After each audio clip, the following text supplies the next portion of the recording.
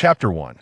The year 1516 of the Oceanic calendar, the New World, and the weapons factory of Wano country. Crack! The sharp sting of the whip striking his back shattered the chaos in Aeon's mind, while the piercing shouts further assaulted his eardrums. "On, you little rascal, are you tired of living? How dare you slack off in my presence?" Suppressing the impulse to curse his adversary's ancestors, the traveler Aeon cast a glance at the black leather armor adorning his tormentor and the elongated, donkey-like visage before him. Gritting his teeth, he rose silently from the ground and, with faltering steps, made his way toward his stationa forge ablaze with roaring flames. Although he had yet to fully assimilate the memories of his predecessor, he had already discerned the identity of the man before him. The overseer of the weapons factory, a low-ranking member of the beast pirates known as True Strike. Though the man's physique appeared far less imposing than Aeon's current form, Aeon, well-versed in the dynamics of the pirate world, understood all too well that engaging in a reckless confrontation could lead to his swift demise due to his lack of hockey and combat experience. Patience, he reminded himself, an opportunity would eventually present itself. After mentally adding the man to his blacklist, Aeon endeavored to redirect his focus to the forge beside him. Following his Bodis instinct, he grasped the glowing red ingot with tongs and placed it upon the anvil. With his left hand securing the ingot, he picked up a nearby hammer with his right and began to strike it rhythmically. Clang, clang, clang. The overseer, with his donkey-like face, observed for a moment before finally turning away, satisfied that Aeon would not attempt any mischief. Meanwhile, Aeon found himself unexpectedly entranced by the forceful cadence of his hammering.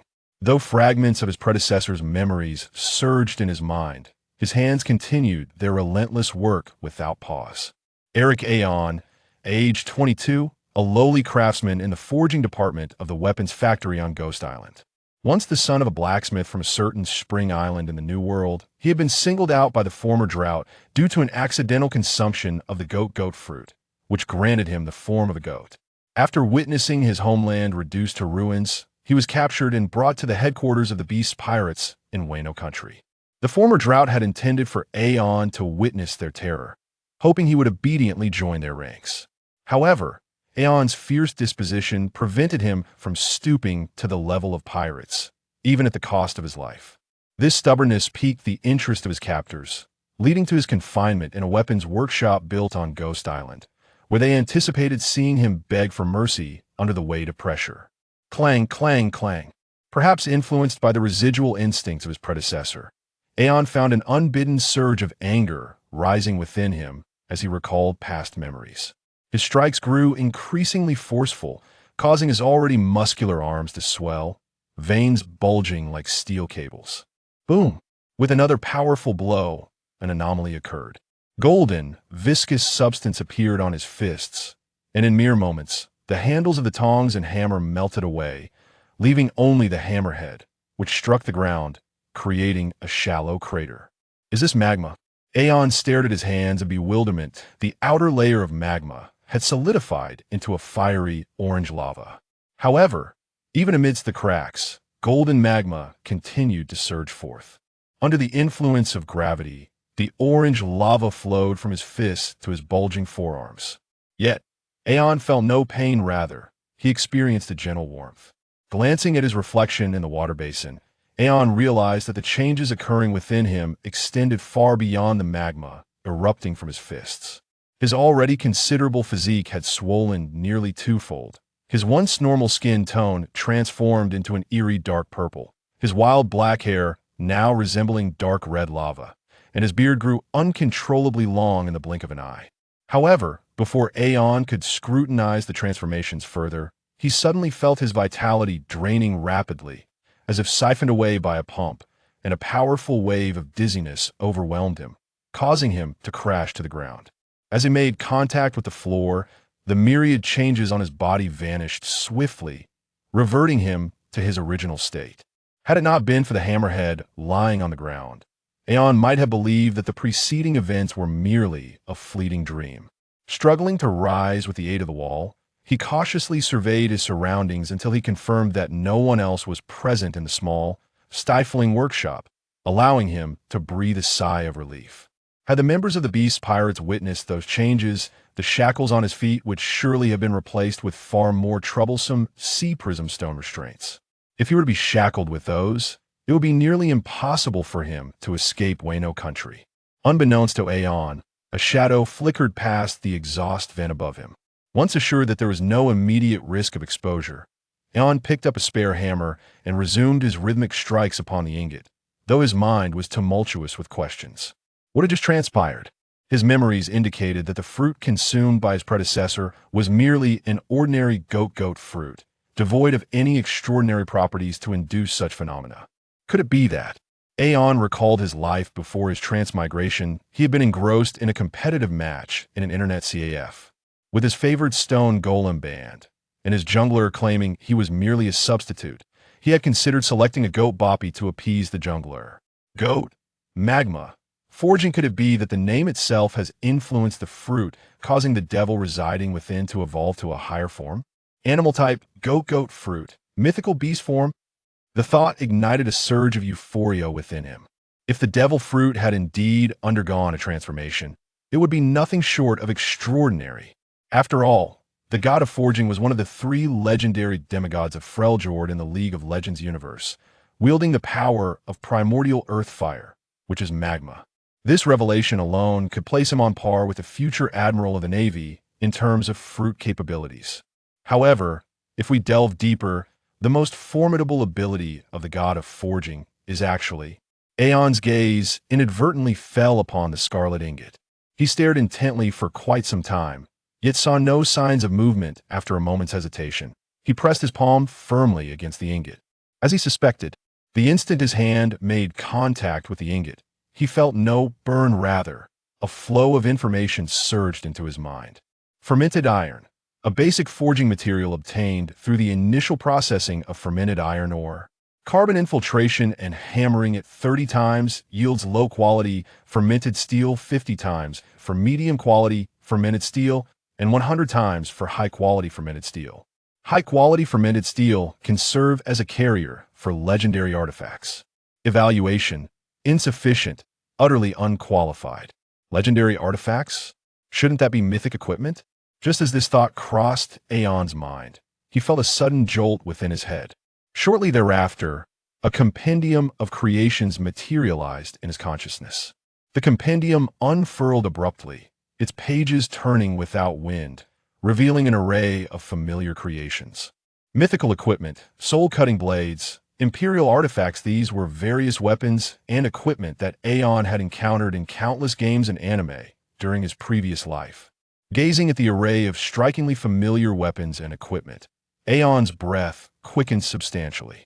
If I could forge a flowing blade of fire, not only could I incinerate the beast pirates, but I could also reduce the Holy Land Mariewa to ashes with a single strike.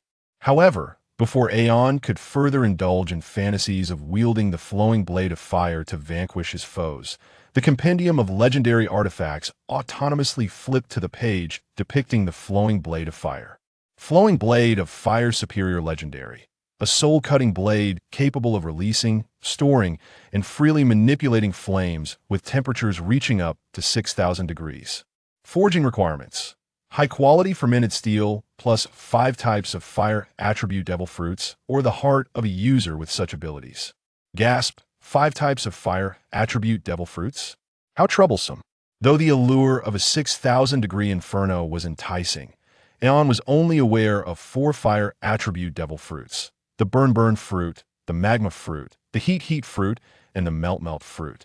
He certainly could not sacrifice himself to fulfill the requirement for the sake of forging. Shaking his head and abandoning the notion of forging a flowing blade of fire to make him kneel and call me father, Aeon pondered for a moment and decided to grasp the entire compendium of creations firmly in his hand. He intended to explore whether there were any legendary artifacts that could be forged without the need for devil fruits, or could be created solely with the animal-type devil fruit users available in Wano country. If he could possess even one legendary artifact, combined with his fruit abilities, he would not only be capable of venturing out to face the world, but could also secure a means of self-preservation. allowing him to escape this weapons factory and seek refuge in a safe place to develop his powers gradually. As Aorn contemplated the pages of the creation compendium, a glimmer of anticipation danced in his eyes. Yet, with each turn of the page, the smile upon his face gradually waned. Requires line fruit or the heart of a capable person to forge the exquisite legendary item transcendent tale of metamorphosis. Requires healing fruit or the heart of a capable person to forge the exquisite legendary item redemption. Requires thunder fruit or the heart of a capable person to forge the exquisite legendary item hammer of the thunder god. Requires surgical fruit or the heart of a capable person to forge the exquisite legendary item guardian angel. Ah, I see now not a single one of these exquisite legendary items can be crafted without a devil fruit. With this sarcastic remark, Aorn turned the creation compendium to a third of its length, seeking to temper his expectations by beginning with the medium-grade legends. Heart of Steel Exquisite Legend. Upon seeing the words Exquisite Legend, Aorn initially intended to flip the page, but he abruptly halted his action upon recognizing the familiar image. In years past, he had been a devoted follower of the Steel Gate within the Abyss of Wailing. Moreover, the effects of the Heart of Steel armor perfectly aligned with the aesthetics of the pirate world. Spending a moment longer to gaze upon it won't waste much time. With that thought, Aorn once again fixed his gaze upon the page featuring the Heart of Steel. Heart of Steel Exquisite Legend. When an enemy unit appears within 300 meters, a mark will coalesce within 3 seconds. Shattering this mark will inflict physical damage based on the user's maximum health, and grant a permanent slight enhancement to the user's physique. The same unit's second mark requires a cooldown of 1 hour. Forging requirements. High-quality wine heart steel plus 5 hearts from zone-type devil fruit users or capable individuals. What? An exquisite legendary creation capable of permanently enhancing one's physique. It only requires the hearts of 5 zone-type devil fruit users. This is clearly tailor-made for him at this stage. After all, it is quite challenging to find users of other types of devil fruits in Wano, but zone-type users are remarkably abundant. Almost instantaneously upon seeing the forging requirements for the Heart of Steel, Aorn concluded that this was indeed the most suitable legendary creation for him at this moment, swiftly solidifying a series of action objectives in his mind. Step 1. Forge high-quality wine heart steel. Step 2. Find a way to eliminate 5 zone-type devil fruit users or procure 5 of their corpses. Step 3. Join the illustrious Steel Gate. Step 4. Stack several hundred or even 1,000 layers of Heart of Steel. Then depart Wano in style, where the seas are vast for fish to leap and the skies are high for birds to soar. Having formulated his escape plan in such a straightforward manner, Aorn felt a surge of strength coursing through his body, which had previously been strained, yearning to forge the foundational material high-quality wine heart steel without delay. He filled the furnace with a few shovels of coal and pumped the bellows several times. Accompanied by the whoosh of wind and the crackling sound of coal igniting, the slightly diminished furnace temperature quickly returned to its original level.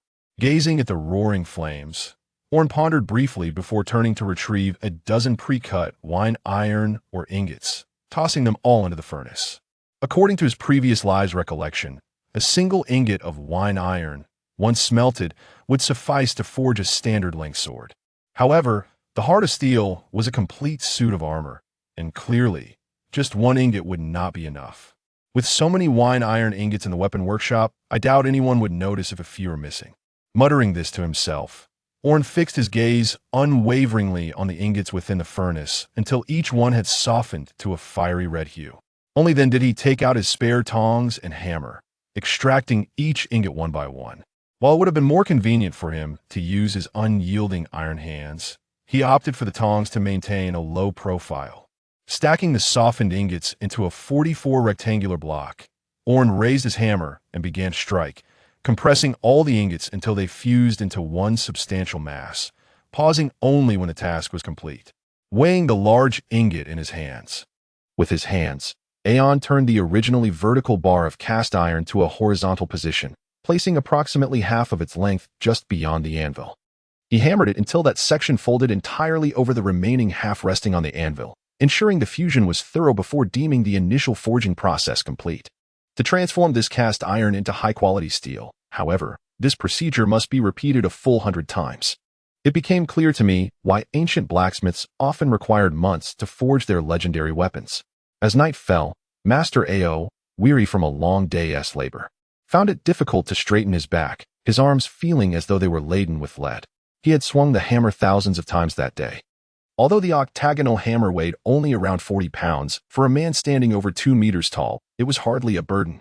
Nevertheless, to have wielded it so many times after exhausting his physical reserves was indeed remarkable.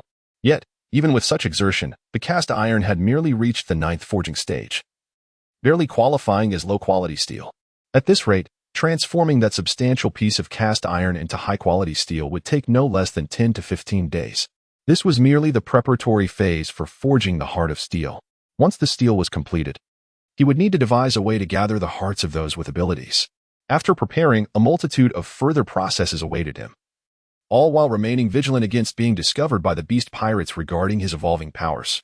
It seemed that the situation was far more complex than he had initially anticipated. With this realization, Aeon entered the factory cafeteria.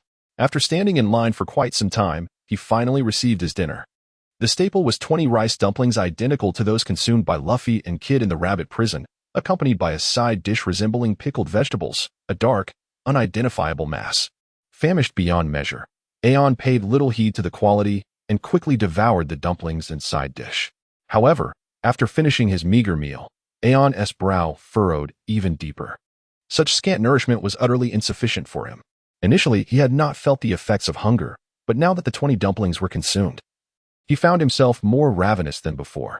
Suppressing the urge to snatch food from others, he briskly exited the cafeteria, wishing ill upon Kaido and Orochi, hoping they would never again enjoy a decent meal, while pondering where he might find additional sustenance. Relying solely on the dumplings from the cafeteria made sustaining his basic metabolism a challenge, compounded by the immense energy expenditure of his forging work. Even the most robust pirate could not endure such deprivation for long. If time dragged on, he feared he might perish from hunger before he could even forge the heart of steel. If only he could escape the weapons factory. Perhaps he could find a way to catch some untainted fish from the sea to roast. Yet, as a lowly blacksmith shackled by chains, he was unable to leave the factory. Even if he managed to flee, he would soon be detected by the surveillance of the snail and captured by the beast pirates. What to do? Just as Aeon felt overwhelmed by despair, a hand suddenly emerged from the shadows around the corner, covering his mouth, and a powerful force pulled him into the darkness. Aeon was taken aback by this sudden turn of events. Instinctively, he reached into his pocket, where he had concealed a portion of the fire pincers that had previously been severed by molten lava. This fragment, having been honed to a sharp point, was intended for self-defense and to seize the opportunity to ambush the Zoan-type users of the beast pirates. With a swift and unexpected thrust, he was confident that it would pierce deeply, ensuring a profuse flow of blood, and perhaps even inflict the added effect of tetanus. Aorn retrieved a half-burnt fire poker, poised to strike when an indistinct voice, neither distinctly masculine nor feminine, echoed in his ear. "Do not be alarmed. I mean you no harm. I merely request your assistance." As the speaker spoke, their bodies were in close proximity, and Aorn distinctly felt his back pressed against something soft yet firm. Initially skeptical, Aorn gradually relaxed his tense posture, leaning entirely against the other, surrendering himself to be led into the unknown. When he discerned that even in this position, the other did not attempt to ensnare him further, a flicker of suspicion sparked within him. He emitted a faint whimper and nodded slightly, observing Aorn's gestures. The person behind him finally relinquished their grip, allowing him to regain his freedom. Aeon turned his gaze towards the enigmatic figure that had suddenly materialized before him. The individual was of similar stature to himself, adorned with a pair of horns, their visage obscured by a mask reminiscent of a Buddhist deity. Clad in a form-fitting white kimono, the lower half was draped in a flowing crimson skirt, and a substantial shimenawa was tied around their waist. To add to the striking appearance, a pair of handcuffs glinted on their wrists. Upon witnessing this peculiar ensemble, Aeon could not help but silently exclaim in his heart, indeed, this mysterious person was none other than the beloved daughter of Kaido, the beast, who proclaimed herself as Kazuki, the princess of the demons, Yamato. However, what could have brought this dutiful daughter to a weapons factory? Initially, Aorn was filled with doubt, yet after a careful recollection of the anime's narrative, he soon found solace. This devoted daughter, driven by her father's oppressive demands, was reduced to a state where she could scarcely secure a meal. Endlessly wandering the haunted island like a randomly generated NPC within a game, her encounters were hardly surprising. However, the fact that the much-pursued Yamato managed to infiltrate a heavily guarded weapon factory suggested that she possessed knowledge of the hidden escape routes. Hope for a meal seemed within reach. As Aorn pondered how to persuade Yamato to assist him in this endeavor, he suddenly noticed her extending a delicate arm. As pristine as cream. Yet, the beauty of her fair and taut limb was marred by the oppressive black shackles that confined her. You must be an unrecognized ability user who has drawn the attention of the beast pirates. Would you be so kind as to assist me in unlocking these cuffs? She spoke quickly, fearing rejection, and added, rest assured, as a samurai, I hold gratitude in the highest regard. If you can aid me in freeing my hands, I vow to protect you and ensure that no harm comes to you because of my plight. With that, she performed a deep bow, demonstrating her earnest sincerity. Owen averted his gaze uncomfortably but could not help but inquire, how do you know I possess abilities? Yamato replied, I inadvertently witnessed you utilizing your powers earlier. As he spoke, he gestured towards the handcuffs he held, the amusement in his tone unmistakable despite being concealed by a mask. For you, this should be quite simple. Just pour in some relatively cooler lava, and once it solidifies into a key, it can unlock my restraints. Owen felt a twitch beneath his eyelids at Yamato's words. Interrupting him before he could finish, is there not a possibility that even slightly cooled lava retains a temperature far exceeding that of ordinary flames, sufficient to detonate the bomb and send us both skyward? Ah, could it truly be so? Yamato's reaction was not a deliberate act of feigned ignorance. Rather, her lack of formal education left her bereft of fundamental knowledge, and she had never encountered the ferocity of lava. Additionally, her desperate attempts over the years to free herself from these handcuffs had led her to engage in numerous reckless endeavors that had not resulted in an explosion, thanks primarily to the indomitable nature of Hylu stone. Consequently, she held little regard for the cuffs and even doubted the authenticity of the bomb within. However, Owen was acutely aware that the bomb embedded in her cuffs was not only genuine, but also possessed formidable power. Thus, he earnestly educated her on the basic understanding that even lava on the verge of solidifying retains a temperature exceeding 400 degrees, adequate to ignite the bomb. Upon hearing Owen's serious explanation, Yamato's heart sank. I apologize. I was foolishly naive. Since you cannot unlock these handcuffs, we should return quickly. As long as you do not inform the guards of our encounter, we should avoid any trouble. With that, she turned to leave. Her expression beneath the mask one of profound regret. Her dismay was not merely due to her repeated failures to escape her shackles, but rather a deep-seated anger towards her impulsive actions that nearly endangered an innocent life. Fortunately, Owen's awareness of the bomb had curtailed her reckless fantasies. Had he been unaware of her predicament and followed her earlier suggestions, he might have met with disaster. Yamato, have you not learned from your past experiences? As long as your father is Kaido and you remain shackled, you shall forever be ensnared by this fate. Aorn was oblivious to what Yamato was contemplating. Conversely, he was rather taken aback by her abrupt departure. After all, in his recollection, this Oni princess was a cheerful and filial individual. Logically, even if he had unmasked her foolish actions, there was no reason for her to be so dispirited. Observing her hasty retreat, he subconsciously reminisced about Yamato's storyline, which then elicited an expression of realization. Presumably, because the current Yamato had not yet experienced Ace's guidance, she was still shackled by her own inner turmoil. Hence her behavior differed so greatly from the original narrative. Here, it is imperative to mention Kaido's preposterous parenting philosophy. Having been betrayed by his kingdom in his youth, and later witnessing the demise of the Rock's pirates, fraught with ulterior motives, Kaido harbored a deep distrust of humanity, believing only in his own strength.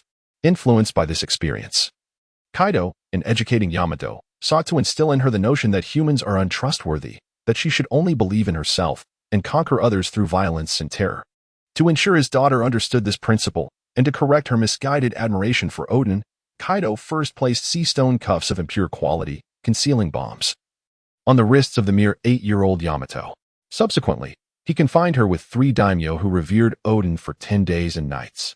Upon discovering that this plan had failed, he ordered all his subordinates not to care for Yamato, leaving her, without the ability to fend for herself, to survive alone on Onigashima. He even brutally murdered subordinates who harbored goodwill towards Yamato, willing to provide her with food and warm clothing, and hung their bodies at the entrance as a warning.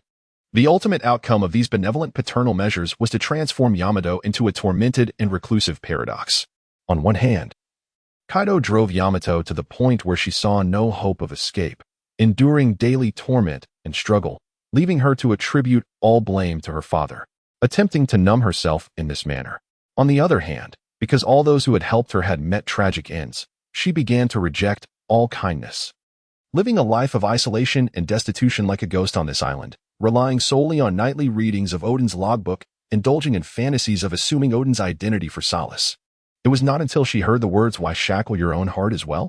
during her battle with Ace that Yamato was able to resolve her inner conflicts, finding hope in despair, a goal that could sustain her through the darkness. But at present, Ace had not even set sail. So Yamato would naturally not be as cheerful as Aorn remembered.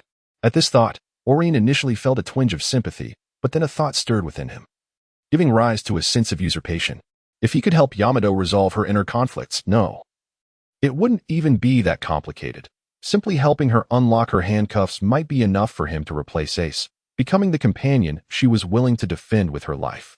With such a first-mate-level partner assisting him, wouldn't it be a breeze to collect the hearts of Zoan-type devil fruit users in the future? Not to mention collecting the hearts of ability users. Even escaping Onigashima and Wano country would be significantly safer. Wait a moment. Finally, Aorn quickened his pace and actively caught up with Yamato. I merely said that magma couldn't unlock your handcuffs, but I didn't say I had no other way. Why are you in such a hurry to leave? Why you? What did you just say? Yamato questioned, her ears betraying her disbelief, her heart pounding fervently.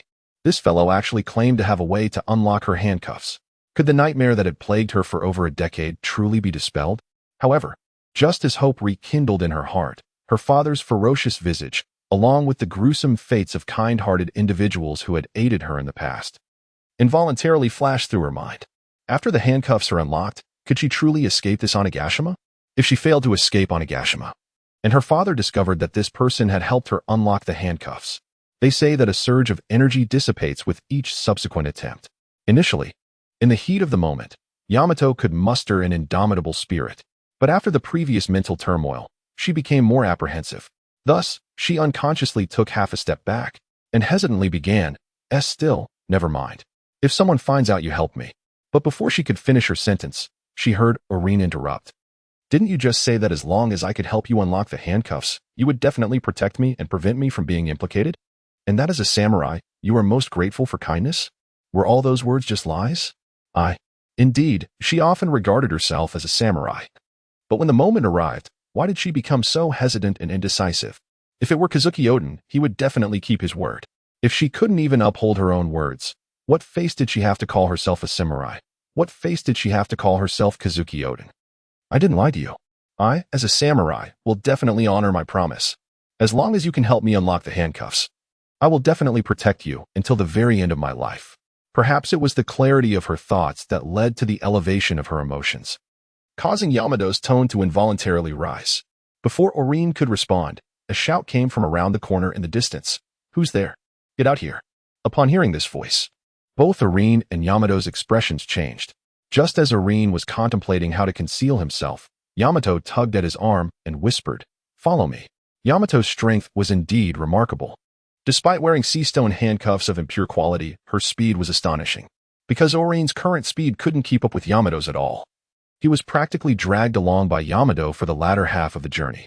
With Yamato's burdened sprint, the two quickly shook off the guards who had heard the voice earlier, arriving at a secluded and deserted corner to stop. Looking around to make sure no one had discovered them, Yamato raised the spiked club she had been carrying and thrust it into the ventilation window above her head. The iron plate that had been sealed in the window was pushed aside, revealing an opening of considerable size. With Yamato's assistance, they successfully squeezed into the ventilation duct, and the two of them huddled together, crawling laboriously through the intricate network of pipes. After a series of twists and turns, the two finally left the weapons factory, appearing on the desolate beach behind the factory. This should be safe now. Landing steadily on the ground, Yamato exercised her body while eagerly asking, "Tell me quickly, how exactly can you unlock my handcuffs?" Aorn inhaled the crisp air outside the factory, just about to speak when his stomach let out a deep growl. Having not eaten sufficiently before, and after a frenzied escapade through the pipes with Yamato reminiscent of Mario, the meager sustenance he had consumed was swiftly depleted. Yet, Before he could feel embarrassed, a similar sound emanated from Yamato's direction. They exchanged amused glances, finding the situation quite comical. After a brief moment, Aorn took the initiative to suggest, "Shall we procure some food and converse while we eat?" Upon hearing this, Yamato's expression soured. "It is quite challenging to find food on this island. If sustenance were truly abundant here, my childhood would not have been so impoverished." "Then let us venture into the sea," he proposed. As Aorn spoke, he disregarded Yamato's reaction and strode purposefully towards the distant sea. Observing that Aorn seemed to have a plan, Yamato pondered for a moment before following suit. Under the moonlight, they approached the shimmering expanse of the ocean. After gazing at his hands for a brief moment, Aorn declared, "I shall attempt to lure some formidable creatures. If any appear, it will be up to you to handle them." With that, Aorn took a deep breath, focusing intently as he sought to harness his fruit abilities.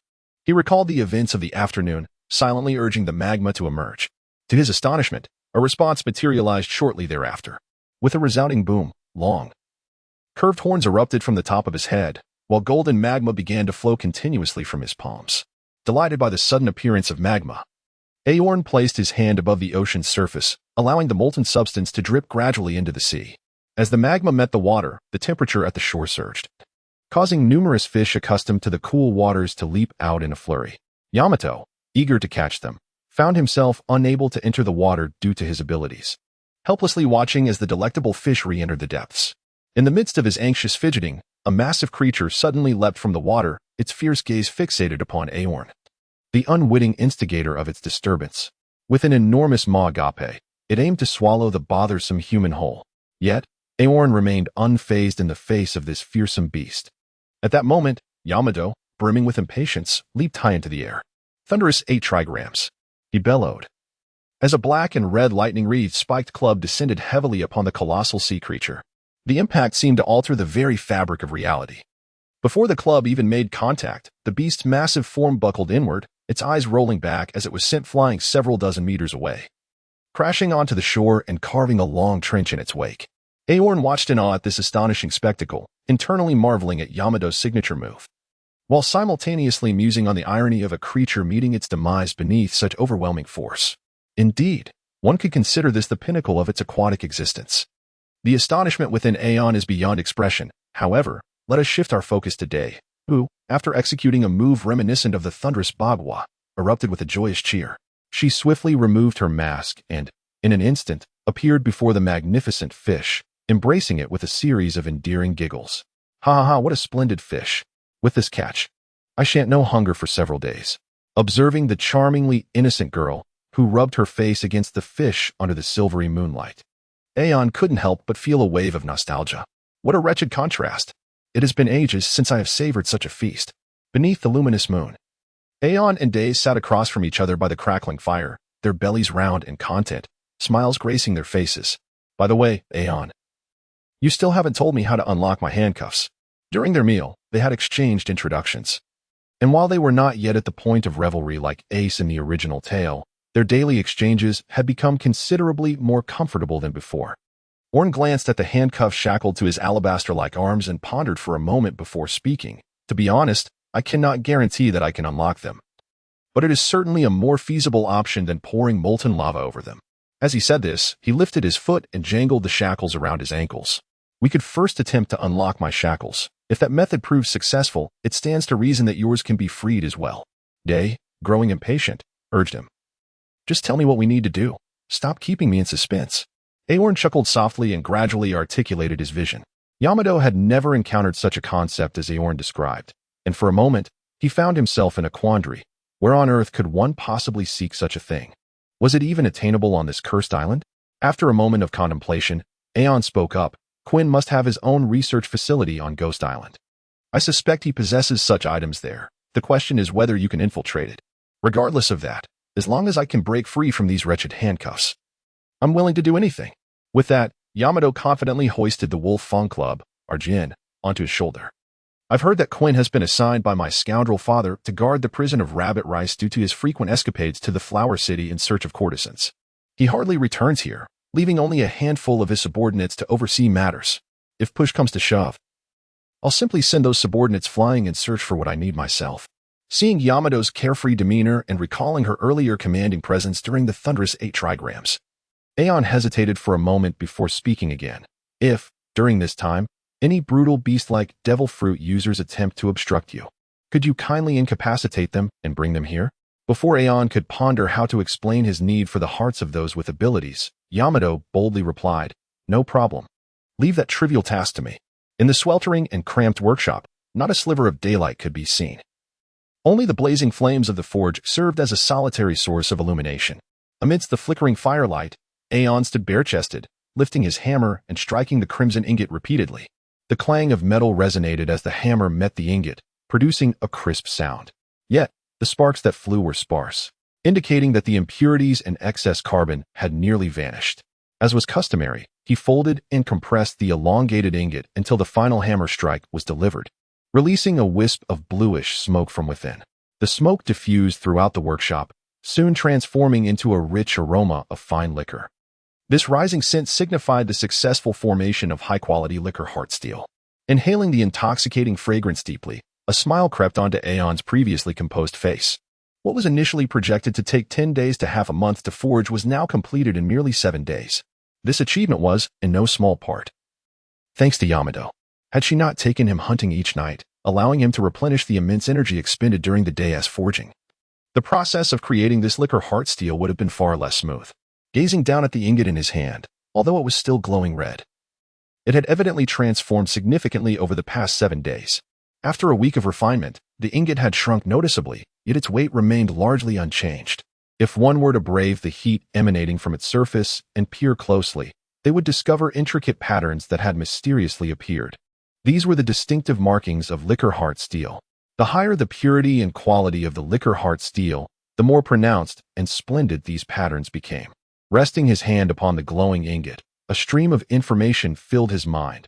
High-quality liquor heart steel, a superior steel forged through relentless hammering, possessing unrivaled hardness and just the right amount of toughness, making it the coveted material for swordsmiths and an ideal medium for legendary creations.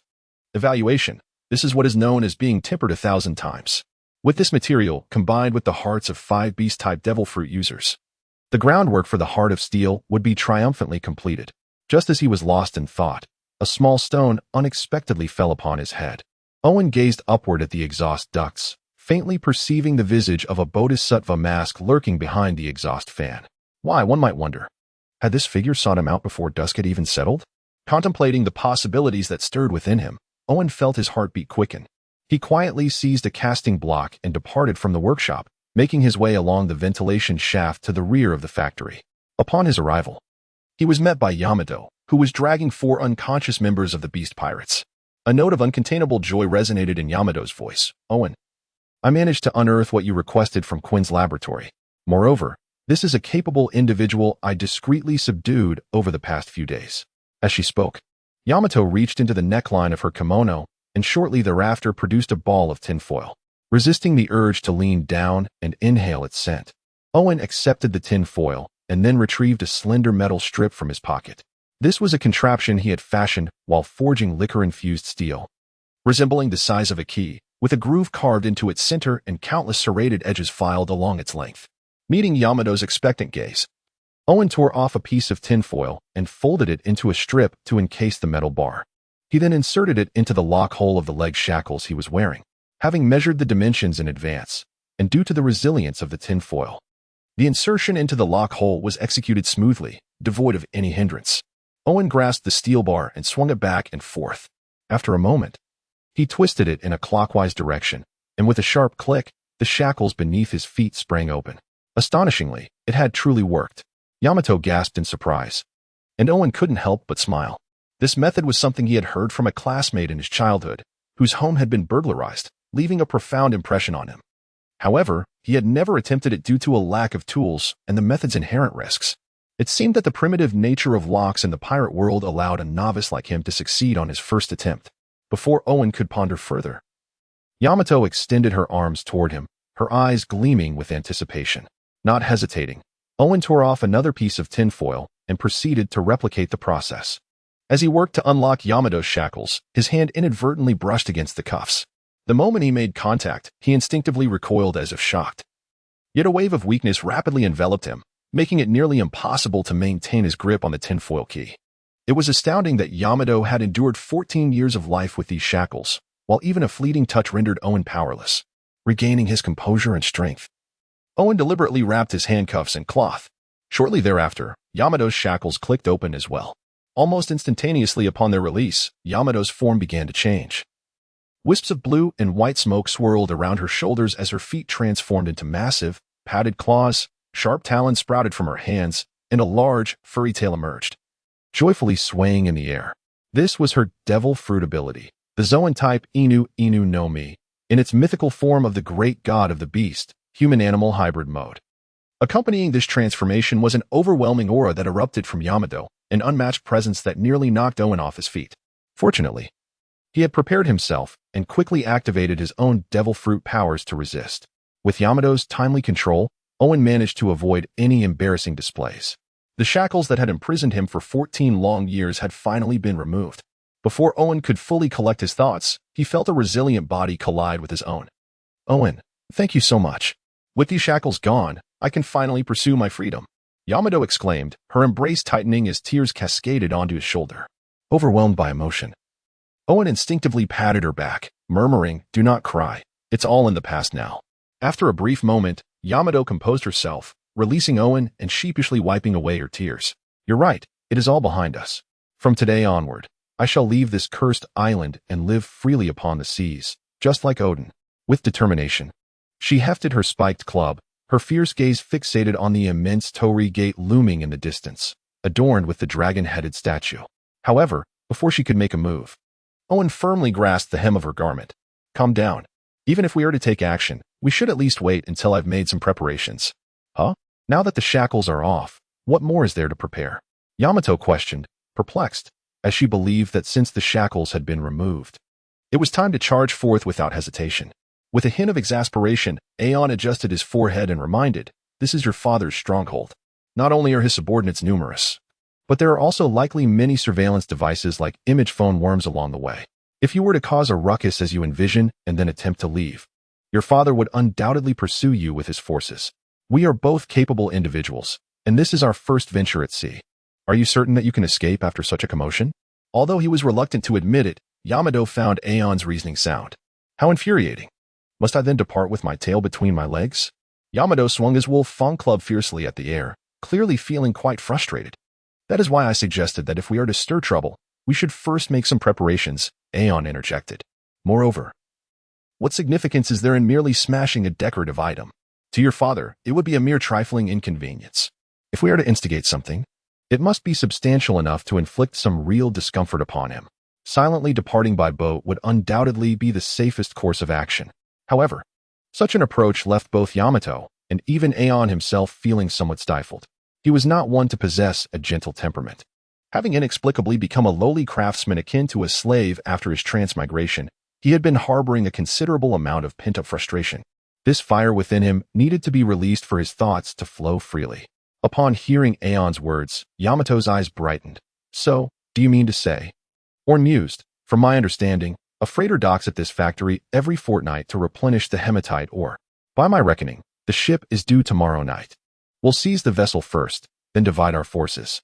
I'll create a diversion within the factory while you dismantle the torii to draw their fire. This way, your father's subordinates will be caught between two fronts, allowing us to escape by ship." "Excellent. We'll proceed as you've outlined. Tomorrow night, we strike together." With that, Yamato gleefully returned to their dwelling on Onigashima. As he watched Yamato depart, Aorn turned his gaze upon the 4 incapacitated ability users. In this cutthroat pirate world, certain actions are unavoidable. After steeling himself, Aorn retrieved the pointed fire tongs and, with gritted teeth, pierced the necks of the 4 ability users one by one. Though the excruciating pain jolted them back to consciousness, their throats now bore fatal wounds, leaving them with only unintelligible gurgles before they succumbed to death. Observing the lifeless bodies on the ground, Aorn placed his hand over the heart of one. Moments later, a stream of information flooded his mind. Ability user's heart. The heart of a creature type Okapi fruit ability user, a necessary component for forging legendary artifacts. Imbue it with Shinshin steel, and the steel will evolve. Item evaluation. Sacrifice is inevitable. Imbue it with blood. retrieving the Shinshin steel he carried. Aorn employed his abilities to heat it to a molten state with magma. The scalding Shinshin steel instantly seared the skin of the ability user, emitting a pungent odor. Yet, Aorn persisted, summoning his strength to plunge it deep into the heart. Sizzle! Upon contact between the blood and the incandescent Shinshin steel, a peculiar energy within the blood permeated the ingot. After approximately 5 seconds, new information surfaced. Demon-imbued Shinshin steel, 1 high-quality Shinshin steel imbued with demonic power. It can be forged into a legendary artifact. Item evaluation. I can endure more. Assured of the method's efficacy, Aorn repeated the process with the hearts of the other 3 ability users. He distinctly felt a force flowing from his body into the Shinshin steel. Perhaps this force suppressed the demon within, preventing the Shinshin steel from shattering due to internal demonic conflict. After the arduous task, the Shinshin steel transformed into demon-imbued Shinshin steel, for one, and Aorn exhaled in relief. Only the heart of one more ability user remained to complete the process.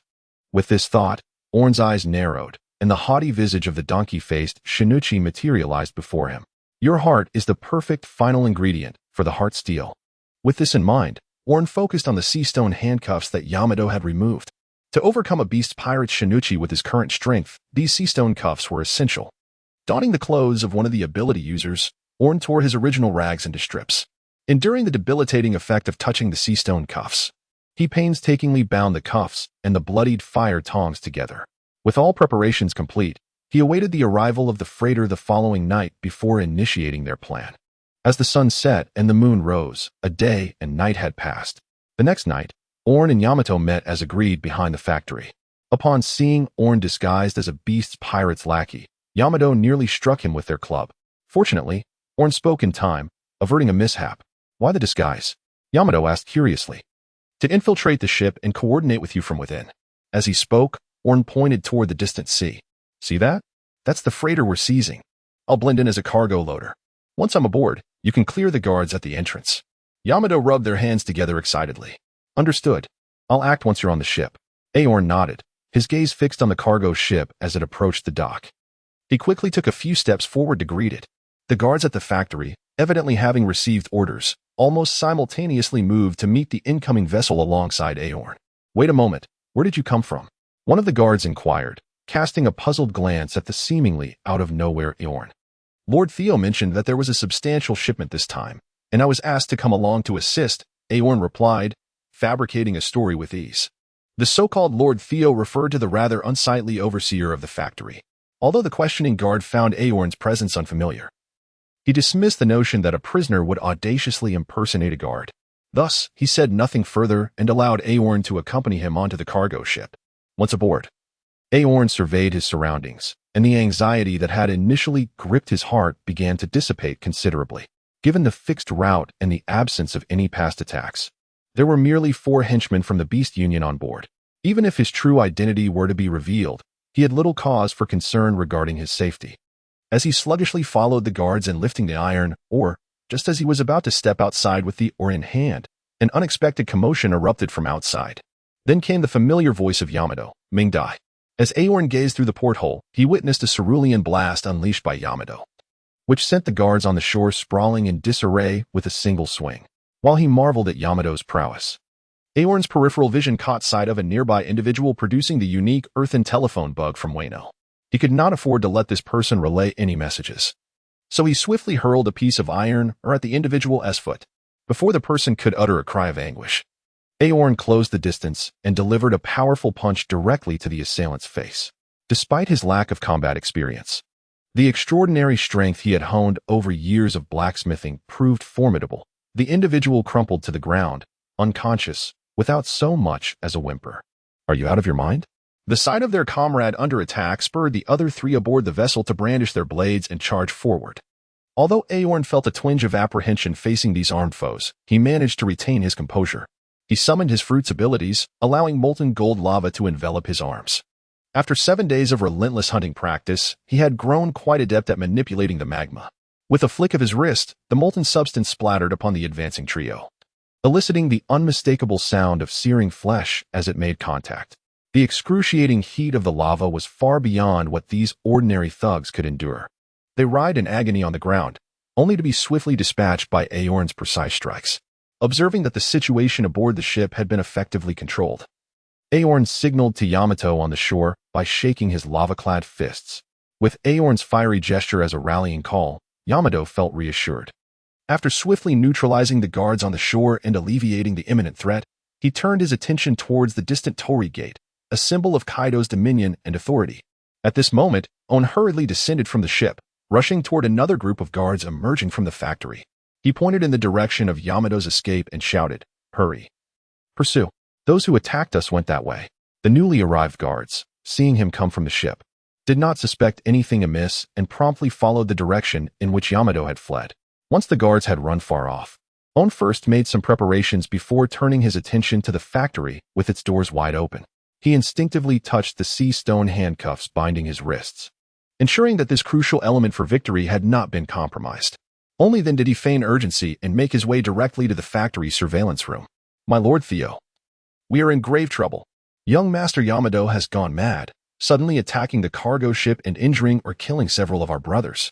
Upon entering, On lowered his head and raised his voice to seize the initiative. Upon hearing that the commotion outside was caused by the son of Admiral Kaido, who had ordered the subordinates on the island to regard Yamato as a man, Theo's composure faltered. Despite his seemingly authoritative presence in the factory, in truth, True Strike was merely a low-level officer of the Beast Pirates. If anything went awry at the factory, his fate would be far from favorable. Realizing this, he hastily retrieved his transponder snail to report the situation to his superior, one of the Flying Six, Sasaki.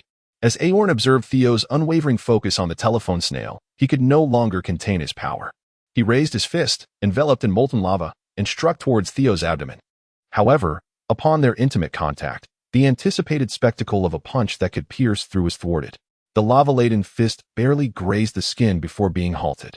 Aorn glanced down, only to find that Theo's belly had inexplicably become coated in a layer of pitch-black substance, shimmering under the light with a metallic sheen. The molten rock splattered upon the darkened surface, producing a series of sizzling sounds, yet the damage inflicted was rather limited. This was the Haki of armament. Although Aorn had suspected that a cadre like Theo might possess one of the two colors of Haki, witnessing the formidable defensive prowess of the armament Haki left him momentarily taken aback. He had underestimated the situation. Even the high-temperature lava was rendered ineffective in the face of armament Haki. It was no wonder that Kaido had proclaimed, "Haki reigns supreme," during his confrontation with Luffy. Just as Aorn prepared to retreat after his failed strike, he noticed a dark hoof, accompanied by a sound of slicing air, rapidly approaching in his peripheral vision. Having only traversed into this pirate world for less than 7 days and lacking any combat experience in this body, he found himself unable to escape the swift onslaught of a lower-ranking cadre from the Yonko crew. Thud. The hoof, imbued with armament Haki, connected with the lower part of Aorn's ribcage just beneath his shoulder. Orion felt as though he had been struck by an automobile traveling at approximately 40 to 50 miles per hour. He was sent hurtling backward for several meters before colliding forcefully with the wall of the surveillance room. A surge of sweetness arose in his throat, and he expectorated a mouthful of stagnant blood, which alleviated the oppressive sensation in his chest. At that moment, Theo, the asinine-faced brute, finally recognized Orion's visage. His elongated, equine countenance contorted as he smacked his lips twice, emitting a disdainful snort. "Orion, it seems that during our brief separation, you have acquired some audacity. You dare to impersonate one of my subordinates in an attempt to ambush me," he proclaimed, simultaneously raising his ungulate-like foot to press upon Orion's chest. With deliberate leisure, he retrieved a cleaver from a nearby surface, brandishing it menacingly in Orion's direction, adopting a posture of assured triumph, akin to a cat toying with a rodent. "Pray tell, how did you manage to remove those shackles, and by what means did you procure this attire?" Upon observing his demeanor, Aorn discerned an opportune moment to employ the sea stone handcuffs. Engaging in a brief diversion, he swiftly seized the initiative, pressing the sea stone-laden end of the fire tongs against his lower leg. "Such impudence! To think you could deceive me with such a paltry trick." While Theo's reflexes would have readily allowed him to evade the sea stone handcuffs, his overconfidence, bolstered by his mastery of armament Haki, led him to believe himself invulnerable to Aorn's attacks. This fleeting moment of negligence sealed his fate. Having deflected Aorn's desperate gambit with armament Haki, Theo prepared to strike a fatal blow, only to be overcome by a sudden wave of enervation. His armament Haki faltered, and his blade clattered to the ground. "Sea stone, Before he could fathom the source of Aorn's sea-stone handcuffs, a torrent of flames erupted from Aorn's maw, engulfing his mane. Savor the fury of my bellows breath.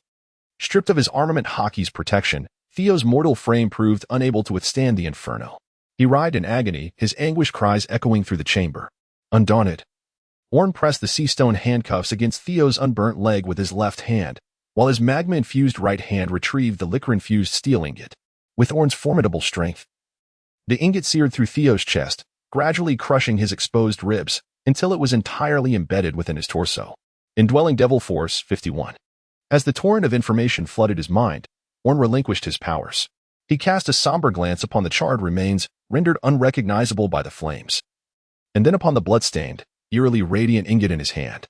A moment of contemplation passed before he seized the wall-mounted keys and strode out of the control room. After personally liberating several artisans from their shackles and entrusting them with the keys to free the remaining captives, Aorn ventured alone to his forge. He secured his trusty hammers to his waist and gathered a cache of finely ground coal ash from beside the furnace. As the artisans surged out of the factory, Aorn made his solitary way to the gunpowder depot, a repository for the factory's ammunition production. With a few deft blows of his hammer, he shattered the lock and gazed upon the brimming barrels of gunpowder within. In a hushed tone, he murmured, "I trust Master Kai will appreciate this grand offering." He then meticulously scattered the coal ash along the path leading from the depot to the factory's entrance, retreating to a safe distance, ensuring his immunity from the impending explosion. Aorn flicked his finger, releasing a small globule of magma that landed precisely upon the coal ash. The ignited ash swiftly transformed into a fiery tendril, snaking through the depot. Boom! The ensuing cataclysm shook Onigashima to its very foundations as a miniature mushroom cloud billowed into the heavens. Meanwhile, Yamato, having just demolished the dragon head adorning the torii gate, was in the process of dispatching the pursuing guards and reinforcements from the main camp with devastating blows of her spiked club. The distant explosion momentarily disrupted her assault, leading her to believe that her wayward father had intervened. Upon confirming that the weapons factory had been obliterated, she breathed a sigh of relief. Surmising that Aorn was the likely culprit, she inwardly marveled at the seemingly placid Aorn, whose actions often dwarfed her own in scale. However, a flicker of movement in her peripheral vision revealed that the cargo ship had inexplicably departed from the harbor. Alarmed, she hastened towards the shore. Surely, he wouldn't abandon me and flee alone. Her anxiety was allayed as she spotted a solitary figure awaiting her arrival on the shore. It was none other than Aorn. "Aorn, what about our ship?" "That is not our vessel." Owen pointed to a nearby cove where a small escape boat lay hidden behind the rocks along the shore. "This is it," he declared, and without hesitation, he boarded the vessel first. Yamato glanced at the small boat before casting a final look at the distant smoke rising from Onigashima. Without further deliberation, she leapt onto the boat as well. Once aboard, Owen instructed Yamato to conceal herself within the hull while he vigorously began to paddle. Drawing upon his previous experience with dragon boat racing and his current robust physique, Owen's arms moved with the swiftness of a fan, propelling them swiftly away from the shore. In no time, they had covered a considerable distance, almost matching that of the larger ship departing from the coast. When the beast pirates arrived at the shore, they were met with confusion. Through their telescopes, they saw a cargo ship laden with craftsmen on one side and a solitary, bare-chested man in a small boat on the other, with no sign of young Master Yamato on either vessel. Unable to discern where Yamato had concealed himself, nor comprehending how he had escaped Onigashima while shackled with explosive handcuffs, the crew hesitated for a time at the water's edge. Ultimately, they split into 3 groups. 2 factions pursued the 2 ships in different directions, while the last retreated to report the peculiar situation to Kaido. Meanwhile, as the small boat sailed across the sea, and assured that they would not be pursued for the time being, Yamato began to relax slightly. However, she soon found herself troubled by the question of why they had opted for the small boat instead of the larger one. After pondering for a moment, a sudden realization struck her, prompting her to exclaim, "You intend to use the craftsmen from the factory to divert attention." Yet, she hesitated mid-sentence. Knowing that Owen was not a heartless villain who viewed lives as mere trifles, she surmised that his choice was driven by the necessity to ensure their safety. Nevertheless, an unsettling thought surfaced in her mind. If it were Kazuki Oden, he would never resort to such measures. Owen, perceptive to Yamato's unspoken concerns, could intuit her thoughts. But rather than deny it outright, he candidly admitted, "You are correct. I indeed plan to have them draw some of the fire away." "How can you be so callous?" Yamato began, But Owen interjected, have you considered that if they do not take to the sea, even if they manage to escape the factory, they would ultimately be recaptured by your father's men? Given your father's temperament, how do you think he would treat those craftsmen who have attempted to flee? My intention in letting them escape on the larger ship was not only to use them as a distraction, but also to carve out a path for their survival. Was it not? Yamato's expression darkened at his words. Indeed, her father, that despicable man, could disregard his own son, so how could he possibly extend mercy to these craftsmen? Yet, even so, she felt uneasy about using others for their own ends. Despite her growing understanding of Owen's reasoning, the years of indoctrination by Oden's ideals made her retort stubbornly. Owen glanced at her, silently lamenting the detrimental influence of Kazuki Oden, the foolish prince, while simultaneously nurturing the desire to assist Yamato in breaking free from that mindset. He spoke slowly. Have you heard that Kazuki Oden danced naked for 5 years beneath the castle of Kaido, which earned him the moniker of Foolish Prince? Upon hearing Owen mention her idol, Yamato, though somewhat bewildered, was drawn in. Of course, I know of this. Lord Oden danced for 5 years to persuade that scoundrel Kaido to release innocent captives and willingly abdicate. Yet, that wretched Kaido went back on his word after 5 years, abominable. As she spoke, Yamato brandished her kanabo, as if striking at the very air that surrounded them, causing their small boat to sway precariously beneath them.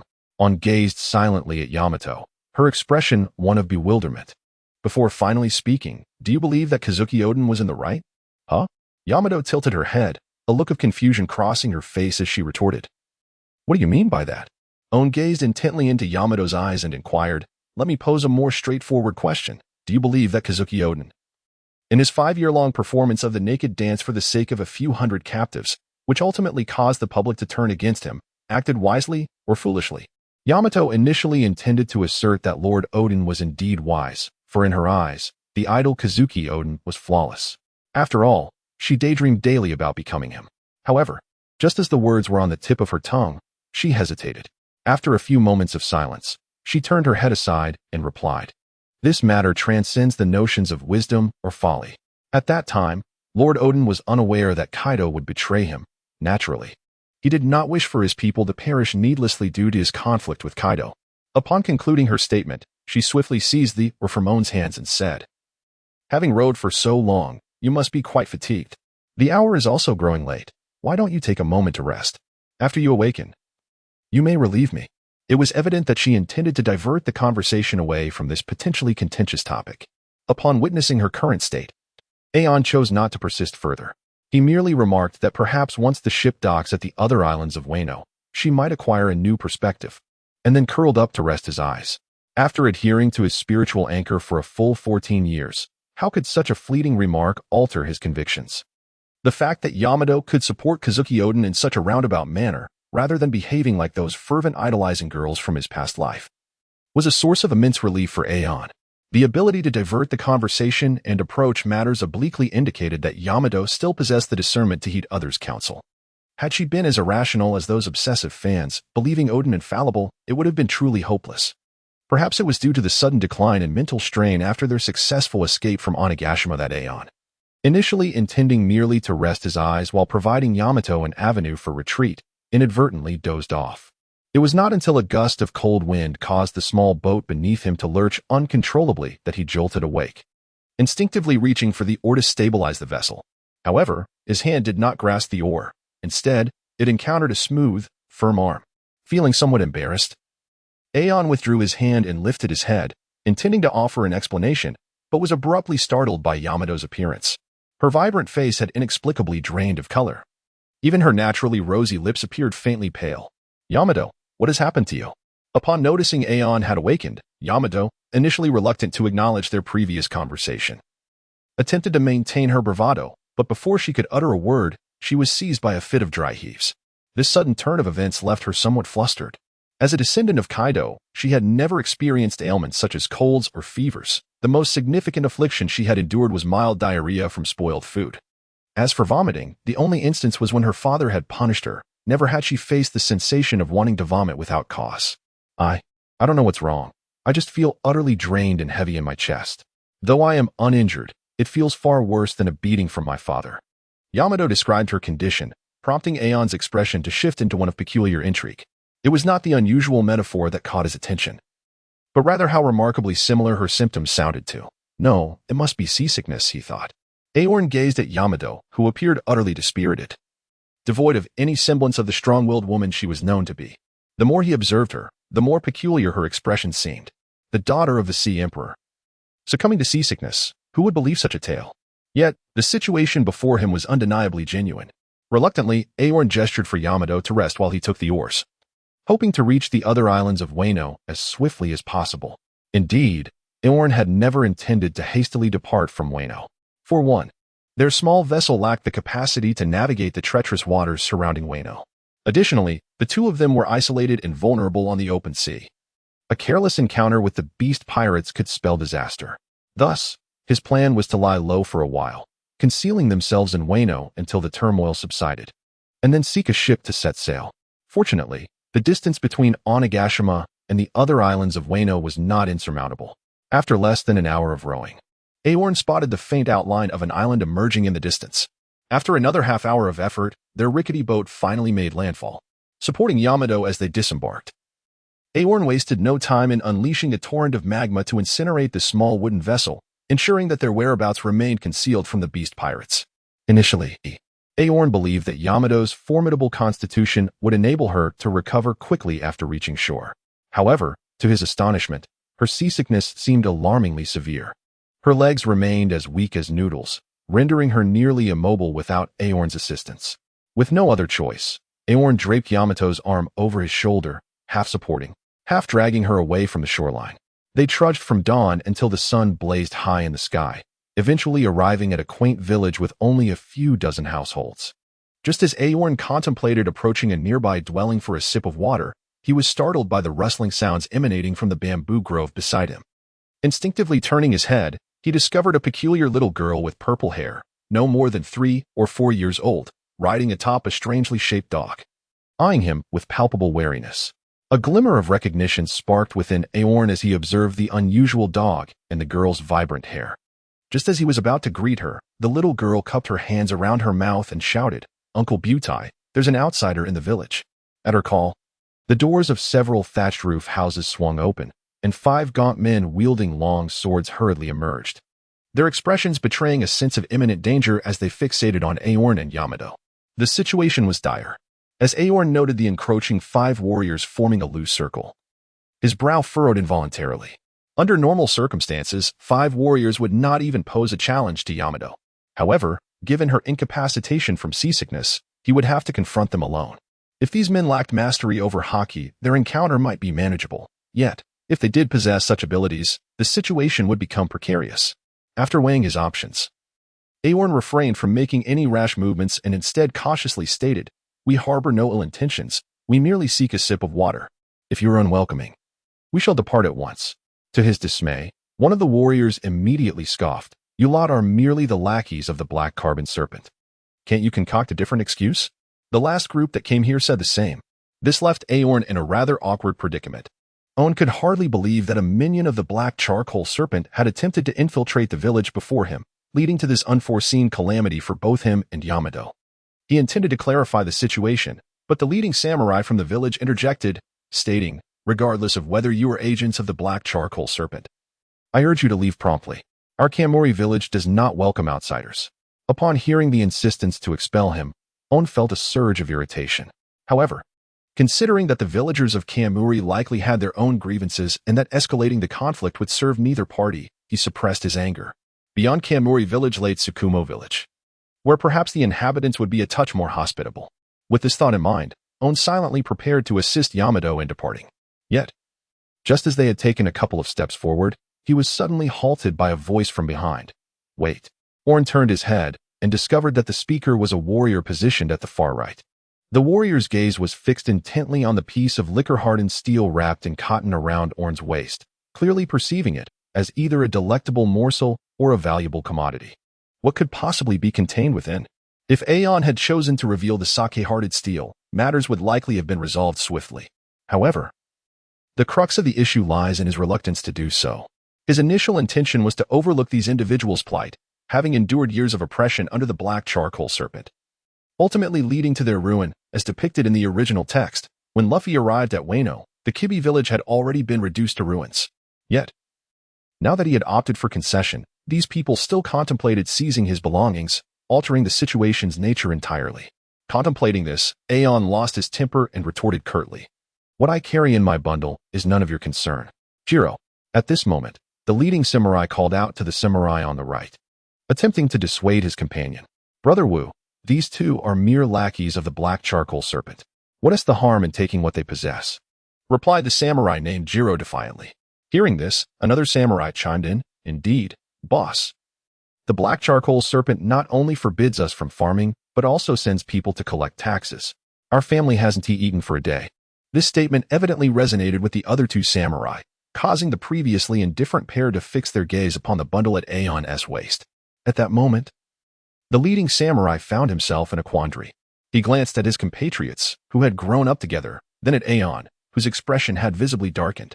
Just as he hesitated over which side to lean toward, a tall shadow suddenly rushed forth from the distance. Before Aeon could discern the person's features, he heard from muffled thuds. In the next instant, the four samurai advocating for plunder fell to the ground, writhing in pain. Accompanying this commotion was a venerable and commanding voice. "I have imparted martial skills to you, hoping you would protect the villagers and fulfill your duties as samurai. Yet your current behavior mirrors that of brigands."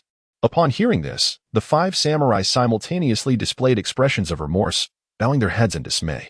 "We apologize, Elder Fech. It was our momentary folly that tarnished the honor of being samurai." It was only then that Aeon could clearly discern the newcomer's appearance. With silver hair, dressed in a loose kimono, adorned with a pair of large wings on his back, and a long-nosed Tengu mask adorning his face, the figure was not particularly tall. His stature appeared heightened due to the wooden clogs resembling stilts that he wore. Upon recognizing this figure and connecting it with the mention of Elder Fech by the beaten samurai, Aeon swiftly realized the individual's true identity. This man was none other than the renowned swordsman of Wano, Tengu Mountain Fech, who was also the master of the original work Shoyu. In truth, Tengu Mountain Fech was merely his pseudonym. His true identity was Koiki Oden's father, the former Wano shogun, Koiki Sukiyaki. As Aeon focused on Tengu Mountain Fech, reflecting on his background, Fech's gaze shifted to Aeon and Yamato. "I care not for who you are. But Kibi village has always remained isolated from the outside world." So, his words trailed off abruptly, and after a couple of sniffs, his eyes fixated keenly on the bundle at Aeon's waist. "Young man, is that high-quality sake-hearted steel you have there?" As a descendant of the legendary swordsmith, Guche, and having crafted the renowned Tengu feather slash in the third-generation Ghost Che, Fech was exceedingly familiar with the unique sake iron and sake-hearted steel of Wano. Thus, even from a distance, he could distinctly detect the faint aroma of sake emanating from the steel at Aeon's waist. If it were anyone else speaking of this sake-hearted steel, Aeon would undoubtedly dismiss them. However, considering the speaker's esteemed reputation as a swordsmith and as Koiki Oden's father, Aeon glanced at the languid Yamato leaning against him and promptly unfastened the bundle from his waist. Once the sake-hearted steel, radiating an enchanting red glow, came into view, it captivated Fech's attention. He swiftly approached Aeon, gingerly lifting the piece of sake-hearted steel as if it were a precious work of art. Yet, as he examined it, he suddenly exhaled a soft exclamation, then shook his head vigorously, repeatedly lamenting, "What a pity." Upon witnessing his peculiar demeanor, Aeon could not help but inquire, "Is something amiss?" Tengu Mountain Fech cast a glance at Aeon, then, after placing the exquisite blood-tinged steel back into Aeon's hands, he shook his head and remarked, "The steel is indeed of exceptional quality. Such fine blood-tinged steel is a rarity. However, it is unfortunate that the craftsman, after forging this piece, felt compelled to embellish it further, attempting to elevate its quality with blood. Little did he realize that this high-quality blood-tinged steel already represents the zenith of blade materials. After being tainted with impure blood, not only has the potential for enhancement been lost, but its internal structure has also been compromised. While this piece can still be utilized for blade forging, it is destined to fall short of the esteemed Great Fast Blade 21 craftsmanship standard. The Great Fast Blade 21 craftsmanship, often referred to as the pinnacle of weaponry in the pirate world, signifies the highest caliber of blades that can be forged. As for the supreme Great Fast Blade 12 craftsmanship, it necessitates the infusion of haki until the blade undergoes a complete transformation into a black blade, thus evolving into the supreme Great Fast Blade, due to its nature of being unattainable through mere craftsmanship. The great fast blade 21 craftsmanship serves as a badge of honor for blacksmiths. The more great fast blades a smith forges, the greater their renown naturally becomes. In the past century, the most renowned blacksmith in Wano country has undoubtedly been Sukiyaki, whose individual efforts in crafting the great fast blades Wado Ikamanji and Inma have set a benchmark that all Wano blacksmiths strive to reach. Conversely, Tengu Mountain Fei Che stands as the sole figure with the potential to rival Sukiyaki.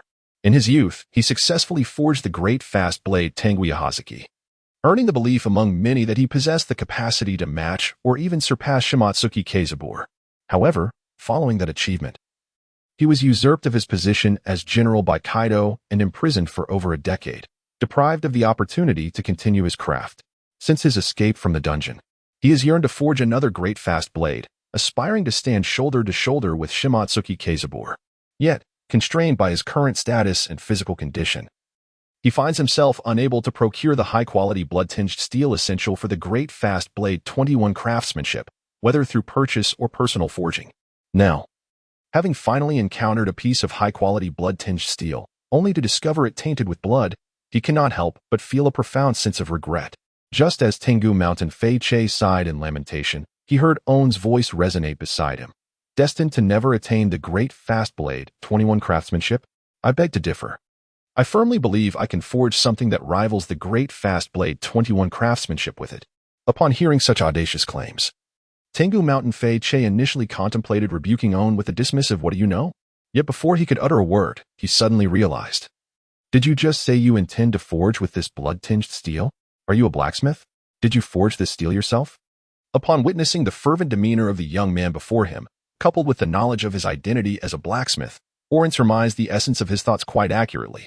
Thus, he candidly nodded in affirmation, declaring, "Indeed, I am a blacksmith, and this piece of wine heart steel is forged by my own hands." Yet, Tengu Mountain Fei Che remained skeptical of his claims, exclaiming, "Impossible. You are still so young. With your skill and vigor, how could you possibly forge high-quality wine heart steel?" In Fei Che's view, the challenge of crafting superior wine heart steel extended far beyond mere relentless hammering. The true difficulty lay in maintaining a stable temperature throughout the forging process, ensuring that neither the iron essence nor the carbon underwent premature alteration due to thermal fluctuations. Such mastery over temperature could not be gauged by tools or mere observation. It relied solely on the blacksmith's experience and intuition. This very reasoning led Fei Che to conclude that a novice like Aorn could not possibly create high-quality wine heart steel. Faced with the doubts of Tengu Mountain Fei Che, Aorn felt no anger. Instead, he offered a gentle smile and replied, "They say seeing is believing. If I can indeed forge wine heart steel, will you not witness it for yourself, esteemed elder?" Fei Che regarded Aorn, then glanced at the listless Tahi beside him, contemplating for a moment before finally speaking, "Follow me." With that, he intended to lead Aorn and Tahi to his abode. The samurai present were taken aback by this turn of events, hastily interjecting, "No, Fei Che-san. If these two are minions of the black charcoal great snake, would you not be inviting danger into the village?" Fei Che cast a sidelong glance at the samurai, snorting disdainfully. "What? Do you not trust my judgment?" The samurai exchanged wary glances, and seeing their reaction, Fei Che shook his head and declared, "If they are indeed agents of the black charcoal great snake, I would stake my life to eliminate them and would never jeopardize the villagers' lives. But what if?" One of the samurai, named Jiro, attempted to voice further concerns, but was silenced by a warning glance from Wu. They had all been trained by Fei Che. If he could not handle the situation, what could they, with their lesser skills, hope to achieve? In the midst of this, on Onigashima, the headquarters of the Beast's pirates, a dismal scene unfolded. Woe is me! How utterly tiresome this world is! What meaning does life hold? On the throne, one of the four emperors of the sea, the formidable Kaido, known as the strongest creature across land, sea, and sky, wept uncontrollably while clutching his gourd of sake. This towering figure, akin to a mountain of flesh, resembled a child in his lamentation, an absurd sight that left the surrounding guards in hushed apprehension. They understood well that their captain's mood, once intoxicated, could shift as unpredictably as the weather of the Grand Line. A single smirk might lead to their immediate demise, crushed against the wall by Kaido's fearsome kanabo. Just as the guards prayed for their captain to succumb to inebriation, a thunderous explosion pierced the air, followed by an urgent voice approaching, "Captain Kaido. A calamity has befallen us. The weapon factory on the outskirts of Onigashima has exploded." However, Upon hearing this, Kaido did not rage. Instead, he erupted into hearty laughter. Haha, a splendid explosion. I have long despised that wretched factory. With that, he hurled his massive gourd at the messenger, exclaiming, "Here, a reward for you." As the messenger hesitated, torn between accepting the offer or declining, another figure rushed in, breathless, Captain Kaido. A grave matter. Young master, he has destroyed your torii and set sail. Kaido's laughter ceased abruptly as he glowered at the intruder, his voice booming like thunder. Where are his shackles? Who released him? The messenger stood speechless, taken aback. In an instant, Kaido's kanabo descended with a resounding crash, leaving a splatter of blood and flesh on the wall. Pursue him. Inform all members of the Flying Six to seal off all sea routes, and search the entirety of Wano for that foolish son. Additionally, notify Shin that his mission is cancelled. He must return immediately to survey the nearby waters. The moment you catch sight of Dahi, bring him back without delay. Meanwhile, after Aorn's assertion of seeing is believing, he followed Fech into a quaint wooden cabin nestled among the trees, where he entrusted Dahi to the care of Yamato before continuing onward.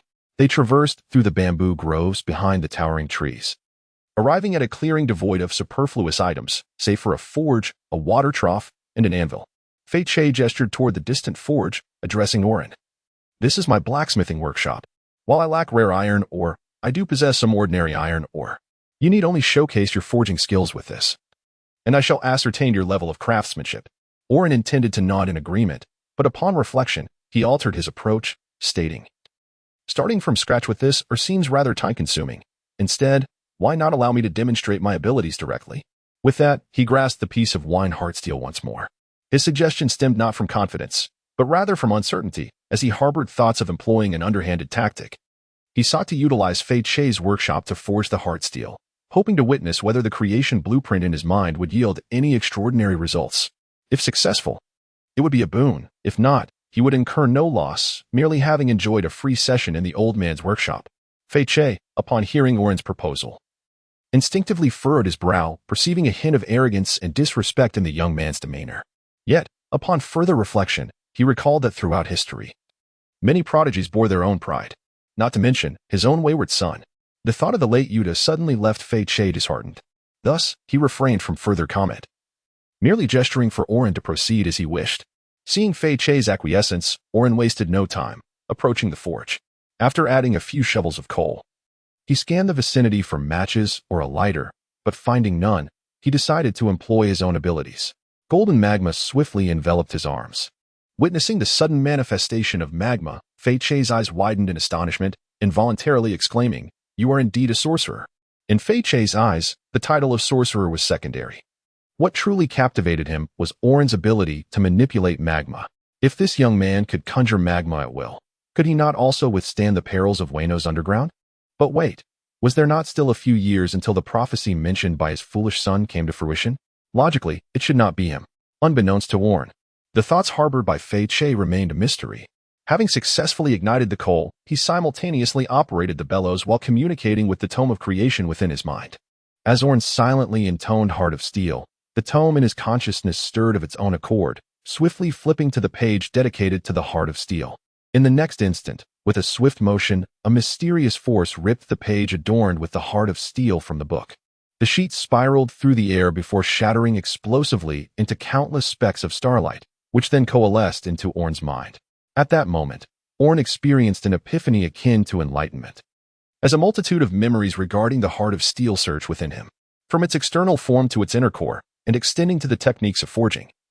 It was as if a documentary titled How to Forge the Heart of Steel had played thousands of times in his mind within that fleeting second. There was no need for Aorn to ponder deeply, for every step involved in forging the Heart of Steel vividly materialized in his thoughts. Remarkably, it truly proved to be effective.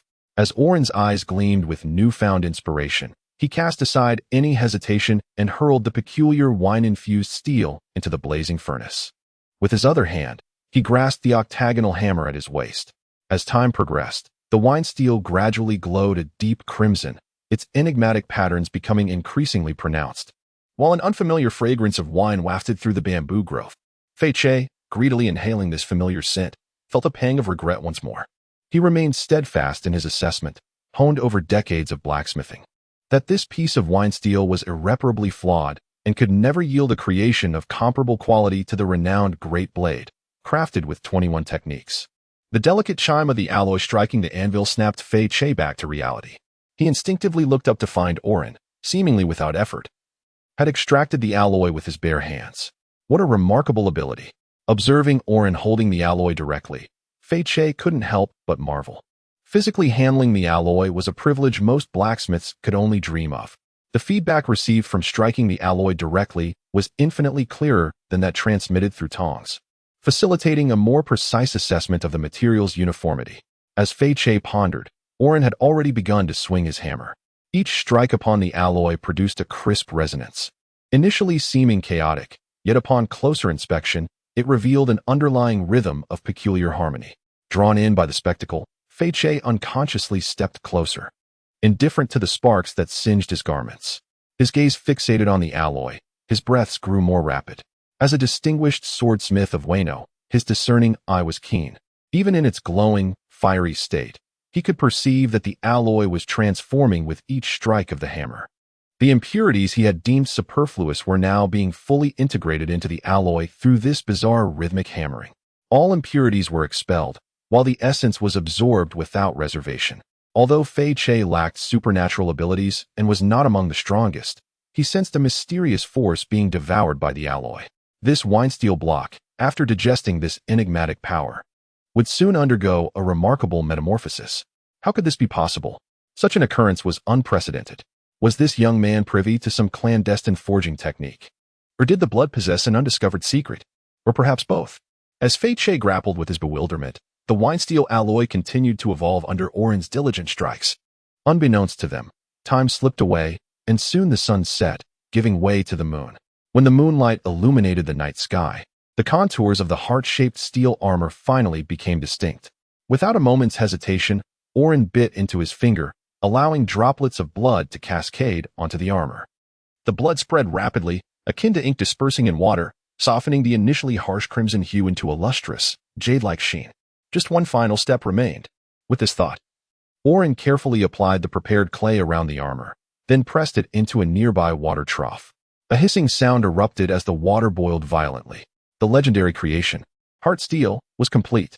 As he retrieved the armor from the trough, the moment it emerged, the moonlight revealed a captivating, gem-like red that filled Fech's vision. What a breathtaking beauty it was! The blacksmiths of Wano believed that all creations possessed character, or perhaps consciousness. The more extraordinary the creation, the more pronounced its essence. Fech's gaze remained fixated on the armor radiating a crimson glow. No tests were needed, no tactile examination. Merely observing it from afar was sufficient to sense the power it contained. Its elegance and warmth were mere facades, concealing an undeniable sharpness beneath. As a piece of plate armor, its purpose was not merely to protect. This was the unique character of this creation. This unmistakable character aptly testified to its value, marking it as a creation that rivaled the great blade crafted with 21 techniques. The young man had achieved the impossible, forging a creation from what he believed to be useless wine steel, comparable to the great blade. In contrast to Fech's astonishment, Aorn was overwhelmed solely by joy. He had finally forged his first legendary creation. With this heart steel, he had secured a means of survival in this world of pirates. The path ahead, while perhaps not entirely smooth, was certainly less fraught with peril than before, allowing him to proceed with greater confidence. With this in mind, Aorn wasted no time and donned the heart steel armor. Strangely, perhaps due to the blood he had infused, as the armor encased him, its substantial weight seemed to vanish. Aorn felt the protective embrace of the heart steel, yet when he placed his hand over his chest, he sensed no obstruction, his palm pressed directly against his heart. Upon closer inspection, he discovered a small, diamond-shaped mark resembling a birthmark had appeared over his heart. Young man, how did the armor you just forged seemingly vanish? Not only was Aorn taken aback, but beside him, Fech's eyes widened in disbelief, as if he had seen a ghost. Had he not been concerned that removing his mask would reveal his true identity as the former general, Sukiyaki, he might have rubbed his eyes in astonishment. This phenomenon seemed connected to my fruit abilities. As Aorn casually engaged in conversation, his mind was intently focused on observing his inner world. After a brief moment, he indeed beheld the heart of steel he had just forged within his mental realm. At that moment, the heart of steel revolved around the creation's compendium, resembling satellites orbiting a star. With a subtle shift of his thoughts, the heart of steel materialized before him, prompting Fei to exclaim in wonder. In truth, it was not only Fei who found this phenomenon intriguing. Aorn, too, felt a sense of novelty and interest, and an unusual idea began to form in his mind. If the heart of steel could be concealed, did that imply he could subsequently forge other legendary armors and conceal them as well, thus allowing him to equip multiple pieces of the same legendary type simultaneously, with all effects functioning at once? If this were the case, how would one respond to a combination of Heart of Steel, Sunfire, Reflective Armor, Lawn Shield, and Berserker S equipment, akin to a grand strategy in the game? With such a formidable build, even someone as powerful as Monkey D. Luffy would find it challenging to compete in a test of strength. After Aorn engaged in a few more demonstrations with the Heart of Steel, he appeared to drift into a reverie. After much hesitation, Fei resolved to regain Aorn's attention. He cleared his throat twice to draw Aorn back to reality and casually inquired, "By the way, young man, what is your name? And what do you intend to call this breastplate?" Coming back to his senses, Aorn regarded Fei with curiosity, noting the newfound warmth in his demeanor. Considering that Fei did not seem to harbor ill intentions, Aorn generously introduced himself, saying, "I am Aorn, and I plan to name this breastplate Heart of Steel." Heart of Steel, Fei repeated, a smile emerging on his face. "A splendid name. In return, allow me to share my identity with you. Listen closely. I am Fei from Tengu Mountain, a renowned swordsmith and collector of wooden seeds in this land of harmony." Fei felt proud of his introduction. Yet the response he received was somewhat underwhelming. Aside from that inconsequential title, haven't I already heard all the rest before? Fei was momentarily taken aback. And after a prolonged silence, he sighed in resignation. "Well, given the circumstances, I have no need to keep anything hidden anymore." Just when Aorn anticipated that the old man was about to reveal his true identity, Fei suddenly began to weep, saying, "Though I enjoy the esteemed title of a renowned swordsmith, I have not produced a single work in over a decade. Do you know what a disgrace it is for a craftsman to go 10 years without creating anything? These days, I dream of acquiring a high-quality wine-infused steel, so that I might forge one last magnificent blade before I depart this world and fulfill my aspiration of being a swordsmith renowned alongside GZ Shimatsuki." Aorn, somewhat repulsed by the old man's long, dripping nose, quickly interjected, "So, you wish for me to assist you in forging a piece of high-quality wine-infused steel?" Yes. Fei nodded eagerly, like a chick pecking at grains. "I understand," Aorn replied. After taking a deep breath, Aorn spoke, "As long as you can provide me with some wine iron and a bit of food, I shall forge a piece of wine-infused steel for you during my stay."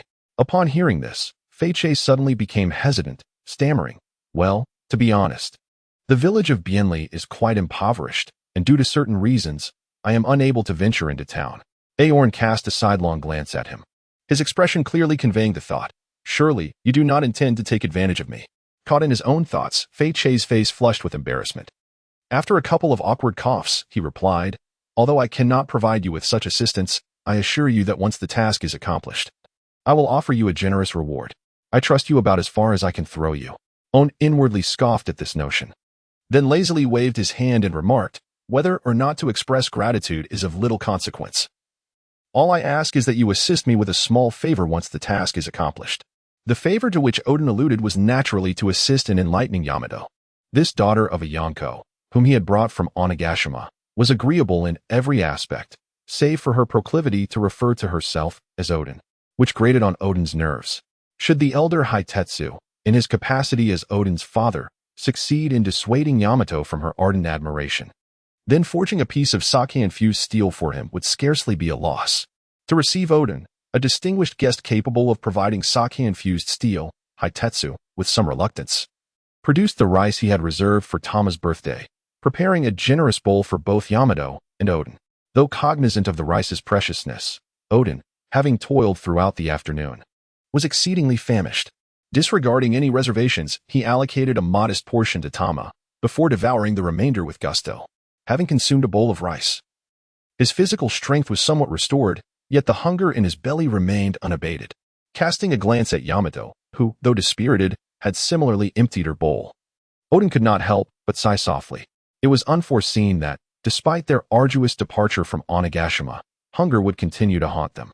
At this hour, venturing into town was improbable, Their only recourse was to seek out beasts in the wilderness, those harboring toxins within their bodies, to sate their appetites. Owen recalled that in the original tale, Zoro had consumed the flesh of wild beasts upon his arrival on the island. According to Zoro, his physical constitution allowed him to digest such toxic meat, albeit with a mere stomachache as a consequence. Thus, it seemed reasonable to surmise that Yamato could also partake in the poisonous fare without suffering significant repercussions. Although Owen acknowledged that his current physique was far inferior to both Yamato and the future Zoro, he was nevertheless a user of a Zoan-type devil fruit. Renowned for its tenacious vitality, he likely wouldn't meet his demise. With this thought, Owen resolved to act, rising to approach Yamato and seizing her spiked club, a Jien. "May I borrow your club? I shall endeavor to procure some food." Yamato, struggling to maintain her composure, weakly inquired, "Do you require my assistance?" Observing her feeble state, Owen replied, "No need. I am, after all, a capable user. I can handle a few beasts." Upon uttering these words, he silently added a thought, considering it a perfect opportunity to test the efficacy of his steel of heart. After donning a kimono and shouldering Yamato's club, Owen ventured forth towards the desolate wilderness in the northern part of Kabuto village. As he traversed a vast expanse of bamboo forest, a scene of dilapidation unfolded before him. A wasteland lay in stark desolation. "What a wretched creature that black charcoal snake is," he lamented as he stepped cautiously into the wilderness, wielding the club with purpose. Though it was the dead of night, the wilderness was alive with countless colossal beasts, restless from hunger. Their wide-open eyes glimmered with a spectral green light amid the dimness of night. Navigating carefully through this untamed terrain, Owen endeavored to remain as silent as possible, while meticulously searching for suitable prey. In the midst of his quest, a sound suddenly resonated in his ears. Ding ding ding ding dong. The noise grew increasingly distinct, drawing nearer until it culminated in a resounding dong. At that moment, Owen felt an electric jolt surge through his body, causing him to involuntarily shiver, the veins in his hand gripping the club visibly straining. That sound was painfully familiar. In the abyss of wailing from years past, the winds had carried this very sound across the shattered bridge. Now, this auditory cue signified that an adversary was approaching. Lost in thought, he was abruptly startled by a sharp whistling sound slicing through the air beside him. Had this been a moment before? Owen would have been incapable of responding to such a sound in time. However, thanks to the early warning provided by the sound of steel of heart, he had instinctively tensed every muscle in his body. Rolling instinctively to the side, a razor-sharp claw grazed his shoulder. Simultaneously, he noticed an unfamiliar mark, a gray exterior with a crimson core, had appeared in his line of sight. Upon seeing this mark, Owen's spirit soared. His arm muscles bulged as he gripped the spiked club tightly, swinging it with fervor to deliver a powerful blow. Clang. If the previous 5 sounds had caused his soul to tremble subtly, then the resounding clash of metal upon metal as the mark shattered elevated his very essence. In that instant, as the mark broke, a warm surge coursed through his limbs, revitalizing his body, which had previously been weakened by hunger. He felt invigorated. In stark contrast to Owen's newfound vigor was the creature that he had struck. The blow delivered by Aorn was evidently severe, causing the creature to writhe violently beneath the moonlight.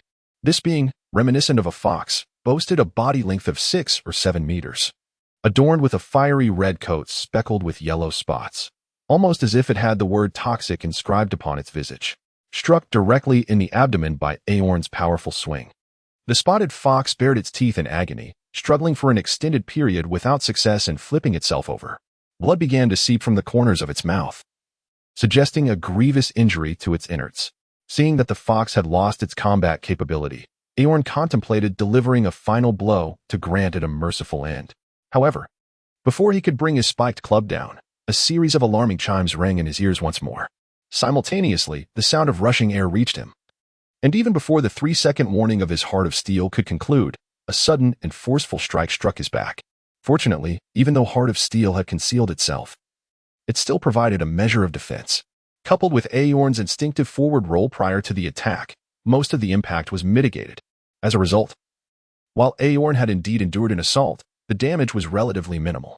Nevertheless, the assailant's attack was not a singular event. Before Aorn could rise from the ground, he felt a cold, slick sensation enveloping his entire body, tightening with each passing moment. It was a serpent, an enormous snake that had launched a surprise attack from its nearby concealment. This creature had likely been disturbed from its slumber by the commotion of Aorn and the spotted fox, prompting its aggressive response. This also elucidated why Heart of Steel had failed to issue a warning earlier. The massive serpent had been in a dormant state, exuding no hostility towards Aorn. Thus not classified as an enemy, and consequently, no warning sound had been triggered. In this light, it became evident that Heart of Steel could not replace the perceptive prowess of observation haki. Such situations were unavoidable, and the effective range of 300 meters was, for many formidable beings, a mere blink of an eye. Without the advantage of observation haki, relying solely on the 3-second warning of Heart of Steel could prove fatal, as the warning might sound just moments before one's demise. As Aorn reflected on these insights, he hastily activated his abilities, enveloping himself in magma. The molten substance struck the giant serpent, coincidentally triggering the mark of Heart of Steel. The scalding magma, combined with the shattering of the mark, inflicted excruciating pain upon the serpent, causing it to writhe in agony. Its forked tongue lashed wildly, and the once tight constriction of its body slackened, providing Aorn with a much-needed opportunity to escape. Once liberated from the serpent's deadly embrace, Aorn felt an immense sense of relief. Fortuitously, the assailant was a serpent that preferred to suffocate its prey before consuming it bit by bit. Had it been a lion or a tiger, he might have already met his demise. After a moment of gratitude for his luck, Aorn directed the magma to envelop his spiked club, intending to swiftly conclude the battle. His magma was exceedingly conspicuous in the darkness, and while it had gone unnoticed thus far, any detection could invite unnecessary complications. Therefore, he resolved to expedite the confrontation and subsequently relocate to evade detection. With this intent, Aorn swung his magma-laden spiked club, and after a series of maneuvers, he found an opening to strike the serpent at its vulnerable midsection. With Aorn's club firmly pressed against the serpent's 7-inch mark, the creature's gaping maw was rendered ineffective, resorting only to its lengthy tail in an attempt to swat Aorn away. However, Aorn was resolute in denying it such an opportunity to stabilize his stance further. He activated his fruit's ability, transforming it. Aorn placed his foot upon the colossal serpent, simultaneously exerting force as he forcefully tore at the wolf-fawn club that was embedded within the creature's flesh. After a fierce struggle, he managed to completely rip off the serpent's head, leaving only its lengthy body writhing in reflexive agony. With a sigh of relief, Aorn swiftly granted a merciful end to the half-living spotted fox. Once the fox met its demise, the immediate threat was entirely vanquished, and the number of emerald eyes that had been watching him diminished significantly. These creatures, inherently fearful of fire and light, dared not approach him further after witnessing his triumph over two formidable adversaries. After catching his breath for a moment, he contemplated the situation and decided to bear the headless serpent's corpse upon his shoulders. For the memory of the spotted fox would invariably evoke the haunting melody of the red parasol and white pole. Upon returning to the village of Bunley, he found Yamato, whose insatiable appetite rivaled that of Luffy, nearly famished. Upon seeing the enormous serpent Aorn had brought back, her eyes sparkled with excitement, and disregarding any notions of potential toxicity, she immediately set about kindling a fire for an outdoor barbecue. Upon observing that Yamato had consumed nearly a third of the meal without exhibiting any signs of poisoning, Aorn decided to partake in some as well. It remains uncertain whether the current pollution in Wano is not overly severe, or if the great serpent possesses an innate ability to digest toxins due to its venomous nature. After indulging in a hearty feast, Aorn surprisingly displayed no significant symptoms of poisoning, only experiencing a slight discomfort in his stomach that would not impede his daily activities. After their satisfying meal, Yamato, whose mental state had yet to fully recover, was urged by Aorn to take some rest. Seizing the opportunity of this uninterrupted moment, Aorn began to contemplate their forthcoming course of action. Remaining in Wano merely serves as a temporary measure. Once Kaido's search for Yamato subsides, they must find a way to set sail promptly. The challenges of staying in Wano are simply too numerous to ignore. The scarcity of food alone poses a dire threat. Furthermore, he and Yamato cannot continually stand idly by in the face of the oppressive minions of the Great Serpent, who act as enforcers of tyranny. This is also why he has never considered joining the Navy. Ultimately, the Navy in the pirate world functions as a violent apparatus serving the celestial dragons. Within that bureaucratic system, unless he chooses to remain in a secluded corner of the seas for eternity, he cannot avoid dealing with such scoundrels. Owen harbored no desire to serve as a minion to those ruffians, nor did he wish to be constrained by their whims in the future. Thus, From the very moment of his arrival in this world, he resolved to become a pirate, unshackled by the rigid conventions of society. Adhering solely to the dictates of his own conscience, he aimed to remain inconspicuous, prioritizing anonymity even when stirring up trouble. And any significant endeavors would be postponed until he had adequately prepared for his maritime ventures. Reminding himself of this, Owen casually plucked a bamboo leaf and began to inscribe his thoughts upon the ground. The most pressing concern for both himself and Yamato was undoubtedly the issue of sustenance. Following that, he needed to fulfill the promise of the sake-infused steel to the old man, as well as secure a vessel necessary for their journey. The creatures of the wilderness could only be considered as a last resort in dire circumstances.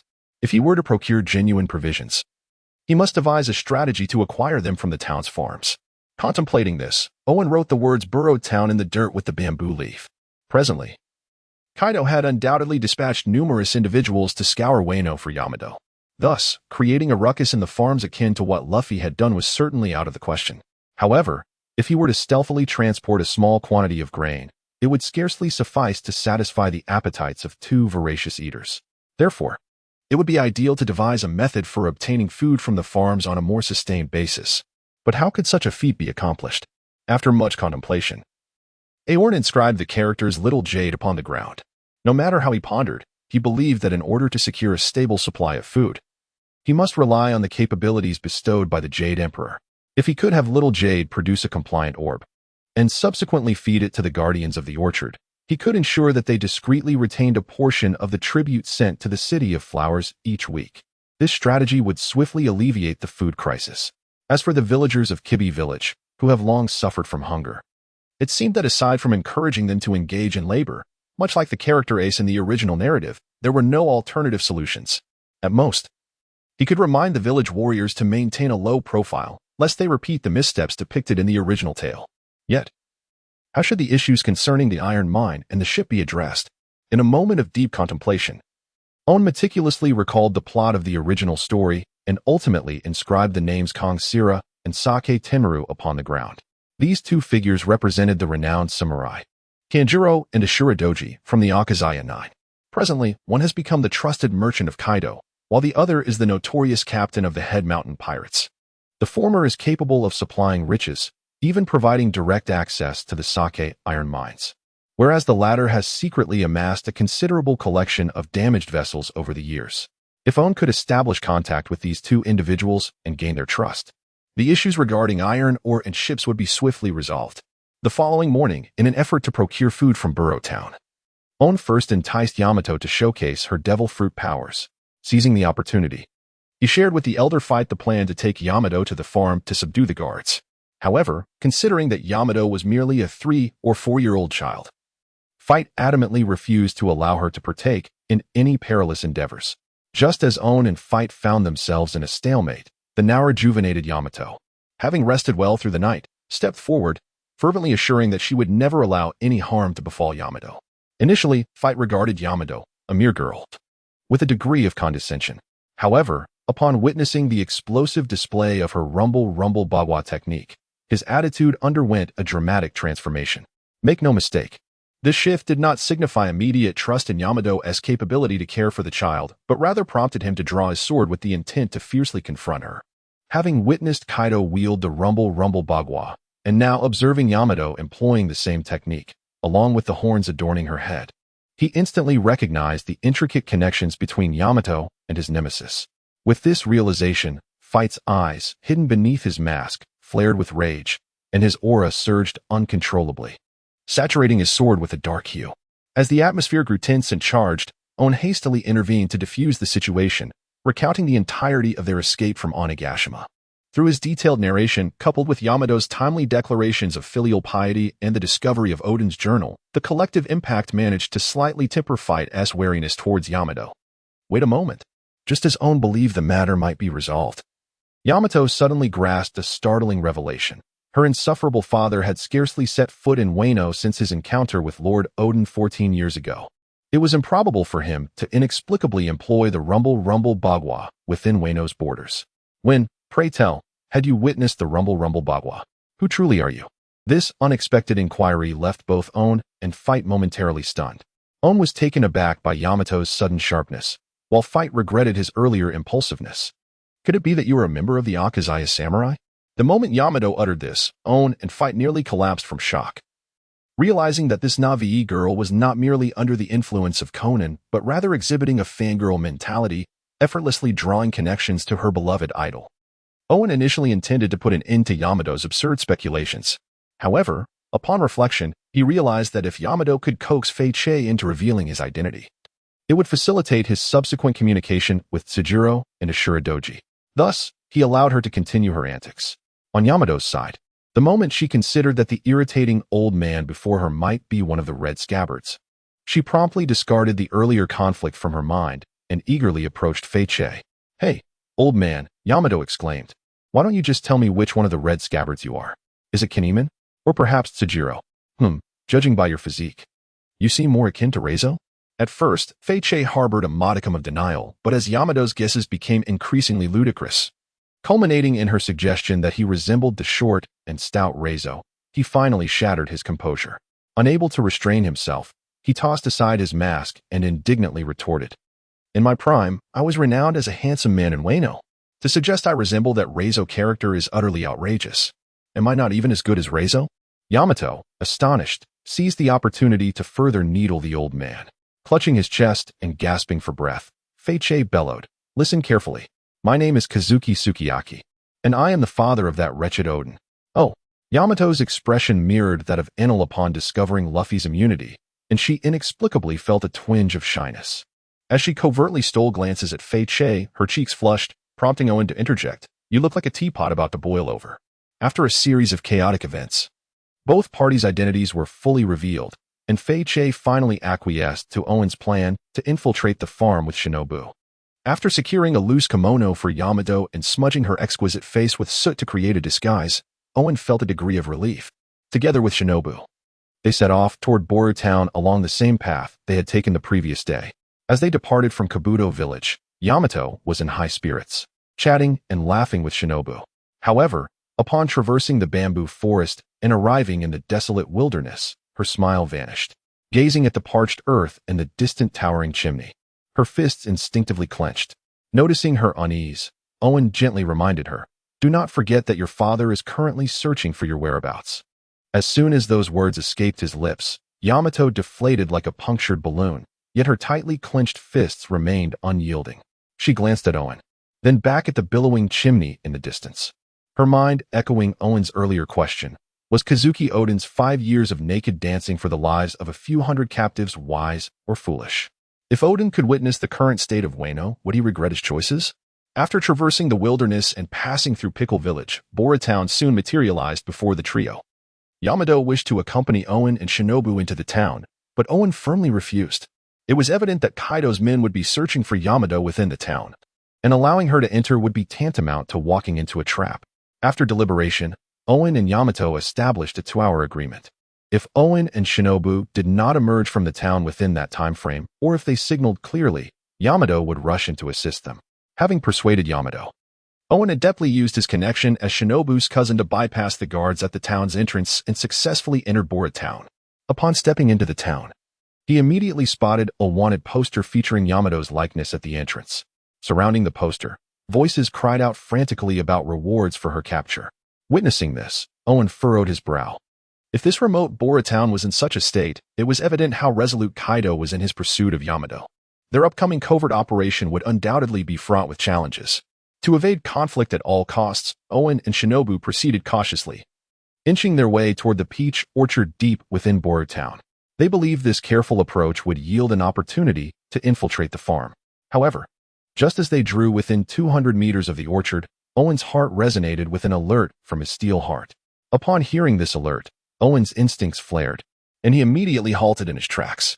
Bending down, he plucked a small flower from the ground and delicately placed it in Shinobu's ear, then lovingly ruffled her hair while offering a warm smile. "All right, since we've found a flower, let us be on our way." Although Shinobu was merely 4 or 5 years old, her precocity allowed her to quickly grasp Owen's intentions. Beaming, she embraced Owen and sweetly exclaimed, "Thank you, big brother." As Aorn effortlessly lifted Xiaoyu into his arms, he seamlessly merged back into the throng of people, not once glancing back. It was only after the mark of the steel of sensing had faded away that Aorn exhaled deeply, suddenly realizing that during those brief seconds, his back had become entirely soaked with cold sweat, turning into an empty alley. Aorn paused for a moment before seizing the opportunity to glance back in the direction of the farm amidst the crowd. After a moment of focused contemplation, his gaze settled on a tall granary. Atop the granary's thatched roof lay a figure, clad in a conical hat and wielding a bow, keenly watching the open space before the farm's entrance with predatory intent.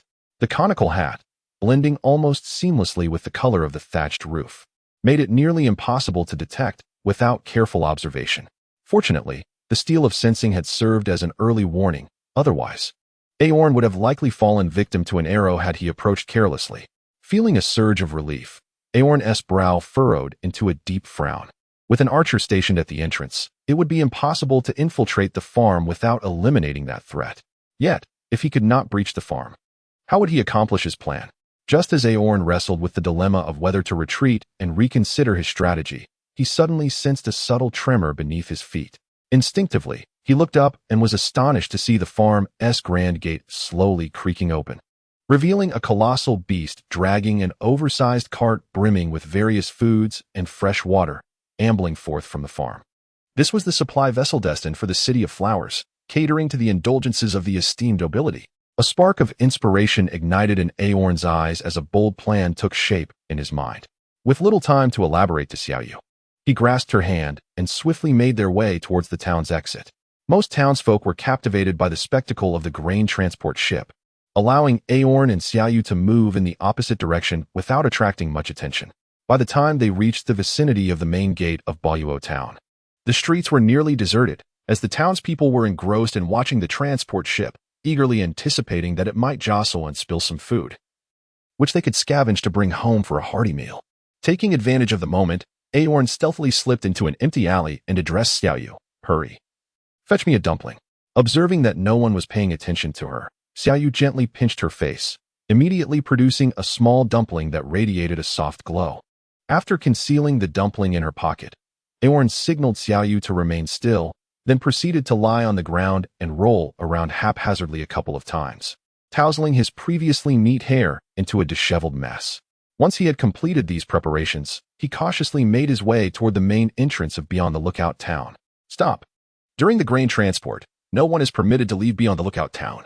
As Aorn anticipated, just as he took a couple of steps forward, the henchmen of the imposing black snake at the entrance unsheathed their swords. Seeing the gleaming blades, Aorn retreated a couple of steps, feigning fear as he stammered, "Gentlemen, you misunderstand. I do not intend to leave the town. I merely wish to inquire whether the notice regarding the reward of 500 gold for information about this person is true." As he spoke, Aorn pointed toward the prominent image of the individual on the notice board. The henchmen guarding the entrance, noting Aorn's disheveled appearance, relaxed their demeanor. One of them, with a mocking tone, replied, "If the information is accurate, then it must be true. But if I catch anyone trying to deceive us..." With that, he swiftly drew his sword and struck it down on the table before him, causing Aorn to fall to the ground in a state of utter dismay. Seeing Aorn's pitiful demeanor, the henchmen burst into raucous laughter, taunting, "Get lost. If you dare cause any more trouble, we won't hesitate to cut you down." I truly saw this person. Aorn, overwhelmed by trepidation, averted his gaze from the few individuals' eyes, yet stubbornly insisted, "Out in the wilderness. I happened upon a sight this morning. A woman with crimson horns sprouting from her head, wielding a wolf's tooth club, who single-handedly felled a tiger of considerable size." As Aorn spoke with such conviction, the brazen expressions on the faces of several sycophants gradually faded. In the ensuing silence, a corpulent man cleared his throat and spoke. "Considering this pertains to the urgent matter of capturing a fugitive as decreed by His Majesty, I shall take it upon myself to venture outside. You lot may remain here to keep watch." With that, the rotund figure attempted to drag Aorn along. However, after only a couple of steps, he was intercepted by a man with a pockmarked face, who sneered, "You certainly have a clever scheme in mind. It seems your claim of hardship is but a facade, while your true intention is to monopolize the spoils." Prompted by this remark, the others quickly grasped the insinuation and began to clamor. As the group of inept individuals neared the brink of violence, Aorn first signaled to the curious little you lurking in the alley, urging her to follow at an opportune moment. He then aptly interjected, Gentlemen, cease your squabbling. Should that fugitive seize the opportunity to escape, we shall forfeit all our gains." Awakened by his words, the men immediately seized Aorn and prepared to depart from beyond the lookout town, neglecting even the potential mishaps that might arise with the grain transport vessel. Aorn obediently allowed himself to be escorted for approximately 500 or 600 meters, when suddenly he declared in a resounding voice, "Conqueror's haki, do not disturb those within." Almost as soon as Aorn's words fell, a terrifying wave of Conqueror's haki enveloped the few lackeys surrounding him. Eagerly anticipating a hefty reward for capturing Aorn, these lackeys, who had not even laid eyes on the formidable day, were collectively rendered unconscious by the overwhelming force of his haki. "Where's the food?" They inquired of Aorn while receiving Xiaoyu, who had rushed out from behind a boulder. Aorn, having bestowed a slap upon each of the 5 individuals, joyfully acquired 5 marks. He then nonchalantly stripped one of them of his garments and donned the attire, while saying, "You take Xiaoyu and these fellows and hide. The big fish is still lurking behind." With that, he sheathed one of their swords at his waist and hurried back to Buyuo town. "Damn it. Who permitted you to abandon your post? What about your comrades on duty?" The colossal beast pulling the treasure ship moved sluggishly, compounded by the multitude of onlookers obstructing the passage. Just as Aorn returned in disguise, he fortuitously collided with the officials escorting the treasure ship. As he observed the whip being drawn against him, Aorn gritted his teeth and brazenly accepted the lash. Wincing in pain, he cast a furtive glance at the officer wielding the whip, only to discover that it was none other than Holdem, the notorious figure from the original narrative who had kidnapped Xiaoyu and attempted to maim her face with pliers, ultimately thwarted by Luffy. Astonishingly, it was still 6 years before Luffy and his companions would enter the New World, yet this man was already exerting his influence in Buyuo town. Observing Holdem's arrogant demeanor and the lion emblem at his waist stirred something within Aorn. The artificial devil fruit in the form of a lion, if memory served him correctly. There existed an imperial artifact named Beast King Transformation, Lion King, which required this particular devil fruit as a crucial material. As he mentally inscribed Holdem on his list of foes to eliminate, Aorn lowered his head slightly and nervously spoke, "My lord, a beggar just informed us that gold has been discovered in the wilderness. Thus everyone is." "Gold? What a bunch of fools. The wilderness sees countless passers-by daily. If there were indeed gold, it would have long been claimed by someone else. How could it possibly fall into the hands of those imbeciles?" Holdem scolded vehemently before fixing his gaze intently upon Aorn. "I will deal with those fools along the route of the treasure ship escort. In the meantime, you are to guard the gate diligently. Should any unrest arise in the town, I shall hold you accountable upon my return." "Understood, sir." Acknowledging his superior's command with a lowered gaze, Aorn remained thus until Holdem steered the grain-laden vessel into the distance. Only then did he raise his head, unsheathing the katana at his hip to disperse the throng of onlookers. "What are you gawking at? Gaze again, and I'll pluck out your eyes." Having thus rebuked the assembled populace, Aorn sheathed his blade and hastened to the boulder where Yamato's kotama lay concealed, beckoning them to follow him from afar. "Lord Holdem! Lord Holdem!" Aorn held the glutinous rice dumpling in his hand, running breathlessly as he shouted towards the distant supply ship. Upon hearing Aorn's voice, Holdem, riding atop the colossal beast, instinctively tugged at the reins, turning his head alongside his 2 subordinates in the carriage. "Are you the brat at the entrance?" Holdem paused momentarily, then immediately let out a furious roar. "Did I not instruct you to guard the gate? Why the hell are you chasing after me, you scoundrel?" Aorn, as if presenting a treasure, displayed the luminous rice dumpling in his hand, approaching the treasure ship as he announced, "Esteemed sir, I have come bearing a gift for you." Initially, Holdem remained impassive.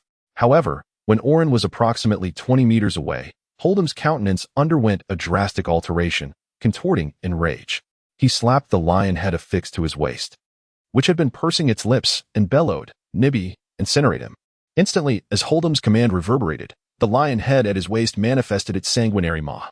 A torrent of incandescent flames erupted from its gullet, engulfing Aorn without affording him any opportunity for reaction. Aorn, little Tama, startled by the spectacle, emitted an involuntary shriek. However, before her exclamation could fully materialize, Yamato, standing adjacent to her, stifled her cry by covering her mouth. Meanwhile, Holdem, observing Aorn consumed by the conflagration, succumbed to unrestrained raucous laughter. "What a simpleton! Did you truly believe that Holdem, the magnanimous, could not discern your paltry ruse? From the moment I espied no others in the wilderness, I surmised that you were not one of us. I had initially intended to deal with you upon our return, but alas, you, in your imbecility, hastened your own demise. However, scarcely had Holdem's pronouncement concluded when a nonchalant voice echoed from within the flames. "Oh? Is that so?" Upon perceiving the sound, Holdem's complexion underwent an abrupt transformation. Instinctively, he reached for the mechanical katana at his waist. Yet, before he could unsheath the blade, an arm emerged from the inferno, extending towards Nibi's maw. Nibi, endowed with independent sentience, perceived an ambrosial offering being deposited within its oral cavity. Compelled by its intrinsic biological imperative, it reflexively executed the act of deglutition. Thump thump. The instant Nibi ingested the diminutive dumpling, Holdem experienced a twinge in his cardiac region.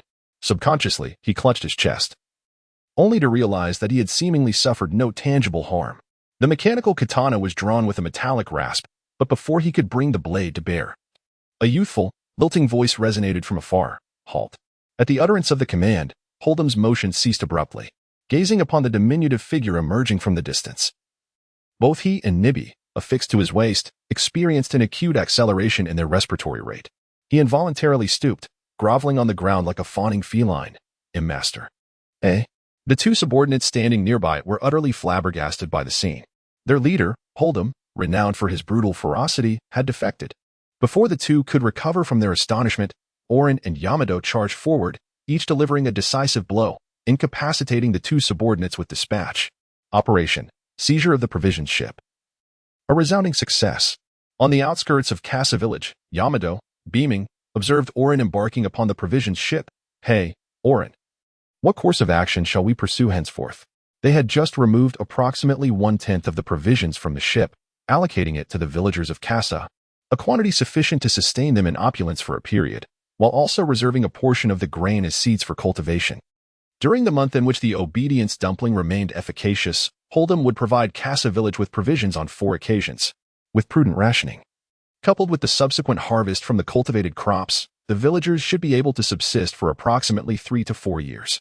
Aorn retrieved 2 letters, recently penned by the elder Fech, from his pocket, handing the one marked with a Jura boy to Yamato. "It is time for us to part ways," he declared.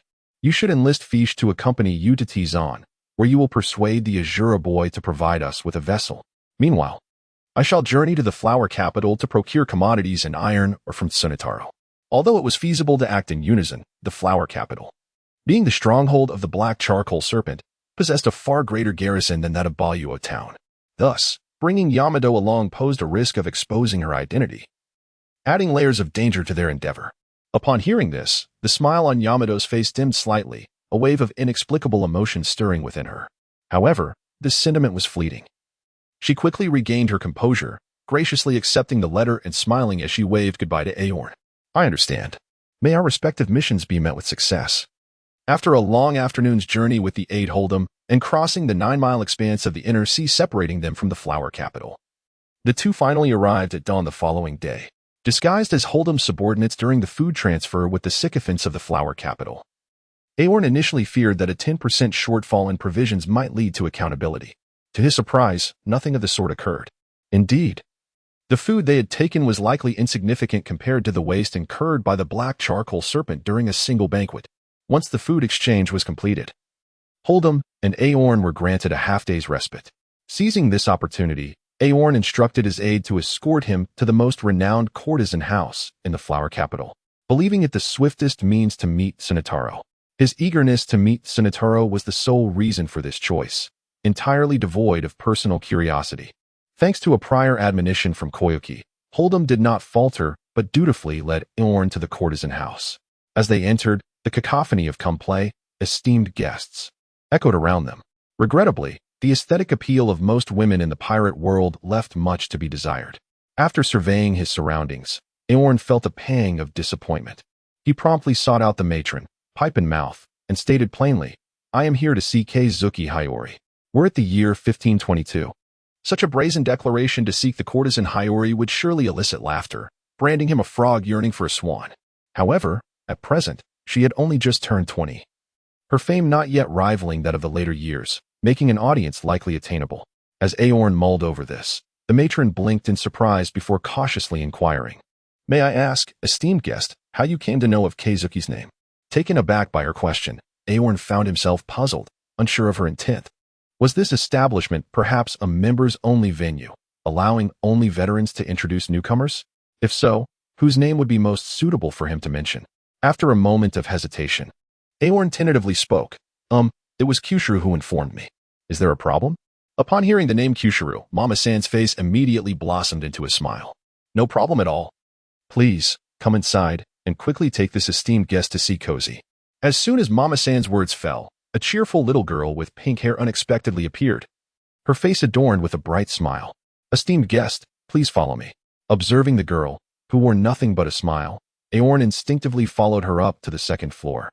Yet his mind conjured the image of a man with an explosive hairstyle. Hozi, the Shimatsuki family. Reflecting on the man who willingly sacrificed himself for the dawn of Wano in the previous narrative, Aorn couldn't help but feel a pang of sentiment. In the overarching narrative, the presence of the Shimatsuki family was akin to a refreshing stream amidst the discourse of Wano. Though the dramatic representation of the family's demise may not rival the intensity of Yutaka's boiling punishment, Aorn believed the character arc was superior by far. Determined to ensure that this true man would not fall on the final night before dawn, Aorn resolved to save the Shimatsuki family. Unbeknownst to him, behind him, Mama-san watched his ascent with a furrowed brow, murmuring to herself, did not Lord Kyushiru say this morning that he would personally escort this esteemed guest to meet Cozy? Why is it that only this esteemed guest appears without Lord Kyushiru? Meanwhile, once Aorn entered the room of Nichio, Hozi dutifully closed the door behind him. The moment the door was shut, the melodious sound of the shamisen resonated through the air. Upon hearing the sound, On turned his gaze and discovered a woman clad in vibrant attire, her back facing him as she played the shamisen. Although he could not see her face, the extraordinarily rare emerald-hued, silky long hair allowed On to ascertain that the woman before him was indeed Kei Getsu Hiyori. Now that he had encountered Hiyori, he pondered what to do next. Should he straightforwardly present her with the letter, or wait until she finished her melody? As Aorn found himself in a private quandary, he noticed that Rihu, at the pinnacle of her musical performance, abruptly ceased her playing. She then turned sharply, her paper fan in hand, revealing half of her enchanting visage. With an oval face, doe-like eyes, and petite yet luscious red lips, her facial features, by any measure, surpassed even those of Day. More remarkable was the striking contrast she embodied. Unlike Hancock, who exuded an arrogance that stirred the deepest desires for conquest, or Shirahoshi, whose delicate appearance invited tender embraces, Riho presented a paradox.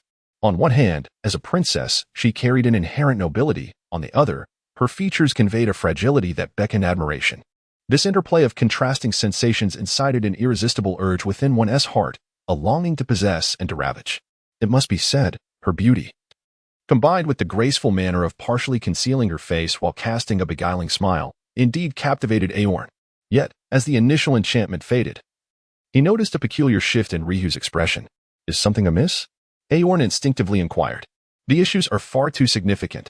Ryu mused internally, incredulous. Hadn't Saranasuk mentioned that the minister who could introduce her to Kaido was an elderly lecher in his 60s or 70s? Was this truly an old man of that age?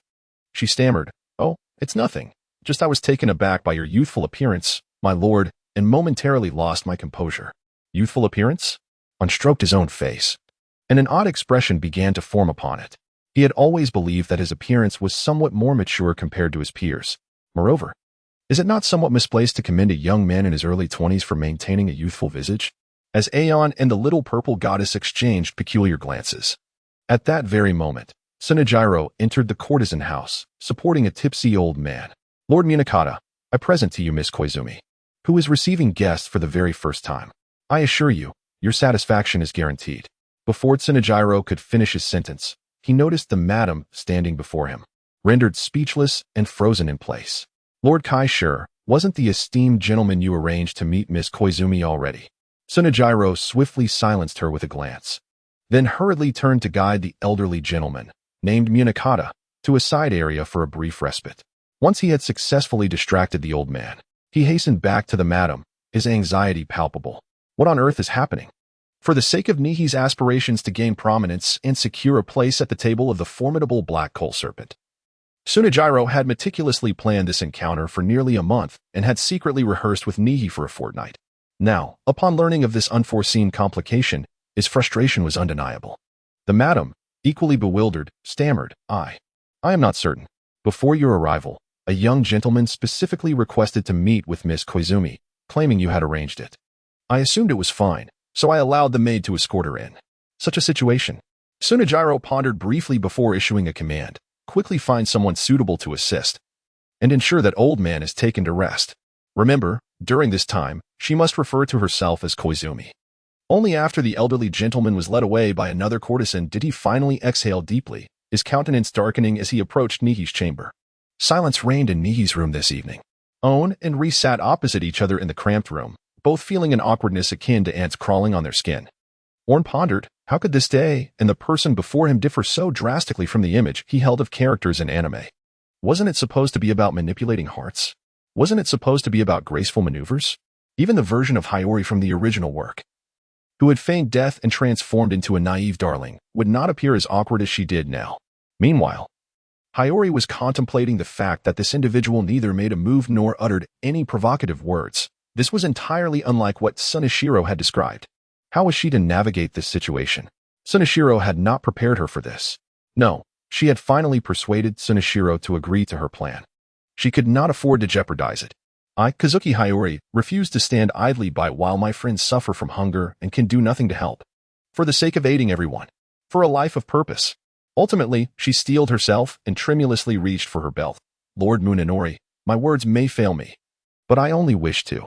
At that moment, Aorn instinctively raised his head upon hearing the title, Lord Munenori.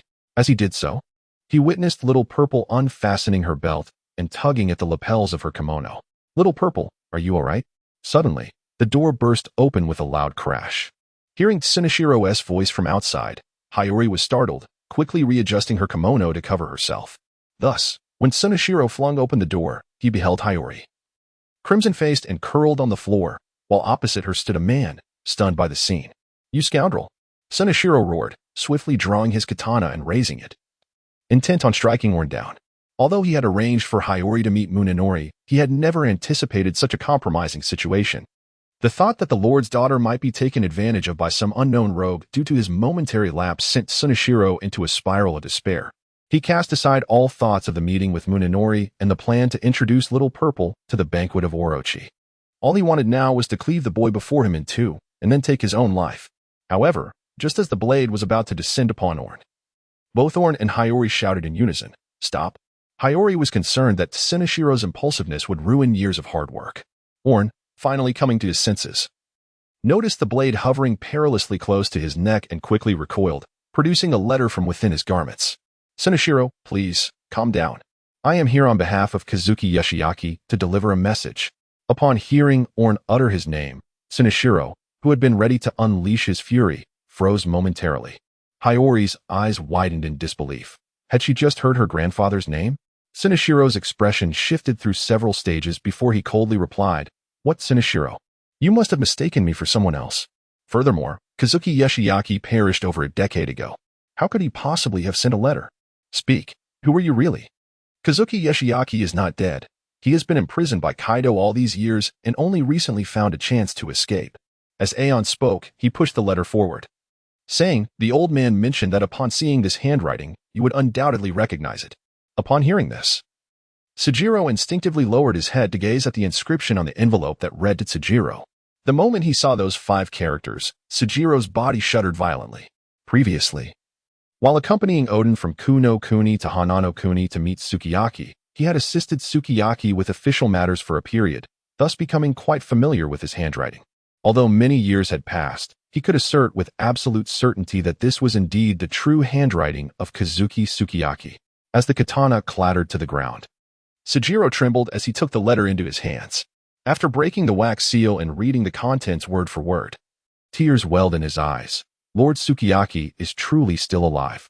Heaven bless Wano. At this, Hiyori rushed over, hastily tightening her obi, asking, Sujiro, is what you just said true?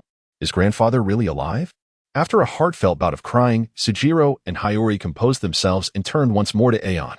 Having already gleaned from the letter the dire situation of Casa Village, Sujiro wasted no time and directly inquired of Aeon. I am uncertain what preparations Lord Sukiyaki requires of me, but whatever I can do, I shall dedicate myself to it wholeheartedly. Seeing Sujiro's willingness to generously contribute, Aeon did not hesitate to request a substantial 250 pounds of iron wine ore. After refining the impurities, This would yield approximately 200 pounds of high-quality sake steel. He planned to reserve 50 pounds of this sake steel as an introduction fee for the old man, while the remaining 150 pounds would serve as Aeon's remuneration for his efforts. Of course, he did not intend to take advantage of the other party without offering something in return. As a gesture of gratitude, he informed Sujiro about Ashura Duji's encampment on the mountain, hoping that he could discreetly support him in the coming years to gather a living force for the future restoration. In response, Sujiro expressed profound gratitude, and Hiyori couldn't help but smile brightly. Yet, recalling the events that had transpired earlier in the room, she shyly lowered her head, avoiding Aeon's gaze. Noticing Hiyori's bashful demeanor, Aeon, who initially intended to take his leave, hesitated and ultimately remarked, "By the way, Sujiro, how did you come to know that I was here with Princess Hiyori? Moreover, who was Lord Munenori that Hiyori mentioned earlier?" Upon hearing this, Sujiro's expression shifted awkwardly. Previously, when he was unaware of Kazuki Sukiyaki's survival, he had felt compelled to obey the wishes of Hiyori, the daughter of his lord. However, now that he knew the old lord was alive, assisting the lord's daughter in becoming a courtesan was a grave mistake. This was all my idea. Before Sujiro could decide whether to reveal the entire plan, the little purple-haired girl blurted out her intention to seduce Munenori in order to get closer to Kaido and gather intelligence. She had grown weary of everyone running around for her while she felt utterly powerless. To help everyone, she was even willing to sacrifice herself. After hearing Hiyori's passionate declaration, Aeon's heart stirred. Was it possible that his unintentional meddling had disrupted Hiyori's debut as a courtesan? If that were the case, recalling that he had just witnessed the entire payment process and had been the first audience member, Aeon was determined not to let Hiyori follow the original narrative and become a courtesan. Clearing his throat, he spoke with conviction to Hiyori. "While it is commendable to wish to assist everyone, there is no need to choose such a method. Do not forget, my lady, you are the daughter of Odin. Should your brother's quest overseas for the soothsayer meet with misfortune, you would be the sole heir of the Kazuki name. Bearing such a name, how could you so easily tarnish your own reputation?" Indeed. Sujiro, already regretting his momentary lapse that nearly ruined the young lord's reputation, nodded vigorously in agreement. "If Lady Hiyori wishes to aid us, she may start with smaller matters. We must never again mention this plan to seduce Kaido for information." Hiyori had initially been driven to find a way to assist everyone due to the seemingly endless wait for the restoration of their homeland and her feeling of helplessness while others labored on her behalf.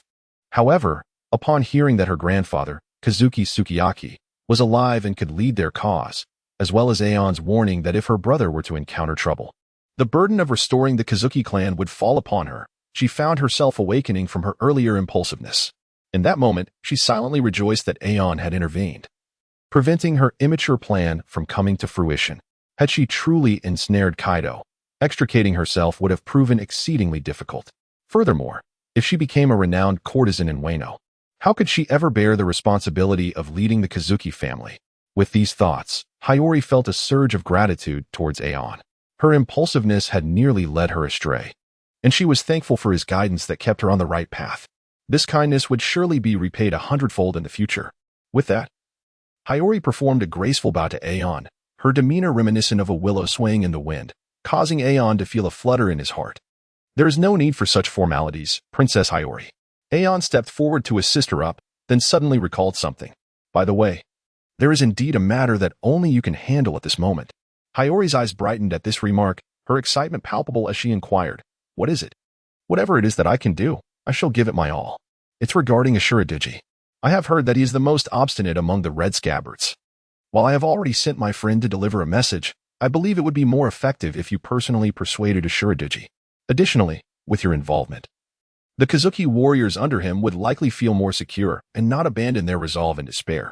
Finally, once you distance yourself from Hanano-kuni, you will no longer be preoccupied with the idea of becoming a courtesan." In his heart, Aeon added another thought. Next to him, Shimotaro couldn't help but slap his thigh upon hearing this. Indeed, with Hiyori Dano stepping in, we need not worry about Ashura Duji's stubbornness to cooperate. Moreover, I have also heard that the forces on MT Adama are quite formidable. It might be safer for you, Hiyori Dano, to remain there rather than in this city of flowers.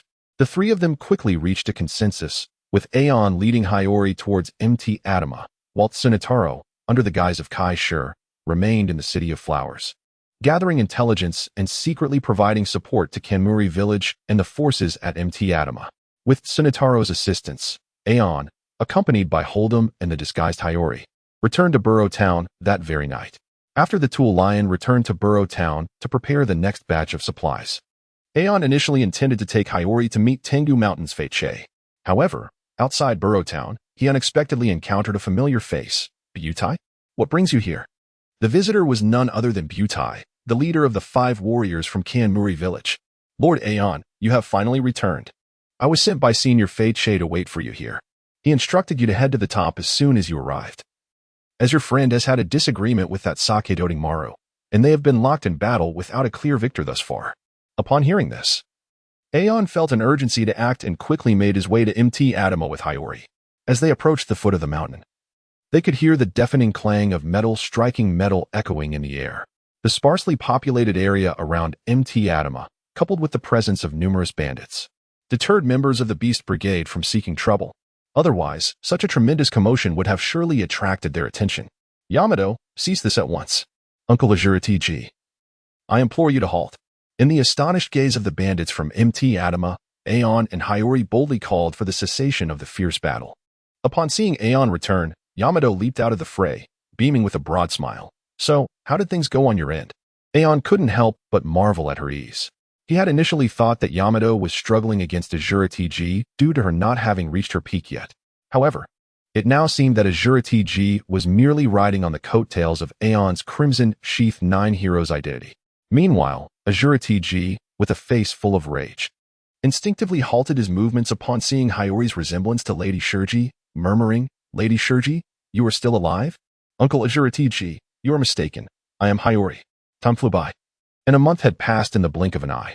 In Kanmuri village, at Feiche's blacksmith workshop, the sound of clanging metal resonated. Clang, clang, clang. Standing before the massive anvil, Aeon wielded his hammer as he forged the sake-infused steel, just as he had done previously on Oni Island. However, this time he did not melt the ingots into a single mass before hammering. Instead, he methodically divided the sake iron ore into evenly sized ingots, forging each one in succession without delay. Approximately an hour later, he completed the forging of 5 ingots. With the final strike of the hammer, the aroma of sake began to waft through the bamboo grove, indicating that these 5 ingots of sake iron ore had transformed into high-quality sake-infused steel. All right, old man. As per our agreement, the 50 pounds of sake-infused steel you requested is finished, stretching and producing a series of crackling sounds from his bones. Aeon turned to Feiche and spoke. Feiche, who had been reveling in the fragrance of the sake from a distance, quickly approached, examining the 5 high-quality ingots as if they were treasures, and couldn't help but ask with curiosity, I still can't comprehend why you chose to forge the 5 ingots separately. Is there a particular reason behind this? There is no special reasoning. It is simply my personal habit. Aeon casually spoke, yet a smile involuntarily graced his face. The reason behind his choice of forging method was a serendipitous discovery made a month prior. While engaged in blacksmithing, he found that the heart steel within him could perceive a 10-pound ingot as an adversary, thereby generating a charge of heart steel's essence. This revelation meant that he could derive a maximum health boost from each ingot of approximately 10 pounds every hour. This astonishing finding filled him with elation, prompting him to slice the 200 pounds of wine iron ore provided by Chuanzi into ingots of the aforementioned weight. After a month of relentless forging, he arrived at the most efficient process as described. This method not only allowed him to reap 5 layers of hard steel essence every half hour, but also prevented drastic temperature fluctuations from causing uncontrollable alterations in the internal structure of the wine heart steel, thus yielding dual benefits. After admiring the few pieces of wine heart steel, Feiche suddenly recalled something and remarked to Aeon, by the way. Xiaoyu has just returned with news from the head mountain, stating that a medium-sized sailing vessel has been repaired. If you and Yamato wish to set sail, that ship would suit you perfectly. Upon hearing that the ship was ready, a smile broke across Aeon's face. After a month, was he finally to embark upon the sea? Although he had encountered no danger during his days in Kabuto village, living under the watchful eyes of formidable foes was hardly a pleasant experience. Given the opportunity, Aeon yearned to sail away as soon as possible. Noticing Aeon's eager expression, Feiche paused for a moment before speaking. However, just because the ship is ready does not mean you must depart from Wano. You have managed to remain hidden for so long without being discovered by Kaido's men. Perhaps staying in Kabuto village wouldn't pose any issues. Aeon looked at him with surprise upon hearing this. He soon realized that the old man was probably reminiscing about Odin. However, should Yamato's identity be revealed, it would spell disaster for the residents of Kabuto village, for those on the head mountain, and even for Chuanzi, far away in the flower capital. Thus, it would be prudent for Yamato and him to depart early, which would ultimately be beneficial for both parties. Fech remained silent for a long while, eventually exhaling a deep sigh. Indeed, one grows old, even such matters seem unclear. After his moment of reflection, he fixed his gaze on Aeon for a while longer before finally resolving, Aeon, do you remember when I mentioned that there would be a substantial reward upon the completion of our task? Aeon was momentarily taken aback, wondering if there might be an unexpected gain from this. While pondering, he watched as Fech rose and approached the water trough, dragging it aside to reveal a small pit that had been excavated at some unknown time. Pointing to a wooden box resting within the pit, Fech said to Aeon, perhaps you should take it. At my age, retrieving it has become rather inconvenient. Curious, Aorn circled around Fech and carefully retrieved the wooden box from the pit. He couldn't help but feel astonished, for the contents of the box were unexpectedly heavy, weighing at least several hundred pounds. At Fech's prompting, Aorn opened the box and discovered a hammer resting quietly within. There were no ornate decorations nor intricate carvings. It was merely an ordinary large black hammer. Although it appeared as commonplace as a painted piece of merchandise from the mainland, Aorn, recalling Fech's solemn demeanor, could not resist asking, old man, could this possibly be? You must have heard of the Guangyue clan, once a family of stone masons, Fech replied, gently caressing the hammer. This is the very hammer used by our ancestors in their sculpting endeavors. Later, for reasons unknown, the craft of stone carving ceased to be passed down, and thus this hammer was repurposed for blacksmithing. Enriched by generations of our Guanyu lineage, this hammer has transformed into what you see today. I had initially intended to pass it on to Yutian upon his ascension to general, but who would have thought? He sighed softly, gathering his strength to lift the hammer from the box and hand it to Aorn. I have grown old, and it has become a luxury to wield anything else. Moreover, I know not where Tazizui may be. Thus, perhaps no one is more suited to wield it than you. Receiving the hammer with both hands, Aorn felt a surge of information flood his mind, a blacksmith's hammer imbued with armament haki, forged from high-quality sake steel. This hammer has become incredibly dark and sturdy due to years of immersion in armament haki. It resists even the hardest of materials, leaving no dents behind. Prolonged use enables the wielder to better perceive armament haki and serves as a foundational material for legendary creations. Item evaluation, perfectly suited. If the earlier descriptions merely stirred Aorn's sentiments, the final lines delivered pure, unexpected joy. Not only could it assist Aorn in awakening the intangible armament haki, but it could also absorb the powers of devil fruits to evolve into a legendary creation. Contemplating the legendary creations associated with the hammer, Aorn's mind conjured images of a creation compendium, the pages flipping until halting upon one particular entry. MJ Lunar, superior legendary, the hammer of the thunder god, capable of releasing, storing, and freely manipulating thunder. Forging requirements, high-quality sake steel, and thunder fruit. Gulping. Aorn couldn't help but envision scenes from Marvel movies where Thor wielded his hammer with devastating prowess, given that his devil fruit abilities had been enhanced to his current form. Granting him the power to control magma, the addition of thunder manipulation would be extraordinary. The fusion of the god of forging and the lord of thunder would yield unparalleled strength, even without exerting himself. He could rely solely on the might of thunder and magma to dominate the ranks of the Marine Corps. If he were to further enhance this with the steel of the heart and refine his haki, what might he achieve? The more Aorn contemplated, the more exhilarated he became. The courteous words that were once poised on the tip of his tongue transformed into a heartfelt declaration. Old man, rest assured that I shall inherit this hammer. I will certainly not let you down. Having inherited the supreme great hammer from the venerable Fech, and having made a heartfelt promise to the reluctant little jade to return to Wano within 6 years, during which he would take her on a sea voyage, Aorn and Yamato bid farewell to Kabuto village under the cover of the moonlight, setting their course toward the head mountain. As they passed through Boru town, the tool line Holdem awaited them, having been there for quite some time. Due to little Jade's dango ability expiring the following morning, Aorn intended to make one last use of Holdem tonight. He planned to set sail from the bay behind the head mountain, navigating around before heading to White Dance, utilizing Holdem's legitimate identity to depart from Wano's sole official port. Once at sea, with Holdem's usefulness at an end, Aorn had already prepared to eliminate him. He had high-quality wine-infused steel ingots ready, anticipating the moment of Holdem's demise to harness the powers of his artificial devil fruit, transforming it into the imperial artifact of the Beast King. The journey to the head mountain went smoothly. Once Holdem and Yamato were aboard, Aorn intended to carry the remaining wine iron or ingots onto the ship. Suddenly, a delicate female voice called out from behind, "Mr. Aorn." Upon hearing this voice, Aorn turned to find none other than Kazuki Hiyori. Noticing Aorn's gaze, Hiyori mustered her courage to voice her thoughts. "You will surely return to Wano, won't you?" "Of course. The day Yamato and I return will be the day Orochi falls," Aorn replied confidently with a smile, perhaps influenced by the unwavering conviction in Aorn's words. The troubled expression on Hiyori's face gradually faded, replaced by a radiant smile. "I understand now. In that case, allow me to perform a song for you, Moon Princess, wishing you great fortune in your endeavors." Under the moonlit night, the young girl delicately strummed her shamisen.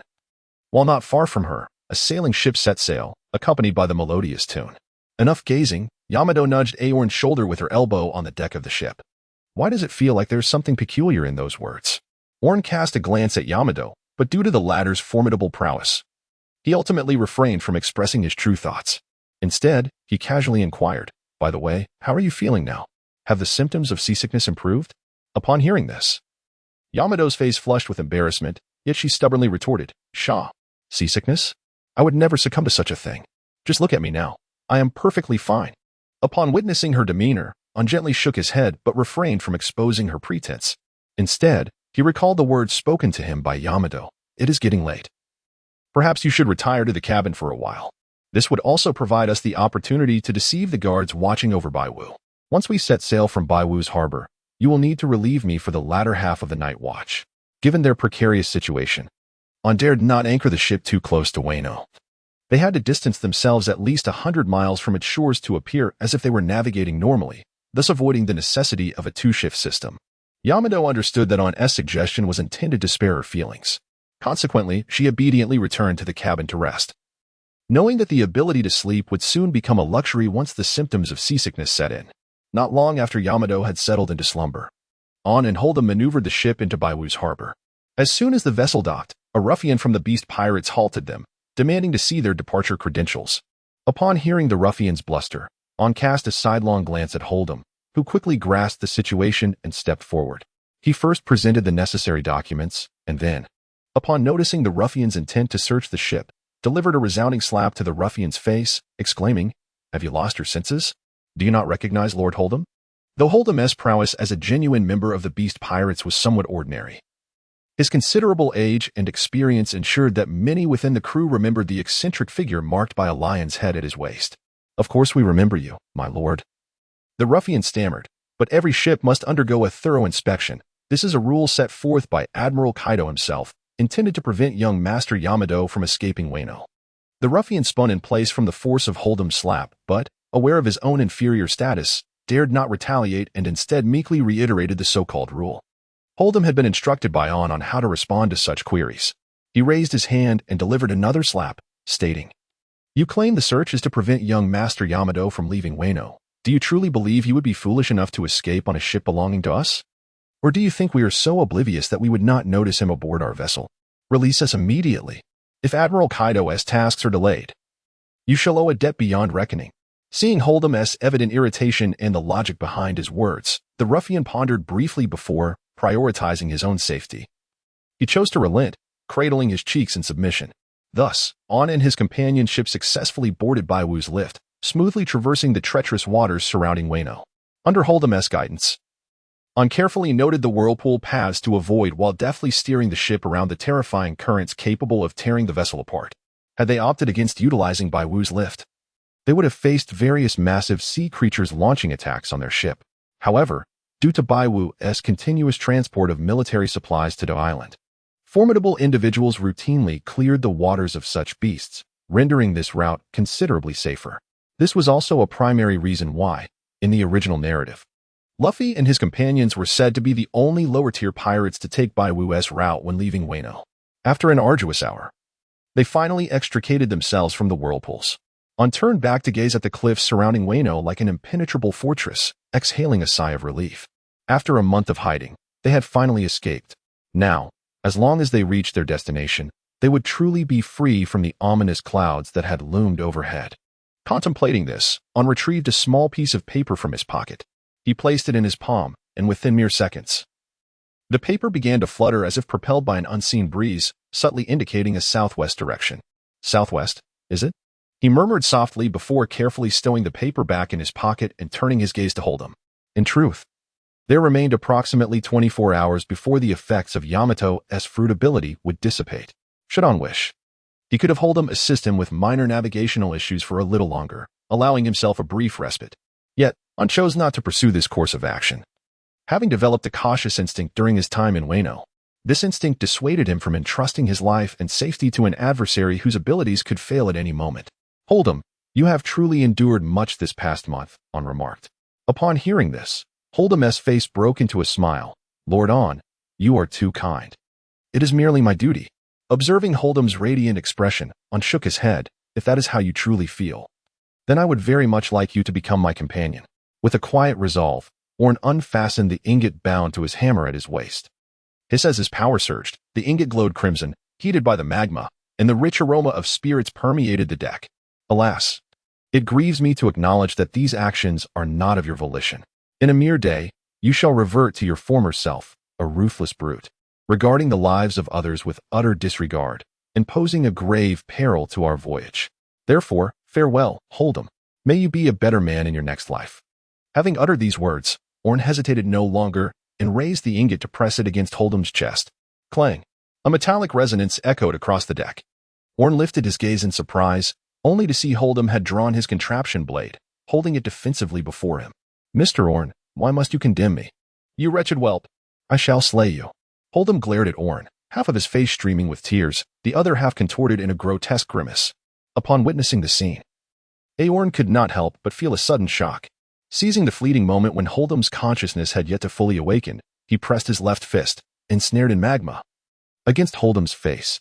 Accompanied by the sizzling sound of lava, Holdem's struggles grew increasingly feeble. A stream of information surged into Aorn's mind, the demonic power-infused wine steel. After casting Holdem's lifeless body, devoid of a heart, into the sea, Aorn couldn't help but softly murmur, indeed, caution is the mother of safety. Unbeknownst to him, a tall man at the dock of White Dance Port was gazing at the charred remnants of paper in his hand, a look of bewilderment etched upon his face. Time, 1 hour after Aorn and his companions departed via the elevator. Location, Wano Country, White Dance Port Dock. A subordinate of the Beast Pirates, clutching his cheeks and grimacing in pain, gazed at the colossal silhouette of a ship emerging from the fog in the distance. Instinctively, he reached for the signal flag, intending to halt the large vessel that had seemingly appeared from nowhere. However, before he could grasp the flag, a cry of agony escaped his lips as he felt the sting of his cheek, recently struck by Holdem. Rubbing his face and glancing at the now-cleared giant warship, the subordinate could only manage a bitter smile as he returned to his previous position. After all, having barely survived the beating from Holdem, he pondered whether offending another formidable figure would leave him with any chance of survival. Yet, before he could take solace in his choice, a massive shadow rapidly approached his small platform. The subordinate's pupils dilated in fear, and before he could evade, a powerful hand had seized him, slamming him violently against the wall. The solid wall yielded to the force of the blow, creating a sizable dent, its surface cracking like spider webs. Who gave you the audacity to neglect your duties? You didn't even attempt to stop my ship as it approached. Do you treat Lord Kaido's commands as mere whispers in the wind? Towering over him was a figure exceeding 8 meters in height, with golden hair styled into a high ponytail and braided pigtails, draped in a black fur cloak adorned with large ivory ornaments at his temples and shoulders. Although the lower half of his face was obscured by metallic armor, the subordinate could feel the palpable killing intent emanating from his eyes. Confronted with this looming threat, the subordinate trembled uncontrollably, his mind racing with frantic thoughts. One superior questions why we investigate, while another queries why we do not. What kind of misfortune have I brought upon myself? Despite his inner turmoil, he was compelled to don a submissive smile. Jack, this isn't my fault. It was Lord Holdem who said there was no need to search the ships of those above the true combat rank. Indeed, the man before him was none other than Jack, the current Flying Six and future Drought poster boy, notorious in the original narrative for his numerous failures. Although Jack was known for his impulsive and reckless behavior, he was not devoid of intelligence. Upon learning that Holdem, stationed at 9th had inexplicably set sail without orders and had subsequently commanded his subordinates not to search for his ship, Jack instinctively sensed something amiss. However, he was characterized by his obstinacy. Despite recognizing the irregularities, he insisted that the subordinate meticulously inspect every inch of his ship, only permitting the elevator's operation once he was satisfied that there were no issues. After a considerable delay, once aboard the elevator, he retrieved a multitude of life cards from a small vial, searching for the one inscribed with Holdem's name. To prevent his true combat-level subordinates from encountering trouble at sea and being unable to pinpoint their location for support, Kaido had prepared life cards for all true combat-level officers. However, Kaido had not thought to create a life card for his foolish son Yamato, who had been shackled with sea prism stone and was not expected to escape on Onigashima. This oversight directly resulted in Kaido's inability to track Yamato's whereabouts after the latter fled the island with Aorn. After an arduous search, Jack finally located Holdem's life card. But just as he was about to order the ship to pursue Holdem based on the card's signal, he watched in disbelief as the life card was consumed by flames. Turning to ash. Holdem is dead. Jack was momentarily stunned, but realization quickly dawned upon him. Holdem's unauthorized departure from the sea without orders was already suspicious. Now, having only just set sail, he had met a swift demise. The only plausible explanation was that Lord Yamato, whom Kaido had been searching for, had been hiding aboard Holdem's ship and had slain him. With this revelation, Jack was initially inclined to set sail immediately to capture Yamato and claim the credit for retrieving him. However, he soon recognized the impracticality of his plan. Without a life card and lacking the ability to fly or track, he stood no chance of locating Yamato amidst the vast ocean. Well, even if I cannot bring Yamato back, obtaining concrete intelligence would still be a significant achievement, bringing me closer to my aspirations. With this thought, Jack produced a den mushi and promptly contacted Kaido. Boss Kaido, I have obtained concrete information regarding Lord Yamato. On the other end of the line, Black Maria, who was serving Kaido as he drowned his sorrows in drink, shuddered at Jack's words and quickly inquired, "Where is Lord Yamato?" It was known that Kaido had executed several subordinates who had failed to locate Yamato after a month-long search. Even among the true combatants stationed at Onigashima, 3 had been dismissed. If Kaido continued this rampage, the entire island would be thrown into disarray. Meanwhile, back at White Dance, not long after leaving Wano, Jack was already planning to notify Jin to expedite the search for Yamato's whereabouts. After eliminating Holdem, Aorn activated the creation catalog in his mind. Flipping to the page on the Beast King transformation of the Lion King. Beast King transformation of the Lion King. Medium-grade legend: the wielder can enter Lion King transformation, significantly enhancing various physical attributes, strength, speed, reflexes, olfactory senses, etc., and can utilize the ultimate technique: the lion never dies. Warning: ability conflict. The host will be unable to activate Lion King transformation after equipping, but may still utilize the effects of the ultimate technique. The lion never dies significantly enhances the wielder's healing capabilities, allowing wounds and minor injuries to heal rapidly within seconds, but cannot restore severed limbs. Forging requirements: high-quality wine steel combined with a lion-themed devil fruit or the heart of its user. Indeed, it was just as he remembered. An equipment that possessed inherent healing abilities. Although it was somewhat regrettable that he could not utilize the enhanced effects of Lion King transformation, it was of little consequence. After all, the increase in power could never compare to his own beastly form, and retaining just the healing ability was more than sufficient. In the compendium of creations, there are not many items possessing healing capabilities, and most require healing-type devil fruits as raw materials. However, the Beast King transformation of the Lion King merely necessitates a single animal-type devil fruit to bestow remarkable healing powers, a truly grand boon for Aorn. Considering the potential dangers that might arise during their upcoming voyage, Aorn acted without the slightest hesitation. He promptly tore out the page featuring the Lion King from the compendium, allowing the page to dissolve into specks of starlight and merge into his consciousness, just as when he forged the steel of the heart earlier. In the blink of an eye, Aorn's mind was flooded with a wealth of knowledge regarding the crafting of the Beast King transformation of the Lion King. The process of forging the Beast King transformation of the Lion King was significantly simpler than that of the steel of the heart. After all, it was merely a hexagonal belt buckle. Once forged and affixed to the belt, the imperial artifact would be complete. Due to the necessity of remaining vigilant to the movements of the sea, Aorn could not venture into the cabin to ignite the specially installed forge. However, the absence of a forge posed no challenge for him, as Aorn's passive skill was aptly named Living Forge, dragging the anvil, which served as a spare anchor at the stern, to the helm. Aorn utilized his magma abilities to heat the casting block, while carefully monitoring the sea's activity and any potential deviation of the vessel's course. He realized the urgency of finding a navigator soon, relying solely on himself and Yamato, both of whom were only partially skilled, to traverse the seas felt perilously reckless. Perhaps the heavens took pity on Aorn, the unfortunate soul who had to steer the ship while also forging, for the next 3 consecutive days. The waters remained calm and tranquil. Although rain fell on the second night, the winds and waves were not severe. Even Aorn, with his limited experience, was able to ensure their sailboat navigated steadily through the storm, thanks to the meticulous notes in Odin's sailing journal. It seemed Odin's journal was not without merit. Certainly more reliable than Bartolomeo's grandmother in the countryside. Over these past 3 days, Aorn successfully forged the Beast King transformation of the Lion King. However, due to the lack of sturdy, ready-made leather aboard for crafting the belt, he had to temporarily resort to using cotton fabric, fastening it around his waist in an exceedingly primitive manner. Though it appeared woefully rudimentary, the Lion King's ultimate technique, the lion never perishes, was already ready to be unleashed. Aorn conducted a simple experiment using a kitchen knife, discovering that the wounds inflicted upon himself could heal completely within a span of 10 seconds to a minute, depending on their depth. However, he hesitated to inflict more severe injuries, deciding instead to explore this further during future battles. Additionally, Aorn uncovered a fascinating feature. He could summon back the equipment he had forged and control its effectiveness when used by others.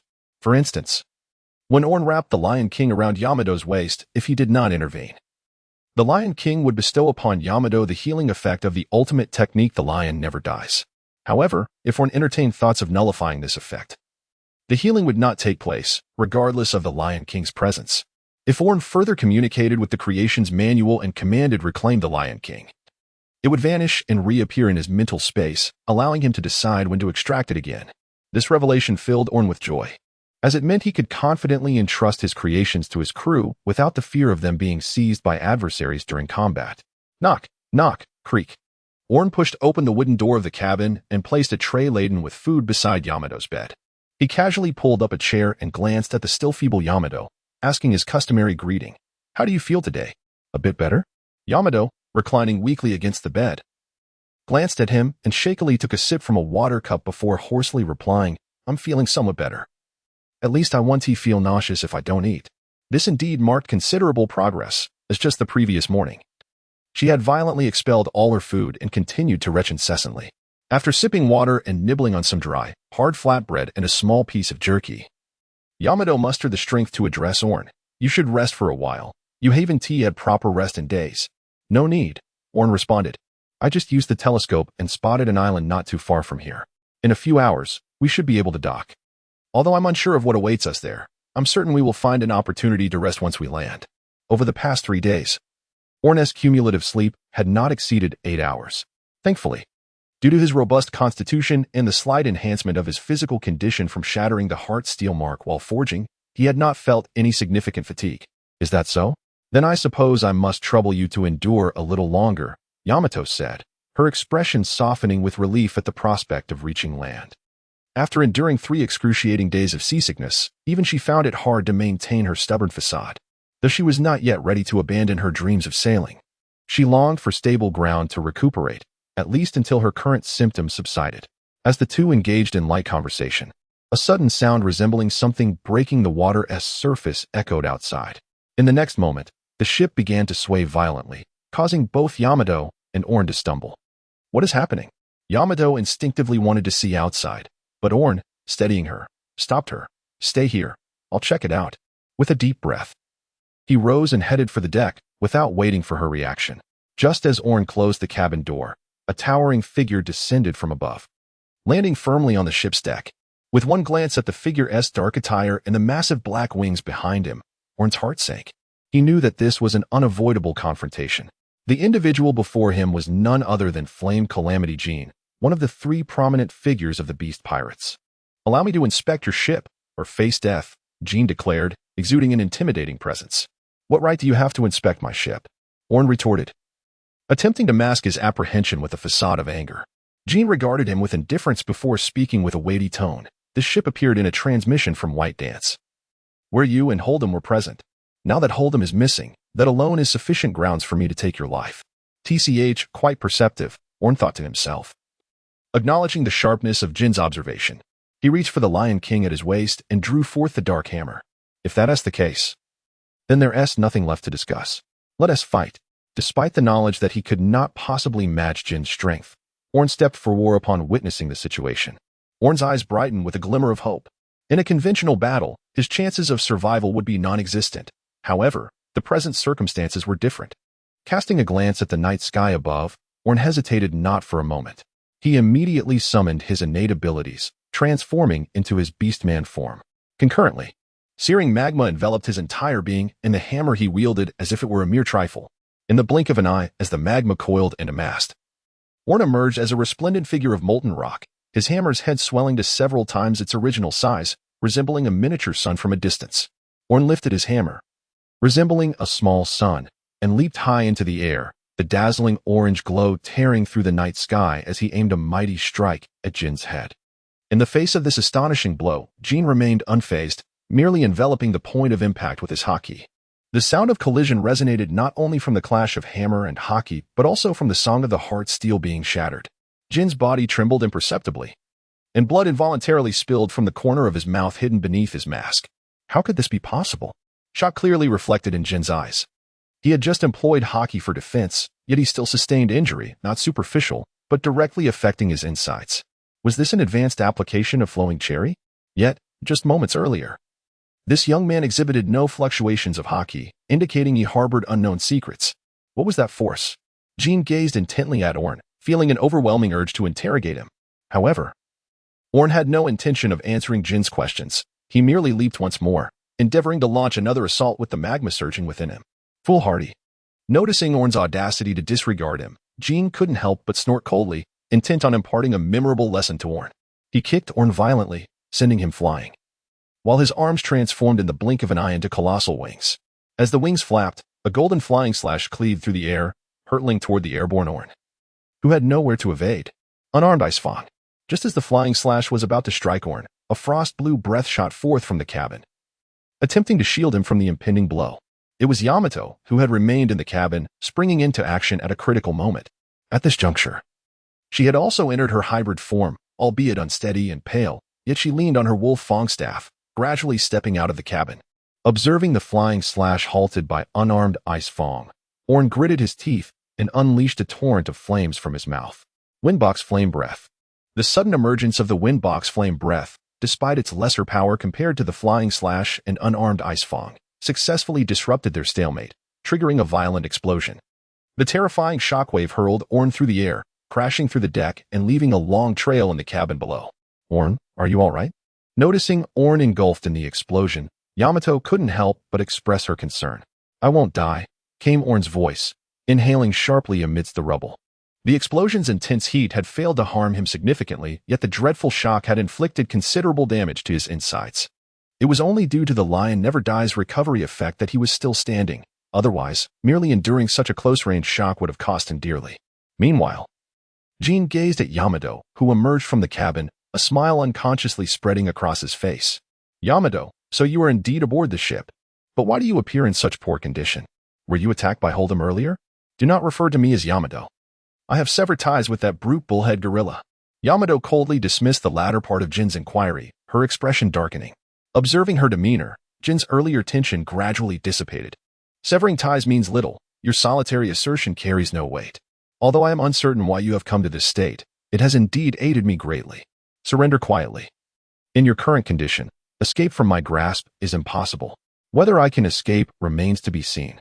Despite struggling to stand, Yamato shakily raised her wolf Fang staff. If you wish to engage in futile resistance, let me assist you in awakening. Jin sneered at Yamato, suddenly grasping the sharp horn atop his head, contorting his once formidable dragon visage into an absurdly comical form. This technique, known as Mink's self-esteem emperor, was the most potent of all his abilities. Jin intended to use this move to sink Aorn and Yamato's ship, employing the sea's might to punish these rebellious youngsters. However, before Jin could complete the charge for his Mink's self-esteem emperor, a strike imbued with tremendous shockwave power surged from an unknown origin, accompanied by an exuberant laughter. Gololala, Jin. Using such a comical move to bully two youngsters is unbecoming of a great pirate. Upon hearing that hearty laugh, Aorn, who had just managed to crawl back onto the deck, couldn't help but beam with joy. He acknowledged that there was an element of gamble in his actions. Yet he had indeed made the right bet. Observing the sudden flying slash, Jin's pupils constricted. The ominous premonition of observation haki surged within him. Yet he found himself unable to act. The tremor, the terrifying shockwave had him firmly in its grasp, rendering even the act of drawing his blade for defense extremely difficult. He could only barely shield his body with haki. Splat. Blood splattered. The Lunalaria tribe's innate formidable defense and haki proved as fragile as paper before this strike.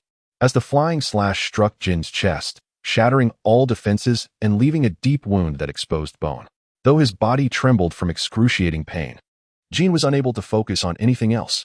Turning to glimpse the massive ship that had emerged from the island direction, Jin gritted his teeth and, disregarding his injuries, fiercely flapped his wings in an attempt to seize Yamato with his clawed feet. However, before he could reach her, a cerulean flame wing rushed forth, thwarting his plan. Long time no see, Jin. The fire wing unfurled, revealing a languorous-faced man. Jin glared at the man, his countenance darkening, before coldly stating, "Marco, step aside. This is not your Whitebeard pirate's affair." Indeed, the man before him was none other than Marco, the first division captain of the Whitebeard pirates. Marco, with drooping eyelids and an apparently lethargic demeanor, wore a faint smile that belied his appearance. Hey, you cannot say that. You are creating such a commotion in the waters protected by our Whitebeard pirates, with flames and explosions. Even the clouds above have been summoned by you. Now you wish to dismiss us with a mere "this is not our concern." If word of this spreads, where will our Whitebeard pirates' reputation stand? Such a commotion?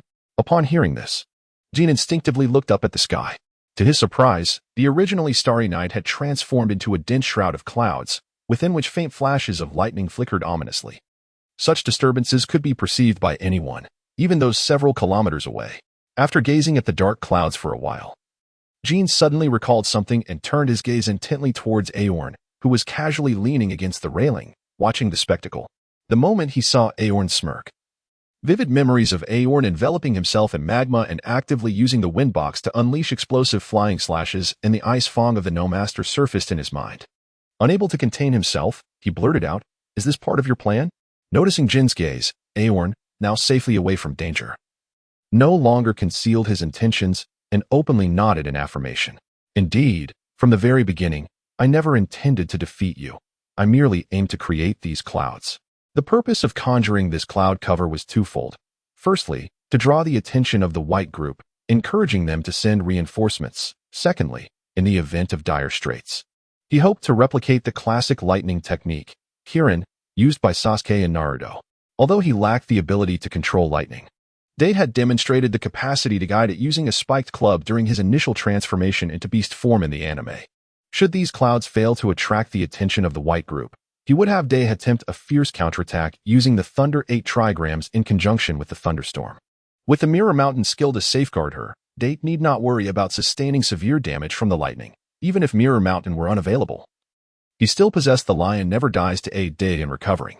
While victory against Jin remained uncertain, it was preferable to surrender without resistance, allowing Jin to capture both him and Day once more for the Ghost Island, was it not? With this thought, Aorn couldn't help but exhale a sigh of relief. Thankfully, luck was on his side. Upon witnessing the clouds he had conjured, the White group had promptly dispatched reinforcements, preventing matters from spiraling into the worst-case scenario. At that moment, little Marco also turned to Aorn, his eyes brimming with curiosity. "How did you know we were nearby? If it weren't us here, would anyone else be able to rescue you from this guy?" "Well," Aorn began, but then fell silent, mischievously raising his eyebrows at little Marco and gesturing with his chin towards Jin's direction.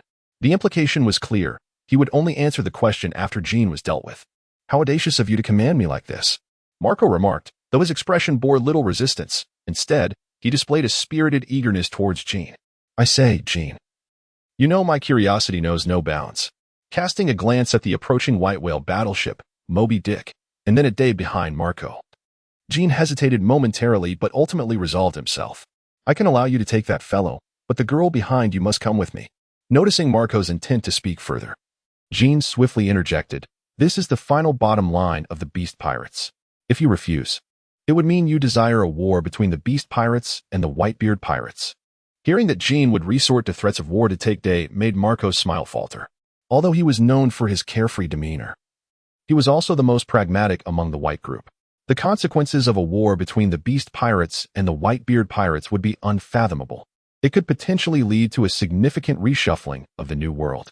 Waging war over a girl he had never met was, evidently, not worth it for the Whitebeard Pirates. Just as Marco began to contemplate whether to accept Jin's terms, he heard the girl behind him speak. It was not a plea for rescue or a noble declaration of self-sacrifice, but rather, "You must be the little pineapple recorded in Lord Yutian's diary, right? Little pineapple." The moment Marco heard this name, he stumbled slightly, nearly toppling over. Yet, upon regaining his composure, he felt a shiver run through him. What had he just heard? Lord Yutian? In that instant, the memory of that hearty male voice echoed in his ears. "Little pineapple, you began sailing alongside White Zyajiji before you were even 10? Truly remarkable." Reflecting on that already fading visage in his mind, Marco's wavering expression solidified into determination. This girl is under the protection of the Whitebeard Pirates. No negotiations.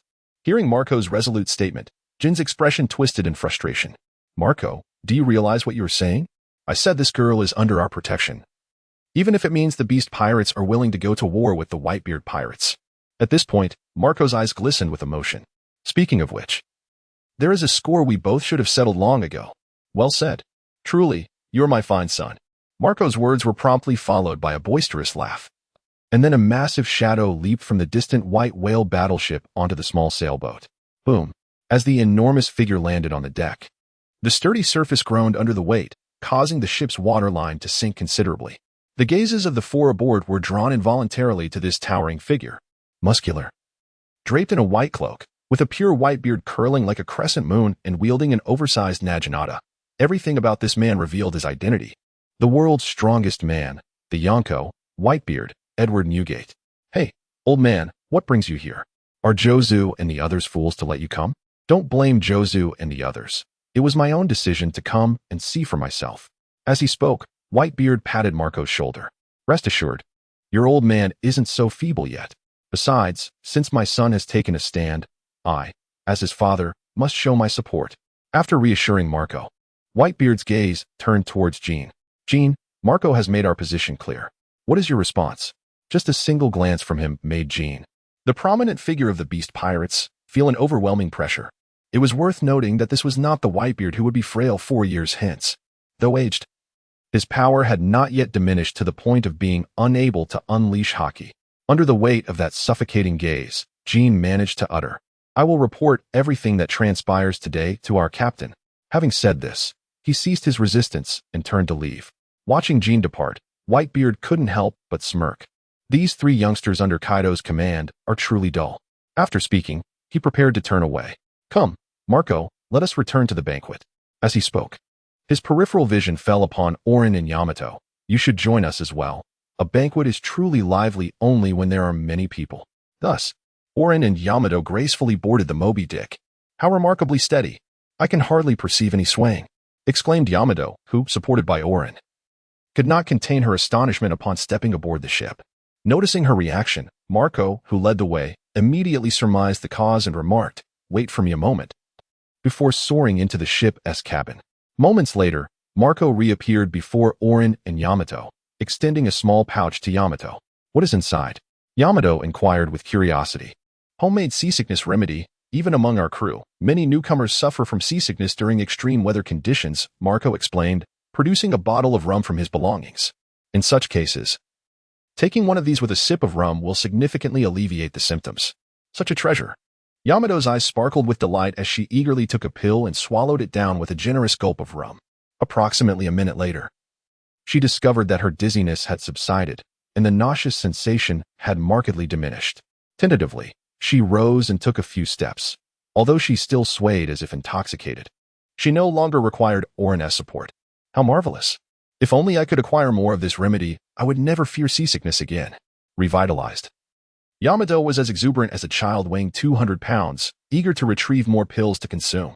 Observing her reckless enthusiasm, Marco, the ship's doctor, hastily intervened.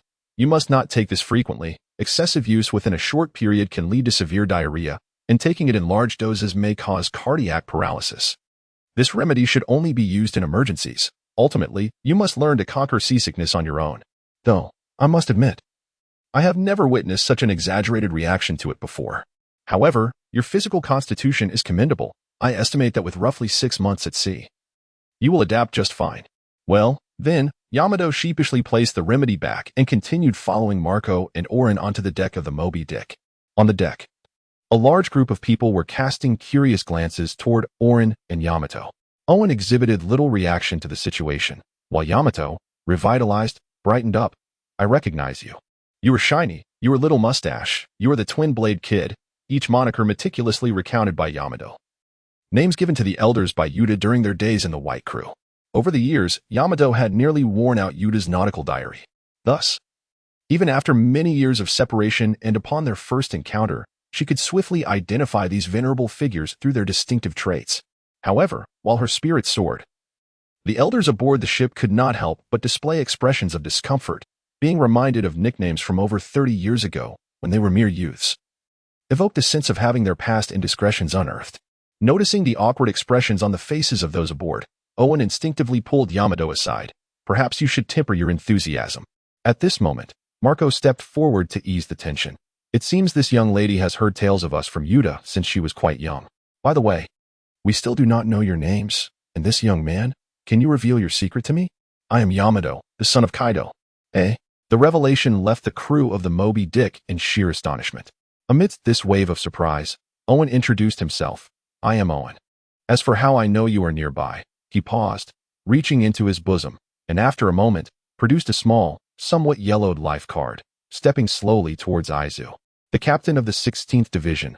I owe this to your life card, Captain Aizu.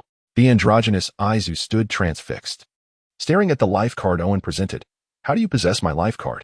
Could it be, indeed, Transjiro and Ajura Boy sent me to convey their regards to you? The life card in Owen's possession was crafted specifically for Izuku and Dog when Yutien departed from the White Group. Later, when Yutien sent Lady Shur back to Wano, he left all 3 life cards behind, which were subsequently safeguarded by Tsunejiro after the punishment of boiling. Upon learning that Owen and Yamato were setting sail, Tsunejiro tore off portions of the 3 life cards and entrusted them to Owen. One intention was to aid Owen in escaping Wano, while the other was to ensure that Aorn could facilitate early contact with Dog and Izuku in preparation for the arrival of Momonosuke and others in the years to come. Izuku had not heard anything from his homeland in over a decade. Thus, when Aorn mentioned that Tsunejiro and Ashura Doji were still alive and that Yutien's daughter was well protected, Izuku was overwhelmed with emotion, pulling Aorn along to share a drink. The blacksmith's capacity for alcohol seemed impressive. Aorn, in his previous life, was not a lover of spirits. However, in this life, his tolerance was unexpectedly robust, as he drank several bottles alongside Izuku and the members of the White Group without feeling any inebriation. Each toast gradually strengthened the bond between Aorn and the White Group.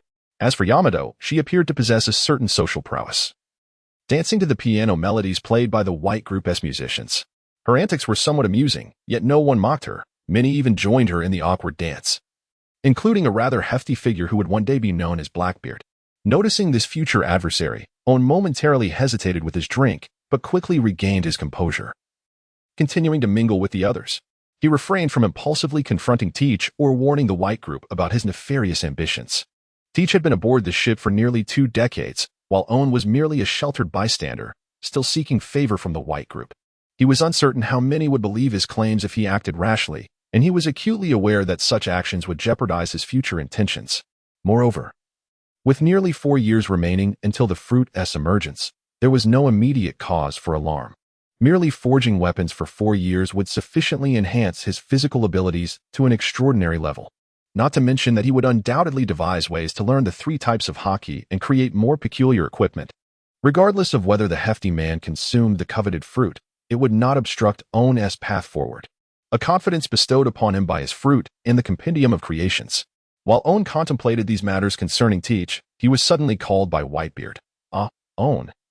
There's also Kaido's daughter. Upon hearing this, Aorn instinctively looked up, while Yamato could not help but interject. I say, Whitey, must you emphasize that insufferable identity? If given a choice, she would prefer not to be the child of that despicable, bull-headed gorilla. Is being Kaido's daughter truly a burden for you? Whitebeard inquired lazily.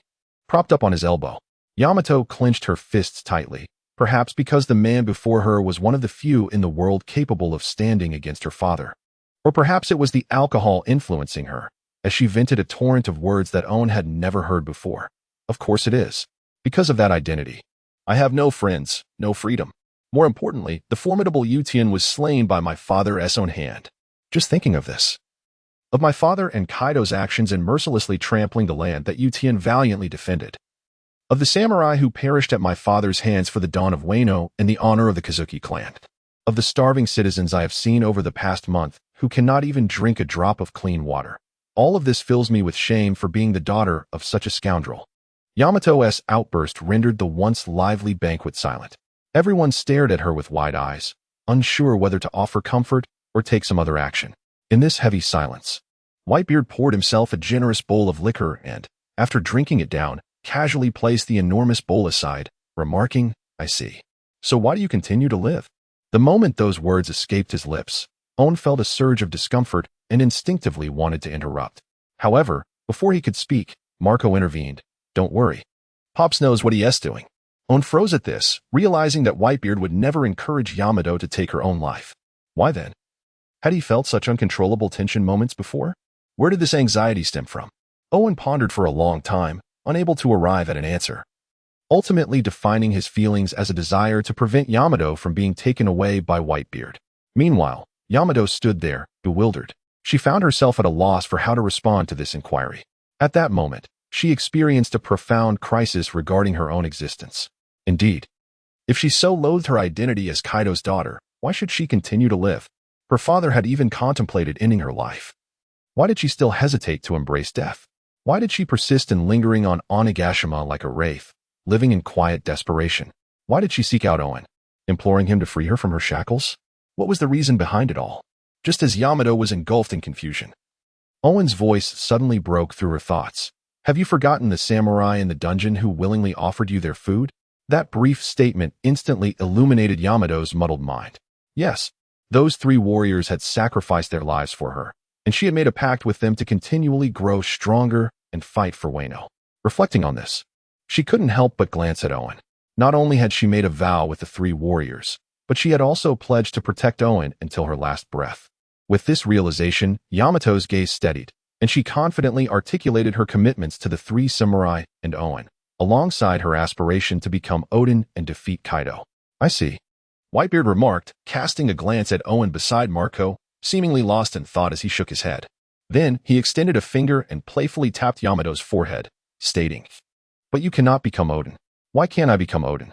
Is it simply because I am a woman? Yamato retorted, her expression fierce, prepared to erupt if she did not receive a satisfactory answer. Upon witnessing her reaction, Whitebeard erupted in hearty laughter. Gururara, my child, you are even more foolish than Kaido. Seeing that Yamato still looked perplexed, Whitebeard turned to Aizu. Aizu, as Odin's vassal and a man, do you wish to become Odin? Aizu firmly shook his head. Why not? Because I am Aizu. Noticing that Yamato remained troubled and confused, Whitebeard then looked at Marco. Marco, as my son, do you wish to become me? Marco adjusted his glasses and smiled. I certainly do not want to be old man. Being as busy as you every day is far too exhausting. Die Carlben brothers. Having spent your lives together and doing the same things, do you wish to become each other? Whitebeard then turned to the pair of twin brothers aboard the ship. I would never want to become my foolish brother. The younger sibling exclaimed first. I certainly would not want to become that. The older brother followed suit, animatedly protesting. Listening to their responses, Yamato felt a flicker of understanding begin to dawn within her. At that moment, Marco nudged Owen with his elbow. Owen looked up and noticed Whitebeard gesturing at him, clearly indicating that he wanted him to provide the concluding summary. In an instant, Owen found himself momentarily taken aback. He had initially anticipated that Whitebeard would assume the role of a spiritual mentor, subtly guiding Yamato to embrace him as a father figure. To be candid, he had already prepared a speech in his mind about the noble spirit of a man born between heaven and earth, who should not languish in the shadows of others. However, since Whitebeard had willingly left the opportunity open for him, he saw no reason to be overly sentimental. He promptly rose and approached Yamato, saying, I have long wished to discuss this matter with you. You may admire Odin and strive to embody his admirable qualities, but you must not forsake your identity in the pursuit of becoming him. You are who you are. You are Yamato. Do not let the label of Kaido's daughter bind you. While you may not choose your lineage, you hold the power to determine your path forward. You can strive to better yourself and break free from these constraints with your own strength, rather than abandoning your true self in the vain hope of winning others' affection by becoming someone else. Yamato listened in silence, deeply contemplating his words for an extended time. Eventually, she lifted her head, her gaze resolute once more. I understand, Aeon. From this moment onward, I shall no longer express the desire to become Odin. I will defeat Kaido under the name Yamato, and I will use my own strength to demonstrate to that foolish father of mine that he is mistaken. Indeed, that is the right mindset. Whitebeard chuckled heartily, patting Yamato on the shoulder. We are not merely the children of our parents, we are also children of the sea. To fret over such trivial matters would be rather foolish, wouldn't it? Upon witnessing Yamato's newfound clarity, Whitebeard resumed the conversation. Now, back to the main topic. What are your plans moving forward? Kaido will not easily relinquish his desire to recapture you both and bring you back to Onigashima. At this remark, Yamato instinctively turned to Aeon. For over the past month, she had grown accustomed to seeking his counsel in all matters. This fellow seemed to possess an uncanny ability to orchestrate everything with remarkable precision. On that note, I have a question I would like to ask you, esteemed Whitebeard. Aeon did not inquire why Whitebeard was reluctant to accept them as sons. He had no desire to join the Whitebeard crew. Whitebeard's omission of the matter spared both parties from any awkwardness. Is it possible for us to traverse the calm belt directly from the New World to reach the West Sea or the North Sea? Aeon recalled the map of the pirate world he had seen in the animation, where the Grand Line resembled an equator while the Red Line functioned like a meridian. This pair of latitude and longitude lines divided the vast ocean into 4 seas: east, west, south, and north. The eastern and southern seas were situated near the first half of the Grand Line, Paradise, while the western and northern seas were closer to its latter half, the New World. If the map of the pirate world truly mirrored that of the animation, then his hypothesis could indeed hold water. Under Owen's expectant gaze, Whitebeard provided an affirmative response. Indeed, it is possible. However, few choose to undertake such a journey. The doldrums are exceedingly vast, devoid of winds to aid ships in their passage. Even for those powerful enough to disregard the sea kings within, merely rowing out of the doldrums would require at least a month. Yet, such an extensive duration is ample enough for a ship to reach Fishman Island and then, guided by the Eternal Pointer, arrive at the Twin Cape, subsequently traversing Reverse Mountain to return to the 4 seas. Is that so? Owen's brow involuntarily furrowed. He had initially contemplated borrowing a formidable captain from Whitebeard to swiftly traverse the doldrums and reach the 4 seas. After all, on the animated map, the doldrums appeared merely as 2 diminutive maritime expanses. Navigating through those waters would undoubtedly expedite their journey, alleviating concerns about the beast pirates swiftly closing in on them. Indeed, in the absence of wind, larger vessels suffered greater disadvantages in the doldrums. However, it now seemed that such thoughts were merely flights of fancy. The map's depiction of the doldrums could have been crafted simply to conserve space. After all, few ventured into those windless waters, rendering it unnecessary to waste significant area and ink illustrating the unknown doldrums. Just as Owen's brow remained tightly knitted, Whitebeard spoke once more. Aeon, my boy, do you aspire to journey to the 4 seas? Aeon replied absent-mindedly, if possible, I would like to embark from the 4 seas, retracing my steps back to the New World like Roger did. I believe that such an experience would allow both myself and Yamato to mature beyond our current selves. Hearing this, Yamato's eyes sparkled with interest. Owen's words evidently resonated deeply with her. After all, even Odin primarily sailed through the New World. He had only joined Whitebeard and Roger's crews midway through their journeys. The landscapes of the 4 seas in the earlier segments of the Grand Line were never depicted in Odin's diary. If that is the case, I can offer you a small favor. For instance, I could send someone to escort you to Fishman Island and then provide you with a permanent pointer to the Twin Cape. Whitebeard exhibited an unusually generous demeanor. However, upon hearing this, Aeon abruptly lifted his head, fixating his gaze on Whitebeard and inquiring, what is the cost? He did not perceive Whitebeard as a philanthropist, nor did he believe he possessed any protagonist aura or regal charisma that would warrant unconditional support from him. Meeting Aeon's vigilant stare, Whitebeard straightforwardly extended 2 fingers. First, defeat Kaido and avenge Odin for me. As for the second point, I have yet to decide, so consider it a personal favor owed to me. Should any matters arise in the future that require your assistance, you must not refuse. Aeon did not hesitate, reaching out to grasp Whitebeard's finger and solemnly declaring, It's settled then. Gurara. Indeed, the men of the sea are the most honorable. Whitebeard exclaimed, pouring himself a generous bowl of liquor. My lads, continue the feast and summon Jibe. Tell him I have an important task to entrust him with. In Wano, Onigashima, Jin was kneeling on one knee, bowing his head in apology to Kaido. I regret to inform you, Captain Kaido, that I have failed in my mission to retrieve Yamato. Upon hearing that Jin had been unable to bring back Yamato, and noticing the bandages wrapped around Jin's chest, Kaido was momentarily taken aback. Although his foolish son possessed considerable strength, facing Jin, who had the ability to fly, alone on the vast sea should have resulted in a decisive victory for him. Jin, take your time and explain what transpired and how you were injured, Kaido urged.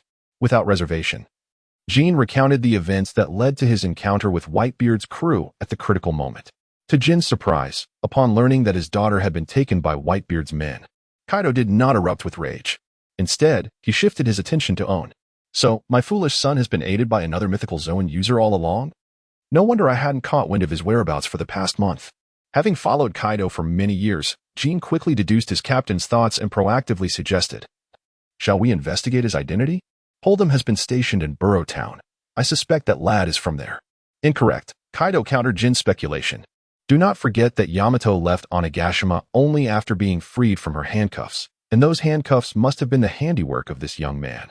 The artisans who attempted to escape from Onigashima are currently imprisoned in Udon, so let Queen cross-reference the factory's previous records to identify who is missing. At Kaido's command, his subordinates swiftly set to work, and within half a day, Aorn's detailed information landed on Kaido's desk. He was brought back to Onigashima by that foolhardy. Was he blind to mistake a powerful mythical Zoan capable of manipulating magma for an ordinary goat fruit user? After reviewing Aorn's detailed profile, Kaido's fury ignited. The current disaster. Barty was a pirate captain defeated by Kaido over a decade ago. Kaido had, in recognition of his abilities and significant contributions during the battle against Moria, promoted him to the rank of disaster. However, since his promotion, this individual had shown a complete lack of gratitude, acting increasingly arrogant and disrespectful. He often defied Kaido's orders and brazenly extorted Kaido's collaborators under the guise of his disaster title. Kaido had already harbored deep dissatisfaction toward this fool, and now, discovering that he not only allowed a mythical Zoan user to escape, but also indirectly facilitated his precious son's flight from Onigashima, he immediately ordered Barty's demotion to a mere flying 6.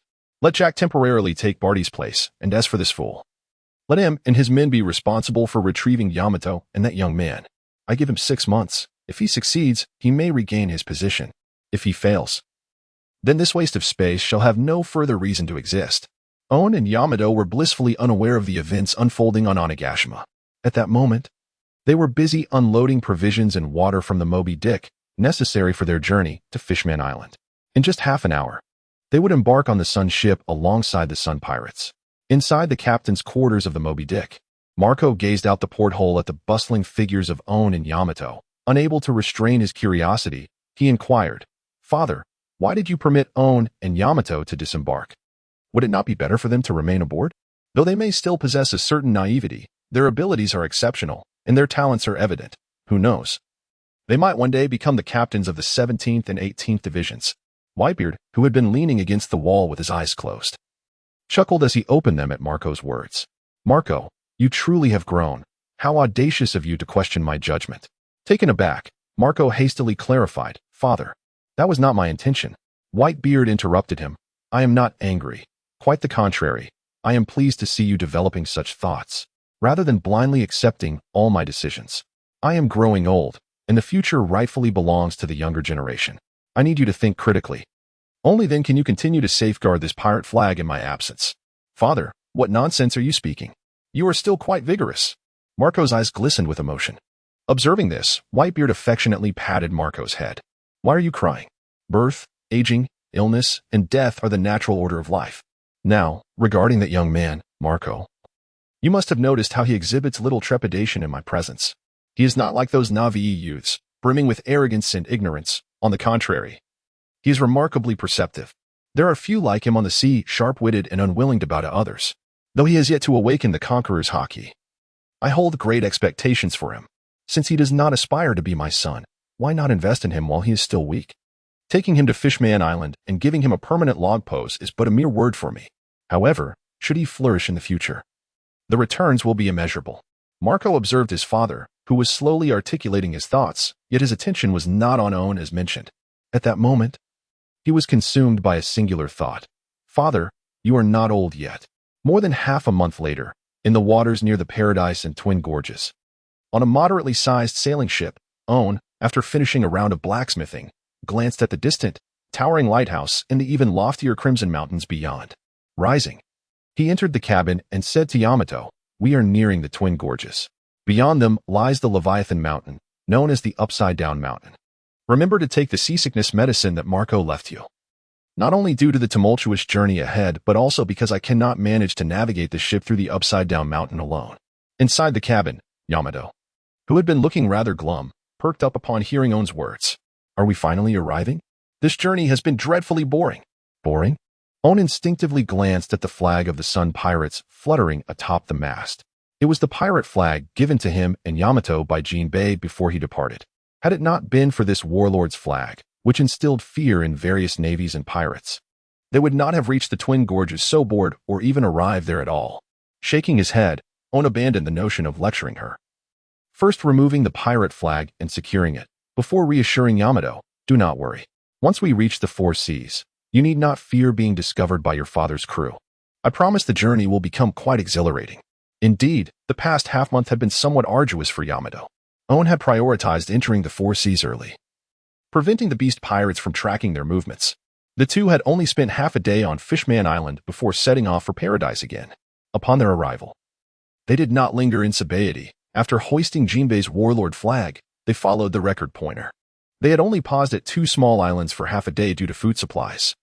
That brief time was hardly sufficient for Yamato to recover from her seasickness or to engage in any intriguing activities.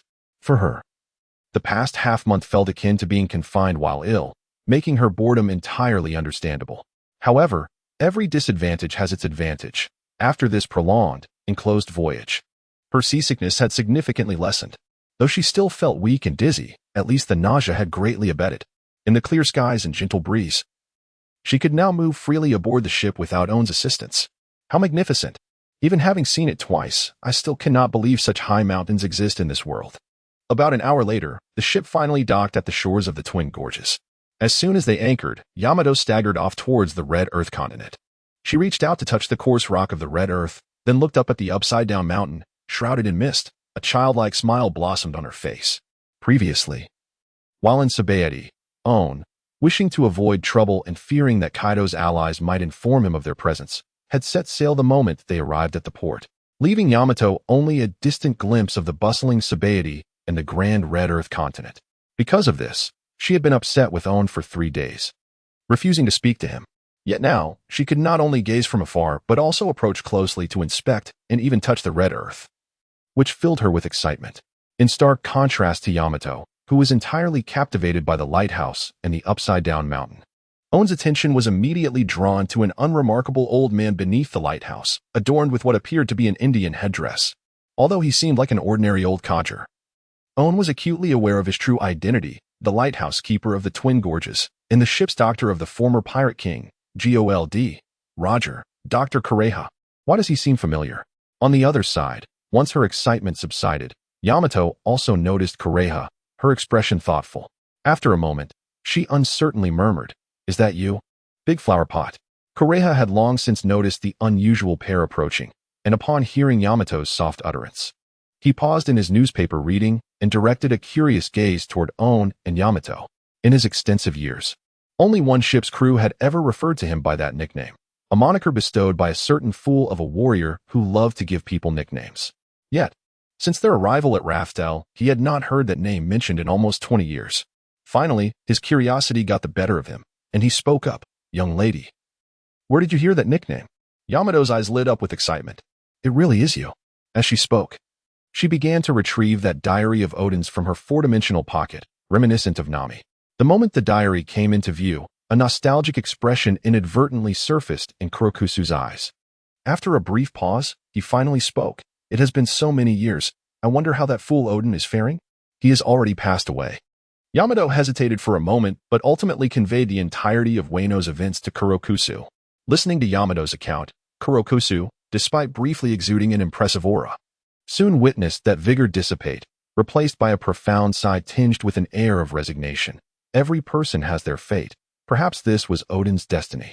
The crew aboard Roger's ship seemed to be profoundly influenced by the tales of Laugh Tale, firmly believing in a sense of fatalism. Under the sway of this belief, they often refrained from intervening in various matters, either allowing events to unfold on their own or meticulously plotting and scheming. Yet none were willing to step forward and resolve the issues at hand. Aorn did not favor such a way of dealing with the world. Yet he did not intend to voice his thoughts. It was their freedom to act as they pleased, and he had no power to intervene in their choices. Let us not dwell on that. You have come to the inverted mountain, clearly not to visit this old man, Kalex remarked, rising to place his hand in the sea, closing his eyes for a moment before opening them again. You are fortunate. The reverse current will arrive in 5 days. At that time, you can ride this current into the 4 seas. The original text does not describe the reverse current, and Aorn had only heard of it from Jinbei a fortnight ago. The waters around the inverted mountain predominantly flow towards the paradise of the 4 seas, but occasionally, due to tides and surging currents, a short-lived reverse current occurs. The timing of this current's appearance is entirely random. It may happen more than 10 times in a year or only once throughout the entire year. Apart from the fishmen like Jinbei, who can sense and even manipulate currents, only Kalex, the longtime guardian of the Twin Gorges, can accurately predict the arrival of the reverse current. Hearing that they could board the reverse current in 3 days, Aorn and Yamato were elated. Aorn felt excitement for the impending stability and growth that the 4 seas would provide, while Yamato anticipated a brief respite from the dreaded seasickness, relishing the joy of temporary freedom of movement. During the wait for the reverse current's arrival, Aorn and Yamato temporarily resided in the lighthouse of the Twin Gorges. The first 2 days passed smoothly, but on the morning of the 3rd day, an unusual sound echoed across the sea. The penetrating call jolted Aorn and Yamato from their slumber. They exchanged a glance, quickly donned their attire, and rushed out of the lighthouse. Yamato exhibited the fervor of a 15 or 16-year-old, while Aorn remained considerably more composed, having already deduced the identity of the sound's origin. Sure enough, upon descending from the lighthouse, they beheld a colossal island whale, exceeding 400 meters in size, its head marred with scars, repeatedly crashing against the red Earth continent. Compared to the immense creature, their modest sailing vessel was scarcely larger than the whale's eye. Labu. Finally, we meet, Yamato exclaimed. Uncle, what on earth is happening? As they stepped out of the lighthouse, Yamato hurriedly questioned the visibly anxious Kalex. Labu is once again colliding with the red Earth continent. There is no time for lengthy explanations. I must find a way to administer a tranquilizer by entering its body. Could you momentarily divert its attention? Upon recognizing the agitated Labu, Yamato murmured and leaped into action, unleashing his signature move, entwined with a unique red-black lightning aura. Thunderclap 8 trigrams. Faced with this dual impact technique, a typical sea beast would likely be rendered unconscious. However, Labu, having endured countless impacts against the red Earth continent, had forged an ironclad resilience. Despite taking the full brunt of the Thunderclap 8 trigrams, it managed to retain awareness. Although still conscious, retaliating proved to be a formidable challenge. Meanwhile, Kalex, after casting a surprised glance at Yamato, seized the opportunity and leaped into Labu's gaping maw. As the colossal tranquilizer surged into Labu's system, it let out a mournful cry, its struggles gradually subsiding until it peacefully succumbed to slumber. Kalex emerged with great difficulty from Labu's blowhole, approaching the scarred creature with tenderness, gently stroking its battered head. Observing the blood oozing from its wounds, he could not help but chastise Yamato. While I did request your assistance in distracting Labu, your actions were somewhat excessive. I apologize, Yamato replied, scratching the back of his head. I haven't moved my body in a while and mismanaged my strength. I assumed it would be quite resilient given its size. Considering Yamato's perspective, Kalex reflected that he too would have instinctively exerted himself upon encountering such a massive being for the first time. Consequently, he refrained from further reproaching Yamato, instead lamenting that the youth of today were indeed extraordinary, before preparing to fetch bandages to tend to Labu's wounds. While bandaging Labu, perhaps out of boredom, Kalex began to recount the tale of Labu and the Rumbar pirates. Owen was aware of this tale, thus he merely felt a tinge of wistfulness. However, Yamato, beside him, was already moved to tears. In her eyes, Labu's decades-long unwavering wait for the return of the Rumbar pirates was a testament to a nobility of character that rivaled even the Red Scabbards. Labu was truly pitiable. Owen, let us devise a way to assist him. Confronted with Yamato's exceedingly rare gaze, imbued with a hint of pleading, Owen found himself succumbing after a brief resistance. All right. I concede to you. With that, Owen quietly unfastened the Imperial tool, the Beast King Lion, from his waist. After signaling Courtesan to cease the bandaging, Owen placed the lion atop Labu's head. At that moment, as the lion was pressed onto Labu's crown, something astonishing transpired. His previously smooth skin visibly sprouted yellow fur, and a pair of ears emerged atop his head. The entire whale transformed into a lion whale. Courtesan and Yamato could only stare in wide-eyed disbelief at this spectacle. Yet, what unfolded next was even more incredulous. As Labu underwent this lion transformation, the gory wounds on his head miraculously ceased bleeding in the blink of an eye, and the torn flesh began to heal at a visibly rapid pace. 5 seconds, 10 seconds, a minute, 3 minutes. Approximately 3 minutes later, the extensive scar measuring over a meter long had completely healed, with even the scabs falling away to reveal significantly lighter new skin. As if this achievement were not enough, even the aged scars from years of collisions with the red earth began to smoothen under the influence of the Lion King. The Lion King's ultimate technique, the lion never perishes, which could regenerate severed fingers, made the obliteration of those scars seem like a trivial feat in stark contrast to Owen's composed demeanor. Courtesan, observing Labu's physical transformation, was so astonished that he nearly bit his own tongue. This is nothing short of a miracle. How have you accomplished this? It is merely a belt. For a doctor, even the legendary treasure of Raftel pales in comparison to this belt, imbued with miraculous healing abilities. Well, one might say it is a manifestation of my fruit abilities. Aorn found himself at a loss, unable to articulate the significance of the creation codex, and he was reluctant to reveal his secret. What an extraordinary ability it was! Colex could not help but exclaim in wonder. Meanwhile, Yamato, upon hearing this, fixated her gaze on Aorn, her eyes shining brighter than the stars above. She was aware of the healing properties of the Lion King equipment, but was astonished by the extent of its restorative effects. After witnessing the Lion King's remarkable capabilities, a sense of yearning stirred within her, hoping that Aorn might bestow some enchanting features upon her spiked club, Aeon. While Aeon was indeed effective, it lacked distinctive qualities. She wished for her weapon to stand apart, so it would not evoke thoughts of her despicable father. Having spent considerable time together, Aorn quickly deduced Yamato's unspoken desires. However, mindful of Colex's presence, he chose to remain silent, merely signaling Yamato with a glance to defer their discussion until they reached the Four Seas. After healing Labu and spending 2 additional days with it and Colex, the day of the reverse current had arrived. Before dawn, dark clouds loomed over the twin gorges, the air thick and stifling. Around 9 in the morning, the winds began to stir over the sea. Within half an hour, the initially mild and warm sea breeze morphed into a wild and frigid gale. The heavy, black clouds surged violently with the howling winds, and the sea responded with unsettling turbulence. Thunder rumbled, and torrential rain poured down. Amidst this apocalyptic scene, small whirlpools began to form on the surface of the water, growing larger as they collided with one another, ultimately coalescing into a terrifying force that manifested a massive sea vortex over 1,000 meters in diameter. This vortex, akin to a bottomless pit, voraciously consumed the surrounding seawater. In a matter of moments, Aorn and Yamato, awakened by Colex, beheld an unforgettable spectacle. The waters of Upside Down Mountain had ceased to flow. Now's the time, Colex bellowed, urging them to board the ship and steer it into the vortex, which would transport them to Upside Down Mountain. Had these words been uttered by anyone else, Aorn would certainly have deemed it a ploy to lead them to their demise, ready to twist their head off and kick it like a ball. Yet, the speaker was Colex, a crew member of the Pirate King, who had spent the better part of his life in the Twin Gorges. Without hesitation, Aorn seized Yamato's hand, and they leapt onto their small sailboat.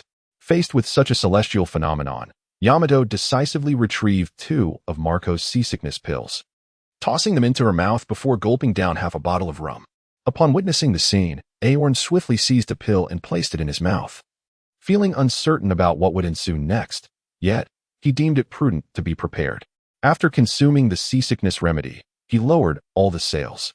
The moment the sails descended, Aorn felt their vessel lurch violently.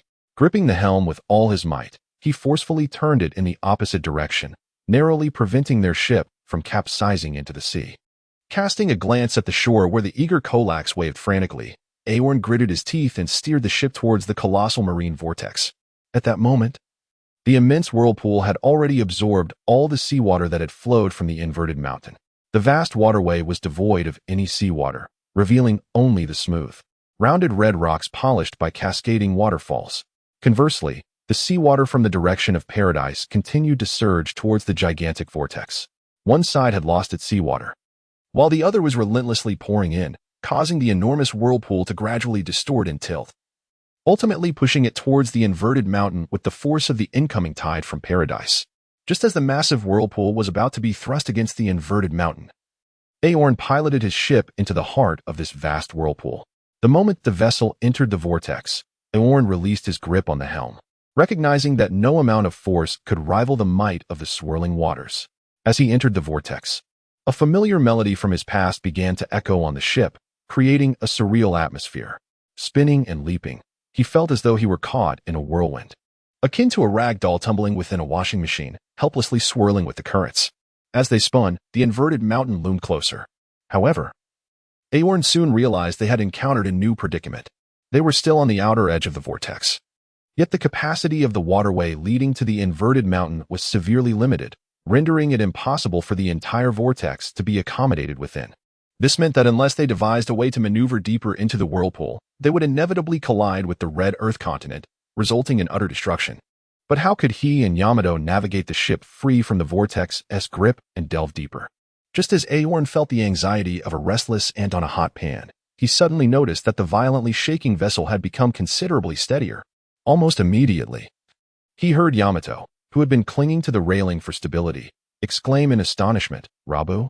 Aorn cautiously leaned out to the side of the ship, only to discover that Laboon had unexpectedly plunged into the vast whirlpool, now using his fully restored head to support their vessel.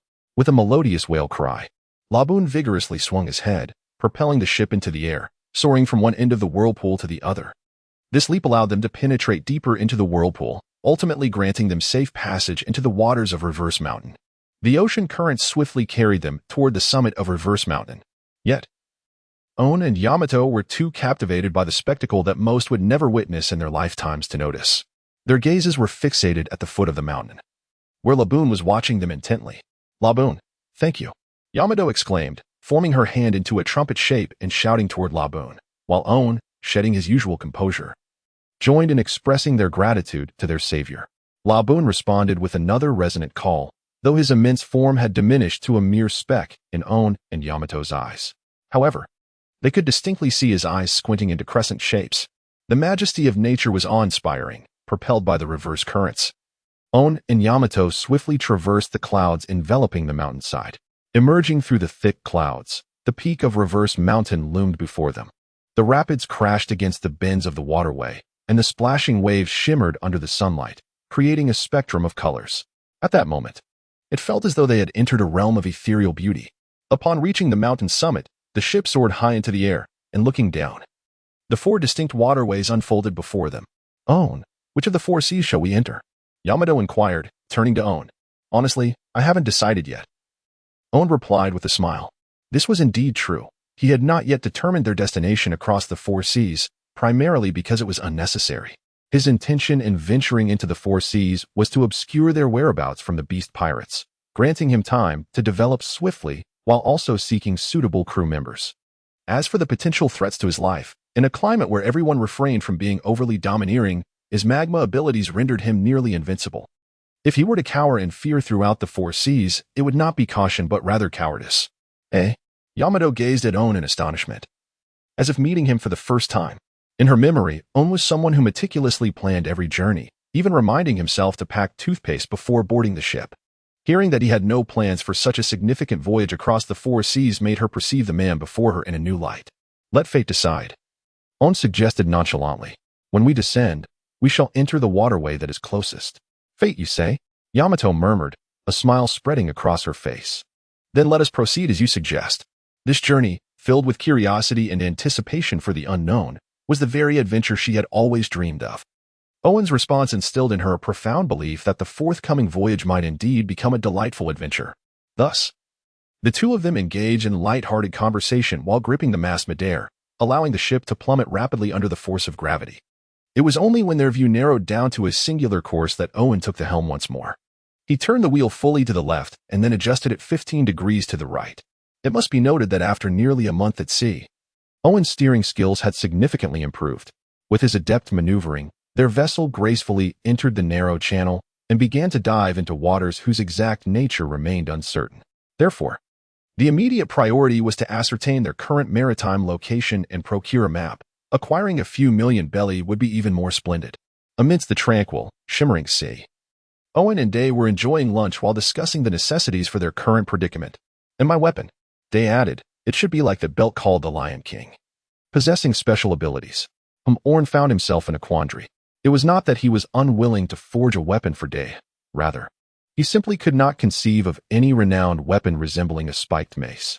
Such weapons were exceedingly obscure, and not only was he at a loss, but even the compendium of creations contained scarcely a few examples of weapons akin to a spiked mace, and their aesthetics were hardly commendable. However, there were indeed numerous battle axes with striking designs. Aorn attempted to inquire about crafting an axe for Yamato, only to be met with a forthright refusal from her. Citing a mismatch with her temperament, this prompted Aorn to contemplate a retort, as he perceived that a spiked mace had little connection to a beauty such as herself. What if I were to forge you a pair of blades instead? After all, you hold great admiration for Odin. Why not emulate him and adopt the dual-wielding style of Odin himself? Aorn promptly inquired. The compendium of creation indeed contained an abundance of sorts, likely numbering over 100 if one were to enumerate them. Yet, for reasons unbeknownst to him, the mere thought of Yamato wielding twin blades conjured an amusing image of the classic character from Stephen Chow's film, The God of Cookery, who, with his tongue out, frantically sliced beef with dual knives. Fortunately, before Aorn could envision a bizarre fusion of Yamato and the dual-bladed turkey, Yamato shook her head and remarked, perhaps not. A swordsman requires years of dedicated training. It may be too late to begin practicing with blades now. Having dismissed the notion of forging a weapon, Yamato seemed to feel a twinge of guilt for rejecting Aorn's ideas, while simultaneously relying on others for weapon crafting. Thus, she added somewhat sheepishly, there is no need to rush. You may take your time to ponder. I shall also contemplate, and once I have a suitable idea, I will ask for your assistance in forging. Upon hearing this, Aorn couldn't help but internally exclaim, long live understanding. However, before he could voice his thoughts, a sharp whistle pierced the air, heralding the launch of cannonballs from afar. Instinctively, he looked up to see several cannonballs hurtling towards their ship. Further in the distance loomed a massive pirate ship, twice the size of their medium-sized vessel, surging through the waves toward them. Observing the incoming cannonballs, Yamato instinctively prepared to defend herself. It must be said that Marco's seasickness remedy was remarkably effective. Having consumed two, Yamato not only evaded seasickness while navigating the treacherous upside-down mountain, but remained full of vigor even now. Yet, before she could rise, Aorn reached out to stop her, saying, wait, allow me to try. With that, he eagerly unfastened the hammer from his waist. Although nearly 2 months had passed since his arrival in the pirate world, Aorn had barely engaged in combat. The overwhelming strength of the New World's inhabitants made it perilous. Any random foe could easily overpower him with their haki. This led to an awkward predicament where, despite hammering for 3 to 4 hours daily and layering nearly 1,000 layers of hard steel, Aorn was unable to gauge the extent of his current abilities. However, the situation was different now. In these waters, where haki was scarce, he could freely test his strength. Here, his magma abilities were nearly insurmountable, and the Lion King could compensate for his lack of combat experience. As long as he avoided losing limbs or having his throat slit, he could continue to fight and rapidly enhance his combat skills. The oblivious pirate crew before him appeared to be the perfect opportunity for him to assess his current capabilities. Those bold enough to venture near the upside-down mountain could be considered the pinnacle of pirate strength in these waters. By evaluating their bounties, he could swiftly ascertain his own standing in comparison to other pirates. Yamato, witnessing Aorn's enthusiasm, quietly returned to her seat, signaling him to commence his demonstration. Fixating his gaze on the incoming cannonballs, Aorn quickly deduced that only 2 posed a genuine threat to their ship. He dashed to the spot he predicted they would land. With a motion akin to tossing a baseball, he flung a magma ball, striking one cannonball with precision, causing it to detonate midair. Glancing at the second cannonball, Aorn gripped his hammer tightly and leaped with all his might. An awkward incident ensued. His jump reached an unexpectedly great height, making it impossible for him to merely graze the cannonball. The height difference was easily 3 or 4 meters. Yamato, observing Aorn's bewildered expression, nearly burst into laughter. Yet, she recalled that if the ship were to sink, her abilities would not spare her from dire consequences. Thus, she casually exhaled a breath of frost. accurately freezing the cannonball that was about to strike the deck into a solid chunk of ice. Upon awkwardly landing back on the deck, Aorn, too embarrassed to meet Yamato's gaze, redirected his frustration toward the approaching pirate ship. Estimating the distance between them, he noted they were merely a few meters apart. With determination, he leaped onto the railing, executing a precise jump that landed him firmly on the enemy's deck. The pirate thugs aboard, taken aback by Aorn's sudden appearance, quickly recovered, revealing cruel grins as they brandished their blades and rushed towards him. Amidst the encirclement of numerous adversaries, Aorn remained remarkably unperturbed, perhaps due to the significant enhancement of his physical prowess. At this moment, the approaching minions appeared to him as if they were moving in slow motion, akin to tortoises. Thus, he boldly advanced, wielding his obsidian hammer against the foremost pirate charging at him. With a resounding clang, the mark of steel within his heart shattered, echoing a melodious chime in his ears. Simultaneously, the pirate's blade, which he had raised to defend himself, snapped in response. The hammer, having demolished the sword, descended relentlessly upon the pirate's chest. A sickening crunch of splintering bones resonated, and the pirate was sent hurtling backward like a rag doll, toppling those behind him in a chaotic tumble. A dozen individuals tumbled over, crashing through the ship's deck and plunging into the vast, uncharted sea. Wang Defa. Unconsciously, Aorn widened his eyes in astonishment, although he was aware of the formidable strength derived from the numerous layers of his heart steel. He never anticipated it could manifest in such an exaggerated manner. The force of that recent strike could rival that of Luffy during his initial foray into the sea. Witnessing Aorn's hammer strike incapacitate a dozen of his comrades, the pirates present were left in shock, their eyes nearly popping out of their heads. The previously coordinated rush came to an abrupt halt, and many began to retreat discreetly, seeking an opportunity to make a hasty exit. "Get out of the way, you bunch of worthless scoundrels. Let me handle him." In the midst of the profound silence, a bald, muscular man, akin in height to Aorn, stepped forward. His muscles were even more exaggerated than Aorn's, and he wielded an axe the size of a door, exuding an intimidating presence. It was Captain Luba. Captain Luba, a notorious pirate with a bounty of 14 million, was certain to teach this arrogant youth a harsh lesson. Upon the appearance of this bald giant, the once cowering pirates found their courage. Their spirits revived as they eagerly took on the role of pre-battle commentators. The bald captain, visibly buoyed by their praises, arrogantly regarded Aorn while clutching his axe, nearly uttering, "Behold my name, and tremble. I am General Xing Daorong of the 00. It would be a privilege for you to perish by my hand." Noticing Aorn's continued inaction, the bald man bellowed and then raised his axe, preparing to strike down upon Aorn. Upon encountering this imposing bald man, whose demeanor exuded confidence and whose physique was robust, Aorn felt a desire to assess his current strength by engaging him. Thus, he chose not to evade but rather to wield his hammer and confront the challenge head-on. With a resounding clang, the moment the hammer collided with the axe, two distinct sounds resonated in Aorn's ears. The first was the notification of his heart of steel imprint being shattered, while the latter was the ominous crack of the axe blade fracturing. In Aorn's grasp, the hammer, imbued with the formidable power of Haki, exhibited an absurd level of hardness. Coupled with his impressive strength and the additional damage from the shattered mark of the heart of steel, the exaggerated blade of the massive axe unexpectedly shattered, losing a significant portion. That fragment of the axe blade spun through the air, embedding itself in the head of an unfortunate soul, thereby bestowing upon Aorn another layer of the heart of steel's mark. Before the surrounding pirates could lament the misfortune of the hapless victim, an even more astonishing event transpired. Captain Boru, whom they regarded as an invincible deity of war, suddenly suffered a catastrophic rupture in both hands, blood gushing forth uncontrollably. The bear-like figure staggered backward uncontrollably, ultimately collapsing onto the ground in disarray, while the grandiose axe clattered to the deck, effortlessly creating a sizable crater upon impact. "Captain Boru!" the pirates exclaimed in unison. Their shock was palpable. Even Aorn himself was taken aback. Although he understood that the primary source of damage stemmed from the additional effect of the shattered heart of steel mark, the sheer spectacle was undeniably staggering. It was worth noting that even Luffy had to endure a prolonged struggle against the bounty of 17 million clock, and Aorn had anticipated that his confrontation would resemble Luffy's drawn-out battle. He had even prepared to resort to his devil fruit abilities and hybrid form should the tide turn against him. Yet, this was the outcome. At that moment, Aorn realized he had perhaps underestimated his own capabilities. His 1,000-plus layers of heart of steel might not suffice against the formidable foes of the New World. But it was exceedingly rare to find any of these trivial sea pirates capable of continuing to engage with him after receiving a mark from his heart of steel. On the other hand, Boru, witnessing the extent of his injury from just one of Aorn's strikes, was momentarily paralyzed by fear. He dared not continue the fight and bellowed, "What are you all waiting for? Hurry and open fire. If I die, do you think you will survive?"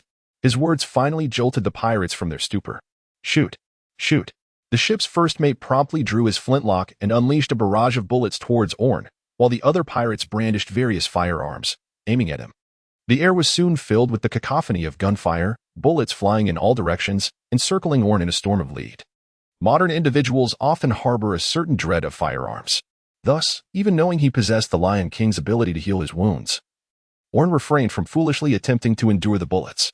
Instead, he harnessed his devil fruit powers, delivering a powerful punch to the deck.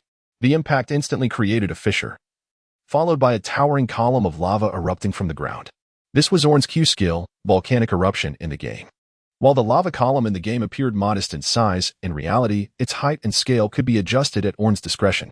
As he executed that punch, he infused it with a substantial amount of magma, thus conjuring a sizable lava column with a diameter of approximately half a meter right before him. Aorn concealed himself behind the towering lava pillar, effortlessly deflecting over 80% of the bullets. However, due to his entrapment within the encircling pirates, numerous adversaries were now pulling the triggers from his flanks. Aorn distinctly heard a series of muffled thuds resonating against his back, a subtle pang of discomfort prompting him to furrow his brow, albeit only slightly.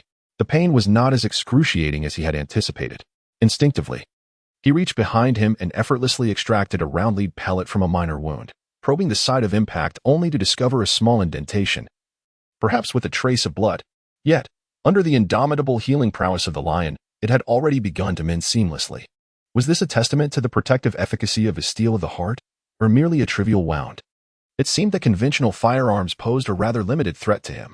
Of course, the advanced weaponry of the New World, or bullets imbued with the formidable hockey of armament, would present a different scenario altogether. If that were the case, what was there to fear? Aorn circumvented the towering columns of lava and gazed upon the group of pirates, their faces etched with trepidation. In that moment, they transformed in his eyes, no longer mere mortals, but rather layers of sentient seals of the heart. Demacia. In a moment of youthful exuberance, Aorn let out a battle cry in his heart, then fully transformed into a berserker, charging into the throng with his hammer in hand. After a cacophony of cries and lamentations, tranquility once again enveloped the pirate ship. "Well done, Aorn. It seems your prowess has notably improved." At that moment, Yamato leaped from their original pirate vessel onto this one, testing the deck beneath his feet. A smile crept across his face as he remarked, "This ship is significantly more stable than ours. If I continue to sail on this vessel, my seasickness should diminish even further." Aorn did not engage with Yamato, but instead approached the captain named Boru, inquiring, "May I pose a few trivial questions? I trust you will not refuse me, will you?" The bald captain momentarily froze at this inquiry, a sudden urge to slap himself emerging in his mind. Here stood a formidable figure returned from the Grand Line. No wonder he was utterly outmatched. Had he known that these two were back from the Grand Line, he would not have dared to provoke them, even with 200 lives to spare. However, it was too late for regrets now. The bald captain could only respond to Aorn's questions with as much flattery as he could muster, hoping the skilled individual might spare his life. "This is the West Sea. My lord, if you wish to reside here, I can assist you. I grew up in the West Sea and know all its islands and kingdoms intimately. My quarters contain nautical charts and approximately 10 million berries. If you spare my life, I would gladly serve you." But before the captain could finish his plea, Aorn struck him down with a powerful blow, sending him to his demise. Had he engaged in a more straightforward exchange with Aorn, he might have lived a little longer. This tale serves as a reminder: one should refrain from answering hastily. After disposing of the bald captain's body into the sea, Aorn surveyed the other pirates on board, who were now silent with fear. He pointed out several emaciated individuals, their tattered attire betraying their wretched state, saying, "You few, along with the ship's navigator, may remain. The rest of you, jump overboard." Upon hearing this, the likely slaves erupted with joy, kneeling before Aorn in gratitude. Yamato, standing nearby, instinctively furrowed her brow, contemplating whether such actions were excessive. However, before she could voice her thoughts, two pirates behind her drew their cutlasses, evidently intending to subdue Yamato and use her as leverage against Aorn. Unfortunately for them, they had chosen the wrong target. Noticing the pirate's furtive movements, a symbol of determination appeared on Yamato's forehead. "Manifold Phantom Blade," she exclaimed. Instantly, a chilling aura enveloped her club, and with a vigorous swing, the frigid air swept across the deck, transforming the would-be assailants into ice sculptures. After kicking them into the sea, Yamato huffed in indignation. "I was just considering pleading for these people, but it seems they are all scoundrels." Hearing this, Aeon gestured for the remaining slaves to clean the battlefield while turning to Yamato, saying, "Pirates like Whitebeard and Roger are ultimately a rarity. The majority of pirates in this world bear no distinction from the subordinates of your father we encountered in Wano. From the perspective of instigating global change, the pirate King Roger was indeed a monumental figure. Yet, in terms of societal stability, his death cannot atone for his actions. So, how shall we discern which pirates are virtuous and which are malevolent in our future voyages?" Yamato seemed to pose this question to Aeon while also musing to herself.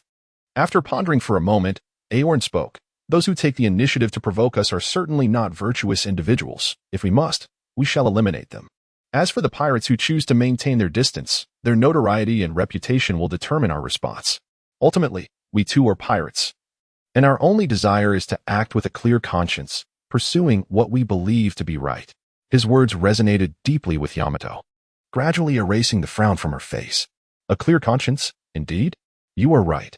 The very reason I set sail was to seek my own freedom. Why overthink it? As long as I can find joy in each day, that is sufficient. That is the right mindset." Aorn nodded in affirmation before continuing, "By the way, after witnessing your technique named Phantom Blade, I suddenly envisioned a piece of equipment I wish to forge for you." "What weapon? A spiked mace?" Yamato's eyes sparkled with excitement. "Not a weapon, but rather a piece of armor," Aorn clarified. "I intend to create a pair of gauntlets for you, but once you don them, it may also alter your Akaino." "What do you mean by Akaino changing after wearing the gauntlets?" Yamato was perplexed, struggling to grasp the logic behind such a statement. In response, Aorn chose not to explain immediately, instead teasing her curiosity. "You will understand once the equipment is complete, though the process may take some time as the materials required are rather complex." Inspired by Yamato's earlier move, Phantom Blade, Aorn envisioned crafting a piece of equipment that could yield a similar effect, namely, the mythic Frostfire gauntlets from the game. As Aorn was kicking the ice sculptures into the sea, he took a moment to peruse the creation codex, and to his delight, he discovered Frostfire gauntlets, mid-tier legendary enveloped in the powers of ice and fire. These wondrous gauntlets possess the fixed effects of sacrifice and frostfire. Sacrifice. The wearer is surrounded by a frostfire domain, within which any enemy that ventures within 3 meters of the wearer will be affected by the frostfire domain, continuously suffering minor magical damage and experiencing a slight slowing effect. Frostfire. Frostfire will attach itself to the wearer's weapon, causing the wearer's attacks to create a frost domain that lasts for 5 seconds, slowing all enemies within its confines. The area of effect is influenced by the wearer's strength cooldown, 10 seconds.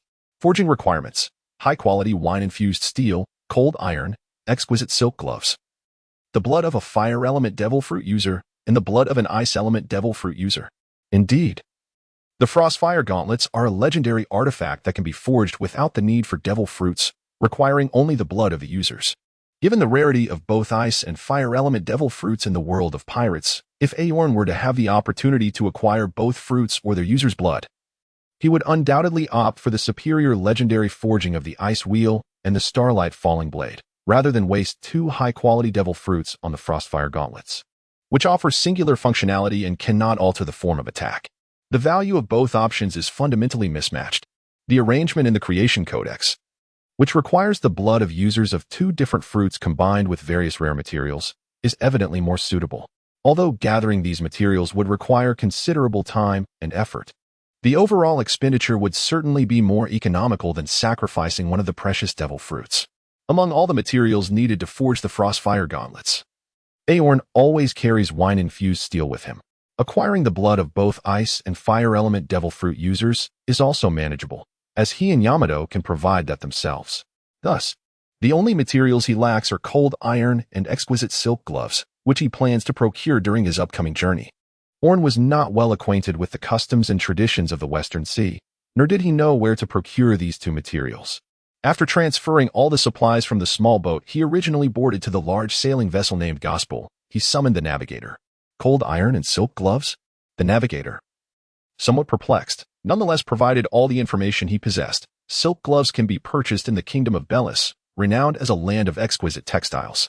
Even the world government permits the royal family of Bellis to craft opulent textiles that rival the heavens. As for cold iron, I am unfamiliar with what it is, but perhaps one could explore the Flower Kingdom, which is rich in mineral resources and has long been coveted by other nations. The Kingdom of Bellis and the Flower Kingdom. Then, Aorn murmured the names of these two nations, a glimmer of curiosity evident in his eyes. He was aware that in the original narrative, the character Old Kai from the Straw Hat Grand Fleet hailed from the Land of Flowers, which appeared to be a formidable nation. Under its jurisdiction, the official pirate crew, the 8 Treasure Water Army, possessed the capability to traverse the Grand Line and enter the New World. The captain, Green Pepper, along with Kai E and the vice captain, Bu Wu, were all adept in the art of armament hockey, while Green Pepper was notably a wielder of Conqueror's hockey. On harbored a premonition that he might acquire formidable crew members in the Land of Flowers. Moreover, there was a possibility of encountering the formidable hockey of armament in close proximity. The Kingdom of Berries was not far from the Upside-Down Mountain, reachable in approximately 5 to 6 days. In contrast, the Land of Flowers lay near the doldrums, considerably distanced from the Upside-Down Mountain. After a thorough discussion with the navigator, Aorn swiftly devised a sailing plan, first to the Kingdom of Berries, then to the Land of Flowers, followed by a leisurely return to the Upside-Down Mountain, allowing for an appreciation of the local customs along the way. With the navigator at the helm and several slaves attending to the ship's daily cleaning duties, Aorn's maritime journey became significantly more manageable. Freed from the responsibilities of steering, he found himself with ample time to immerse in the art of blacksmithing, extending his steel folding sessions from a maximum of 4 hours to 6. This represented the pinnacle of his current capabilities in the daily exercise regimen he had established for himself. He had no intention of becoming a mechanical entity, dedicating all but 8 hours of sleep to relentless forging. His physical endurance had yet to reach the extraordinary levels of Whitebeard or Roger, who could engage in battle for days on end without fatigue. If he were to forge intensively for 16 hours a day, he surmised that he would find himself traversing dimensions once more within a mere 10 to 15 days. Even if, in the future, his physique evolved to rival that of Roger and his ilk, he would still refrain from such an extreme regimen. The current pace of his strength growth sufficed. Based on previous encounters, in just 2 months since his arrival, he had already attained sufficient power to dominate over 90% of the pirates in the West Sea. He understood that these pirates were inconsequential in the grand tapestry of the pirate world. However, there remained over 5 years until the narrative truly commenced, with various factions making their entrances. At his current rate of growth, he could easily stand shoulder to shoulder with the 4 emperors within 3 to 4 years. Beyond that, unless he was an extraordinary alien or possessed an artifact capable of erasing him with a mere snap of the fingers, it was implausible for him to be defeated 6 years hence, bolstered by layers upon layers of heart steel and other mythical creations. Since maintaining his current growth trajectory would ensure his ascendance to the pinnacle of power in the world, why would he extend his training endlessly, torturing himself like a penitent monk? He had crossed into the world of pirates for enjoyment, not self-flagellation. In this life, his aspirations were refreshingly simple: to live carefree, untroubled by the specter of death, with boundless wealth to indulge in his desires, and ideally, to marry several wives to savor the pleasures of companionship. Achieving such a state would render his existence complete. As for the notions of liberating the world or upholding peace, he could engage in such noble pursuits incidentally while striving for his personal ideals. However, to expect him to shoulder these responsibilities after M's downfall would be an unreasonable demand. It seems I have digressed rather far. Returning to the crux of the matter, after 5.5 days of sailing, the gospel arrived successfully at the harbor of the Kingdom of Berries. As the ship bore no pirate flag upon its mast, they encountered no resistance upon nearing the dock. As soon as the vessel docked, Aorn retrieved approximately 200,000 berries from the legacy of the bald captain and generously distributed it among the slaves aboard as their wages for diligent service, encouraging them to seek a better life with their newfound wealth after disembarking. Regarding the navigator, although Aorn held no great fondness for him, he recognized the ease with which he had navigated under the man's guidance and thus chose not to release him. They reached an agreement. As long as the navigator complied with Aorn and Yamato during their West Sea voyage, he would grant him freedom and a reward of 100,000 berries upon their return to the Grand Line. The navigator accepted these terms without hesitation. After dismissing the slaves, Aorn shouldered a bag filled with berries and disembarked with Yamato and the navigator. Upon reaching the land, Aorn intended to share a meal with the navigator, but the navigator expressed a desire to reunite with family residing in the Kingdom of Berries. Upon hearing these words, Aeon remained vigilant and refrained from following the navigator to meet his relatives. Instead, after the navigator's departure, he approached the captain of the Royal Army squad stationed at the port, requesting that he pay close attention to their ship during patrols. Aeon promised that as long as their vessel encountered no issues, he would reward the captain with 50,000 berries each day. The captain, upon hearing of such a lucrative daily income, thumped his chest with exuberance and even generously gifted on a juvenile transponder snail, assuring him that any problems would be communicated to them without delay. After securing the transponder snail from the captain, Aeon and Day finally relaxed and made their way to the largest restaurant in town. Having subsisted on jerky and biscuits for nearly a month since leaving the New World, they were in dire need of a proper meal to awaken their dulled taste buds.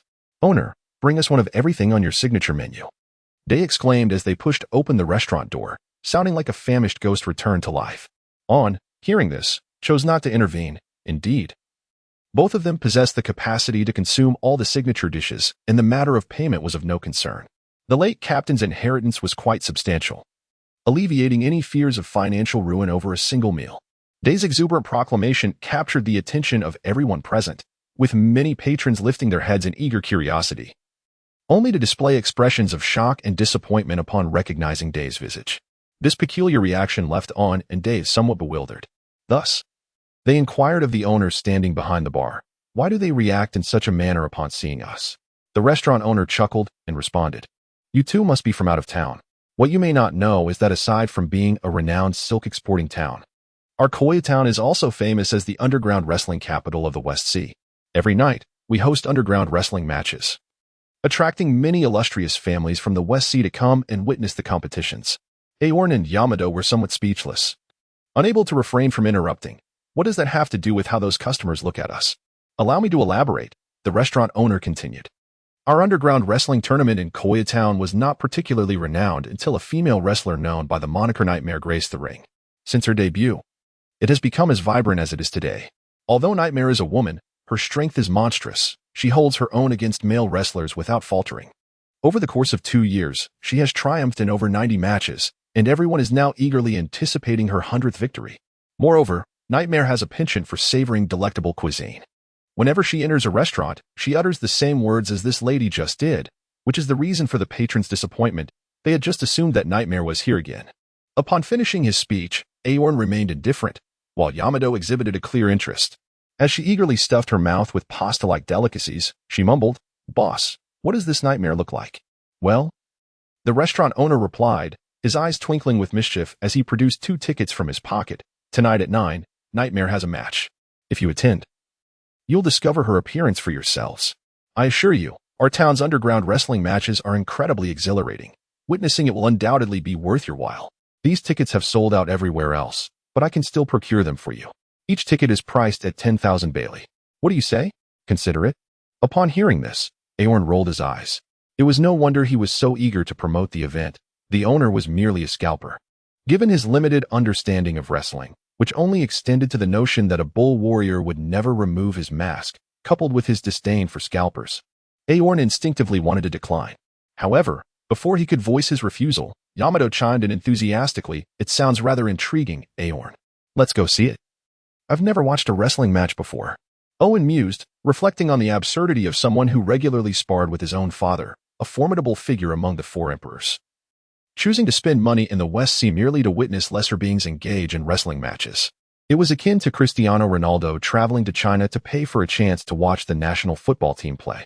However, seeing Yamato's unwavering determination, he ultimately could not dampen her enthusiasm and decided to part with his money, rationalizing it as a mere diversion to pass the time.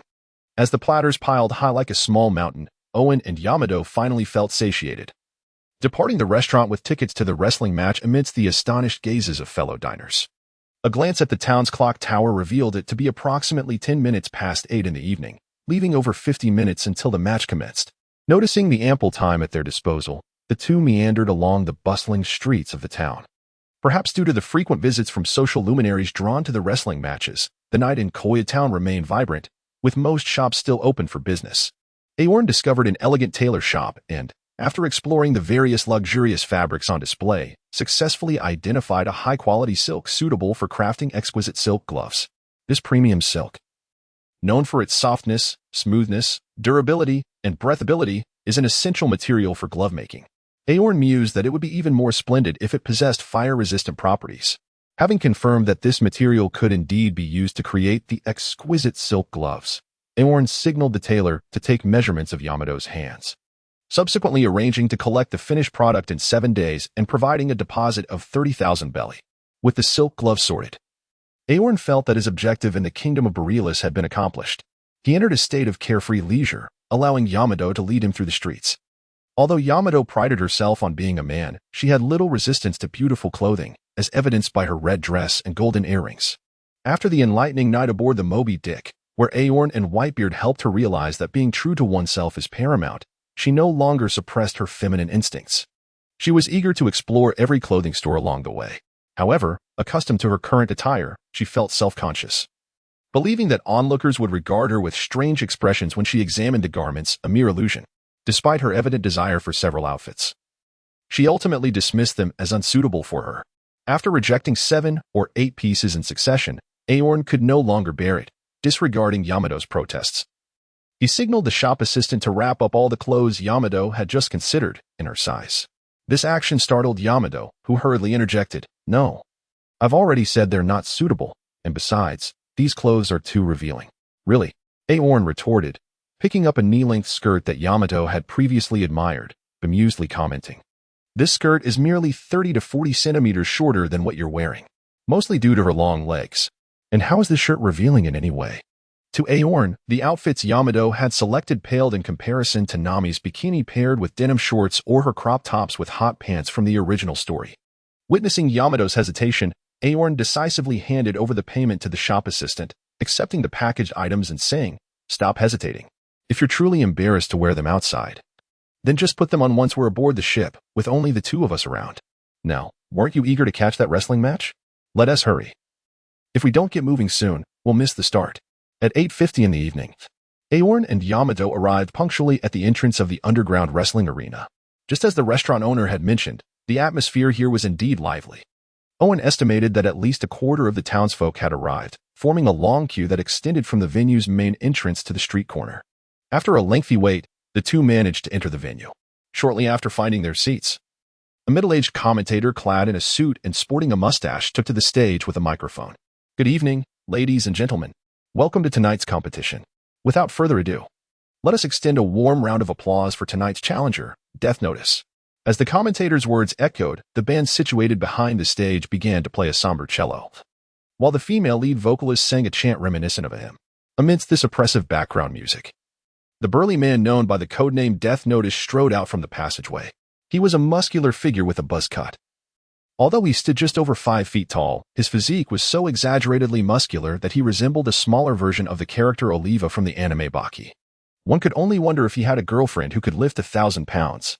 Death Notice ascended the stage, and simultaneously, 2 staff members struggled to drag a double-edged axe to the edge of the platform. Death Notice took the axe, swung it twice to demonstrate its authenticity for the audience, and then gripped the axe's blades with both hands, his well-defined muscles tensing dramatically. As he exerted force, the solid double-edged axe began to bend gradually until it overlapped completely. Having achieved this feat, Death Notice casually discarded the now useless axe off the stage and gestured with his index finger, gently shaking it at the audience. This visually striking display immediately captured the attention of the spectators, many of whom erupted into cheers. Once Death Notice concluded his opening act, the host reclaimed the microphone. "Next, let us welcome today's defending champion, who has successfully defended their title 98 times and is now on the verge of achieving a remarkable 100 consecutive victories, Nightmare." The mere utterance of Nightmare sent the atmosphere within the venue into a frenzy, as countless spectators vociferously cheered for her. The applause previously given to Death Notice now seemed but a faint buzz in comparison. The band began to play again, this time delivering an exhilarating metal rock anthem. Purple spotlights illuminated the opposing entrance, and under the eager gaze of the audience, a tall and sturdy woman, adorned with a golden championship belt, swayed her way to the base of the stage.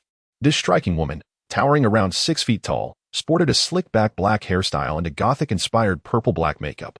She wore a sports tank top with purple trim over a white base, complemented by a short black sleeveless leather jacket adorned with studs, and matching purple-trimmed white shorts along with knee-high leather boots. Her musculature was not that of the stereotypical protein queen one might find in a middle school biology textbook, but rather a sleek and athletic build. Her waist was flat and slender, her thighs taut and strong, with her arms and shoulders wider than those of most women, exuding a palpable sense of strength. Just by observing her exposed arms and broad shoulders, one could ascertain that this woman was undoubtedly formidable. "How cool!" exclaimed Yamato, echoing Owen's thoughts. The wrestler known as Nightmare did not conform to traditional beauty standards, yet she radiated a wild charm that captivated many fans of her wrestling matches. Owen mused. Perhaps due to her already established prowess, Nightmare did not engage in any display of strength upon her entrance. She simply seized the ropes and nimbly leaped onto the stage. The sound of a copper bell resonated from the judges' table, signaling the official commencement of the wrestling match. "Owen, who do you think will win?" Yamato leaned closer and whispered in Owen's ear, the noise in the venue overwhelming. Judging solely by their physical appearances, the vast majority would predict an easy victory for Death Notice, as the two were clearly not of the same caliber. However, considering they were in a pirate world where a man like Sabo, standing at 6 feet 1 inch and weighing under 200 pounds, could incapacitate a foe with a single move, Owen believed that anything could happen in this realm. Thus, he leaned in and replied to Yamato, "Perhaps it will be Nightmare. After all, she has an impressive winning streak and must have her own secret techniques." As they spoke, the clash in the ring commenced. Death Notice clearly intended to close the distance quickly and overpower Nightmare with sheer force, crossing his arms and charging forward like a human tank. Yet, Nightmare remained unfazed. She retreated 2 steps, placed her hand on the ropes, and with the grace of a serpent, deftly balanced herself on the edge of the ring. When Death Notice drew near, she leaped off the ropes, evading his charge while delivering a kick that struck him squarely on the head.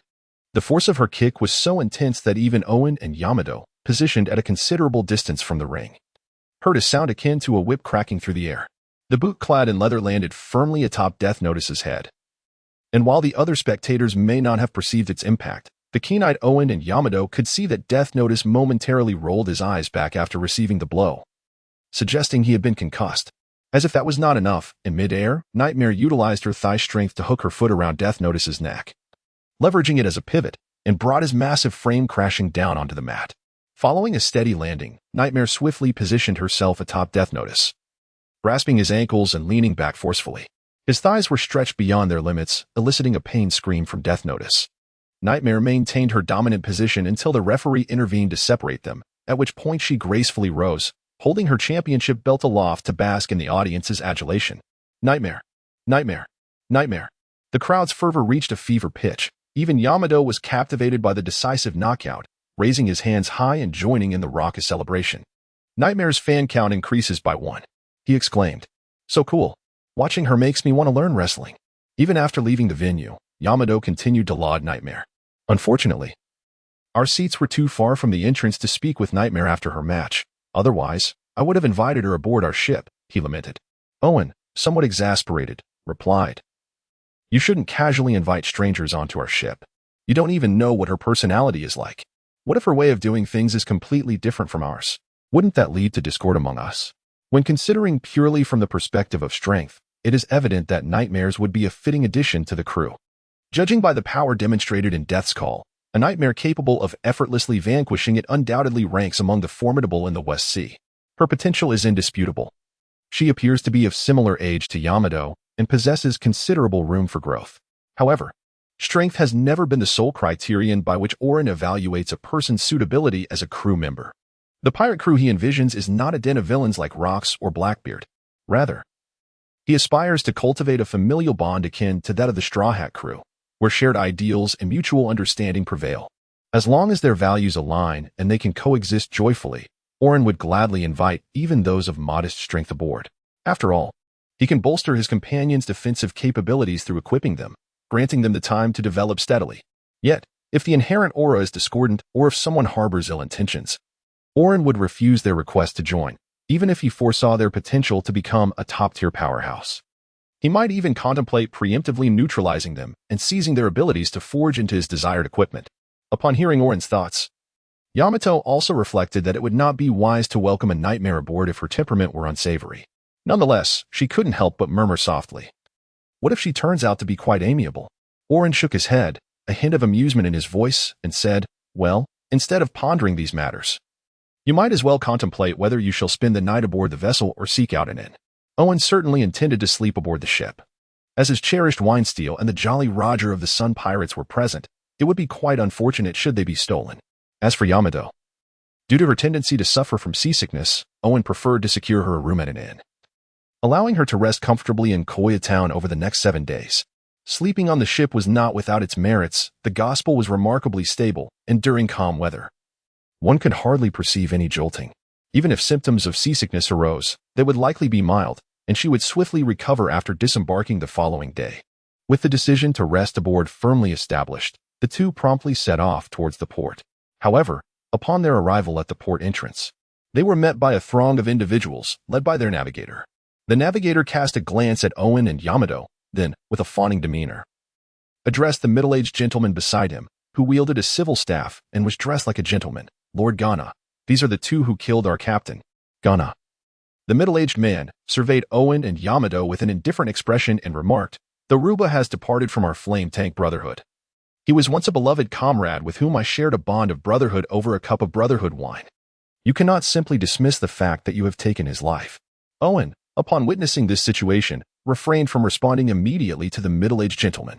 Instead, he glanced over their shoulders and noted that their ship remained unscathed. However, it was apparent that its contents had been moved ashore, causing his expression to darken. He then observed the kingdom's troops assessing the scene from a distance. The squad leader, noticing Owen's unfriendly gaze, instinctively recoiled in fear before shrugging helplessly, conveying the sentiment that they were far outmatched by the opposing party. After silently lamenting the unreliability of these kingdom soldiers, Owen redirected his attention to the middle-aged gentleman. "So, what do you propose?" Ghana stroked his beard and replied nonchalantly, "It is rather simple. Surrender Ruba's inheritance and provide a compensation of 10 million berries, and you may depart from Koyatown with your belongings." Amidst his lengthy discourse, the only words that resonated with Owen were the three that echoed in his mind. "Add more money." Owen looked at him with disdain and couldn't help but sneer. "Your good brother has died, yet instead of seeking vengeance at the first opportunity, you are preoccupied with his inheritance. Truly, you are the good brother of that bald man." The middle-aged man's demeanor was remarkably unyielding. In response to Owen's mockery, his expression remained utterly unchanged. "As long as you can present the money, you may say whatever you wish." "And what if I cannot?" Owen retorted. "Cannot?" The middle-aged gentleman cast a glance at the two of them. "I have heard you are quite the fighter, surely worth 1 million or 2 belly. As for that woman, oh dear, she has horns. Is she of a rare breed?" "Quite beautiful, and an ability user. What a stroke of luck. Make your move." No sooner had he finished speaking than his henchmen emerged, grinning menacingly. Some brandished clubs and swords, while others wielded firearms far more lethal than flintlock pistols. Seeing that their adversaries were ready to attack, Owen immediately unsheathed the hammer at his waist, and Yamato brandished his spiked club, Aeon. However, before they could strike, a female voice called out from behind, "What kind of skill is it to bully two people?" Upon hearing this, Owen and Yamato instinctively turned to look, and to their surprise, the figure that stood behind them was none other than the female wrestler they had seen earlier in the arena, known as Nightmare. "Nightmare?" Yamato exclaimed in delight. "We were just watching your match. Are you really a fan of mine?" Nightmare glanced at Yamato with a hint of surprise, then broke into a broad smile. "In that case, I cannot stand idly by." The middle-aged gentleman named Ghana clearly recognized Nightmare, and upon seeing her join the fray, his expression shifted to one of alarm. "Nightmare, are you certain you wish to involve yourself in the affairs of the Flame Tank Brotherhood?" In response to Ghana, a figure dashed swiftly into the crowd. The speed was so astonishing that Owen was momentarily taken aback. If he was not mistaken, that seemed to be the shave technique from the Navy's 6th style. However, this was not the time for inquiries. Noticing that Nightmare had already plunged into the fray, Owen and Yamato exchanged glances before they too charged into the melee. Ghana, seeing the situation unfold, could no longer maintain his gentlemanly composure and shouted in frustration, "If you seek death, I shall oblige." The outcome of the battle was undeniably lopsided. In truth, with Ghana leading such a small group, neither Yamato nor even Owen himself would have any trouble dispatching them, especially with the assistance of Yamato and Nightmare. Once the three of them entered the fray, it was akin to mowing down grass. Yamato swung his spiked club, sending groups of henchmen flying, blood spewing forth. Although Owen was not as formidable as Yamato, a single blow from his hammer was enough to either severely injure or kill. Among the trio, Nightmare, unarmed, was the least efficient in terms of mowing down, yet her agility, owing to her use of the shave, rendered her the most elusive. The henchman struggled to even aim at her. In a mere 2 or 3 minutes, the area before the port's gates was strewn with the fallen henchman. Witnessing the pile of his defeated subordinates, fear was clearly reflected in Gana's eyes. Why you? Don't come any closer. I am a member of the Flame Tank Brotherhood. If you dare lay a hand on me, our godfather will not let you go. Aorn cast a sidelong glance at him and couldn't help but mock. Now you understand fear, yet your demeanor was quite different when you contemplated sending us to the slave auction. It was all a misunderstanding, Gana stammered, visibly calming as he realized Aorn had no intention of smashing his head in. His eyes darted around before settling on the paralyzed navigator in the distance. It's his fault. He has been urging me to seek vengeance for Ruba, which led me to this moment of folly. They say one cannot truly know another without first clashing. If you spare me this time, I can introduce you to my godfather. He delights in befriending powerful individuals, and, after witnessing your prowess, will undoubtedly treat you as esteemed guests. Wouldn't it be far more advantageous to prosper together than to remain embroiled in this deadly conflict? I also suggest you spare him. The previously silent nightmare finally spoke. The Flame Tank Brotherhood has risen rapidly in recent years and currently co-rules the underworld of the Belly's Kingdom in conjunction with the Mad Mouse Gang, the actual controllers of the wrestling arena I am associated with. This fellow holds a significant position within the Flame Tank Brotherhood and acts as their spokesperson in the Belly's Kingdom. If you were to eliminate him, it would lead to considerable complications. Bang. As Nightmare finished speaking, Aorn brought his hammer down on Gana's head. Clearly not one for combat, Gana fell into a deep slumber. As peaceful as an infant, without so much as a whimper. What are you doing? Nightmare exclaimed incredulously, her eyes wide, glaring at Aorn. Do you not comprehend human speech? Her tone was harsh, yet Aorn remained unfazed, replying with nonchalance, You mentioned his significant status, thus, he cannot be permitted to live. What do you mean? Nightmare asked, perplexed. Aorn cast her a surprised glance, an unusual smile unconsciously appearing on his face. He had presumed that someone like Nightmare, who perpetually traverses the gray areas, would possess a certain astuteness, yet it now seemed she embodied more of a naive demeanor. Before Aorn could ponder this further, Yamato interjected, Someone like him, who is duplicitous and claims to seek vengeance for his brothers, is merely coveting their inheritance while simultaneously attempting to extort us. His words hold no credibility whatsoever. If we allow him to return, he will undoubtedly rally more allies to exact revenge upon us. This was not a matter of Yamato being more astute than Nightmare, but rather that she had witnessed the shameless actions of the black charcoal serpent and possessed the relevant experience. Owen first nodded in agreement, then added, Moreover, we are doing this for your own good. You have mentioned that this individual has a collaborative relationship with the overseer of your wrestling venue, correct?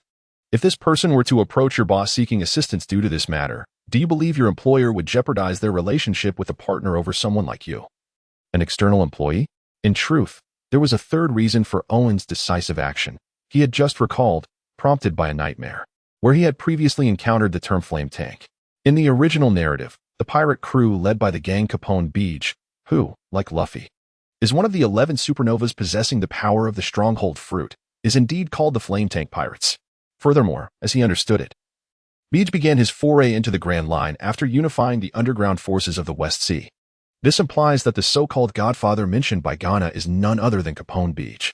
Aorn was undeniably covetous of the fruit. For within the creation codex lay a material essential for a legendary creation that was perfectly suited for him, the stronghold fruit. Given that a confrontation between the two was inevitable, what reason did he have to hold back? As it stood, Becky was not even a supernova yet. Even in his current state, there was no need for him to fear her. However, he had no intention of disclosing this matter to anyone just yet. On the other hand, upon hearing Aorn's words, Nightmare pondered for a moment before slowly shaking her head, uncertainty etched upon her face. That shouldn't be the case.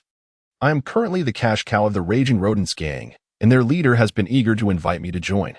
Noticing that the expression on Nightmare's face as she spoke this did not appear feigned, Aorn couldn't help but shake his head in disbelief. He had now confirmed that Nightmare truly was the type of simple-minded girl who only knew how to fight and eat. The reason you are the cash cow of the Raging Rodents is that you are on the verge of achieving 100 consecutive victories. He paused momentarily, ultimately refraining from voicing his true thoughts. Some truths, if stated too clearly, would complicate future interactions. Once you attain the remarkable achievement of 100 consecutive victories, the attention on you will swiftly diminish. Even if you continue to win thereafter, people will merely regard it as a matter of course. Aorn's comments left Nightmare somewhat flustered. She had not previously contemplated such implications. She merely believed it was unfair for so many to bully Aorn and herself, especially since the Raging Rodents and the Flame Tank Brotherhood were allies. Even if she fought against their members, the leader of the Raging Rodents would certainly protect her. At worst, she could repay him by winning a few more matches. Yet now, with Aorn's insight, she suddenly felt that her situation was precarious. Though Ghana was already dead, the fact that she had crossed paths with Ghana's subordinates might not reach the ears of the patriarch of the Flame Tank Brotherhood. But what if it did? Despite her formidable strength, she was not in a position to confront an entire gang. Is that so? What should I do now? Aorn leaned closer to her ear, whispering a suggestion. Must it be this way? After hearing Aorn's proposal, Nightmare's face was a portrait of conflict, clearly reluctant to comply. Upon observing her expression, Aorn spoke with a tone of considerable gravity. I understand this may be difficult for you to accept. Yet it is undoubtedly the most effective means for the leader of the rat gang to regard you with esteem. After this, and following the thoughtful suggestions provided to Nightmare and the assistance rendered to the ill-fated sailor in achieving eternal, exquisite slumber, the trio engaged in casual conversation at the dock for some time. During this interval, Aorn and Yamato gleaned a wealth of information regarding Nightmare. For instance, Nightmare's true name is Ripley Ray, aged 23. Her father, a former naval lieutenant colonel with a passion for wrestling, was forced to retire due to injuries sustained while combating pirates. He passed away from illness when Ray was 15 years old. Ray acquired her wrestling and grappling skills from her father. Following his death, she frequently faced harassment from pirates and gang members whom her father had once apprehended. It was within such an environment that she honed her formidable prowess. Interestingly, she harbors no animosity towards pirates or gangs. Rather, she feels some resentment towards the Navy. This sentiment stems from a time when, during her utmost despair, a pirate, who had reformed under her father's guidance and now sought only maritime adventures, came to her and her mother as aid. In stark contrast, her father's colleagues and former subordinates have remained indifferent to the plight of the mother-daughter duo since her father's demise, failing to extend a helping hand during their tribulations at the hands of pirates. Subsequently, in an effort to alleviate her mother's hardships, she covertly enlisted in wrestling competitions, hoping to supplement their household income with prize money. However, due to her overwhelming superiority over all female wrestlers in the West Sea, she found herself devoid of opponents willing to challenge her after merely 2 or 3 matches. Consequently, she turned to underground wrestling, where she has continued to excel. As for her presence at the port that night, it was due to an invitation from the leader of the rat gang following a competition, as she intended to meet him in the capital. During their discussions, Yamato, witnessing the rapport that had developed, attempted several times to directly invite Ray aboard, only to be subtly restrained by Aorn's disapproving gaze. It was not until Ray departed on her vessel that the pent-up questions finally erupted from Yamato. Why did you prevent me from inviting Ray aboard? She expressed no aversion to pirates. Aorn replied, the timing is not yet right. Moreover, she has a mother to care for. Extending an invitation at this juncture would only lead her into distress. As Aorn meticulously transported the items back onto the boat, he responded, when do you believe the time will be ripe? 7 days hence. 7 days? Did you not already provide her with advice on how to navigate the impending competition smoothly? I merely suggested that my method could garner the utmost attention from the raucous gang. I did not assert that she would effortlessly maneuver through the contest in a week's time. In truth, her decision to seek the protection of the raucous gang's leader was a grave misstep. While I have yet to engage with the patriarch of the Flame Tank Brotherhood, I can confidently surmise that a man capable of transforming an inconspicuous small-time gang into a formidable power in the West harbors ambitions that will not be easily quelled. Yamato, having shared 2 months in Aorn's company, now found herself on the verge of a revelation, her mind racing as if awakening to a new understanding. After a moment of rapid contemplation, she exclaimed, are you suggesting that the Flame Tank Brotherhood intends to make a move against the raucous gang? This was inevitable. The death of Ghana has now provided them with a compelling pretext to act, has it not? This statement was somewhat beyond Yamato's comprehension. And after pondering for an extended moment, she shifted her query. Does this not imply that Rhea will still face peril in 7 days? Aorn smiled and spoke, indeed. When the time comes, we shall step in to assist her, and the situation will naturally resolve itself. In truth, if Aorn desired, he could have taken a much harsher approach, such as refraining from offering any advice to Leia, watching as she fell into an even more dire predicament, only to extend her a glimmer of hope at the very last moment. Such a tactic would undoubtedly ensure Leia's unwavering loyalty. However, he ultimately adhered to his own moral compass, unwilling to resort to unscrupulous calculations regarding the future of his companions. In fact, had it not been for Leia's naive belief that she could rely on the rat gang to resolve her issues, he would not have had to go through such elaborate means. Simply elucidating her current plight and the associated stakes would suffice to entice Leia to join their ranks. Yet, the reality was that a foolish girl like Leia would never grasp the intricacies involved without experiencing some hardship. Thus, he could only adopt a more roundabout approach to save the day. As fate would have it, after departing from the port of Koya Town, Leia spent approximately 3 hours reaching the capital of the Belly's kingdom, the stronghold of the Rat Gang. In a lavish VIP room of a casino, Leia encountered the leader of the Rat Gang, a diminutive man adorned with metallic claws. Nightmare, I hear you are on the verge of achieving 100 consecutive victories in the underground arena of Koya Town?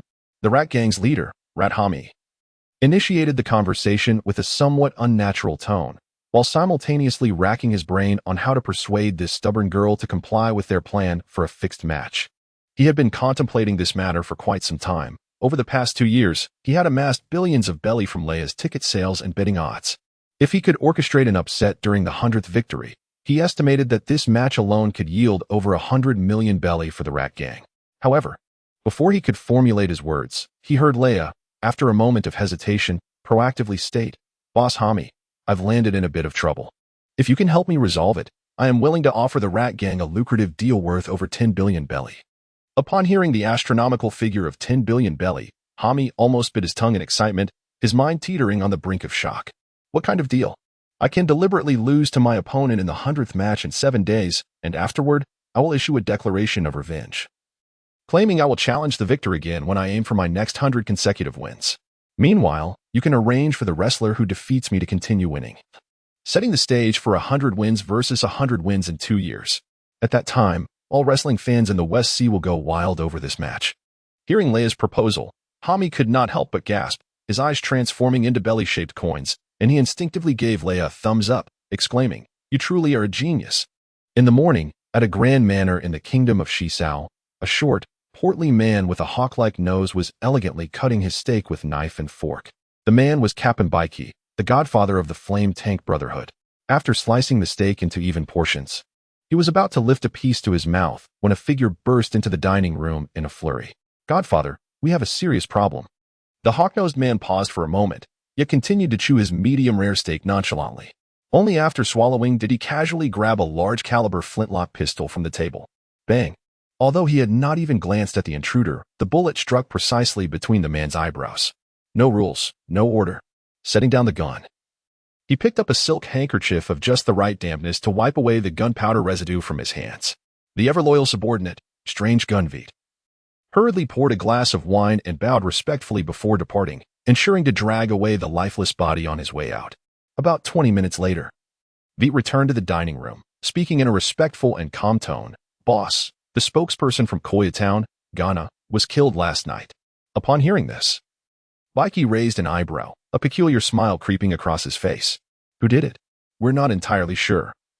But Ghana's subordinates mentioned that one of the attackers was the star wrestler Nightmare, heavily promoted by the Rat Gang in recent years. That is sufficient information." Baiki's smile grew even more radiant. "Get me the phone book." Veet cautiously handed over the phone book, adorned with golden edges. After the connection was made, Baiki lit a cigar and spoke in a nonchalant tone. "Hami, your men have broken the rules." Hami, who had only just managed to climb out of the tender embrace of his comforts, instinctively wanted to retort, but before he could finish, he recognized the grim expression mimicked by the phone bug, realizing that this was the trouble Nightmare had mentioned. Regaining his composure, he quickly amended, "Baiki, the incident last night was indeed a mistake on my part. To express my apologies, I am willing to cede all of the Rat Gang's territory in the kingdom of Shisao to you as compensation." How does that sound? This was a resolution he and his subordinates had discussed at length the previous night. Currently, the underworld forces in the West Sea could be considered a trifecta, with the Gambino family holding the most power, controlling nearly 40% of the territory. The Flame Tank Brotherhood and the Rat Gang each held around 25%, leaving the remaining 10% to various smaller factions. The kingdom of Shisao served as the stronghold for the Flame Tank Brotherhood. Yet several small towns were occupied by the Rat Gang. Although these towns boasted large areas, their populations were sparse, and the protection fees collected annually were even less than the ticket revenues from Koya Town's underground wrestling arena. Hami had long wished to relinquish these unworthy territories, and now he could conveniently use them as an apology. That is still insufficient. Ghana was a trusted subordinate who endured hardships alongside me. If this matter is settled merely because of these territories, how will my men view me as their godfather? Baiki echoed sentiments similar to Ghana's from the previous night. Such greed. Hami cursed internally while maintaining a smile to avoid revealing any change in expression to the phone bug. Then what do you propose? Simple. Blood for blood. You need to hand over the wrestler who harmed my subordinate. Baiki stated, a hint of amusement in his tone. Upon hearing Hami's willing concession of territory, Baiki immediately understood that the wrestler held significant value for him. As anticipated, the moment Baiki uttered his demand, Hami resolutely declined. No, nightmare is of great use to me. However, realizing that Baiki was indeed the aggrieved party, Hami softened his tone. How about this? I can let you choose another piece of my territory. Surely, that will suffice. After a prolonged silence, Baiki finally responded with a location, Baya Town. Baya Town, a port city in the neighboring kingdom of Bellis, is notorious as a haven for men, boasting over 20 strip clubs and renowned as a prominent den of dissipation in the West Sea. Upon hearing the name, Hami hesitated for a long while before finally nodding in agreement. Deal. However, his true intention was to relocate all the strippers from the town once the territory was handed over, subsequently establishing several new clubs near the underground wrestling arena in Koya Town. After Kacha hung up the phone, Beach could no longer contain his elation, collapsing back into his large chair with uproarious laughter. Ha ha, that fool Hami actually handed over the bridgehead for attacking them so easily. Did he really think I was interested in those strip clubs? It seems I've been lying low for too long, to the point where those fools have forgotten how I made my fortune. Capone Beach's position as a godfather was not earned through valor and merit but through consistently betraying former masters and resorting to unscrupulous attacks and assassinations of key figures among his rivals. Seeing his boss so delighted, Weird Gun Vito offered a complimentary smile. Boss, how many men do you think we should prepare for this operation? Beach steadied himself by gripping the armrest of his chair. Notify 1,000 brothers to await me at the docks in 5 days. I intend to use my abilities to deliver a grand surprise to Hami. As you command. Hold on. Vito bowed and was about to leave the manor when Beach stopped him again. I was so preoccupied with the Mad Rat gang that I almost forgot about Ghana's matter. Notify our subordinates in Koya Town to gather as much information as possible about the other 2 culprits among those 3 assassins. After I've dealt with Hami, I'll take care of those 3 as well.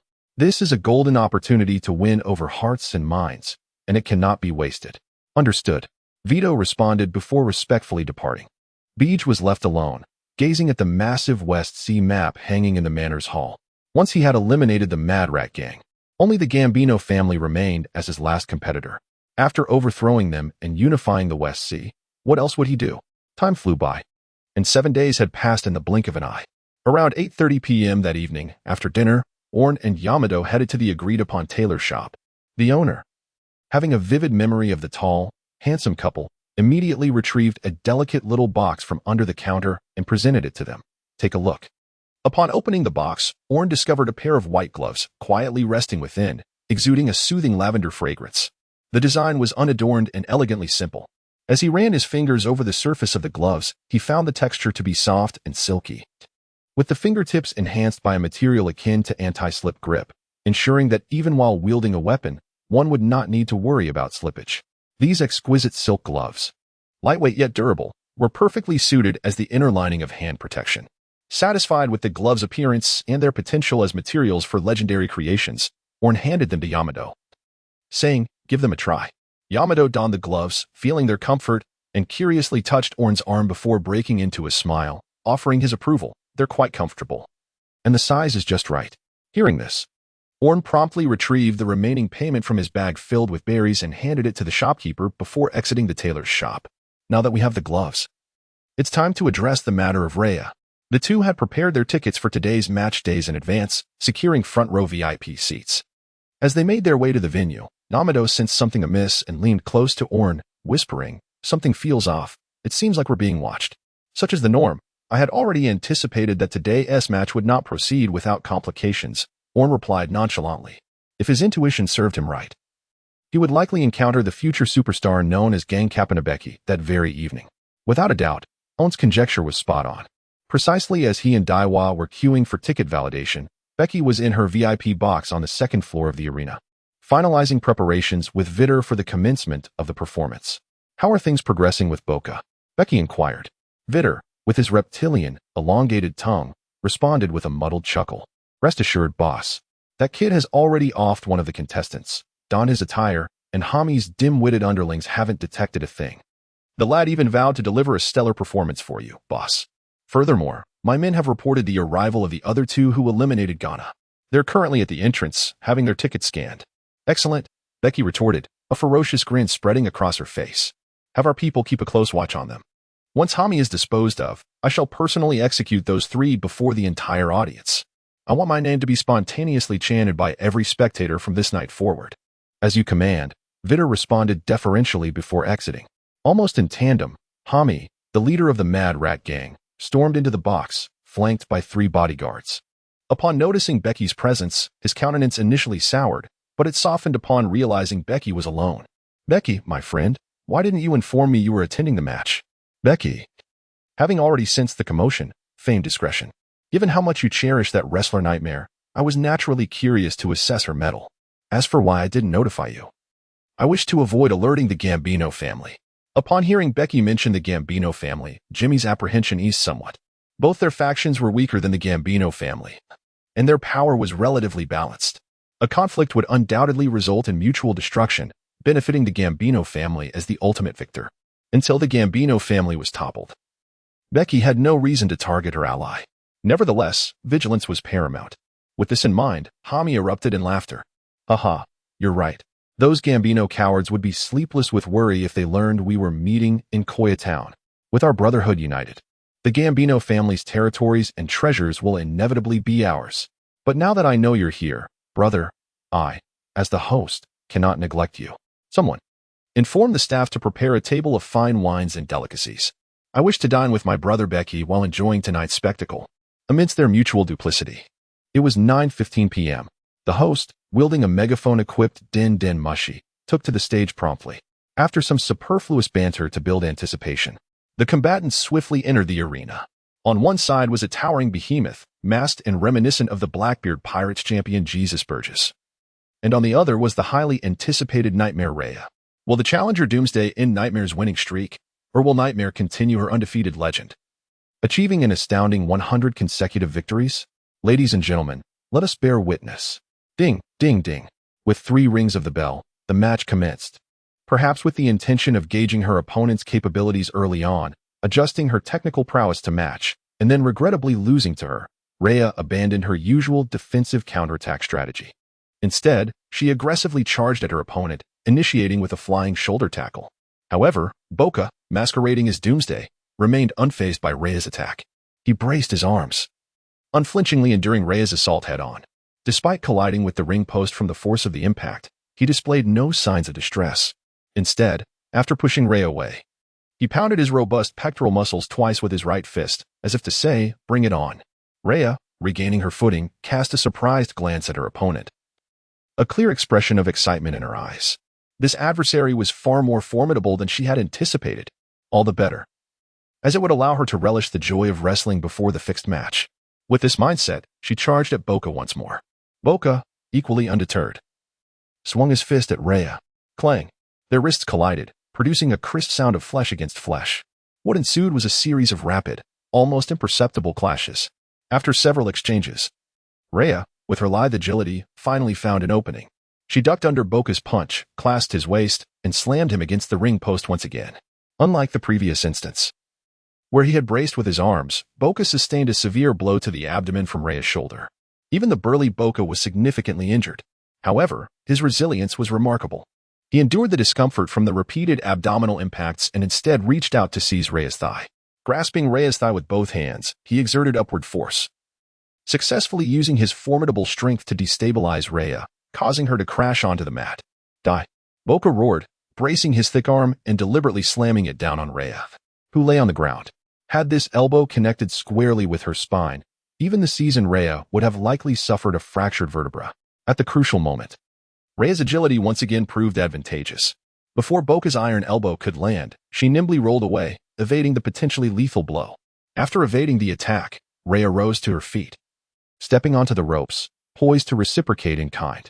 Due to the disparity in speed and Boka's prior abdominal injury, he was unable to evade Reia's pounce. However, due to the vast difference in their physiques, Reia, who was now pressing down on Boka, failed to establish a dominant position. Instead, Boka used his brute strength to break free of the hold. The series of injuries ignited Boka's ferocity. He threw Reia off, seized her ankle, and in a Hulk smash-like maneuver, slammed Reia onto the ground like Loki. Thud. Her body made contact with the floor, bouncing twice. Fortunately, the wrestling ring floor was made of a specialized elastic material.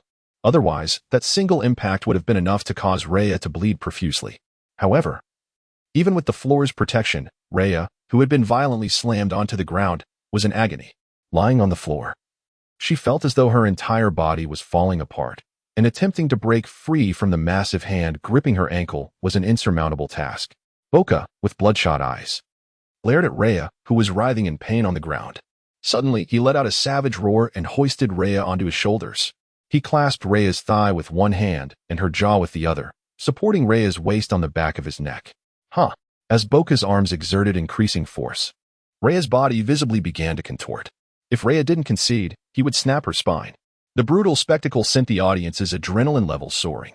Many female spectators covered their eyes, unable to watch, while the male spectators cheered vociferously, feeling that the violent impulses lurking deep within their souls had been unleashed to the fullest extent. The cheers from the spectators on the sidelines only served to invigorate Boka further, a sinister smile spreading across his face as he gradually intensified his grip. Witnessing the brutal suppression of Reia in the arena, Yamato instinctively clutched Aorn's sleeve, unable to suppress his concern. Reia won't come to harm, will she? At this point, she should have conceded, he murmured. Let's wait and see. Aorn's gaze was fixed intently on the two competitors in the arena, his hand instinctively reaching for the Beast King transformation, poised at his waist. Should Reia remain ensnared in her predicament for too long, he would swiftly bind the Lion King to her the moment the match concluded. Meanwhile, in the second floor box, the spectator known as Mad Rat, Hami, was momentarily taken aback by the unfolding scene. He could scarcely recall his subordinate exhibiting such ferocity. Was the referee blind? It was evident that the situation warranted an immediate countdown to declare Nightmare defeated. Hami shared a sentiment akin to that of Nightmare.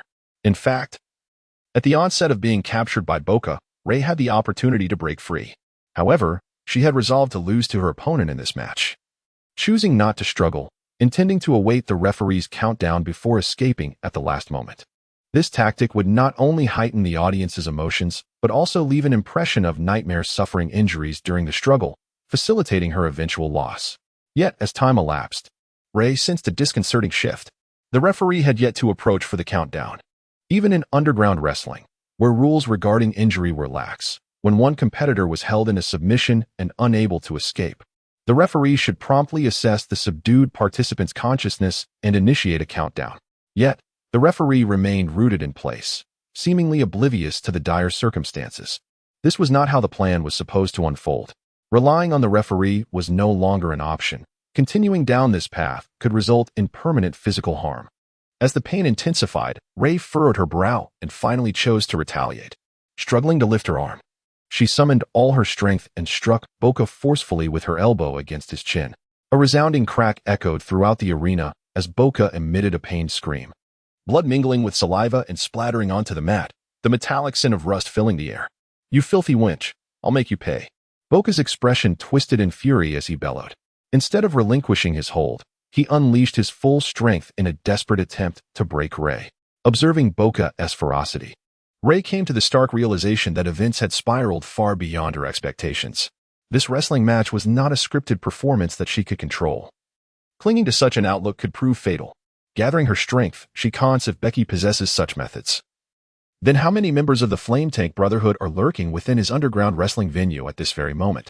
The more Hami pondered, the more he felt a chill run down his spine, his gaze involuntarily fixating on the lone figure of Becky before him. A glimmer of lethal intent flickering in his eyes. This was the sole opportunity. If he could seize control of Capone Becky, all of his meticulously arranged plans would become futile. Attack.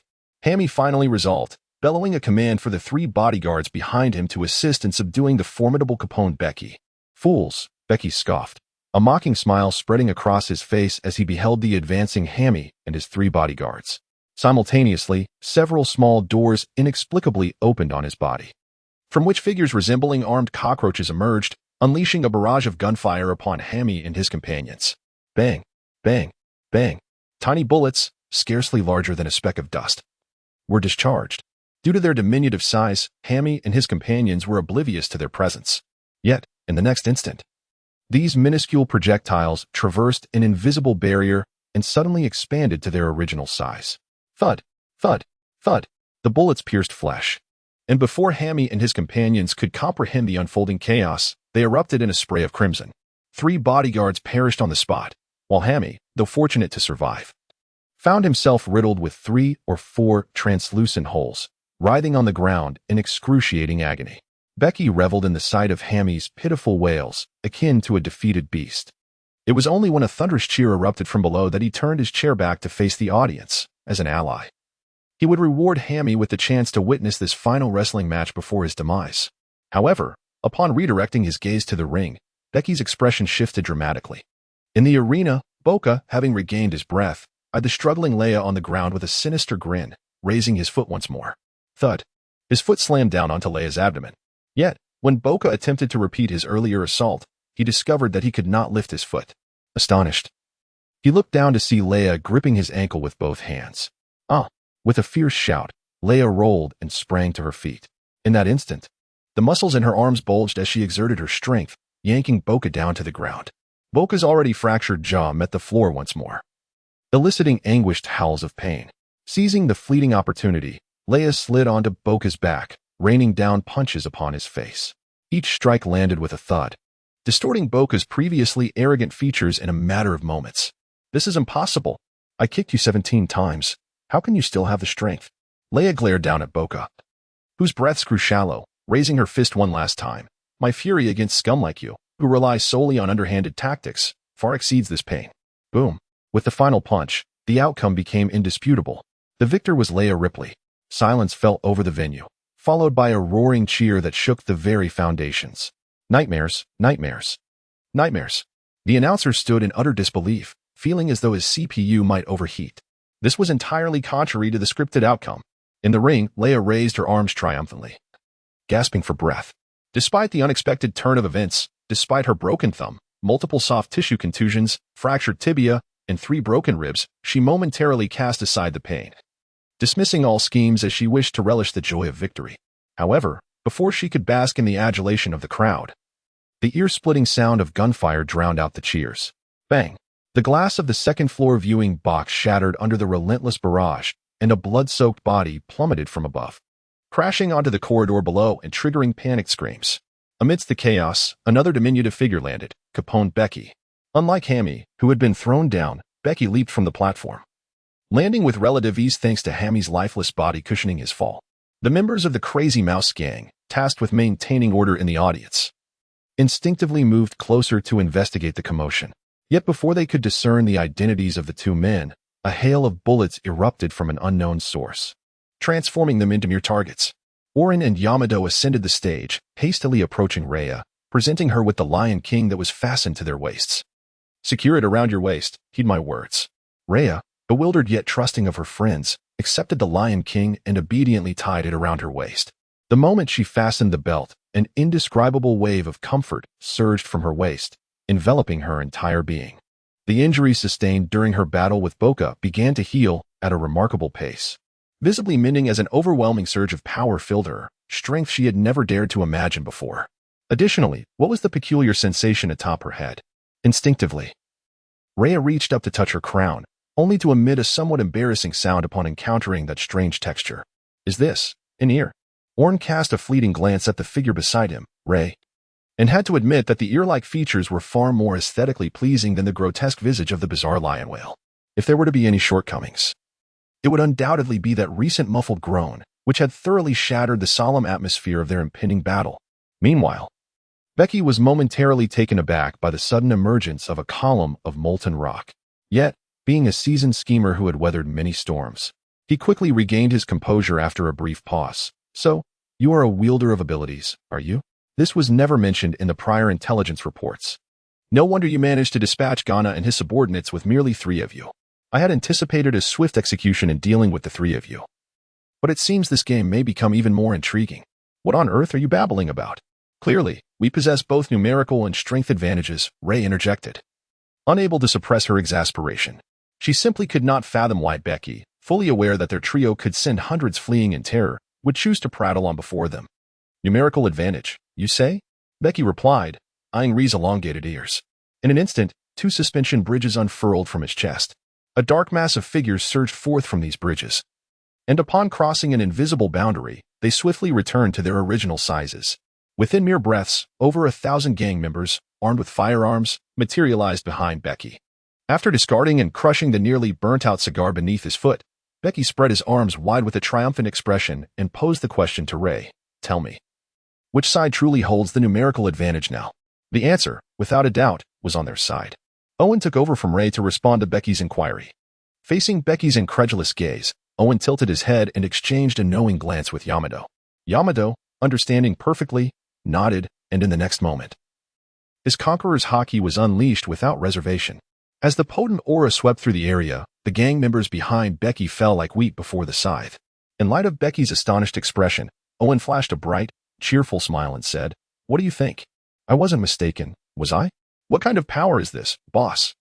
After enduring Yamato's overwhelming haki, only Becky and his 2 lieutenants, Strange Gun Veet and Assassin Godi, remained standing in the arena.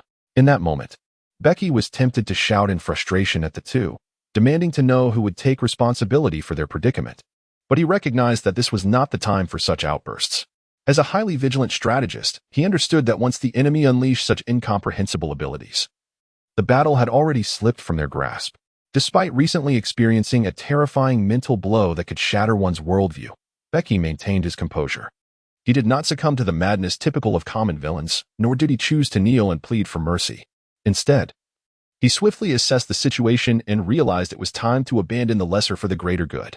Thus, he refrained from casting a final glance at the thousands of subordinates behind him and decisively commanded, "Advance and open fire on those civilians." As he spoke, his hands had already settled on the shoulders of Godi and Veet. The power of the stronghold fruit activated rapidly, and in the blink of an eye, Becky's originally slender legs transformed into tank treads. The treads began to roll at high speed, attempting to break through the sturdy walls and escape the underground venue. Meanwhile, Veet and Godi, now absorbed within Becky's body, began to obediently execute the boss own, Yamato. And Rhea are indeed not the type to stand idly by as a multitude of innocents perish before their eyes. However, the act of safeguarding the civilian populace does not necessitate their collective intervention. Phantom Blade, with Yamato's commanding shout, the spiked club, RGN, became enveloped in a chilling azure mist. This frigid aura coalesced into a visible stream as the club was swung, culminating in an explosive eruption on the ground before the bullets could reach the crowd, forming a formidable ice wall. "Own, you pursue that scoundrel. I shall handle the situation here." Upon hearing Yamato's insistence to remain and protect the civilians, Aorn did not hesitate. He promptly dashed in the direction where Becky and her companions had fled. Observing this, Rhea grew concerned that Aorn alone might not suffice to confront Becky's trio. And thus she too matched Aorn's pace, although she started slower than Aorn. Her mastery of the explosive displacement technique known as shave and the transformation into her lion form significantly enhanced her speed. Like a nimble child, she deftly navigated through the obstacles, utilizing walls and ceilings to gain leverage. In no time, she caught up, following the path Becky had carved through the venue, and burst onto the street, chasing after the swiftly moving Becky. "Stop right there." With a graceful leap from above, Rhea's long legs soared high, evading the bullets fired by Vet, and struck Becky's head with after praising Rhea. Aorn immediately activated his abilities, enveloping the obsidian hammer with golden magma. He wielded the magma-infused warhammer and leapt high into the air, striking down fiercely upon Becky's tank treads before she could struggle to regain control. The resounding clang of the hammer colliding with the treads echoed as the force of the blow shattered a massive hole in them. The activation of the Heart of Steel mark caused Becky to uncontrollably spew blood, while the searing magma continued to erode and burn her body through the gaping wound. "Boss!"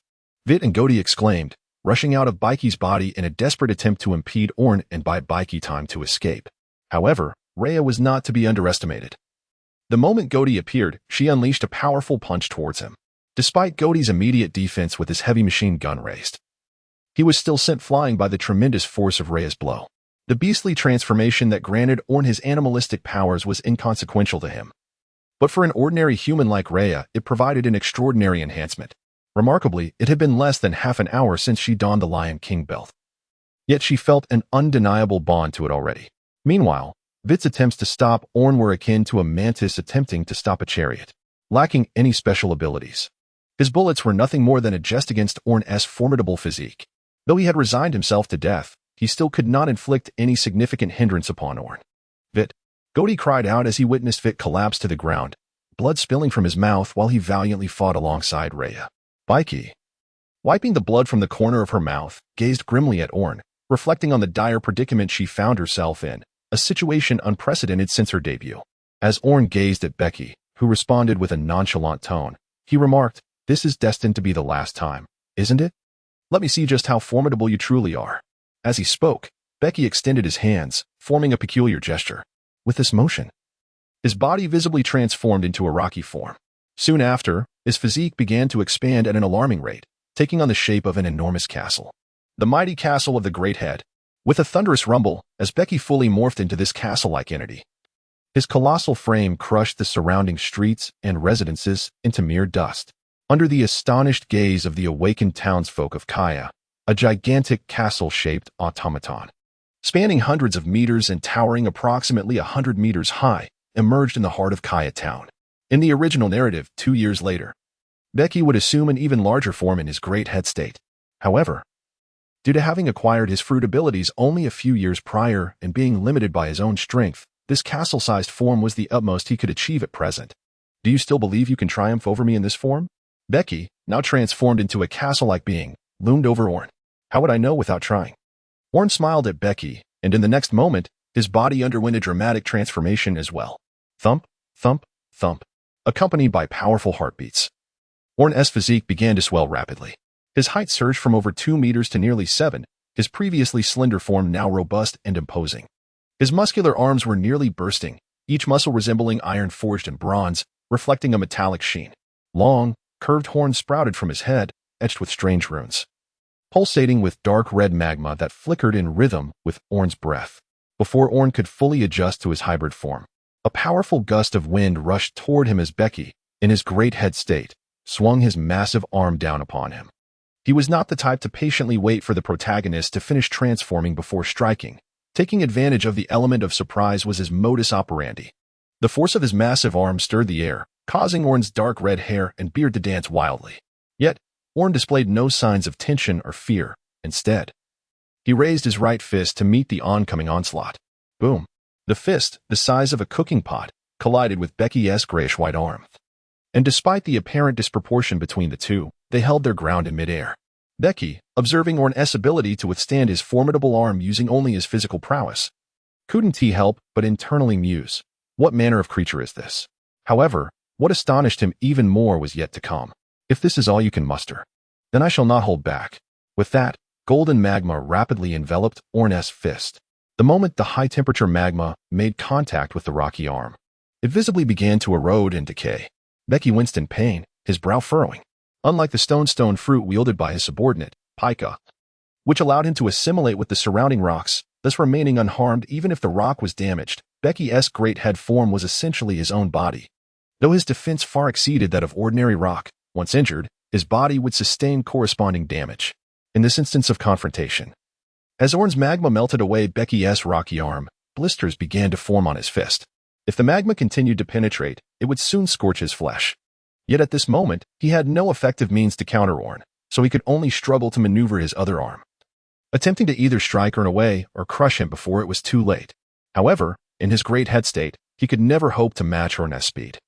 Before his other massive hand could descend, Aorn had already leaped onto Becky's right arm. If merely using magma to erode was progressing too slowly, then perhaps it was time to try something else. As thoughts raced through his mind, Aorn gripped his hammer tightly, swinging his arm vigorously before bringing it down forcefully upon the searing red spot. Crack! At the moment of contact between the hammer and the rock, a web-like fissure appeared upon the right arm of the big boss. While evading the big boss's assault, Aorn repeatedly executed this maneuver. After merely 2 or 3 repetitions, the crack swiftly spread across the entirety of the big boss's right arm. Shatter.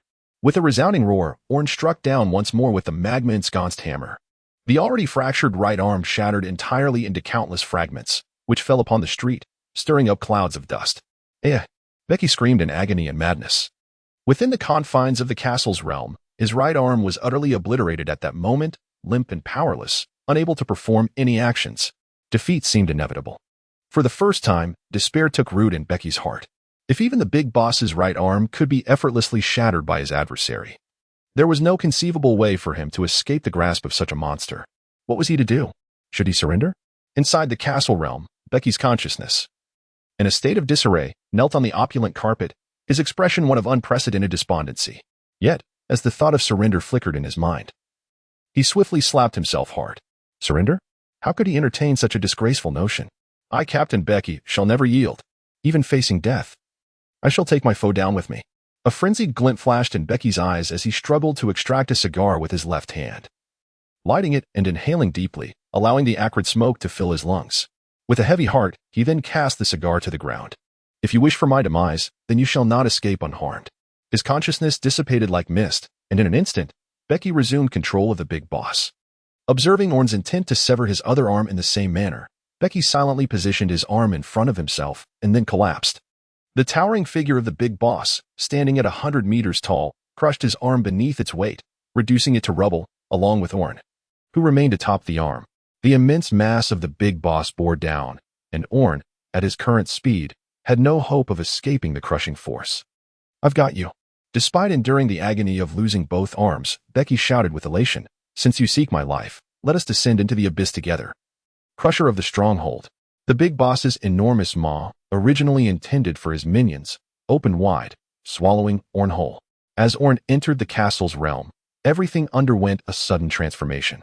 Walls, ceilings, and floors morphed into colossal gears, interlocking and grinding, seeking to ensnare the intruder Aorn and reduce him to mere pulp. Your determination is commendable, Captain Becky.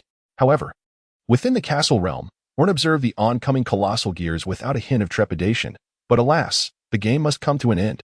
At that moment, Aorn's form began to change once more. His physique expanded further, shifting from an upright stance to all fours. Golden magma surged forth uncontrollably until it enveloped his entire being. In the blink of an eye, Aorn transformed into an enormous lava goat, nearly 20 meters in length, its body entirely clad in scorching magma. After scraping his right forehoof against the castle floor twice, Aorn charged forward with unstoppable momentum. Wherever he passed, the molten, corrosive horns targeted the castle's thick, sturdy walls. With a fiery charge, boom, the sharp, crimson horns collided with the solid, weighty wall, instantly provoking a violent explosion. The forceful blast created a gaping hole in the wall, allowing the faint light from the outside to illuminate the castle's interior. Had Becky still been at his peak, he would have expended every effort to repair the damaged wall or desperately barricade the breach to prevent Aorn from escaping. Yet at this moment, both of his arms were shattered, and his body teetered on the brink of exhaustion after employing both the big boss and crusher abilities consecutively. Crack, crack.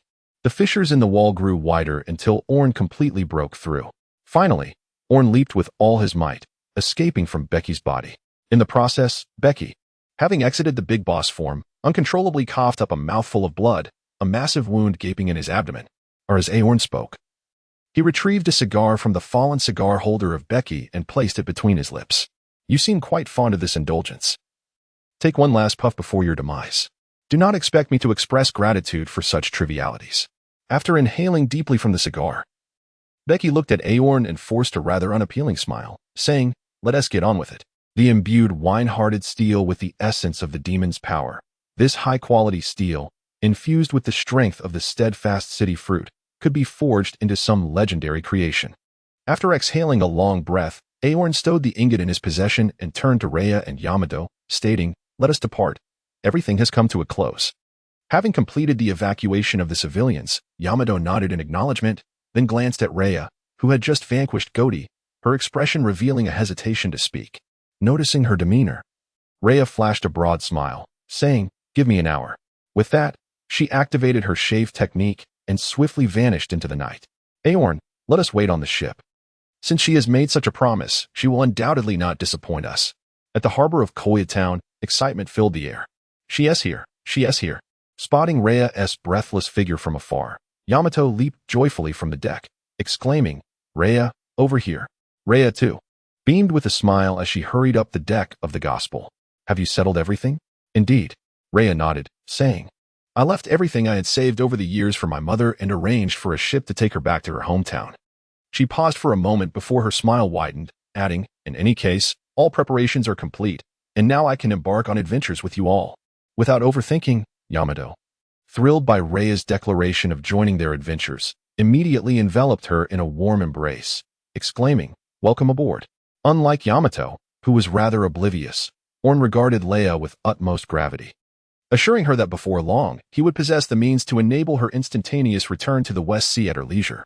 Aorn's confidence in making such a statement naturally stemmed from his plan to forge a legendary artifact using the fortress fruit.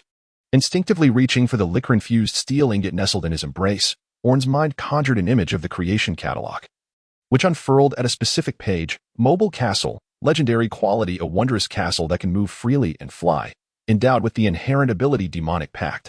Demonic pact. The mobile castle can form a pact with demons through the blood of its wielder, granting the castle certain demonic powers. Forging requirements. High-quality liquor-infused steel combined with the fortress fruit or the heart of a wielder. The fortress fruit will provide the fortress pact effect for the demonic pact. Fortress pact. Under the influence of the fortress fruit's powers, the mobile castle can freely alter its size. Altering size will consume the user's stamina.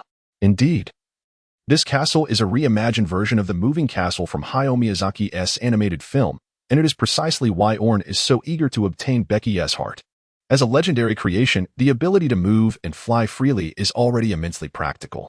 The inherent effect of the demonic pact is nothing short of extraordinary. Provided Aorn can forge the castle and acquire the blood of various fruit wielders, the potential of the mobile castle will continuously escalate. For instance, by using Bruno's blood to obtain the gate pact, he could establish fixed teleportation points as depicted in the original work, or by harnessing the blood of the Golden Lion, he could gain the levitation pact, allowing the mobile castle to hover for extended periods. At that point, the mobile castle would undoubtedly become the most formidable ship in the pirate world. Without exception, the prospect of allowing Rhea to return to the West Sea at will would become a trivial matter. Return to the West Sea at will? How could that possibly happen? Rhea, unaware of the wild thoughts racing through Aorn's mind, merely assumed he was offering her comforting words. Aorn, however, did not dispute this. He simply smiled at Rhea and remarked, Before you met me, could you have imagined that there exists a belt capable of healing wounds and transforming one into a lioness? Rhea was rendered speechless. A belt so miraculous had never crossed her mind, yet just 2 hours prior, she had indeed fought an enemy while adorned with such a belt.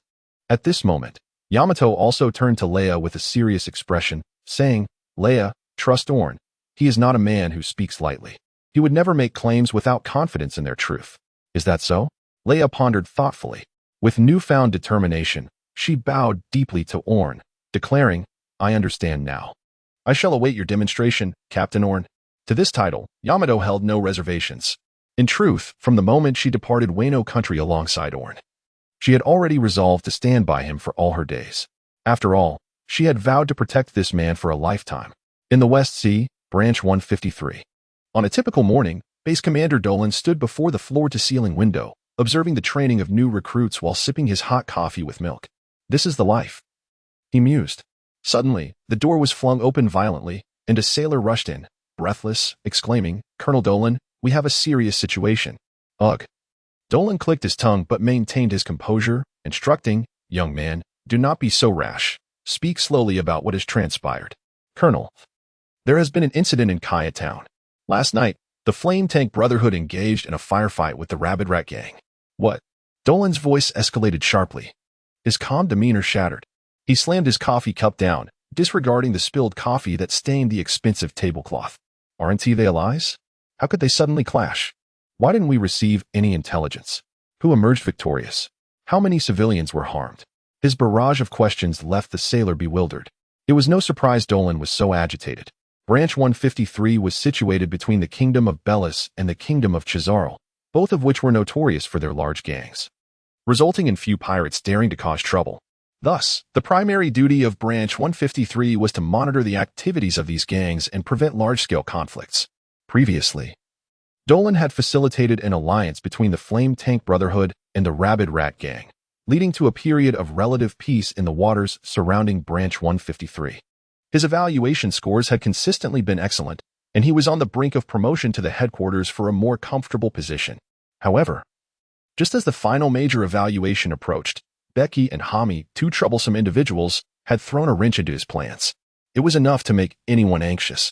As for the specifics of what had occurred, the brothers were still investigating closely, but it seemed that the outcome of the confrontation was a mutual defeat.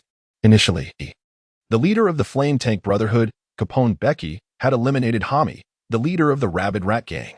Subsequently, Becky was taken down by a mysterious figure who appeared from nowhere, causing significant chaos that nearly leveled 1/5 of Kaya Town. A mysterious figure? Dolan's attention peaked, his mind racing. Is there any information or photographs of this individual? There is a photograph. A reporter near the battlefield seemed to capture an image of him. Furthermore, the reporter mentioned that this mysterious figure appears to be named Aorn. However, we cannot find any records of such an individual in the West Sea archives. The sailor produced a photograph from his pocket and handed it to Dolan. As Dolan glanced down, he was confronted with the image of, well, a rather fearsome goat man. Tall and muscular, with dark purple arms, fiery red hair, and a beard, he wielded a pitch-black hammer in one hand, while magma wrapped around his fist in the other. Hiss. Just a glance at the goatman's expression made Dolan recoil slightly. This figure was undoubtedly formidable. Dolan's gaze lingered on the photograph, his fingers absently stroking his chin. Given the existence of such a mysterious individual who had dispatched Becky, could he possibly leverage this goatman in some manner? While it was indeed a failure on his part that the two major gangs clashed under his jurisdiction, what if this pirate, possessing strength far exceeding the average in the West Sea and harboring wild ambitions, had sought to demonstrate his terror by obliterating the town and annihilating both gangs, ultimately vanishing amidst the Navy's futile attempts to capture him? Surely, one could not blame this aging colonel for the shortcomings of the West Sea Navy. The more Dolan contemplated, the more reasonable it seemed. After a moment's hesitation, he instructed, send word to the investigation team heading to Kaya Town to return to headquarters. Additionally, ensure they bring that reporter back with them. Based on my years of experience, I suspect this pirate named Aorn is not to be underestimated. Our priority now is to bolster our defenses and refrain from squandering resources on an already settled incident. The sailor instinctively felt that something was amiss with this reasoning.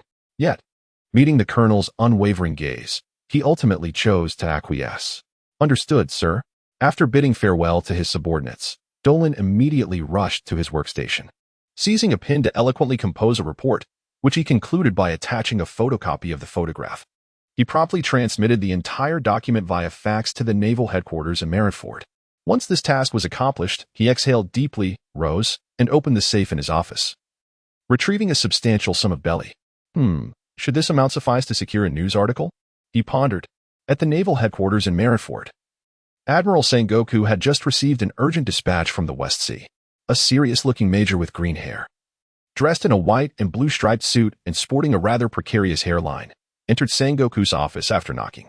While attending to his duties, Sengoku briefly lifted his gaze to accept the document from the major's hands. Initially, upon examining the contents of the report, Sengoku exhibited a degree of disdain. He was accustomed to reviewing at least 20 such exaggerated and restless documents from across the seas each month. Over time, he had honed his ability to discern genuine information from hyperbolic claims.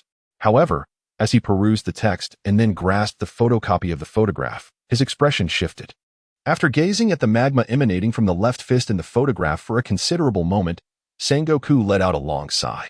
A mythical beast. It seems that indeed a monster has emerged from the West Sea. After casually consuming a piece of rice cracker from his desk, Sengoku turned to the major and inquired, "Brand new, you must have reviewed this document already. What do you believe would be a reasonable bounty for the individual mentioned?" Aorn, the future renowned king of meetings, brand new, pressed his thick lips together and, after a brief moment of contemplation, tentatively responded, "Although it is a mythical beast that poses no threat from the West Sea, judging by its appearance, it seems to be quite aged. Given its age, its potential has likely been fully realized. Therefore, I suggest setting the bounty at 70 million. And I recommend that the West Sea branch refrain from attempting to capture it, allowing it to enter the Grand Line, where our Navy can handle it. After a moment of reflection, Sengoku nodded slowly. Let us proceed as you have advised. That very night, the photocopying department of the Navy worked diligently. And by the following morning, newsbirds were dispatched with the freshly minted bounty notice flying across the world. Wanted Aorn in 70, 000. Following the dissemination of Aorn's bounty poster by the news coup across the globe, considerable commotion arose in two locales. The first was the West Blue, where Aorn and his companions currently reside. Upon discovering that, after over a decade, a newcomer's initial bounty had surpassed 70 million berries, the last being Robin's at 79 million. The pirates and bounty hunters of the West Blue were electrified. They eagerly anticipated encountering this fortunate scoundrel on the high seas, hoping to either vanquish him for fame or claim the substantial reward. The second location was Dressrosa in the New World. Doflamingo, Virgo sent some important intel. A disheveled, viscous-covered man slithered towards the shade on the kingdom's rooftop, grinning obsequiously at the man in the reclining chair, adorned with red sunglasses and a flamingo-feathered coat. This was Treble, one of the Don Quixote families for executives, codenamed Club. Before him lounged the infamous warlord of the sea, Heavenly Yeksha Doflamingo. Oh, Virgo rarely sends word personally. Let's have a look. Doflamingo languidly sat up, accepting the letter from Treble. A broad smile crept across his face as he scanned the contents. F-f-u-few. Virgo has truly delivered a magnificent gift. Behehe, what is it, Doffy? Let me see. Treble, sniffling, peered over Doflamingo's shoulder, only to frown. What's this? Just some small-time pirate from the West Blue? You're mistaken, Treble. This isn't just some small fry. This is a business opportunity worth billions. Fetch the din-din mushy. Treble reluctantly handed Doflamingo the din-din mushy, watching as he dialed a number. BRRT, click. Doflamingo? Spit it out. An impatient voice sparked from the other end. Doflamingo lounged in his chair, a blatant smirk on his face. As expected of the drought, so testy in the morning. Perhaps you should visit Dressrosa and let some beauties ease your tension? The man on the line was Body, recently ousted from his position as the drought. Doflamingo. My patience is finite. An irate vein bulged on the din-din mushy's forehead. Sensing Body's rising anger, Doflamingo tempered his mockery. F-f-u-few, don't fret. I'm calling with information crucial to your future standing within the Beast Pirates. Upon hearing standing, Body paused, then sharply retorted, You have news of young Master Yamato? Indeed. But as you know, my network of informants is costly to maintain. You Body inhaled deeply, suppressing his fury. All tariffs on your shipments to Wano country are waived. Is that sufficient? At 500 million berries, Doflamingo stated unequivocally. 500 million. Body's voice rose, but he resignedly conceded. Fine, 500 million. Now speak. My men have sighted a bounty poster for a West Blue pirate, a mythical Zoan with magma abilities. Click. The din-din mushy was abruptly hung up. Such impatience. 5 days later, in an obscure region of the West Blue, Captain, it's time for our sparring session. Leia exclaimed, bursting into the captain's quarters. Now converted into a workshop. Since Leia's arrival, Aorn's routine had expanded beyond 6 hours of daily smithing to include combat training with Leia. Despite having transmigrated into the world of pirates 2 months prior and experiencing a surge in physical prowess due to the Heartsteel's maximum health boost, Aorn's combat experience remained limited. To address this deficiency, he had approached Leia, requesting daily sparring sessions without utilizing his magma or beast form. Leia, a natural-born, impetuous warrior, readily accepted. With the Lionheart's regenerative abilities, she had become increasingly restless, constantly seeking a fight. Their sparring sessions proved mutually beneficial. Setting aside the nascent miniature castle and his tools, Aorn stretched his aching back and nodded to Leia before leaving his workshop. The mobile fortress was among the most challenging legendary constructs in the creation compendium, if not the most difficult, due to the need to pre-plan the internal structure and the limited volume of the casting blocks. Forging the mobile fortress resembled microsculpting more than traditional smithing, although the construction process had been directly imparted into his mind. Aorn could not replicate the seamlessness of forging Heartsteel or Lionheart. He could only soften the casting blocks with magma and meticulously carve the castle's internal structure with chisels and awls. This was a monumental undertaking, and Aorn estimated that the mobile fortress would take at least another 1 to 2 months to complete. Upon reaching the deck, Leia launched her attack almost immediately. With a powerful step, she employed the explosive movement technique of Sarer. Aorn barely registered her approach before a fist loomed in his vision. Fortunately, after 2 days of sparring, his body had adapted to the speed. He narrowly dodged Leia's fist, seizing her wrist. He tugged her forward while attempting to strike her abdomen with his knee. However, Leia countered with greater agility, deflecting his knee with her palm and delivering a solid headbutt to his chin. After several exchanges, the day's sparring concluded with Aorn's battered defeat. Accepting the lion heart from Leia, he wrapped it around his waist, allowing its restorative powers to mend his injuries. Aorn replayed the fight in his mind, analyzing Leia's techniques and contemplating how to counter her defensive and counterattacking maneuvers. This seemed perfectly ordinary to him, but Leia stared in astonishment. Once again, he was flawlessly replicating techniques that he had only seen her use for the first time. How does the captain's mind work? As dusk descended upon the Evangel, Aorn rose from his seat after digesting the day's battle insights and made his way to the food storage. He emerged bearing a substantial sack of bread, 3 hefty chunks of jerky, and a few oranges. These constituted the evening repast for the trio. To be precise, these items comprised their sustenance for every meal. Alas, their culinary ineptitude rendered them reliant on such simplicity. Guy, upon seeing the offerings of bread, jerky, and oranges, exhibited no particular emotion. Compared to her previous days on Ghost Island, she found herself content merely to have these modest provisions. However, Rhea's countenance visibly fell. As an ardent epicure who relished sampling local delicacies wherever she ventured, subsisting on these bland rations felt like a form of torment. After a brief moment of hesitation, she finally broached her thoughts with a conciliatory tone. "Captain, when we reach the next resupply island, might we seek a chef? Even if we cannot find one of exceptional skill, at the very least, let us procure a temporary worker to oversee our daily meals." "A temporary worker, you say?" Owen muttered these 3 words, a self-deprecating smile unconsciously spreading across his face. Indeed, he had been overly fixated on finding ideal crewmates akin to those of the Straw Hat crew, to the extent that he had forgotten even the most fundamental operations. Suitable crew members are not so easily found. Rather than compromising himself in the search, it would be more prudent, as Leia suggested, to initially hire some ordinary individuals as substitutes. With this thought in mind, Owen retrieved a nautical chart from his waist and, after a moment of contemplation, spoke. "It seems we are less than a day's journey away from our next destination, the Flower Country. Although the Flower Country is a member of the world government, it does not harbor hostility towards pirates. In fact, it boasts 8 official pirate crews as its armed forces. We can look for suitable crew members once we arrive in the Flower Country.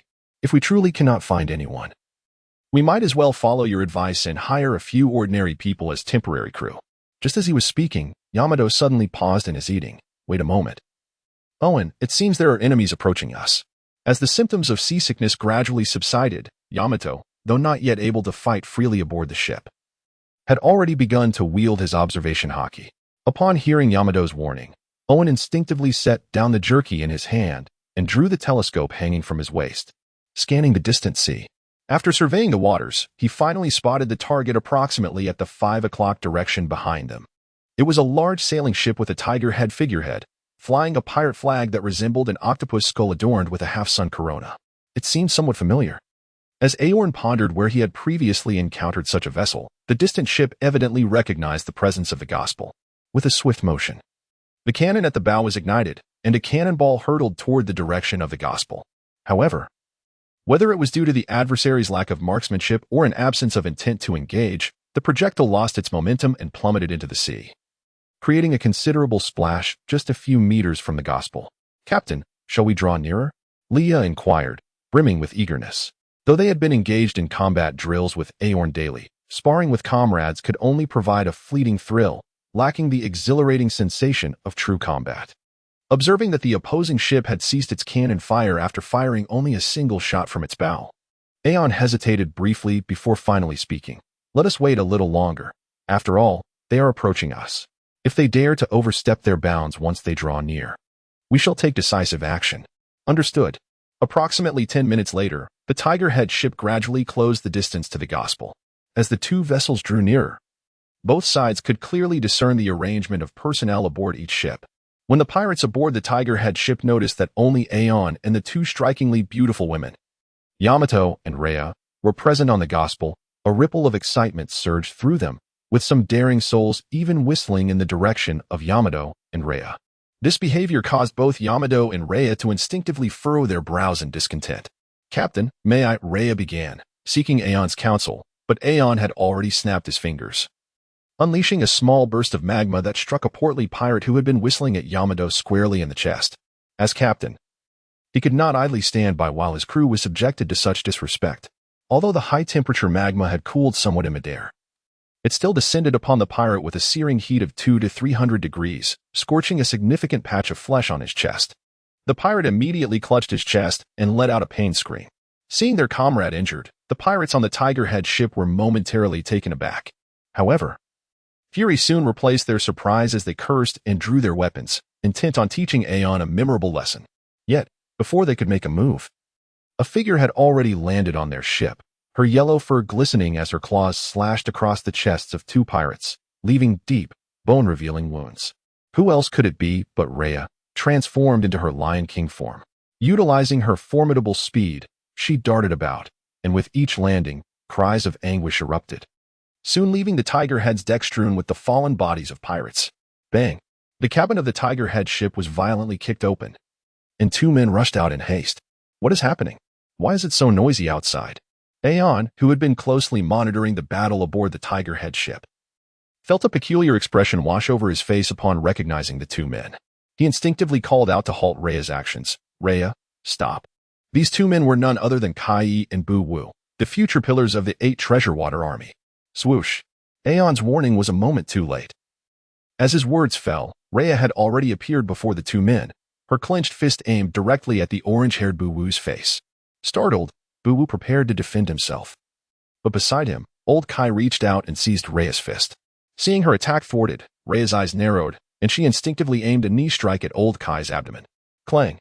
Her knee struck old Kai's midsection with force, yet the sensation was akin to colliding with solid steel. Even with her Lion King form granting her rapid healing, Rhea couldn't suppress a grimace. With a swift motion, old Kai flung Rhea onto the deck. After surveying the scene of devastation on the deck, his expression darkened. Did you injure my crew? And what if I did? Rhea retorted defiantly, her chest puffed out. If you dare to harm my crew, I shall not hold back, even against a woman. Old Kai bellowed in response, dragging his naginata toward Rhea with fervor. So fast, as old Kai charged at her, Rhea's proud demeanor was swiftly replaced by solemnity. This was the first time she encountered a man who could match her in speed. Fixating on the naginata in old Kai's hands, she sidestepped just as he closed in, narrowly avoiding the slash while using her shoulder to ram into the side of his arm. This strike was fueled with all her might. If she could land it directly on his elbow, it could potentially shatter his arm. Clang! Her shoulder collided with old Kai's forearm. Yet the impact felt as though she had struck an iron plate once more. Gazing at the darkened area on his forearm, Rhea was astounded. Was this the power of a devil fruit? How could a creature like this exist in the world, with such unyielding strength? Realizing her attack had failed, Rhea instinctively sought to retreat. However, the recoil from her previous strike left her half-numbed, rendering her in-cap. Owen cast a glance at Bu Wu. His demeanor tranquil as he spoke. We had no intention of engaging in conflict at the outset. It was your crew who first provoked my men. My companion merely administered a slight reprimand to impart a lesson. Those familiar with their own affairs, old Kai was acutely aware of the character of his subordinates. Nevertheless, as captain, he exhibited a magnanimous disposition by allowing Owen and his companions to depart with such audacity. After a moment's hesitation, he proposed a solution steeped in pirate tradition. Your subordinates are formidable. To recruit her would suggest that you are no ordinary individual. Furthermore, it appears your course is set for the Flower Kingdom. Let us engage in combat. Should you prevail, I shall offer my apologies on behalf of my crew and welcome you as esteemed guests of our 8 Treasure Navy. Conversely, if you are unable to defeat me, you shall leave behind 70% of your vessel's wealth as compensation for my men's medical expenses. What say you? Agreed. Owen replied with alacrity. Old Kai's approach suited him perfectly, and moreover, he had come to the Flower Kingdom with the intention of testing his mettle against the 8 Treasure Navy, eager to experience the intricacies of the 8 Fist and the armament hockey up close. Previously, during their encounter on Ghost Island, he had found the disparity between himself and the beast pirates too great to truly grasp the essence of the armament hockey. Now, having made significant strides in his own abilities, he estimated that even with old Kai wielding the 8 Fist and armament hockey, his monstrous attributes and beast form would likely afford him a fair chance. Splendid. With Owen's prompt agreement, a rare smile graced old Kai's prematurely aged visage. Then I shall not hold back. As he spoke, old Kai brandished his naginata and charged toward Owen. Aorn, fully engrossed in observing Lao Kai's movements, had undergone several days of rigorous training battling against Leia. Although he had yet to master the technique of shave, his body had already acclimatized to the swift pace of combat. As Lao Kai swung his naginata towards him, Aorn unsheathed the hammer at his waist and met Lao Kai's strike head-on. The collision rang out with a resounding clang, sparks flying in every direction. In that moment of impact, Lao Kai felt a tingling sensation in the palms of his hands, followed by a tumultuous surge of blood within his chest, resulting in an uncontrollable spurt of crimson. Brother! Witnessing Lao Kai spitting blood after their initial clash, Buu could not help but exclaim in surprise. I am fine. Lao Kai turned his head to expel the stagnant blood from his chest, simultaneously grappling with Aorn, and excitedly inquired, Have you studied the 8-burst fist? He mistakenly attributed the extra damage caused by the activation of his steel heart imprint to a technique akin to the 8-burst fist. I have not, Aorn replied candidly. Unable to explain the principles behind the steel heart, he opted for feigned ignorance. Little did he know. His words led Lao Kai to mistakenly perceive him as a prodigy in the art of the 8-burst fist. To Lao Kai, the ability to inflict damage comparable to the 8-burst fist during casual sparring indicated an extraordinary talent for the technique. Not studied? Then experience this technique. As he spoke, Lao Kai continued to exert force with his hands. Aorn soon felt a peculiar wave of energy radiating from the intersection of the naginata and hammer, coursing through his arms. Under the influence of this wave, his arms grew numb, and even his breathing became labored. Summoning every ounce of strength, Aorn forcefully dislodged the naginata from Lao Kai's grip. And only then did the strange sensation dissipate, allowing his body to swiftly return to normal. Is this the 8-burst fist? He pondered, struck by the peculiar feeling. Akin to a lower-grade version of the tremor fruit entwined with armament hockey, yet he remained perplexed about the technique's underlying principles. As he mentally replayed the details of their recent exchange, a glimmer of suspicion began to form in Aorn's mind. Casting a glance at Lao Kai, who had regained his stance and was preparing to launch a second assault, Aorn hesitated for a moment before choosing to initiate an attack of his own. He sought to ascertain whether his hypothesis held any merit. Clang! The hammer and naginata collided once more, and as Aorn fixed his gaze on Lao Kai, he felt the muscles in his arms tremble subtly. This was not a sudden surge in Lao Kai's strength, but rather his own deliberate manipulation of his arm muscles to continue the vibrations. Buzzing, as he sensed the vibrations transmitted through the naginata to his hands. Lao Kai's heart was stirred by a tempest of astonishment. Had Aorn already grasped the power dynamics of the 8-burst fist? While he had suspected that Aorn possessed an innate talent for the technique, the rapidity of his learning was nothing short of extraordinary. Noticing the shock in Lao Kai's expression, Aorn could not help but smile. So, I was correct, am I not? The essence of the 8-burst fist lay in concentrating power to a single point before swiftly dispersing it, all while executing meticulous control over muscle contractions to achieve high-frequency vibrations that enabled the force to penetrate the adversary's body in rippling waves. Ultimately, while deducing the mechanics of the 8-burst fist was a remarkable feat, what truly delighted Aorn was that, inspired by this technique, he had suddenly unraveled a perplexing conundrum that had plagued him over the past few days: how exactly the technique of shave harnessed its power. Aorn distinctly recalls that the original description of treading indicated an explosive reaction force generated through a series of rapid footfalls on the ground within a mere 0.36 seconds, allowing for supersonic movement. However, during his confrontation with Rei, he could not perceive any semblance of her executing dozens of footfalls within that fleeting time frame. Regardless of how swift a person may be, the act of lifting one's foot and bringing it down invariably requires time. To accomplish a single footfall in just 0.01 seconds is an utterly unattainable feat. Yet, after witnessing old Kai's 8-chong fist, a realization dawned upon him. The so-called dozens of footfalls may not refer to the conventional understanding of treading, but rather to the instantaneous execution of muscle contractions akin to the act of treading. It is in the rapid amalgamation of numerous exertions into a singular action that the true essence of mastering treading lies. Old Kai, with his inherently generous disposition, acknowledged Aorn's insight into the principles behind the 8-chong fist without reservation. Indeed, I must concede, he admitted. I have never encountered an opponent with such extraordinary learning capabilities as yourself. However, what you speak of pertains solely to the techniques of force exertion in the 8-chong fist. In truth, to fully unleash the power of the 8-chong fist, one must integrate it with the breathing techniques passed down through generations of our 8 treasure water army. Before he could finish his thought, his companion, Bu Wu, interjected with urgency, Brother, please refrain from continuing. The Aeon fist of our 8 treasure water army is a closely guarded secret not meant for outsiders. If you were to divulge the breathing techniques to him, our grandfather would undoubtedly be furious. Upon hearing this, old Kai paused, his expression shifting several times before he let out a long sigh. Ooh, you're right. I shall not hold back any longer. As he spoke, old Kai took a half step back, willingly relinquishing his struggle with Aorn, and then swung his left fist, imbued with armed color domineering aura, toward Aorn's shoulder. Aeon is certainly not Rhea. He is fully aware of the formidable power of Haki. He had no intention of enduring the blow head-on. With a soft grunt, he allowed the golden magma to envelop his shoulder. The fist, covered in Haki, struck the magma-wrapped shoulder, eliciting a muffled grunt from both Aeon and Lao Kai. Despite the semi-solid magma serving as a cushion, the punch still inflicted considerable pain upon Aeon. As for Lao Kai, he suffered burns from the intense heat of the magma. Even with the protection of Haki, he felt a searing pain in his fist. However, this level of pain did not instill fear in him. Rather, it heightened his courage.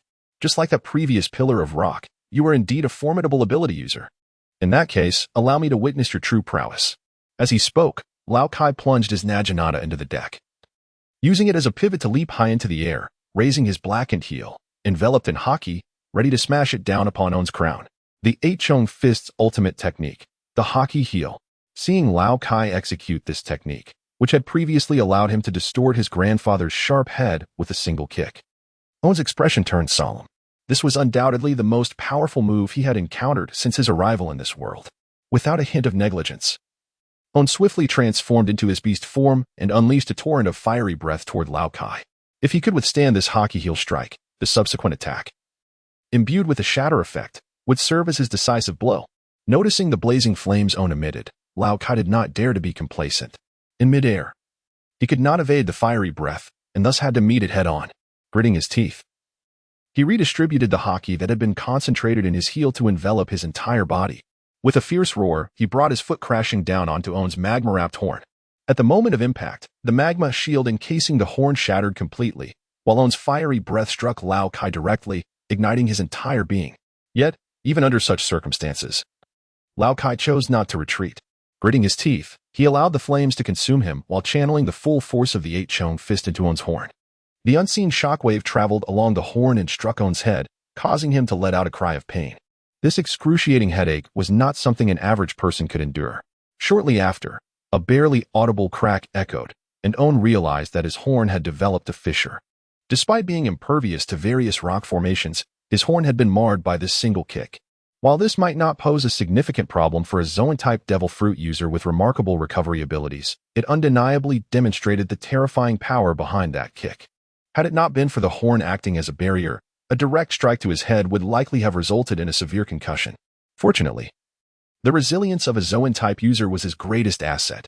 Although his head throbbed painfully, Aeon was far from incapacitated. Gritting his teeth, he seized Lao Kai's ankle, and with a surge of strength, he slammed the incapacitated Lao Kai, who was tormented by flames, into the ground. The deck was left with a massive dent from the impact, and at the center of this dent, Lao Kai finally succumbed, his eyes rolling back as he lost consciousness. "Brother!" Wu exclaimed, witnessing his elder brother's state, unable to contain his shock. Calmly retrieving the Lion King from Rhea, Aeon reassured him, "Do not worry. He has merely fainted. He should regain consciousness shortly." After a thorough examination to confirm that Lao Kai's injuries were not life-threatening, Aeon decided against any further aggression. Wu finally exhaled in relief, his tone softening considerably. "Thank you for your mercy. Are you truly that Aeon? No wonder you are so formidable. Do you recognize me?" Aeon was somewhat taken aback. He had only just arrived in the Western Sea a little over half a month ago and had spent the majority of his time in Koya Town. There seemed to be no reason for him to be recognized by Wu from the Flower Kingdom. At this moment, it would not be an exaggeration to say that you are a household name in the Western Sea, Wu remarked. He then hurried back to the cabin and returned shortly thereafter, a wanted poster now in his hand. Aeon gazed at the bounty notice featuring his beastly form, his eyes widening in disbelief. "A bounty? And the reward amounts to a staggering 70 million? When did I become so valuable?" Beside him, Leia and Yamato, who had been watching the events unfold aboard the Gospel, were equally astonished, rising to gather closer. "Captain, when were you put on the bounty list? I have never heard your name mentioned before," Leia exclaimed, her face a mask of surprise. "What about me? Do I have a bounty as well?" Yamato inquired impatiently. yearning for a substantial reward that might even surpass the 40 billion of her foolish father. Asking me is futile. I have only just discovered that I am being sought after, On replied, throwing up his hands in exasperation. Finally, 3 pairs of eyes turned toward Bulwa. Bulwa scratched his head and curiously asked, "Haven't you all been following the news recently?" The trio exchanged glances, each wearing a look of bewilderment. Yamato had no idea what the news bird was. Aorn spent the majority of his time cooped up in the workshop, forging and attending to the mundane affairs aboard the ship. As for Leah, she often roamed the deck and was aware of the news birds. However, she had no habit of reading newspapers. Thus, even when news birds landed on the ship, she would merely wave them away. Observing the trio's bewildered expressions, Bulwa slapped his forehead and began to vividly recount the most widespread rumor about Aorn circulating in the West Sea. Upon hearing that he had not only plundered Town to elevate his own reputation but had also orchestrated the downfall of the 2 major gangs in the West Sea, a bead of cold sweat trickled down the brows of Aorn and his companions. How absurd. It was clearly that scoundrel Baiki who had engaged in underhanded dealings and sought to trouble him, prompting Aorn's defensive retaliation. Yet somehow, the tale had morphed him into a ruthless, ambitious villain. Nevertheless, Aorn reflected, our nation of flowers ought to express gratitude towards you. The Flame Tank Brotherhood and the Raucous Rat Gang had previously made attempts to target our mining vessels under the auspices of certain kingdoms. Now that you have eradicated the Flame Tank Brotherhood and the Raucous Rat Gang, the safety of our merchant ships has significantly improved. Bulwa spoke with a tone of appreciation. Upon hearing this, Aorn, who had initially intended to clarify the rumors, promptly fell silent. Why not seize the opportunity? They would still need to remain in the Flower Nation for at least 10 days to a fortnight to procure cold iron, find crew members, and inquire about the training methods for the armament hockey. With the identity of a benefactor, their journey in the Flower Nation would surely be a tad smoother. Speaking of the armament hockey, it inevitably brought to mind Yamato. After leaving the Land of Harmony, Aorn had contemplated directly acquiring the dual-color hockey training methods from Yamato. However, no matter how he inquired, Yamato's responses remained frustratingly vague, claiming that he had simply learned it after being thrashed by that scoundrel of a father. When asked if there were any special feelings during its use, Yamato would shrug and say there was nothing particularly remarkable, just a thought of wanting to utilize hockey. And then it manifested. Aorn found himself utterly at a loss in the face of Luffy's response. Thus, he could only place his hopes on acquiring a method for cultivating hockey in the Land of Flowers. Once he obtained a concrete training method and Yamato's seasickness had completely subsided, he could contemplate switching his training partner from Rhea to Yamato, thereby accelerating his hockey training through daily experiences. Amidst a casual exchange with Boo, old Kai gradually regained consciousness. The moment he awakened, a sudden memory struck him, and he collapsed to his knees with a thud, banging his head against the deck. I concede defeat. As an apology, please forgive the recklessness of my subordinate. I am truly sorry. I sincerely apologize. This unexpected display startled Aorn and the others, prompting Boo to quickly grasp his brother's arm. Brother, this is unnecessary, truly. As he pulled him back, he did not forget to explain to Aorn and the others, please do not take offense. My brother tends to become overly dramatic when expressing gratitude. After much persuasion, they finally managed to deter old Kai from kneeling on the ground at every turn. Although he would no longer bow before Aorn, old Kai continued to emphasize fervently, I, old Kai, am a man of my word. Since I have promised to make you a distinguished guest of our 8 treasure navy, I shall not go back on my word. If there is anything you require of me, do not hesitate to ask. If I furrow my brow even once, it would not bode well for the future of the 13th generation of the 8 treasure navy. Witnessing old Kai's emphatic declaration and recalling his resolute character in the original narrative, Aorn hesitated for a moment before finally speaking. That being said, I do have a rather delicate request. Go ahead, Aorn, as long as it is within my capabilities and does not violate our 8 treasure navy's principles. I assure you I will exert my utmost effort. You see, I have long wished to learn the technique of armament hockey. However, it is quite challenging to find a master of armament hockey in the West Sea. Therefore, if possible, I would like to request a method for cultivating armament hockey from your esteemed 8 treasure navy. I am aware that such training methods are invaluable across the seas, and I do not intend to take anything from you without offering something in return. Before Aorn could finish his words, old Kai shot him a fierce glare, as if he were about to land a punch on Aorn's face. Listen here, Aorn, do you look down on me? I've already said. If you have need of my assistance, just speak up. Why are you prattling on with all this nonsense? It's merely armed color domineering. And I've written down my insights while training, which I can share with Bu once we reach the Flower Kingdom. When we arrive, you can accompany me to the village and copy it down. After a night of sailing, at noon the following day, the Gospel and the tiger-headed ship known as 8 Treasures appeared in the harbor of the Flower Kingdom. The iconic vessels of the 8 Treasures Navy were regarded as guardian deities in the Flower Kingdom. Thus, as Aorn and his companions disembarked alongside Old Kai, they were met with enthusiastic cheers from the surrounding townsfolk. Old Kai had promised to treat Aorn as an esteemed guest and did not falter in his word, keeping an arm around Aorn's shoulder as he warmly greeted the locals, introducing Aorn. "This is my good friend Aorn, whom I met at sea. If I learn that anyone dares to cause trouble for Aorn or his crew within the bounds of the Flower Kingdom, the 8 Treasures Navy will not let them off lightly." After leading Aorn and his companions out of the harbor, Old Kai wished to show them the customs and culture of the Flower Kingdom. However, Bu could not help but quietly remind him, "Brother, don't forget. We still need to report to His Majesty in the palace and to Grandfather in the village. What's the harm? We can just take Aorn along. Didn't you say that Aorn helped us eliminate the Flame Tank Brotherhood and the Raging Rat Gang, solving a significant problem for our Flower Kingdom?" But Bu's words were cut short when Aorn smiled at Old Kai and said, "Let it be, Old Kai. You should head to the palace to report first. We can explore the Flower Kingdom ourselves for now, and we can join your banquet in the village later this evening." "Very well then, Aorn. You and your companions may wander about for now. Tomorrow, once I've completed my errands, I will take you to tour the famous landmarks of our Flower Kingdom." Thus, Old Kai hurried off with his subordinates towards the central area of the Flower Kingdom, where a suspension bridge connected to a palace reminiscent of the Shabbat's High of the past.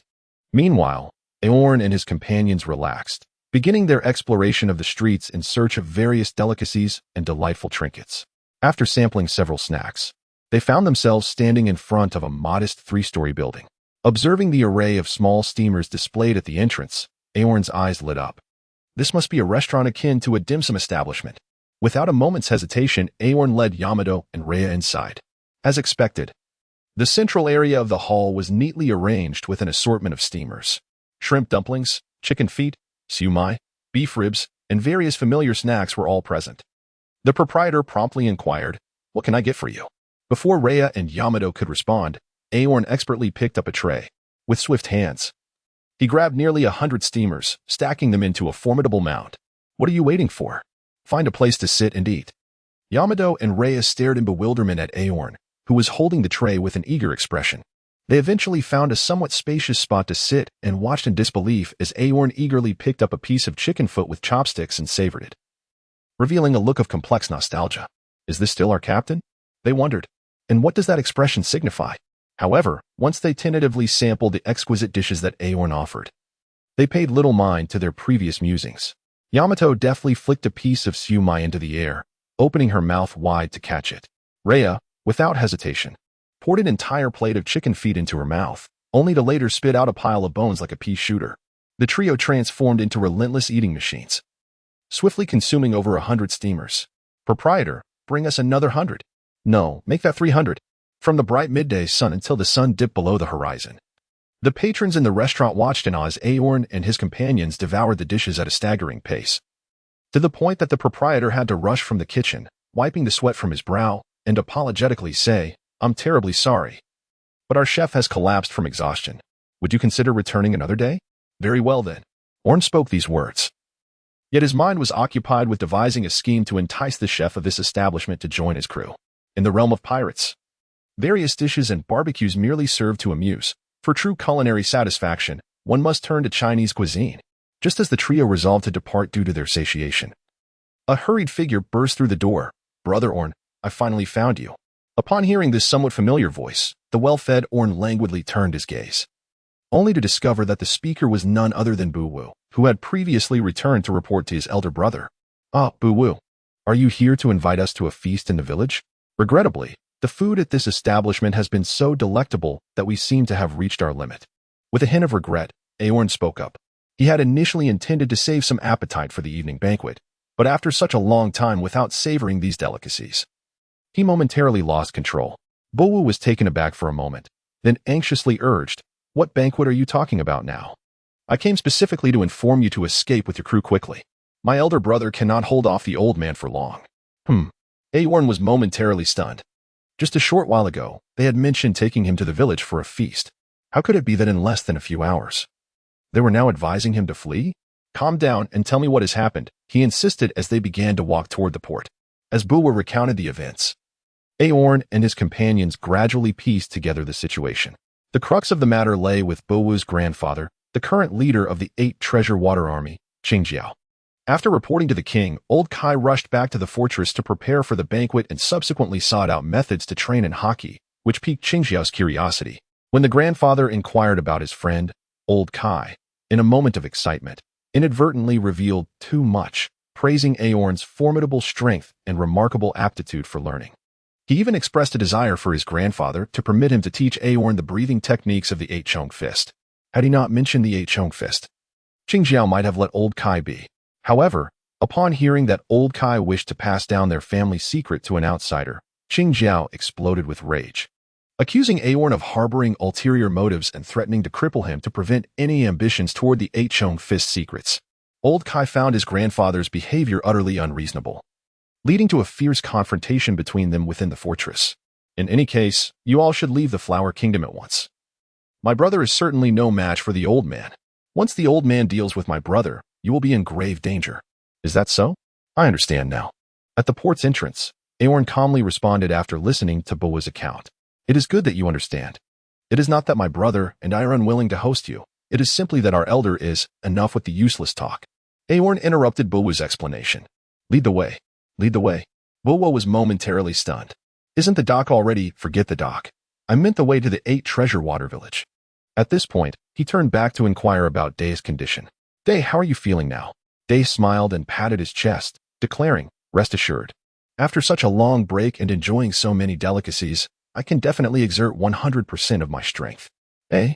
Buwa stood there, bewildered by their conversation, before suddenly realizing, are you both out of your minds?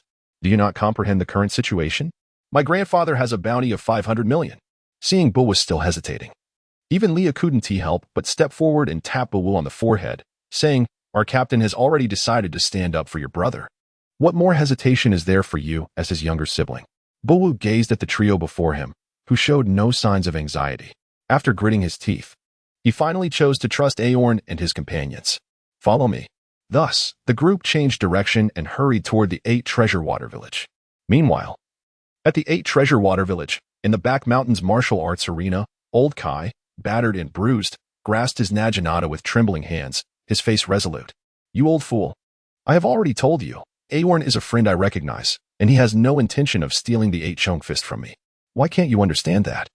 Opposite him stood a white-bearded elder with sunken eyes, shaking his fist as he roared. It seems the one who cannot comprehend is you, Kai. As the future pillar of our clan, how can you be so gullible? If that lad had no designs on the 8-chong fist, how could he grasp its techniques after just one bout with you? Such a feat is beyond even that monstrous carp. Curse that carp. I will loathe him until his grandchildren. Once again, Carp's limitations do not imply that others cannot achieve what he could not. It seems you've been muddled by Carp's blows. Kai, are you really disregarding your grandfather's words for the sake of an outsider? It seems I must awaken you today. Say what you will, but if I cannot even uphold my own convictions, how could I ever qualify as a future pillar? The essence of the 8-chong fist, no spike dragon, no spike nail. With 2 mighty shouts, the hockey-imbued head collided heavily with the hockey-covered heel. Old Kai's current strength fell short of the heights he would attain 6 years later, and facing his grandfather Qingjiao's ultimate move, he was ultimately outmatched. Just as he was about to be crushed by the descending blow, a familiar column of lava erupted before him, colliding with Qingjiao's belly. Caught off guard, Qingjiao emitted a retch, involuntarily lifting his form, which rendered his attack ineffective against old Kai. Aorn, having pulled up the exhausted old Kai, smiled and said, It seems I arrived just in time. Aorn, I instructed Buwa to notify you to leave the Flower Kingdom. What are you doing here? Old Kai's face was a picture of astonishment. What nonsense are you spouting? Those who wish to aid me are being implicated because of me. If I were to choose to leave now, how could I ever face the vast seas again? Upon hearing this, old Kai couldn't help but show a guilty expression. You were right. I lacked consideration. Enough with the pretense. Don't think you can deceive me with such timely intervention. A cold snort shattered the previously harmonious atmosphere. And the speaker was none other than the leader Qingjiao, who had just ascended from the lava pillar. I have traversed the seas for decades and encountered many cunning individuals like you. attempting to gain my trust through various schemes. You wish to learn the 8-chong fist and claim our accumulated wealth? I advise you to cease such unrealistic delusions. I will never impart the training methods of the 8-chong fist to anyone outside the 8 Treasure Water Army. A fervent declaration left Aorn momentarily speechless. This old man surely must have developed a persecution complex, just because his head was smashed by carp. He believed that everyone who came to the Flower Kingdom and allied with the 8 Treasure Water Army had designs on his treasures? Aorn gazed at the green pepper and could not help but speak. I say, old man, before you label me in such a manner, have you considered a certain possibility? What possibility? The green pepper inquired, wide-eyed. Is it not conceivable that I am a prodigious genius, capable of mastering the 8 punches merely by observing them at close range? Impossible. Absolutely impossible. The green pepper waved his hand dismissively, shaking his large head like a rattledrum. How could such an absurdity exist in this world? The 8 punches are the culmination of generations of effort and meticulous refinement by our 8 Treasure Water Army's finest. No matter your level of genius, it cannot be done. Before he could finish his statement, Aorn gently pressed his fist against the ground. He then slightly adjusted his breathing, focusing his attention as he commanded his arm muscles to emit a high-frequency, rhythmic tremor. Buzz! A wave of invisible energy surged forth, causing the earth to crack rapidly around Aorn. Following this, a colossal fissure erupted from the point of his fist, extending forward and ultimately shattering a stone wall at its terminus before finally ceasing. At that moment, the eyes of the green pepper, Old Kai, and Boo-woo all bulged in astonishment, their expressions akin to that of Enel discovering Luffy's immunity to electricity. Aorn retracted his fist and gazed at the bewildered green pepper with a sunny, cheerful smile. What do you think now? Do you still believe it's impossible? Long before. During his combat training with Leia on the ship, Aorn had discerned his extraordinary capabilities. The infusion of information from the Creation Codex had liberated the confines of his cerebral domain, enabling him to achieve an inhuman level of acuity in observation and memory. This sharpness did not resemble the Sharingan, which slows down an opponent's movements from the observer's perspective, nor did it parallel the Byakugan, which directly reveals the enemy's chakra pathways. Rather, his eyes transformed into a high-speed camera. Any movement he could track was captured with clarity and etched into his mind. He could then analyze these movements internally, akin to frame-by-frame analysis, discerning the physiological changes within his opponent's body corresponding to each action. This remarkable observational prowess could not grasp the fluidity of haki or the aerial slashes honed by swordsmen through their realms of mastery. However, it proved highly effective when scrutinizing various combat techniques, particularly intricate moves like the 8-chamber fist. Take the breathing technique of the 8-chamber fist as an example. To Qingjiao and Lao Kai, this method appeared to be an esoteric secret that could not be comprehended without oral tradition. Yet, for Aorn, it posed no challenge at all. In his earlier encounter with Lao Kai, he had overheard the term breathing technique and had meticulously observed Lao Kai's upper body, which was bared, capturing the nuances of his bodily changes during respiration. Every breath induces a change in the body, whether it be thoracic breathing, abdominal breathing, or a combination of both. As long as he could keenly perceive these fluctuations, he could reverse engineer the process, synchronizing his own bodily changes during respiration with the memories of Lao Kai's transformations. Thus, Aorn was able to directly grasp the essence of the 8-chamber fist's breathing technique. The reason he had not mastered the shave technique during his duel with Leia was straightforward. She was clad in hot pants, and the exposed areas of her body were obscured by the thick mane of her Lion King transformation. These impediments prevented Aorn from detecting the muscular changes in her legs when she executed the shave, resulting in his inability to swiftly master it. Aorn, when did you? Lao Kai stared at Aorn in astonishment, unable to comprehend how, after just an afternoon apart, Aorn had effortlessly mastered the breathing technique of the 8-chamber fist. I merely recalled the details of the battle during lunch, Aorn replied nonchalantly. Aorn made an exceptionally grandiloquent remark, leaving both Old Kai and Boo-woo speechless, while Dahi and Luya gazed upon him with expressions of admiration. It turned out that during their meal, they were reminiscing about the intricacies of battle. No wonder Aorn's prowess was escalating at such a remarkable pace. He truly was a captain worthy of their recognition, as everyone marveled at Aorn's terrifying talent. There was only one individual among them who could not fathom this reality, Qingjiao. How could he possibly come to terms with such a situation? The martial arts he had painstakingly perfected over a lifetime could be effortlessly appropriated by this upstart who had seemingly appeared from nowhere. Moreover, judging by the potency of the opponent's strike, it was conceivable that in just a few years, this young man might master the ultimate secret of the 8 punches. the conical dragon spike. At that time, the impenetrable jewel ice mountain, which he had battered his head against in vain, would be casually breached by this youth, allowing him to plunder its treasures. No, this simply could not happen. Merely envisioning such a scenario caused Qin Jiao to feel on the brink of a heart attack. To guard a lifetime of amassed wealth only to lose the key to that treasure was already overwhelming. The thought of a stranger casually seizing his riches was unbearable. His squinted eyes subtly began to turn crimson. No, those treasures belonged to him. No one, aside from himself and Kai, was permitted to take them. With a rumble, a terrifying aura erupted from Qin Jiao, as his conqueror's haki unleashed an invisible mental shockwave that indiscriminately engulfed the entire area. In the blink of an eye, the weaker Bu Wu and the battered old Kai were rendered unconscious. After enduring for a few seconds, Leah also collapsed to the ground, eyes rolling back, stripped of any will to resist. The only ones left standing were Aorn and Dahi. Dahi remained unaffected due to his own conqueror's haki, while Aorn merely held his ground through sheer strength. Noticing Aorn's struggle against the overwhelming haki, Dahi let out a derisive snort. He immediately projected his own conqueror's haki to envelop Aorn, shielding him from the terrifying mental assault.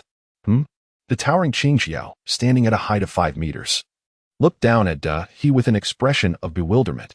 Here was a girl, seemingly lost in dreams of becoming a queen, yet willingly subservient to this boy. Had her mind gone awry? What king, what queen? I care not for such trivialities. Awakening this power was merely to fulfill the promises I have made. Dahi hoisted her spiked club upon her shoulder, her expression dark as she glared at Qin Jiao. Yet you, with such power, behave so miserly. Truly, you are a pathetic old man. Faced with such unreserved criticism, Qin Jiao's countenance darkened slightly. Little girl, do not think that having such power grants you license to act recklessly before me. In the New World, those who wield this kind of strength are as plentiful as fish crossing a river. As he spoke, Qin Jiao's armed fist, cloaked in haki, hurled itself toward Aorn.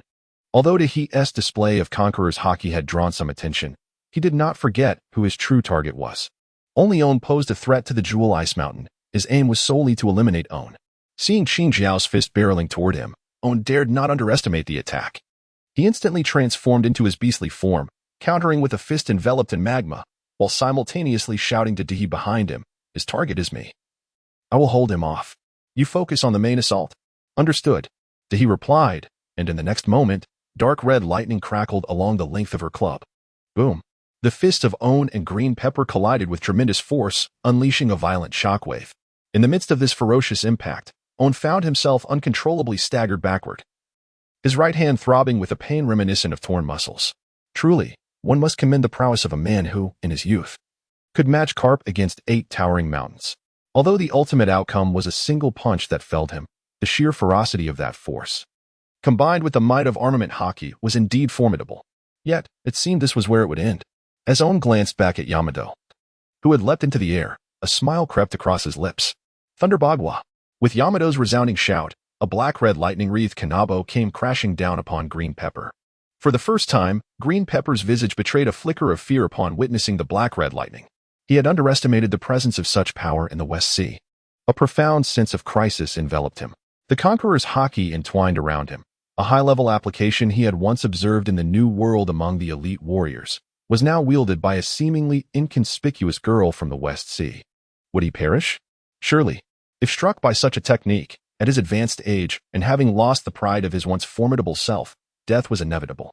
Fear, shock, and confusion intertwined within Green Pepper, coalescing into a deep-seated unwillingness.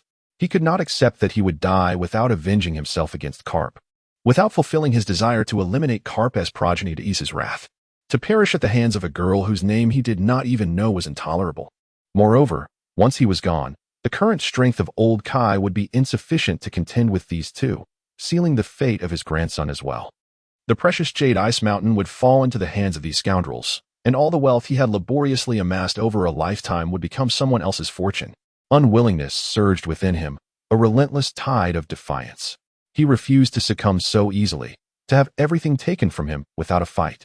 Even if death awaited him, even if something were to be seized, he would ensure that his adversaries could not approach the Jade Ice Mountain effortlessly. That they would feel the wrath of Captain Green Pepper. Overwhelmed by this strong sense of defiance, his thoughts became a blank slate, fixated solely on the looming Kanabo. In that instant, his spirit surged dramatically. An inexplicable power coursed through his limbs, rekindling the vigor of his once-decayed form. The conqueror's haki, previously suppressed by Yamato, gradually reached a level where he could stand toe-to-toe with her, while armament haki enveloped his battered forehead. 8 burst fist. No spike dragon, no spike nail. With a series of desperate roars, Green Pepper finally relinquished his focus on Aeon, instead using his hardened head to collide with Yamato's Kanabo midair. As he felt the overwhelming momentum erupting from within, Aeon was momentarily taken aback, his expression reflecting a mix of astonishment. Had he entered a state of explosive growth? In the world of pirates, willpower holds immense significance. Those with unwavering resolve not only find it easier to unleash their latent potential but can also perform remarkable feats. Conversely, those lacking in willpower see their strength and haki diminish, even becoming grotesque in their decline. In that moment, Green Pepper drew upon his fierce will, temporarily revitalizing his body to a state reminiscent of his prime. Although he would not reach the peak of his strength as when he faced Carp, he had at least ascended to the level of a flying six-member. With a thunderous clash, the Kanabo struck Green Pepper's darkened forehead. Almost instantly, he was met with an intense pain that threatened to rob him of consciousness. Yet, he refused to surrender to the darkness. Instead, he braced himself, exerting every ounce of strength to engage Yamato in a fierce struggle. After all, he was a notorious pirate with a bounty of 500 million. A legacy forged before the era of great pirates dawned. In defiance of all odds, he persevered against the Thunderbagwa, enduring far longer than one might expect, even hinting at the possibility of withstanding the full force of the attack. Aeon gazed intently at the skirmish before him, and as he watched, a peculiar expression suddenly emerged on his face. Perhaps it was merely an illusion, but he couldn't shake the feeling that a hint of a point was subtly protruding from Qingjiao's head. In the original narrative, Qingjiao had once faced off against Luffy, who, with a strike named Thunder God S-Spear, had managed to force the previously dented tip back into prominence. Now, it seemed that Yamato could faintly replicate such a feat. However, due to the angle of the strike being slightly off, the emergent point appeared somewhat askew. It remained obscured as the tip pressed against other areas of the head, preventing it from fully revealing itself. Should he attempt to see? Aorn rested his hand instinctively on the hammer at his waist. If he could strike Green Pepper's head from the opposite direction, it seemed he could reveal the peculiar pointed top of Green Pepper's head. Much like Luffy from the original tale, given Green Pepper's character, he would likely be willing to turn enemies into allies. At that point, acquiring the mastery of haki would naturally not pose any hindrance.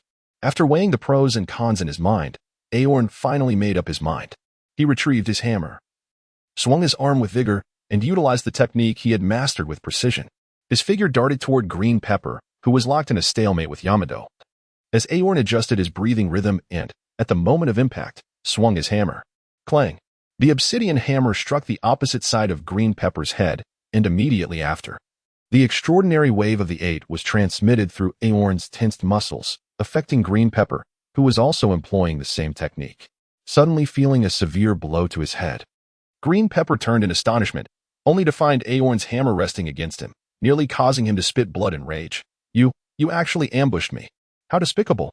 After barely managing to utter these words, Green Pepper's eyes rolled back, and he collapsed into unconsciousness. Though he had lost consciousness, the attacks from Yamato and Aorn did not cease. Due to their simultaneous offensive from both sides, the unconscious Green Pepper did not fall to the ground. Rather, he was suspended in place between their two forces. Noticing that Green Pepper had lost consciousness, Yamato intended to hold back, but suddenly heard Aorn's voice. Do not stop. Continue to exert your strength with me. Following their combined effort, in the next moment, the pointed top of Green Pepper's head shot upwards, once again breaking through to the light after 30 years. The first sight of this grotesque pointed top made Yamato involuntarily exclaim, her voice tinged with tremors. Aorn, have we gone too far? She assumed that they had distorted the old man's head, for the previous concave shape appeared more normal than the current point. Rest assured, his head has always looked like this. After a brief wait, the others, who had been knocked out by the conqueror's haki, gradually regained consciousness. Upon seeing the prominent pointed head of Green Pepper, they collectively exhibited expressions of sheer disbelief. After a moment, the unconscious Green Pepper finally regained awareness.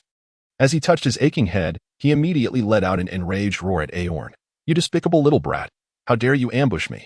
Before he could finish, he realized that the sensation of his head felt somewhat different. Tentatively, he began to explore upwards. Upon reaching the point that could pierce his palm, Tears of joy streamed down his face. It's back. My head has truly returned. His gaze once again fell upon Aorn, but this time, the anger had transformed into profound gratitude. From this day forth, you shall be our eternal benefactor of the 8 treasure water army. After Aorn and Yamato restored his pointed head, Green Pepper's attitude underwent a complete turnaround. He no longer regarded Aorn as a schemer attempting to uncover the treasures of the Ice Mountain. After all, if that were his intention, he could have easily taken his life while he was unconscious, instead of allowing him to awaken after restoring his pointed head. With the misunderstanding fully resolved, Aorn finally encountered the coveted insights on mastering Haki at the banquet. The 8 treasure water army was indeed capable of organizing and summarizing the 8 style, providing an in-depth explanation of Haki. Aorn felt greatly enlightened after a cursory glance, and many of the confounding questions that had troubled him were answered in the notes. According to Green Pepper, Aorn's physical prowess had already reached the foundational level for cultivating Haki, whereas Rhea lagged slightly behind. Even with the benefit of the Lion King's constitution, he would still require at least 6 months of arduous training to reach the threshold for mastering Haki. Though overjoyed by the acquisition of Haki training methods, Aorn did not forget the initial purpose of their journey to the Land of Flowers, and thus seized the opportunity to inquire about his query. Cold Iron? Green Pepper, fondly caressing his newly restored pointed head, laughed heartily. You've come to the right person. This type of iron ore is quite rare within the Land of Flowers, found only in limited quantities near the Ice Mountain. Both Old Kai's Naginata and Buzaks are crafted from cold iron. If you desire it, I can have several 100 pounds delivered tomorrow. Upon hearing this, Aorn and Yamato both broke into smiles.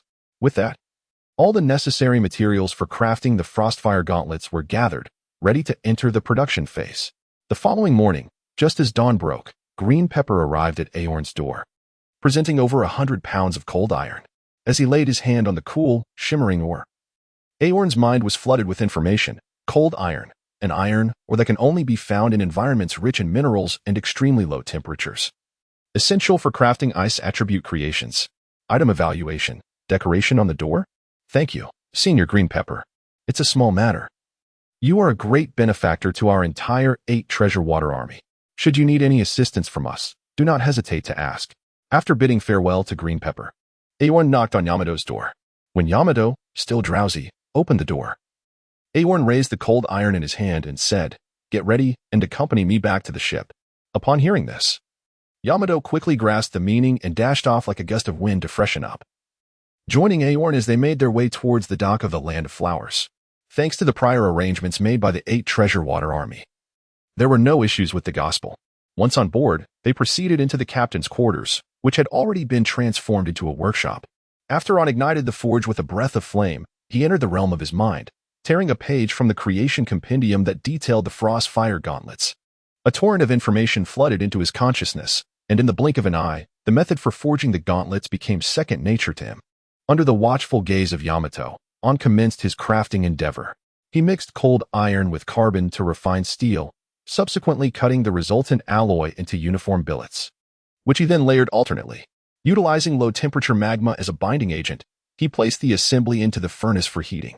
Once the temperature reached optimal levels, he began the process of folding and hammering. After approximately 8 folds, the metal took its definitive shape. Next, he meticulously cut and polished the steel according to the blueprints of the gauntlets etched in his memory. Although the pirate world lacked cutting and grinding machines, the convenience of magma and the divine craftsmanship bestowed by the compendium allowed Aorn to complete this challenging phase in just a few hours. As the sun dipped below the horizon, he retrieved exquisite silk gloves and began to layer and assemble the polished iron plates, gradually revealing the silhouette of the Frostfire gauntlets. In the final step, he beckoned Yamato to extend her hand. Producing a short blade from his waist, Aorn drew a deep gash across both their palms. "Press your wounds against the gauntlets," he instructed. Following his guidance, their hands pressed together upon the armor. Almost instantaneously, a peculiar force emanated from the gauntlets as their blood made contact, greedily drawing the lifeblood from their wounds. Unlike ordinary blood loss, as their essence seeped into the gauntlets, Yamato felt her strength rapidly diminish. Even the demonic power within her stirred with unease. "What is this power?" Yamato inquired, astonished. Aorn softly explained, "It is my fruit that is taking effect. Do not let go, and do not overthink it."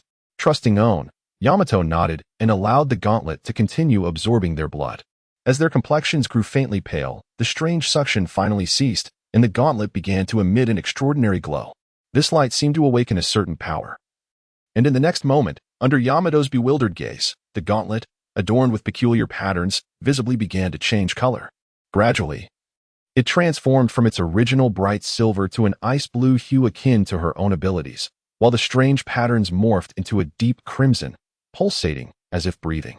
"This is," Yamato stammered, gazing at the exquisite gauntlet resembling a work of art. "This is your exclusive weapon. I have named it Frostfire Gauntlet." After gently caressing its surface, Aeon cradled the gauntlet and handed it to Yamato, urging, "Try it on." Yamato cautiously slipped on the gauntlet, feeling it fit seamlessly without any discomfort.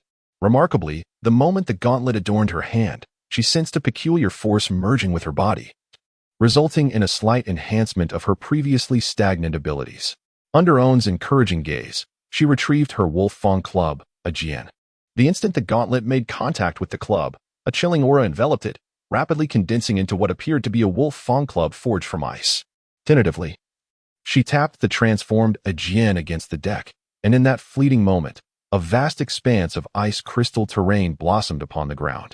Astonished, Yamato gazed at the ice crystal field, only regaining her senses after it gradually faded away.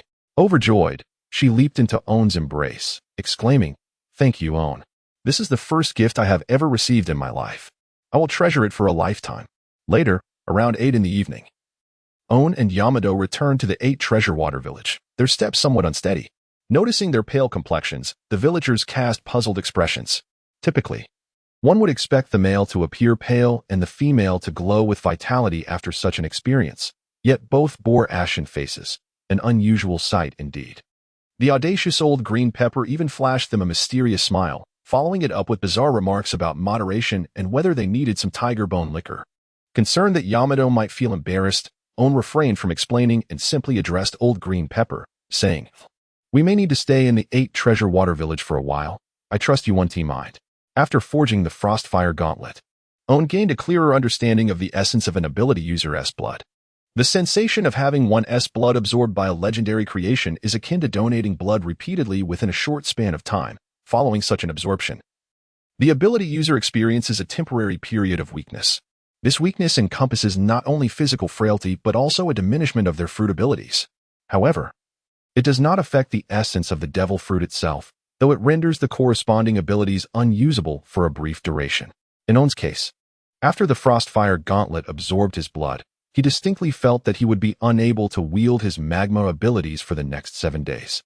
Additionally, he realized that for at least the following 2 months, he could not provide blood to the legendary creation again. This inability to offer blood is compulsory.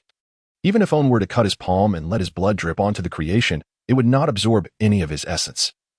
As this is a protective mechanism inherent to the devil fruit, Aeon expressed his intention to reside temporarily in the Land of Flowers, choosing to wait until his magma abilities could be utilized once more before contemplating a voyage across the sea. It was not a concern for danger in the absence of his magma powers that troubled him. Rather, it was the inefficiency of traditional forging methods that he found disconcerting. Accustomed to the direct and swift ignition of his forge with the breath of the wind, he felt that the slow process of waiting for the furnace to reach the appropriate temperature, while constantly monitoring its heat, was far too laborious and ineffective for his taste. Aeon estimates that spending the same 6 hours on forging steel would yield fewer layers of hard steel using a traditional charcoal furnace than what could be achieved with magma forging. Given this, it may be wiser to pause the daily training of forging for a period ranging from 7 days to half a month, and instead focus on honing the Haki of Armament at Baibao Water Fortress, in hopes of attaining a foundational understanding of this skill within a short time frame. Although it may initially appear absurd to achieve a basic grasp of armament Haki in such a brief period, upon reflection, it is noteworthy that in the original narrative, Luffy managed to cultivate both forms of Haki to a level comparable to Doflamingo's within just 2 years, all while also developing the 4th gear of the Nika fruit. At present, Aorn's physical prowess is not inferior to that of Luffy 2 years ago. After the development of the Creation Codex's cerebral domain, his comprehension has surpassed that of Luffy, who resembles a single-celled organism in his understanding. More importantly, he possesses a nearly overpowered training tool for Haki, a black hammer gifted by the old man Fech. This hammer has been transformed through the enduring influence of the flowing Sakura technique, passed down through generations of the Kazuki clan. upon first encountering the black hammer. The flow of information in his mind clearly indicated that prolonged use of this hammer would facilitate Aorn's mastery of armament haki. Over the past 2 to 3 months, Aorn has been inseparable from this black hammer. Now, with the insights gained from practicing armament haki, the combination of the two should make mastering it a trivial endeavor. 7 days later, in the bamboo forest at the rear of the 8 treasure water city, Aorn sat cross-legged in an open area, cradling the black hammer in his hands. 1 minute, 5 minutes, 10 minutes passed. After an indeterminate amount of time, Aorn finally opened his eyes. He gazed at his hands, which still showed no signs of change. And expressionless, he rose to approach a massive stone. With a swift clap of his hand against the stone, a thunderous crash resounded as it shattered into fragments, leaving scarcely a piece larger than 10 centimeters in diameter. Observing the multitude of minuscule shards scattered about, a faint smile finally graced Aorn's face. Shattering a stone taller than a person with a mere slap was no challenge for him. However, the crux of the matter lay in the fact that he exerted less than 30% of his strength in that strike. The ability to reduce the stone to such a state with merely 30% of his force indicates that he had indeed utilized armament haki in that blow. Though it was only the most rudimentary form of haki, akin to that wielded by the female warriors of Amazon Lily. Diffuse, yet insubstantial, the achievement itself signifies an entry point.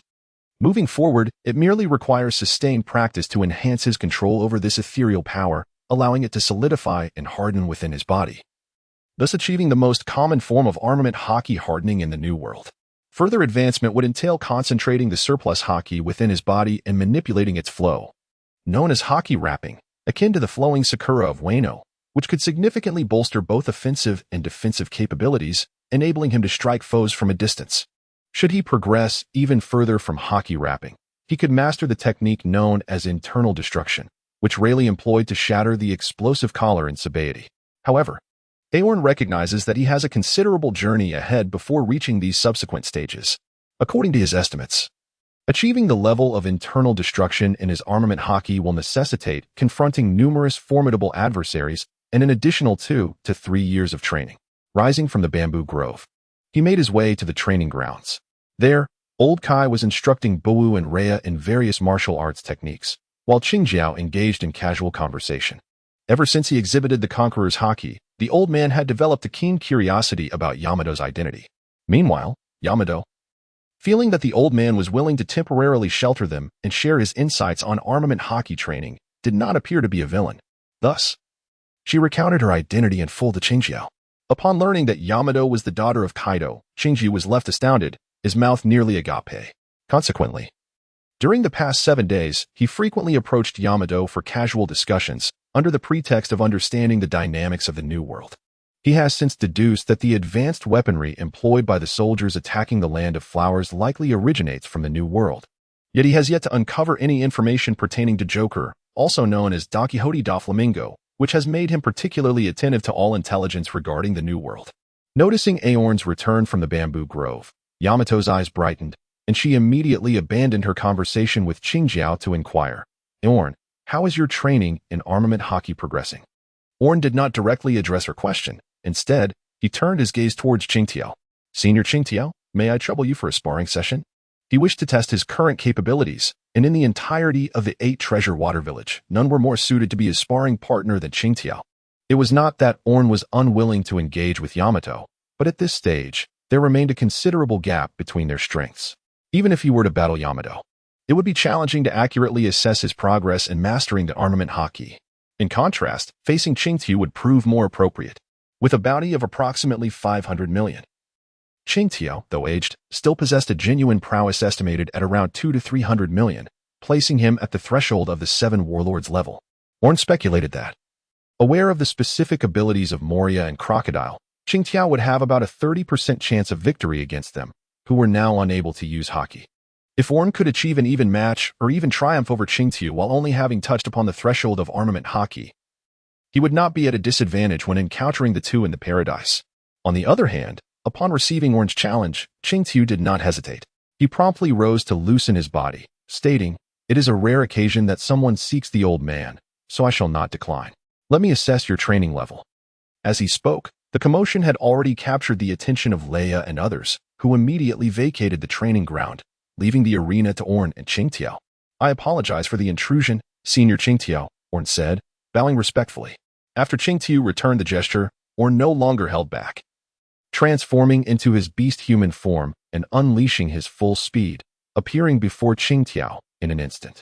Though aged, Qingtiao's speed had not diminished. He similarly surged forth, launching a punch at Aorn. In a heartbeat, his fist was enveloped in a dark shroud of armament haki. As for Aorn, while his fist did not visibly harden to black, Lao Kai and Yamato exchanged knowing glances. It truly is impressive. Aorn managed to grasp the fundamentals of armament haki in just 7 days. Boom. In the next moment, their fists collided. The ensuing shockwave was powerful enough to create a gust that swept away the dust and debris on the ground. After the exchange, both figures retreated a half-step. Qingtiao shook his fist, a wry smile appearing on his face. It seems I cannot deny my age, after just one clash. I already feel a dull ache in my bones. Aorn also moved his palms a couple of times, although his strength surpassed that of the green pepper. The inability to achieve the hardened defense of armament haki rendered his protection rather limited. The two exchanged glances, and in an instant, their contest shifted from grappling to swift assault. One was a well-established veteran powerhouse, while the other was an extraordinary learning machine with a prodigious capacity for study. Their exchange of blows was a kaleidoscope of techniques, utilizing fists, elbows, knees, legs, and even heads and shoulders as weapons. Boom, boom, boom. In the blink of an eye, they had executed hundreds of exchanges. Neither could penetrate the other's defense, rendering this round of attacks merely a warm-up before the official commencement of battle. As they separated once more, Aorn's gaze sharpened, relying on his youth and vitality, which allowed him to recover energy faster than the green pepper. He lifted his leg and struck fiercely at the green pepper's side with a foot enveloped in armament haki, though the green pepper's movements were slightly delayed. His observation haki had already prepared him. He raised his elbow to precisely block the blow while simultaneously clasping Aorn's ankle with the grip of a vice. Ha! With a low roar, the green pepper unleashed all his strength, attempting to hurl Aorn. Yet Aorn was equally prepared. He allowed his body to lift and grasped the green pepper's pointed head as a pivot while swiftly hooking his left foot towards the green pepper's neck.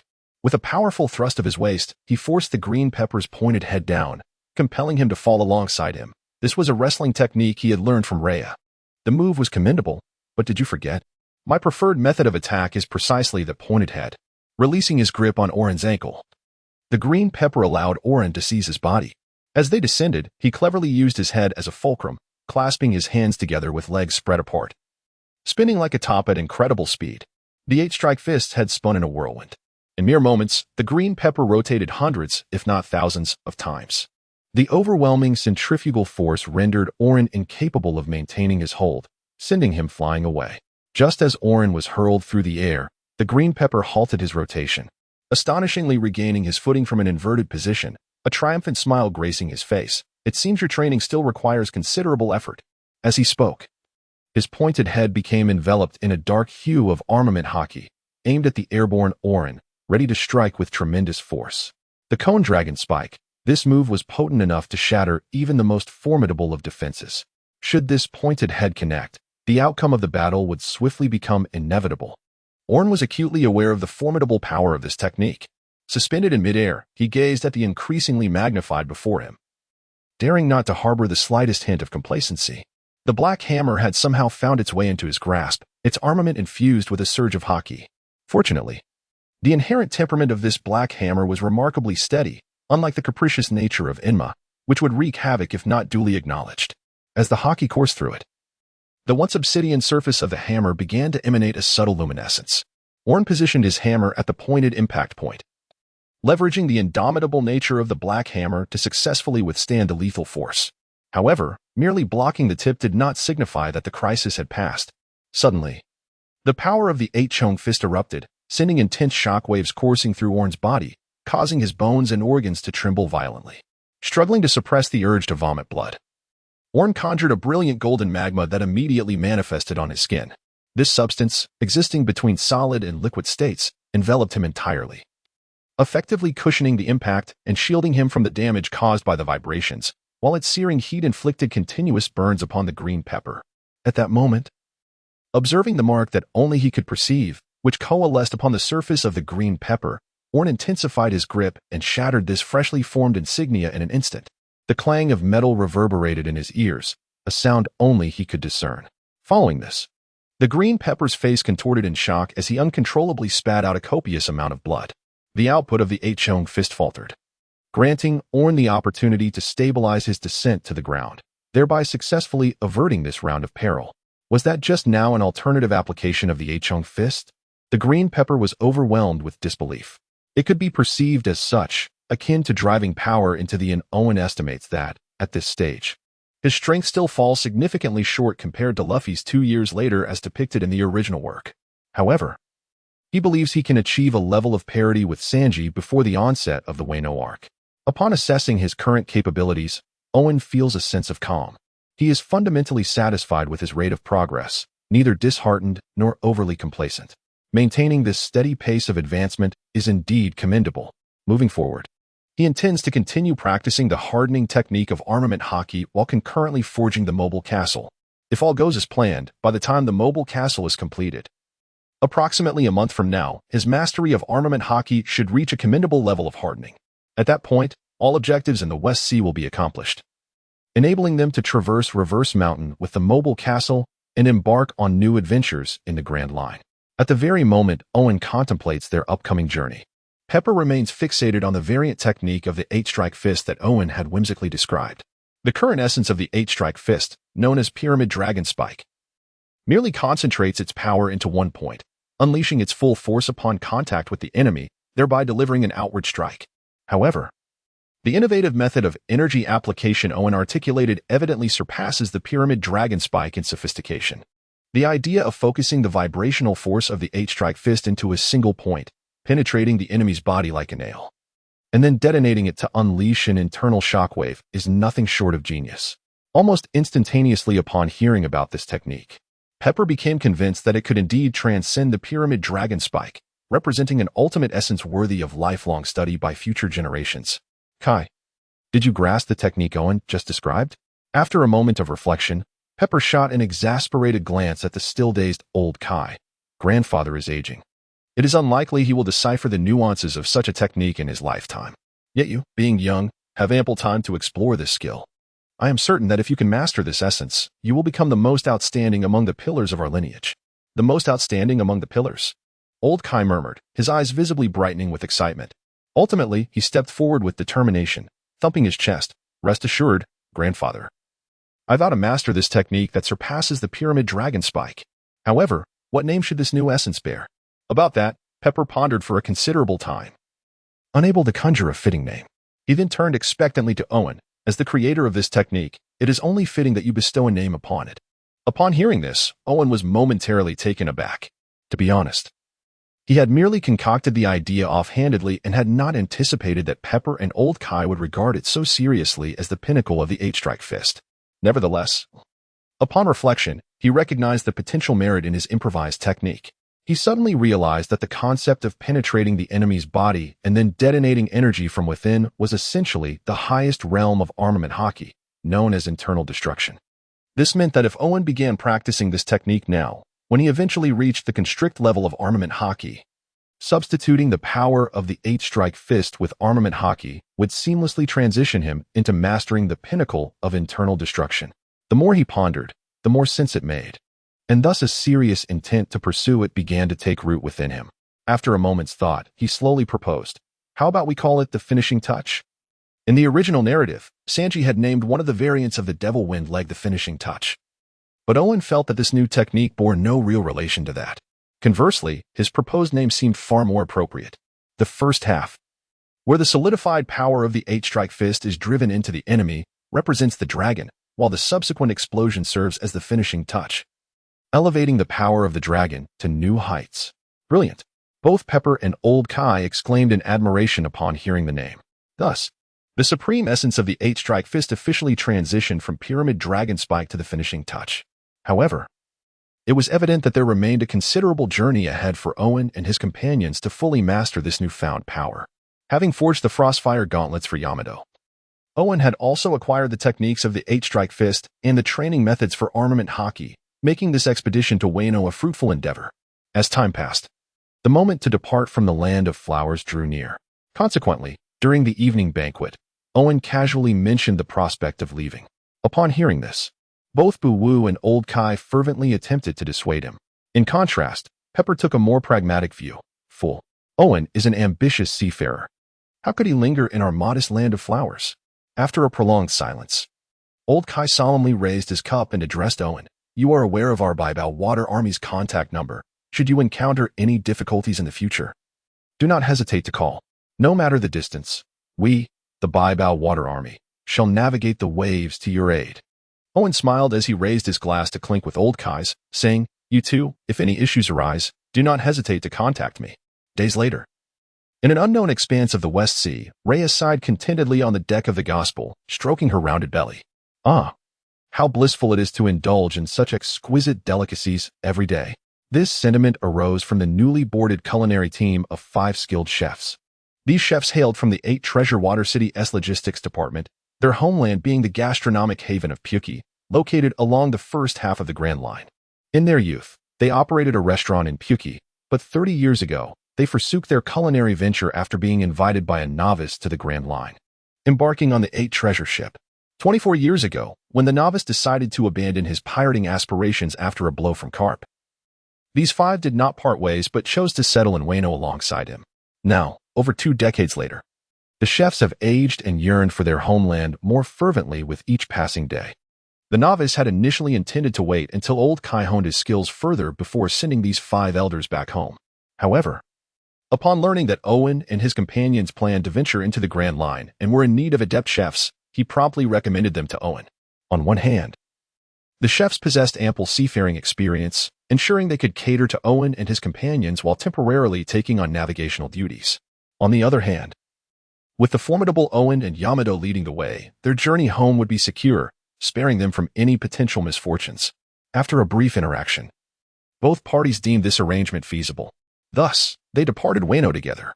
The chefs, having traversed much of the Grand Line with the novice, boasted a diverse repertoire of culinary delights, providing a daily feast that led to noticeable weight gains among Owen and his companions. Now that we've feasted well, it's time for some post-meal exercise, Owen declared, approaching Rhea and patting her shoulder. Let us continue yesterday's practice.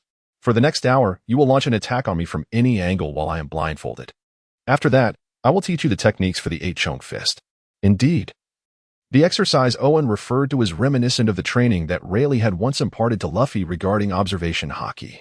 Since mastering the basics of armament haki in Wano, Owen had developed a desire to delve into the realm of observation haki. Thus, after leaving Wano, he sought Rhea's assistance for an hour of daily sparring practice. The reason for not involving Yamato was primarily due to her lingering seasickness, which rendered her unfit for vigorous activity aboard the ship. However, Owen estimated that it wouldn't be long before her condition improved. During the banquet on the Moby Dick, Marco had predicted that she would fully acclimatize to life at sea within approximately 6 months. Now, over 3 months had elapsed since they left the New World, and Owen speculated that upon reaching the Paradise and visiting 1 or 2 magnetic islands, Yamato's seasickness would be entirely eradicated.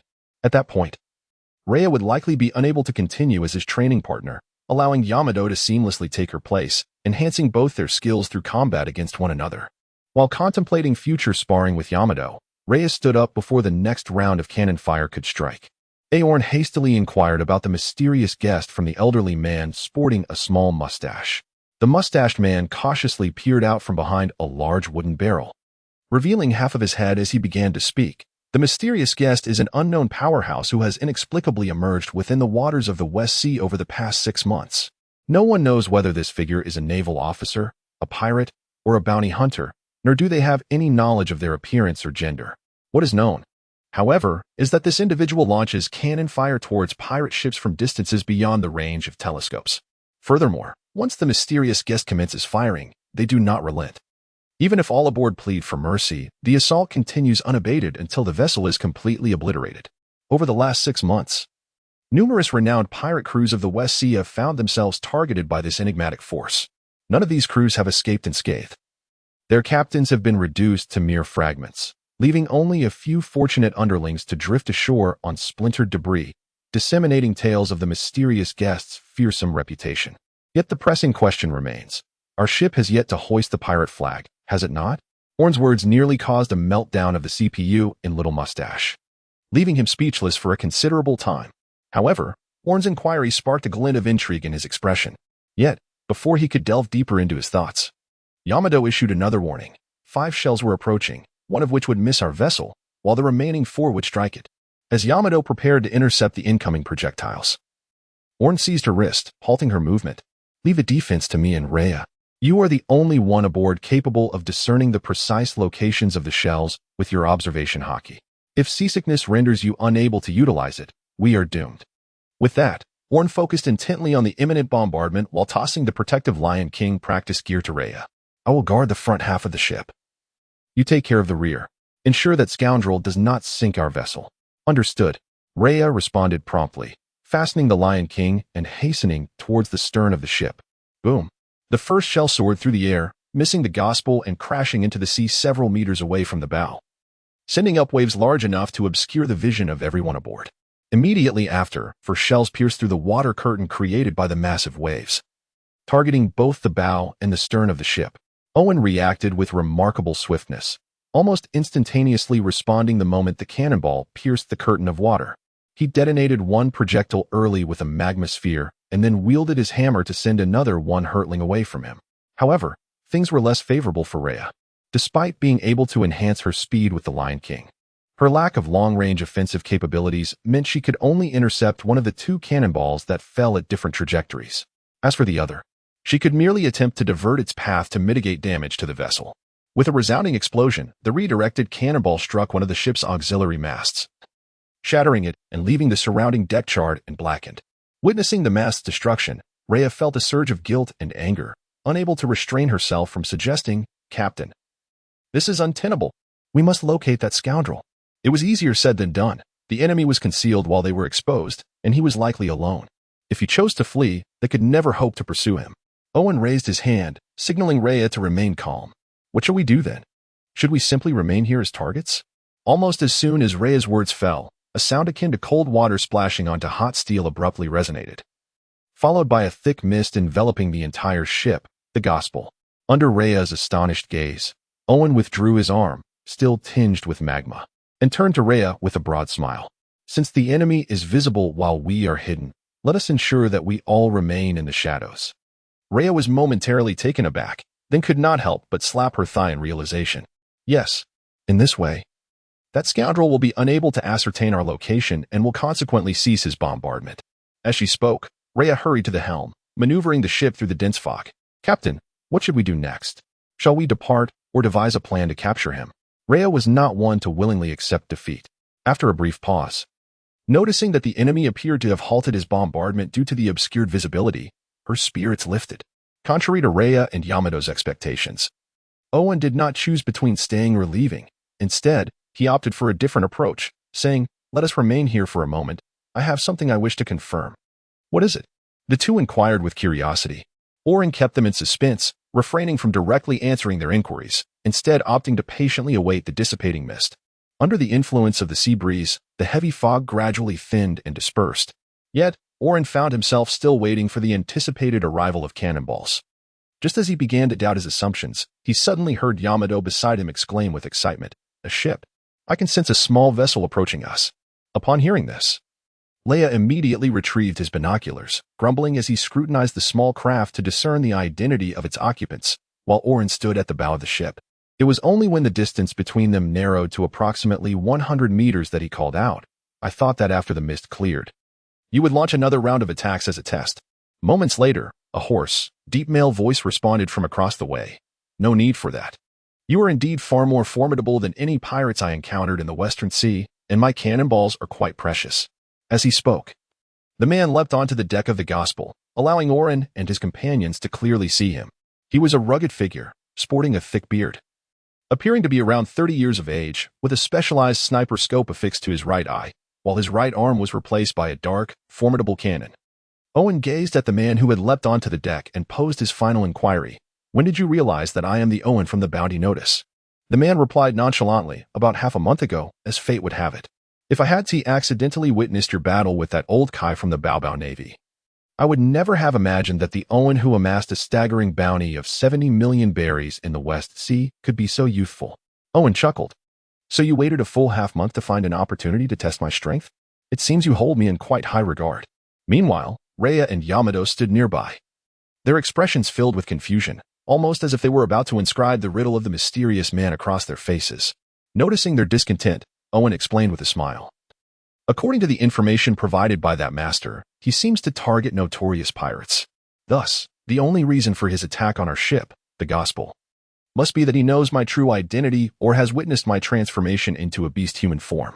Therefore, it is certain that I am indeed the Owen from the bounty notice. Up until now, I have only revealed my beast-human form in 2 locations, Kaya Town and the Flower Kingdom. Hence, I can deduce that he must have been in the nearby waters of these 2 places, which piqued his interest in me. After sharing his conjecture with Yamato and Rhea, Owen turned his attention back to the bearded, mysterious guest. Now, esteemed guest, it is time for you to elucidate why you have been tailing us for such an extended period and why you chose to assault us. At this, Yamato and Rhea snapped back to attention, glaring discontentedly at the mysterious guest. He better provide a convincing excuse, or they would certainly make him pay. Under the scrutiny of the 3, the mysterious guest first removed his cowboy hat and placed it over his chest, bowing slightly to Owen and the others in a gesture of apology, before speaking in a calm tone. There is no particular reason. I merely wish to test whether you are worthy of my joining. Huh. The 2 women tilted their heads in unison, their voices laden with skepticism. So, the pirate crews you targeted before were, indeed, they did not pass my test, the mysterious guest affirmed. This is absurd, Rhea exclaimed, clearly unable to accept such a rationale. She seized the guest's collar and furiously declared, "You annihilated unfamiliar pirate crews for such a reason? We would never allow someone like you to board our ship." Rhea initially intended to say our pirate crew, but suddenly remembered that they had yet to establish a formal name or distinctive flag for their crew. So she could only refer to them as we. Despite being grasped by Rhea's collar, the mysterious guest exhibited little anger. Responding in a calm manner, the Steel Saw pirates raided a village 4 months ago, slaughtering over 70% of the men and abducting 13 women to be sold at a slave auction. The Silver Spoon pirates plundered a merchant vessel 3 months ago, brutally murdering and dismembering the merchant president and his family. The One-Eyed Crab pirates have long been tasked with assisting the royal family of the Cheeto Kingdom in their search for beautiful maidens for their pleasure. The mysterious guest recounted the heinous acts of the pirate crews he had dispatched, then turned to Rhea and asked, which of these individuals did not deserve their fate? Rhea found herself at AL after a moment of silence. Aorn inquired, "Why are you so determined to join a promising pirate crew? Or rather, what do you wish for us to accomplish on your behalf?" Upon hearing this question, the mysterious guest's expression finally flickered. He gazed at Aorn and, after a considerable pause, responded, "I have an enemy I wish to eliminate, yet in terms of strength and talent, I am greatly inferior to him. Thus, I seek to join a crew that will allow me to grow stronger, so that one day, I may confront my foe myself." At this juncture, the mysterious guest hesitated momentarily, but ultimately spoke candidly, "I wish to join you simply because, in my view, you are the most promising pirate crew in the West Sea. Therefore, I am willing to temporarily ally with you and carry out any orders from you, the captain, be they righteous or nefarious. However, should I discover in the future that you cannot facilitate my swift growth, or if I find a more promising pirate crew, I will take my leave. And I hope you will not impede me." Aorn remained ever enthusiastic while the expressions of Yamato and Rhea shifted multiple times. "That sounds intriguing. Do introduce yourself. And share with us who this enemy of yours is," Aorn prompted. "My name is Galen Payton, and my enemy is Van Oka, my fellow apprentice." The moment the name Van Oka was uttered, a rigid expression nearly contorted Payton's face. Simultaneously, Aorn's demeanor subtly shifted at the sound of that familiar name. This man's enemy is, in fact, Van Oka, the future third captain of the Blackbeard pirates, and they are sworn brothers? Aorn's gaze instinctively fell upon the specially designed sniper scope affixed to Payton's right eye, which bore an uncanny resemblance to the one used by Van Oka in the anime. "Could you elaborate on your story with your apprentice brother? Although it may be somewhat intrusive, I find this premise quite fascinating." Though Yamato and Rhea remained silent, they evidently shared Aorn's sentiment. The narrative of sworn brothers entangled in a deadly rivalry is a timeless trope in various novels and comics. Payton furrowed his brow but inhaled deeply before recounting his tale. His experience bore similarities to many tales of its kind. The 2 apprentices were taken in by their master, who instructed them in the art of marksmanship. Then one day, the exceptionally gifted apprentice succumbed to darkness, murdering their master and seizing his beloved firearm, the Thousand Roads. Unable to accept this betrayal, the elder apprentice pursued the culprit relentlessly but was overpowered, losing an arm and nearly sustaining a fatal gunshot wound. Ultimately, the brother survived against the odds, finding himself in the West Sea, where he modified his arm, hoping that one day he might avenge his master. I have a question. Yamato interjected, unable to suppress her curiosity after hearing the story. Why did this Oka fellow wish to kill your master? Peyton lit a cigarette, inhaling deeply before slowly shaking his head, his eyes glowing red. He claimed that all of this was the arrangement of fate. What a baffling rationale. It is utterly more despicable than that wretched Kaido. At this moment, even Yamato and Rhea, who had previously harbored disdain for Peyton, could not help but express their indignation. If his motives were driven by the pursuit of fame, fortune, or greater power, they might have understood. But to brutally slay the master who had nurtured him, all in the name of some ethereal notion of fate, such a person must be utterly deranged. What is your stance on whether we should allow him aboard? Noticing a shift in Yamato and Rhea's attitudes, Aorn sought their opinions. Personally, he leaned towards permitting Peyton to join. The crew currently lacked a sniper, and they had no means of long-range offense. Furthermore, he found Peyton's character and talent promising. Despite having failed once, he was still willing to go to great lengths for vengeance. It was difficult to imagine he would harbor ill intentions. Moreover, while Peyton claimed his marksmanship talent paled in comparison to Van Oka's, Aorn believed that exquisite sniping skills were trivial in the face of advanced haki. In a confrontation between two marksmen, one possessing exceptional sniping skills but lacking haki, and the other with average skills yet mastering haki, Aorn was convinced that the latter would never triumph, even after 100 encounters. Furthermore, haki is essentially an extension of belief or will, so Aorn could ascertain that Peyton, driven by the conviction of revenge, would undoubtedly progress further in haki than Van Oka, who merely believed everything was predestined. Additionally, even if Peyton's sniping talent did not rival Van Oka's, his ability to obliterate a ship from an unseen distance with his cannon was enough to surpass over 99% of snipers in the pirate world. However, Aorn had no intention of transforming his pirate crew into a dictatorship. Hence, Yamato and Rhea's opinions were equally significant. If they were adamant against allowing him aboard, he would reluctantly forego this exceptional marksman. Upon hearing Aorn's inquiry, Yamato and Rhea exchanged glances and huddled together for a lengthy discussion. After some time, they solemnly addressed Aorn. We can allow him aboard, but we must establish a probationary period. As they spoke, they exchanged knowing glances towards Aorn, seemingly afraid that Peyton might not recognize Aorn's extraordinary abilities, leaving Aorn somewhat bemused. A probationary period, you say? On the other side, Peyton surprisingly expressed his agreement. That works for me. I have observed you for long enough. It is only fair that you observe me for a while as well. He then returned to his small vessel, transferring all his belongings to the gospel. Throughout this process, he did not utter a single word to Aorn and the others. Had Aorn not indicated a room for him to stay, it seemed he would have opted to sleep on the deck that night. With the sudden addition of a taciturn, brooding sniper, the atmosphere aboard the ship felt somewhat out of place at first. However, Yamato and Rhea were clearly not socially anxious individuals, and this discomfort dissipated within an hour.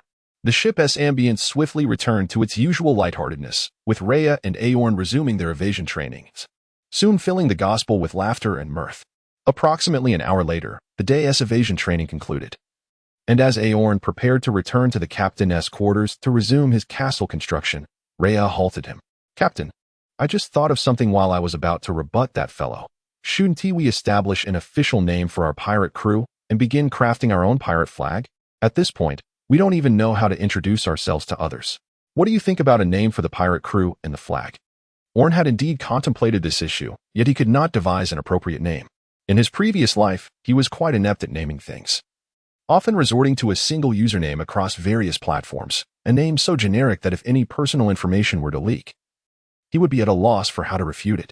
When it came to names directly referencing Freehold or related to Aorn's background, such as Furnace Town or Claw of Winter, they seemed rather nonsensical, making it difficult for him to explain to Yamato and others. Upon hearing this, Lei suggested that Aorn and Yamato should consider a more straightforward name, perhaps simply calling themselves the Invincible Pirate Crew. This suggestion elicited a reaction from both Aorn and Yamato, who found the name utterly embarrassing. With the Invincible Pirate Crew dismissed, the naming virtuoso Leia proposed another idea. What if they named themselves after the animals each represented? For instance, The captain could be a sheep, Yamato could be a dog, and he could be a lion, thus they could be called sheepdog lion. Aorn, rather baffled, recalled the G2 jungler. After much deliberation, the trio failed to settle on a fitting name, ultimately opting for the straightforward Aorn pirate crew. Regarding the pirate flag, they reached a consensus that it must embody the essence of all three members. After considerable discussion, they settled on a design featuring a skull with ram horns, crossbones that resembled a hammer and a mace, and a dumbbell-like object passing through the center.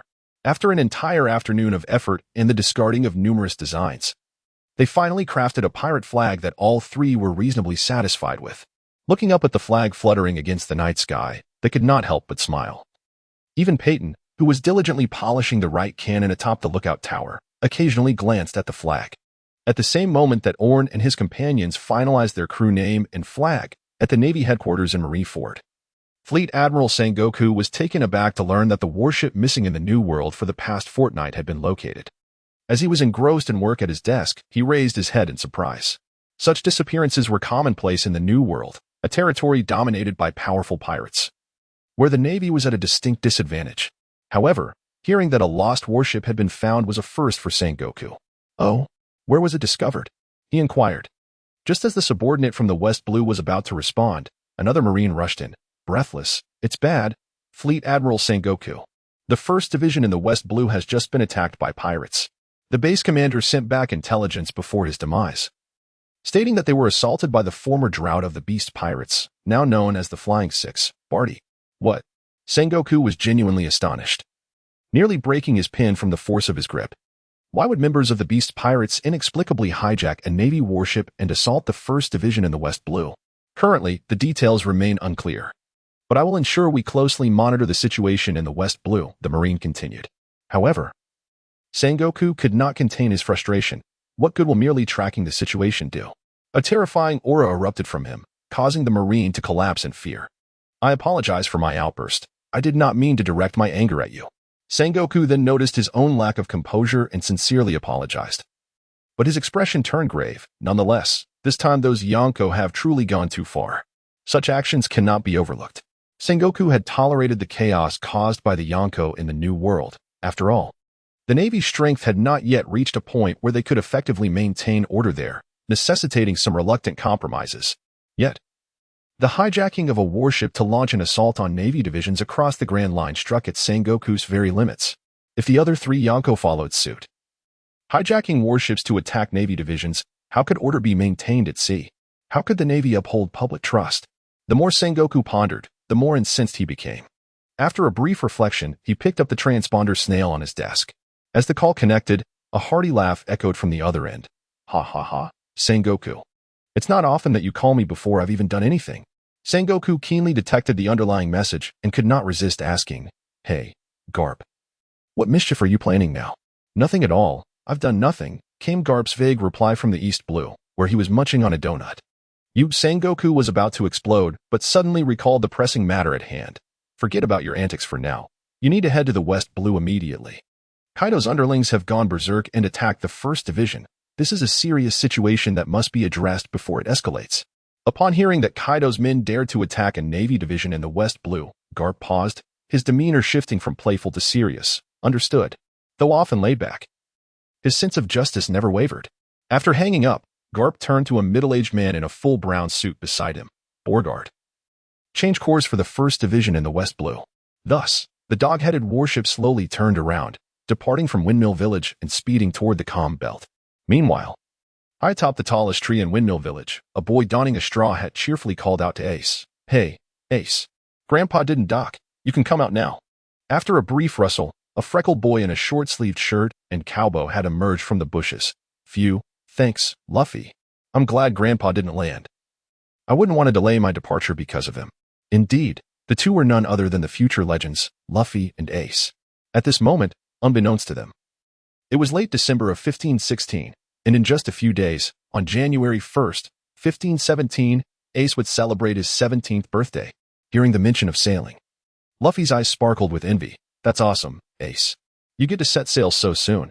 Ace playfully rapped Luffy's forehead. "What's the rush? In 3 years, it will be your turn, and we can meet again on the sea." Days passed, and aboard the Gospel in the West Blue, Illuminated by the warm glow of the fire, Aorn sat focused at the anvil, delicately carving a peculiar animal model with a screwdriver. The creature bore resemblance to a toad, adorned with a steampunk-styled castle on its back, and a tail resembling a propeller trailed behind it. Owen placed the animal model upon his knee, one hand firmly pressing down on the castle structure while the other delicately engraved various sections with a screwdriver.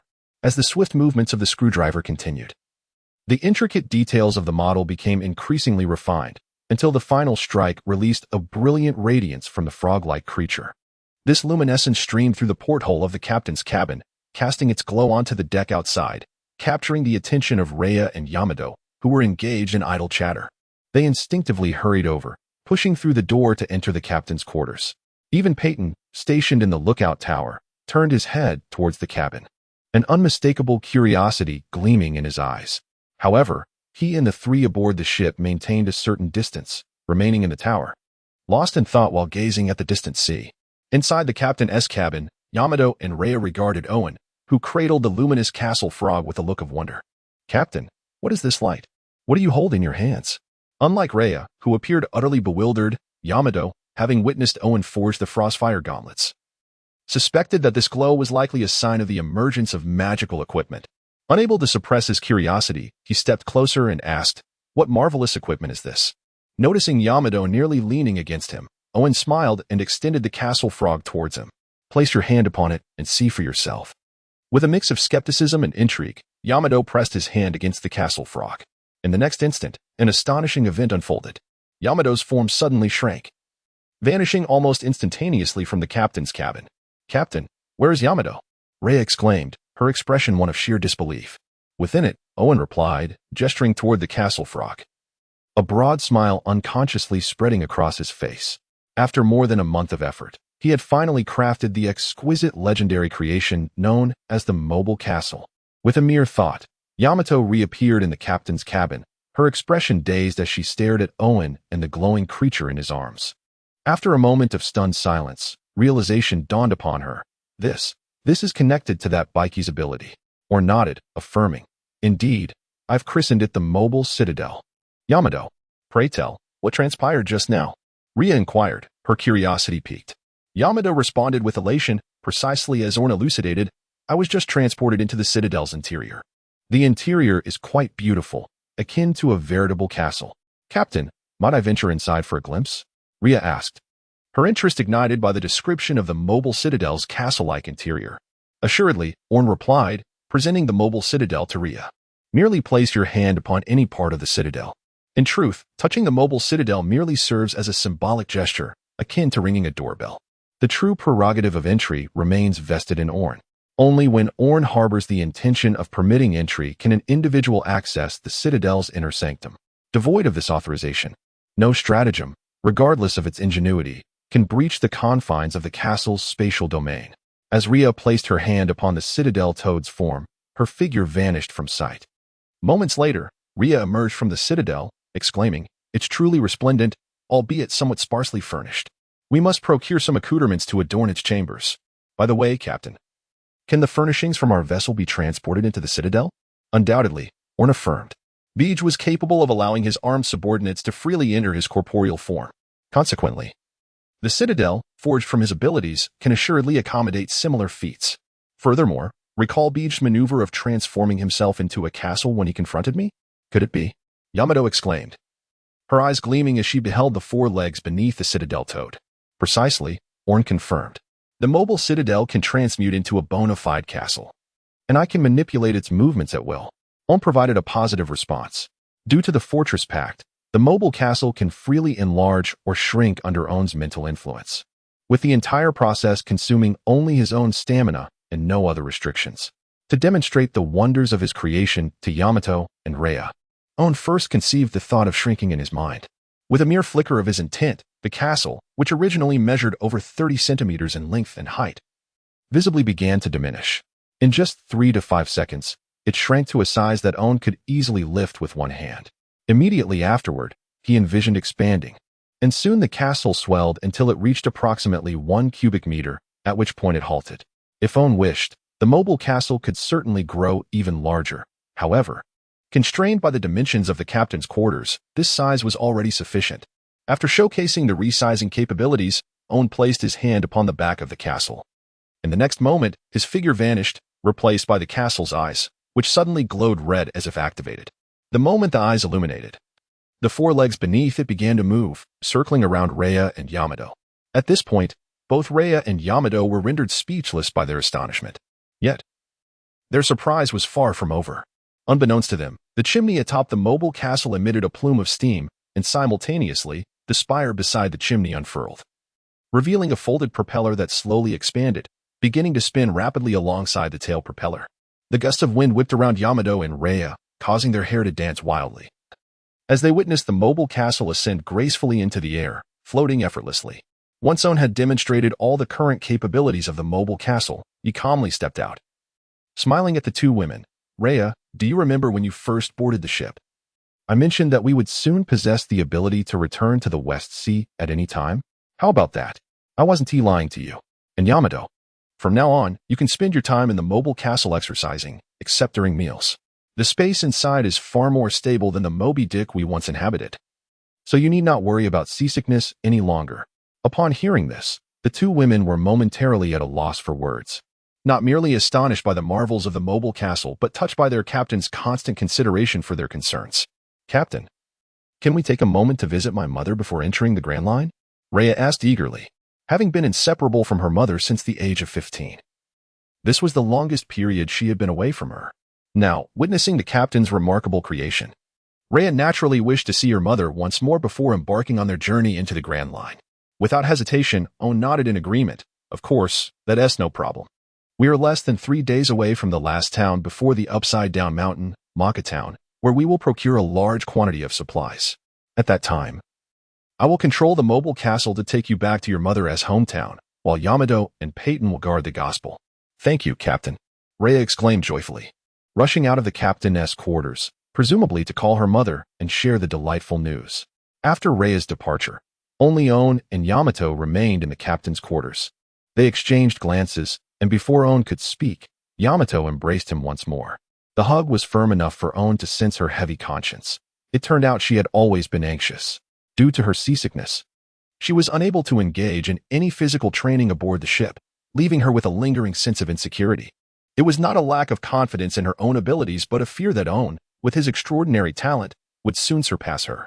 She worried that her seasickness would create a growing distance between her and her companions, concerned about her ability to fulfill her promise to protect Aeon. Sensing Yamato's subtle tremors, Aeon gently patted her back and used his other hand to smooth out her slightly curled light blue hair. Do not worry, you will always be my first mate. I will protect you, just as Odin and the Red Scabbards did. Yamato rested her head against Aeon's shoulder and whispered softly. After a long moment, they instinctively released their embrace. All right, let us prepare to inform Peyton and the rest about our upcoming sailing plans. At this moment, the crew aboard the Gospel remained unaware that a fierce battle awaited them in the soon-to-be-reached Maka Town. On January 8, 1517. This day would be extensively reported by media worldwide for a considerable time. Two significant events occurred on this day. The emergence of a new pirate named Portgas Diaz, who effortlessly defeated the former East Sea overlord, the bounty of 37 million Berry, known as the Executioner Rosales, with a single fiery punch. And the arrival of the notorious pirate Aeon, with the highest bounty in the West Sea, at the last town of the West Sea, Maka Town. Hey, Peyton, can you see the outline of Maka Town? Just as dawn broke, Rhea unusually inquired of Peyton, who seemed like a transparent figure in the lookout tower. She could hardly contain her excitement, wishing the Gospel could teleport directly to the harbor, allowing the captain to take her to her mother's hometown as soon as possible. Peyton glanced down at Rhea with slight surprise, then replied coolly, with my eyesight, I can see it. We still have about 10 nautical miles to go. 10 nautical miles? At our current speed, we should arrive by noon, Rhea mused, resting her hands on the railing, her face lighting up with a broad smile as she gazed at the distant sea. As time passed, the Gospel drew closer to Maka Town, and even Rhea could now make out the massive silhouette of the town. We're almost there, Captain. Stop working the iron. We are about to reach Maka Town. Amidst Rhea's incessant urging, Aeon, bare-chested, reluctantly stepped out of the captain's quarters. I say, Rhea, we still have at least half an hour before we reach the port. Is there really a need to rush? Well, I just can't wait. Rhea sheepishly scratched her cheek and then awkwardly shifted the topic. By the way, Yamato, you should come out too. We need you to guard the ship. Moments later, Yamato emerged, slightly sweaty yet remarkably energized. Don't worry, with me around, nothing will happen to the gospel. To grant Yamato more freedom to train within the mobile castle, Aeon had placed it directly in her room. Clearly, Yamato had just finished a morning workout inside the mobile castle. As the trio exchanged laughter, Peyton's icy voice unexpectedly cut in from the lookout tower. Captain, it seems there is a situation over at Makatown. The three individuals were momentarily taken aback by the statement, and then hurriedly inquired, what is the situation? It is eerily quiet, Peyton replied, swiftly loading cannonballs into the artillery mounted on his right arm. He informed Aorn and the others that there were no naval patrols around the harbor, and even the distant streets were nearly devoid of pedestrians. More alarmingly, the solitary warship docked at the pier was flying a pirate flag, at the same time that Peyton was relaying this information to Aorn and his companions. A pirate lackey atop the lookout tower in Makatown set down his telescope, excitement bubbling within him as he dialed the snail phone. Boss Batty, I see him. I see Lord Yamato, just about to enter the harbor. Suddenly, the shrill whistle of a cannonball slicing through the air interrupted the lackey's report. In the next instant, a deafening explosion erupted, obliterating both the lackey and the snail phone into mere fragments. Hello. Hello. In the office of the West Sea 1st Division, Colonel Batty, reclining with his feet on the desk, shouted into the abruptly disconnected receiver. Upon realizing that the call had indeed ended, he furiously slammed the handset down, exclaiming, "What a useless fool." Rising to his feet, he kicked the office door to splinters and strode into the corridor, where a throng of pirates was packed tightly. You all, follow me to the dock to retrieve Lord Yamato. At this point, Batty's eyes narrowed with a fierce glint as he silently vowed. And I shall ensure that the little brat who caused me such disgrace is torn to pieces. The messenger had been dealt with, though uncertainty lingered as to whether he had successfully transmitted the intelligence.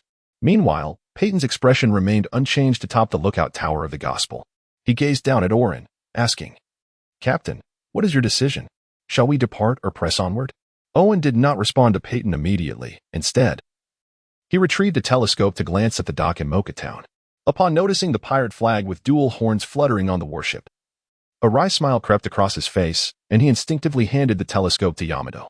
Your father's men have arrived sooner than I anticipated. I thought we would at least have to wait until we entered paradise before encountering them.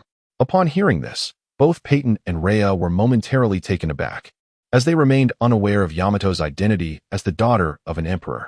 Yamato accepted the telescope from Aorn, first inspecting the pirate flag before shifting her gaze to the multitude of figures racing toward the port, her eyes locking onto the imposing man at the forefront. It's that guy, Barty. This is perfect. If we can deal with this group, my scoundrel of a father should find it quite difficult to send more men to disturb us. As she spoke, Yamato had already drawn Aeon from behind her. The moment the Frostfire gauntlet made contact with the staff, icy crystals enveloped Aeon entirely. Had it not been for the moving castle alleviating her seasickness, Yamato might have felt troubled. However, at this moment, she was eager to test whether, with the Frostfire gauntlet, she could triumph over the three prominent figures under her father's command. That guy? Aeon mused, the name both familiar yet foreign, prompting a smile to form on his lips after a prolonged silence. He had initially thought that avenging his predecessor would require several years. There was even a possibility that he might not return to the New World before this individual met his demise. After all, in the narratives Aeon was acquainted with, the name of this former drought was never mentioned. Yet, he never expected that this person would travel such a distance to the West Sea in pursuit of him and Yamato. My apologies, Rhea. It seems our plan to return and see your mother will have to be postponed. As Aorn retrieved the black hammer from his waist, he tilted his head to apologize to Leia. Although Leia had yet to grasp the full context of the situation, she understood one thing: a brawl was imminent. What was there to apologize for? After all, engaging in a fight and then returning home to face her mother had become her routine over the past few years. The power of the Lion King surged through her veins, and in the blink of an eye, Leia transformed into a lioness with sharp claws. Upon receiving Leia's response, Aorn turned his gaze towards Peyton atop the lookout tower and said, Peyton, I must be candid with you. Currently, Makatown is under the control of the four Emperor's Beasts, Kaido's high-ranking officers. I have a history with Yamato and that individual over there. Thus we have decided to engage in formal combat. However, this conflict does not concern you. You have no grievances with them. And you are not yet an official member of the Aorn pirate crew. so you are free to leave if you wish. Should you choose to depart, we can provide you with a lifeboat, and we will not trouble you in the future. Conversely, if you choose to stay and fight alongside us, then upon the conclusion of this battle, your probationary period will be deemed complete. I can grant you half an hour to prepare, but you must provide your answer before we set foot on the island. No need for such formality. Almost as soon as Aorn finished speaking, Peyton delivered his response. He loaded a cannonball into the barrel of his right-hand cannon, and with a piercing shriek, the projectile tore through the air, exploding amidst the dense crowd that had gathered at the dock. Despite sharpshooters attempting to intercept the cannonball mid-flight, the blast from the specially designed shell sent several less capable pirates tumbling to the ground. Have you forgotten what I said? I joined you to pursue the thrill of battle, to grow stronger.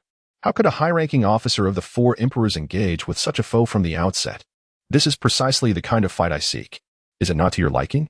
Owen gazed at Peyton for a considerable duration, and after a while, he suddenly broke into a grin.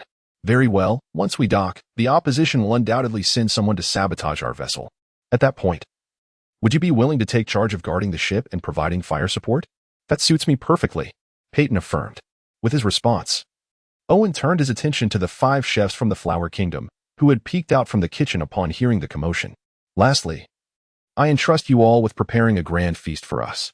Once we vanquish those rascals, we intend to host a magnificent celebration. Half an hour of navigation swiftly passed, and the dock of Mocha Town gradually loomed larger in Owen's and his companion's sight, close enough for them to discern the menacing smile of Batty. Perhaps due to his absolute confidence in his own numbers and strength, Batty refrained from ordering his subordinates to fire upon the gospel, sparing Owen and his companions considerable trouble. As the gospel approached the dock, a mere 20 meters away, Owen, Yamato, and Rhea synchronously leaped off, landing firmly on the cobblestone surface of the dock, followed closely by Batty and his entourage. Batty, a robust figure rivaling Quinn in stature, stood at around 6 meters tall, bare-chested, revealing a myriad of scars on his body, while donning tattered purple capri pants and carrying an exaggeratedly curved long knife on his back. Noticing Owen and the others landing simultaneously, Batty first cast a chilling gaze upon Owen before forcing a smile and addressing Yamato, who stood beside him. Young Master Yamato, after frolicking outside for so long, it's time to return to Wano, don't you think? Lord Kaido has been quiet. Enough with the useless prattle. I will not return. Yamato abruptly interrupted Batty. Is that so? What a pity, Batty replied, his smile gradually fading. He slowly placed his hand on the hilt of his crescent-shaped long knife. Since words cannot sway you, I shall ensure you endure some hardships after eliminating the instigators who led you to abandon Onigashima. As his words fell, a flash of cold light appeared, and a sharp flying slash shot toward Owen at a speed nearly imperceptible to the naked eye. Observing Owen standing still, seemingly forgetting to evade, Batty couldn't help but smirk with derision. Indeed, this fool remained as inept as ever, possessing nothing but a stubborn temperament. As Batty mused, he suddenly heard a sizzling sound, akin to something melting. Following the sound, he beheld a massive pillar of dark red magma, which had inexplicably formed between him and Owen. The viscous magma ensnared his flying slash, rendering it immobile, while the intense heat continuously eroded the energy within the attack. By the time the flying slash finally broke free from the magma pillar, its size had diminished to half, ultimately shattering effortlessly beneath Owen's dark hammer. How could I have underestimated him? This lad is indeed a Zoan type. But how is that possible? If he possessed such powers, why didn't he resist when I captured him aboard? Batty instinctively sensed something amiss, yet his arrogant demeanor led him to disregard this intuition. It seems he has gained some skill, managing to barely withstand one of my flying slashes. As Batty contemplated this, he intended to launch another assault on Owen. However, before he could make a move, a figure appeared before him. Your opponent is me, Raime back. The power of Conqueror's haki erupted suddenly, engulfing the entire town and rendering most of Batty's henchmen unconscious. The energy then coalesced and constricted, gradually wrapping itself around the spiked club wielded by Yamato. Gazing at the black-red lightning entwined around the club, Batty understood that while Yamato was not Kaido, her Conqueror's haki, constrained by her own strength, would not be as overpowering. Yet, merely hearing the name Raime back instilled an uncontrollable fear within him. Armament haki instantly enveloped Batty's crescent blade as he let out a furious roar, channeling all his strength into a fierce clash against Yamato's spiked club. Boom. Although the curved blade and the spiked club never physically collided, the resulting shockwave was powerful enough to force onlookers to stagger backward. Captain, What should we do now? Rhea inquired of Owen, observing Yamato struggling against Batty. Aorn surveyed the two combatants and then glanced at the few subordinates of Batty who had yet to be stunned. That battle is beyond your interference. First, we must eliminate those minions to prevent them from disrupting Yamato's fight. As he spoke, Aorn swung his hammer and charged towards the remaining adversaries. Clang. Although the spectacle was not as extravagant as the clash between Yamato and Batty, the sheer terror unleashed by the fundamental application of armament hockey and the devastating impact of the heart steel mark resulted in one pirate being sent sprawling, bloodied.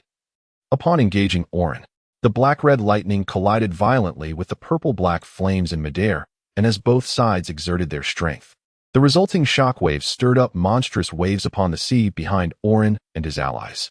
At last, with a resounding shout from Yamato, the black-red lightning overwhelmed the purple-black flames entirely. Boom! The colossal force of the spiked club sent Batty, along with his weapon, flying, and the ensuing shockwave obliterated the dock and the streets beyond in that singular moment. Had he been defeated? The advance towards the minion instinctively halted, and Aorn and Rhea's attention was drawn to the distant figures of Yamato and Batty. Observing Batty's corpulent form rolling helplessly on the ground like a flailing sack of meat, Rhea could not restrain herself from asking Aorn, with such power, he surely cannot survive, can he? Aorn gently shook his head, stating that the situation was far from simple. After all, the opponent was a high-ranking officer under one of the four emperors. Those who attain such positions are indeed monsters among monsters. From the expressive portrayal in the original manga, even 5 years later, Jack possesses the strength to engage in a prolonged battle with either Inu Arashur or Nekomamushi in their full moon states. His subsequent defeat by Inu Arashur was due to the injuries sustained during a prior 2-on-1 encounter. If it were 6 years later, Yamato might easily dispatch Bartai using the Thunderbagwa technique. However, the current Yamato clearly still lacks refinement. As Aorn had anticipated, under their watchful gazes, Bartai, who appeared to be in a pitiful state on the ground, swiftly regained his footing. After brushing off the dust from his clothes, he looked at Yamato with a faint smile, remarking, "Young Master Yamato, you indeed possess remarkable talent for mastering the Conqueror's haki at such a young age. However, I must candidly say, your Thunderbagwa is still far from that of Admiral Kaido. Bartai had willingly joined the Beast Pirates after being defeated by Kaido. Thus no one understands the terrifying power inherent in Kaido's Thunderbagwa better than he does. Compared to the peak Kaido, Yamato is still somewhat youthful. Although Yamato can tear through Bartai's flowing cherry blossoms with the overwhelming strength of his Conqueror's haki, he remains far from matching Kaido's fearsome might that can incapacitate an opponent with a single strike. Furthermore, Bartai turned to his 6 subordinates, who were not dazed but were instead staring blankly at him, his tone suddenly turning menacing. If you do not manage to deal with those 2 over there before I subdue young Master Yamato, you know what will come next. Upon hearing this, the few remaining standing subordinates could not help but shiver in unison, and their gazes towards Aorn and Rhea turned hostile. Whoosh! Just then, 2 cannonballs soared through the air, aimed directly at the 2 among the 6 who bore a striking resemblance. Realizing the incoming projectiles, the 2 exchanged a glance and swiftly executed flying slashes with their blades, triggering an explosion before the bombs could get too close. However, at that very moment, Aorn also sprang into action. He stomped heavily on the ground, and with the terrifying speed of the shave technique, he appeared behind the slightly younger of the 2, delivering a punch enveloped in magma that pierced through the opponent's chest. Given that the opponent was a pirate who had survived in the New World for many years and had the advantage of numbers, Aorn certainly would not let this prime opportunity slip away. "Brother!" The older one-eyed swordsman cried out in despair as he witnessed his sibling's chest being pierced by Aorn's magma-wrapped fist, his mouth opening and closing but unable to produce any sound. "I will make you pay." Accompanied by a furious roar, the one-eyed swordsman swung his blade, coated in armament haki, fiercely at Aorn. Casting a glance at the dark blade, Aorn did not dare to slacken his defense. He lifted his black hammer to precisely block the sharp edge. Following this, with a peculiar rhythm of breath, his arms began to vibrate at an unusual frequency. Buzz! As Aorn exerted force, the shockwave traveled along the blade and into the one-eyed swordsman's body, causing him to vomit a mouthful of blood. WN with a fierce roar, the slender monkey curled its already diminutive body and leaped into the air. Suspended mid-flight, it brought its clawed hands together, spinning rapidly like a top. As it rotated, the merged claws transformed into a high-speed drill, hurtling towards Rhea's direction.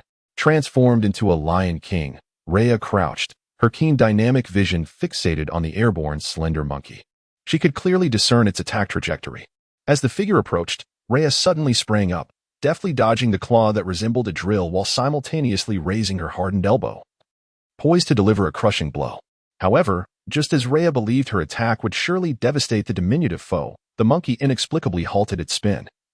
As if it possessed eyes on the back of its head, not only did it stop, but it also executed a swift maneuver, folding its body almost entirely.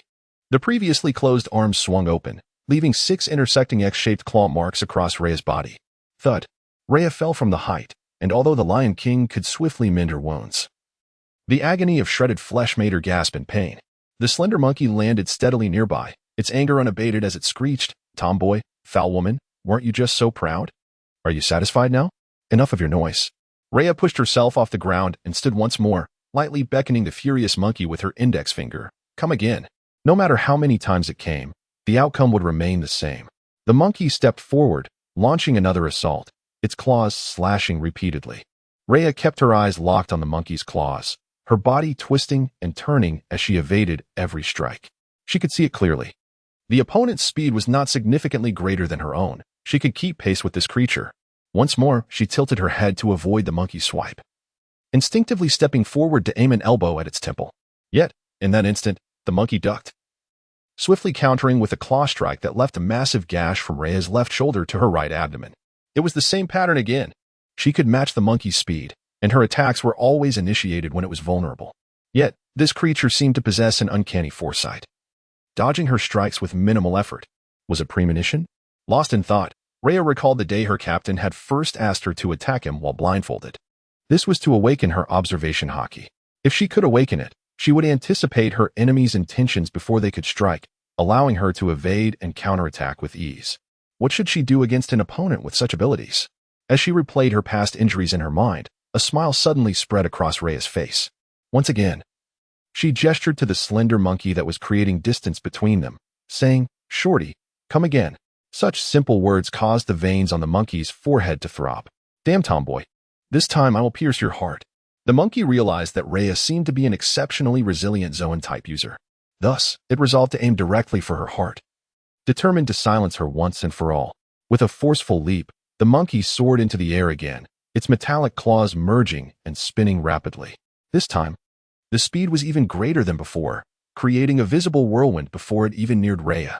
Before the claws could descend, the fierce wind had already inflicted several small cuts on her body. Yet, despite this, Rhea chose not to flee. She merely bent her body slightly, quietly observing as the drill-like claws approached her heart. 10 meters, 5 meters, 3 meters, 2 meters. Now, a brilliant light sparked in her eyes as she suddenly crouched and leaped aside, evading the fatal blow to her heart while allowing the drill to pierce her abdomen. Simultaneously, she reached out to grasp the monkey's body. If her counterattack would be anticipated and evaded, then let them trade injuries and see whose body was more resilient. Swoosh. The rapidly spinning claws penetrated her abdomen, creating a large wound in the blink of an eye. Yet, Rhea felt no fear. Instead, she tightened her abdominal muscles, clamping down on the monkey's arms, preventing it from pushing through her body or withdrawing its limbs with ease. "My turn now." Rhea roared like a feral beast, her muscular arms bulging as she slammed her palms against the monkey's bent elbows. Despite the monkey's foresight, yet the bulbous nose resembling a garlic clove and the enormous scar that nearly bisected her entire visage marred any semblance of beauty. The woman moved with remarkable speed. The shockwave from the exploding shells could not hinder her even for a fleeting second. In mere moments, she had closed the distance to the Evangelion to approximately 100 meters. Almost instantaneously upon entering this range, she executed a roll to the side and, after rising, knelt on one knee, her dual pistols poised for action. Bang, bang, bang. The muzzles of her pistols belched forth flames as 6 projectiles hurtled towards the modest observation tower of the Evangelion. Should anyone have the vantage point to gaze down upon the 6 bullets soaring through the air, they would be astonished to witness the formation of 2 shapes, one trailing the other. If Peyton atop the tower had failed to make any evasive maneuvers, these 6 bullets would sequentially strike at his heart, lung, and the center of his brow. However, would Peyton stand idly by, allowing the bullets to find their mark? The answer to that question is an emphatic no. The moment he spotted the woman rolling and raising her twin guns, he quickly dropped to the ground, retracting his body into the safety of the observation tower. Then turned sideways, positioning his modified cannon-like right arm in front of him. Clang, clang, clang. The first volley of 3 bullets was thwarted by the reinforced wooden barrier surrounding the Aorn. Did not even glance at the burly man wielding chains behind him. Instead, he gazed with keen interest at the middle-aged long-legged tribe member before him and remarked, "Since you are willing to shield that swordsman from my assault, let us see the extent of your abilities." As he spoke, a torrent of power surged within Aorn, erupting forth as he effortlessly pressed down the right leg of the long-legged tribe member, which was enveloped in the formidable haki. Feline slash. Just at the moment when the long-legged tribe member was on the verge of yielding, the one-eyed swordsman finally regained his composure from the tremors within his body and unleashed a slashing attack, imbued with a faint tiger-like phantom. After a brief moment of quiet derision, Aorn kept his right hand steady, merely raising his left fist, which was shrouded in molten lava, and cloaked it with a thin layer of haki. Clang. The clash between the flying slash and his fist produced a sharp, metallic sound. Following this, under the relentless erosion of the high-temperature lava, the once tiger-shaped flying slash gradually diminished and ultimately shattered into fragments. Having obliterated the flying slash and, with overwhelming force, pressed the right leg of the long-legged tribe member down, Aorn flashed a grin. "Now, it is my turn." In an instant, he opened his mouth, unleashing a torrent of searing flames that enveloped the bodies of both the long-legged tribe member and the one-eyed swordsman. Although they sensed impending doom and hastily activated their haki for defense, they still grimaced in agony from the flame-scorching heat, desperately attempting to extricate themselves from the fiery embrace. They found no mercy from Aorn. Casting aside his black hammer, he seized the long-legged tribe member's leg and swung him like a weapon towards the one-eyed swordsman. The one-eyed swordsman hesitated but ultimately refrained from striking his endangered comrade, opting instead to raise his arm in defense. To his surprise, the moment their bodies collided, the fragile effect of the windbox flames was triggered. The magical damage based on their maximum health caused both men to spew forth copious amounts of blood before they even comprehended what had transpired. Seizing the moment, Aorn delivered a punch, his fist engulfed in lava, piercing through both adversaries. After vanquishing the one-eyed swordsman and the long-legged tribe member, Aorn turned his gaze to the last remaining foe. The burly man wielding chains, upon witnessing the demise of his companions, felt a flicker of retreat in his heart. However, he was evidently not one gifted in speed. After only a few steps, Aorn caught up to him with a swift shave. A single hammer strike activated the steel heart mark, followed by a punch cloaked in lava, swiftly ending the man's life. Withdrawing his hand from the man's chest, Aorn turned to the seemingly aware baddie. "Now, it is your turn. If all goes as planned, the book will be available tomorrow at noon, and it will be time to assess the results. First and foremost, I would like to express my gratitude to my editor, Poliju, who provided invaluable suggestions before the book's launch and responded almost instantaneously to various inquiries. I had initially considered sharing the arduous journey of last year's failures to elicit sympathy. However, reflecting on it, I decided against it, as there are already murmurs suggesting I may not reach 100 chapters. What if my lamentations scare away the few readers I have left? Thus, I shall cut to the chase and discuss the eagerly anticipated additional updates. Currently, Pirate Aorn has garnered approximately 12,000 collections. Based on the typical 10-to-1 subscription ratio, the expected first-order performance should be around 1,200. However, given my previous experiences of being disproven when adhering to this ratio, I have opted for a more conservative approach this time, setting a 20-to-1 baseline for updates. This means that at precisely 12:10 tomorrow, I shall release 5 chapters totaling 10,000 words. If the first-order performance exceeds 600, I will maintain a daily update of 6,000 words as a guarantee. Should the first order surpass 1,000, I will strive to deliver 8,000 words daily during the first week post-launch. If the support is robust enough for the first order to exceed 1,500, I shall sacrifice a bit more sleep, reducing my rest by 2 hours each day, aiming for 10,000 words daily during that first week. Furthermore, for every 100 increase in average subscriptions beyond the first order, I will add an extra chapter to the daily updates. For every 1,000 monthly votes, there will be 2 additional updates. As I have yet to experience the thrill of monthly vote lotteries, let us give it a try. I must admit, my writing speed is not swift, and I am not a full-time writer. Sometimes it takes me 2 to 3 hours to produce a 2,000-word chapter. Thus, there may be instances where timely updates are unfeasible, but rest assured, I will settle all accounts before the completion of the book. In conclusion, I sincerely hope everyone will consider supporting the initial order tomorrow. I extend my heartfelt thanks in advance and wish all readers subscribing to this book good health, success in all endeavors, and progress in studies. In contrast to the other three battlefields, the confrontation between Yamato and Batty was evidently more intense. After all, having served as a prominent figure for over a decade, although somewhat out of practice in recent years, his combat prowess had not diminished significantly, surpassing even the strongest among the Flying Six. After several rounds of fierce exchanges with Yamato, Batty bore numerous scars on his body, yet his mental state remained largely unaffected, even exhibiting a trend of growing more invigorated as the battle progressed. Following another clash between his crescent moon blade and Yamato's hockey-imbued wolf fang staff, Batty leaped out of the fray and turned to face Aorn, who was approaching at a measured pace. "Roar? Have you actually dispatched my inept subordinates? It seems you have made some progress since your escape from Wano." Aorn resolutely disregarded his provocations and firmly positioned himself beside Yamato. "As usual, you focus on the offense while I hold this fellow at bay." Before Yamato could react, Batty charged forward, shouting, "Stop your bluster. Don't think that just because you've dispatched a few lackeys, you've become someone of consequence. A worthless scoundrel like you is hardly more than a flick of my fingers away from death." Unlike the restraint he exhibited when facing Yamato, the young master, Batty harbored an intense desire to dismantle Aorn for ruining his position and nearly costing him his life. With a surge of fury, the aura of the flowing cherry blossom spread from his left hand, wielding a crescent blade, igniting with a purplish-black flame. Batty raised the flaming sword high, striking down at Aorn with the force of a mountain cleaving the sky. The speed surpassed that of his earlier encounter with the green pepper, instilling in Aorn a chilling sensation of being targeted, as if any attempt to evade would only lead to his inevitable demise by that strike. A profound sense of crisis enveloped him. The tension felt against the green pepper's piercing attack now seemed trivial in comparison to the looming inevitability of this blow. Even with the indomitable nature of the black hammer, he feared he might struggle to withstand such a strike. Since evasion was no longer an option, Aorn, resolute, gripped his black hammer tightly, raising it overhead. The ethereal armament hockey was unleashed without reservation. Clang! A crescent blade descended swiftly. Due to the properties of Raiwo hockey, Aorn felt an immense force, despite the blade not making direct contact with the hammer. His arms, once straight, buckled involuntarily. Such raw power could send even an elephant flying. Yet, Aorn dared not evade. Any retreat would allow the keen blade to cleave him in two. He lowered his center of gravity, feet rooted to the spot. Gritting his teeth, his once knotted, dark purple muscles turned crimson from excessive blood flow, veins bulging like serpents.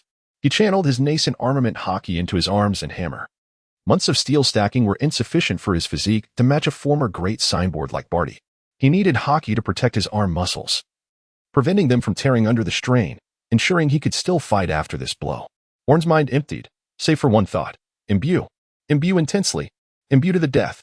As this thought consumed him, Aorn felt his ethereal armament hockey break through a barrier, like a floodgate opening.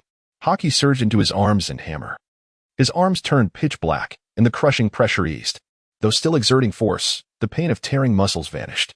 Unlike the previous precarious state, Aorn felt capable of wielding 8 impact fist techniques. Buzz. With rapid muscle vibrations, the 8 impact fist power transmitted through the hammer to Batty, causing a momentary anomaly even in one so formidable. Such a moment, insignificant in a one-on-one fight, was a rare opportunity in a 2-on-1 situation. An ominous premonition arose. Batty's pupils contracted, instinctively trying to parry the impending attack, but the momentary anomaly caused a split-second loss of control. Godspeed, White Serpent Drive.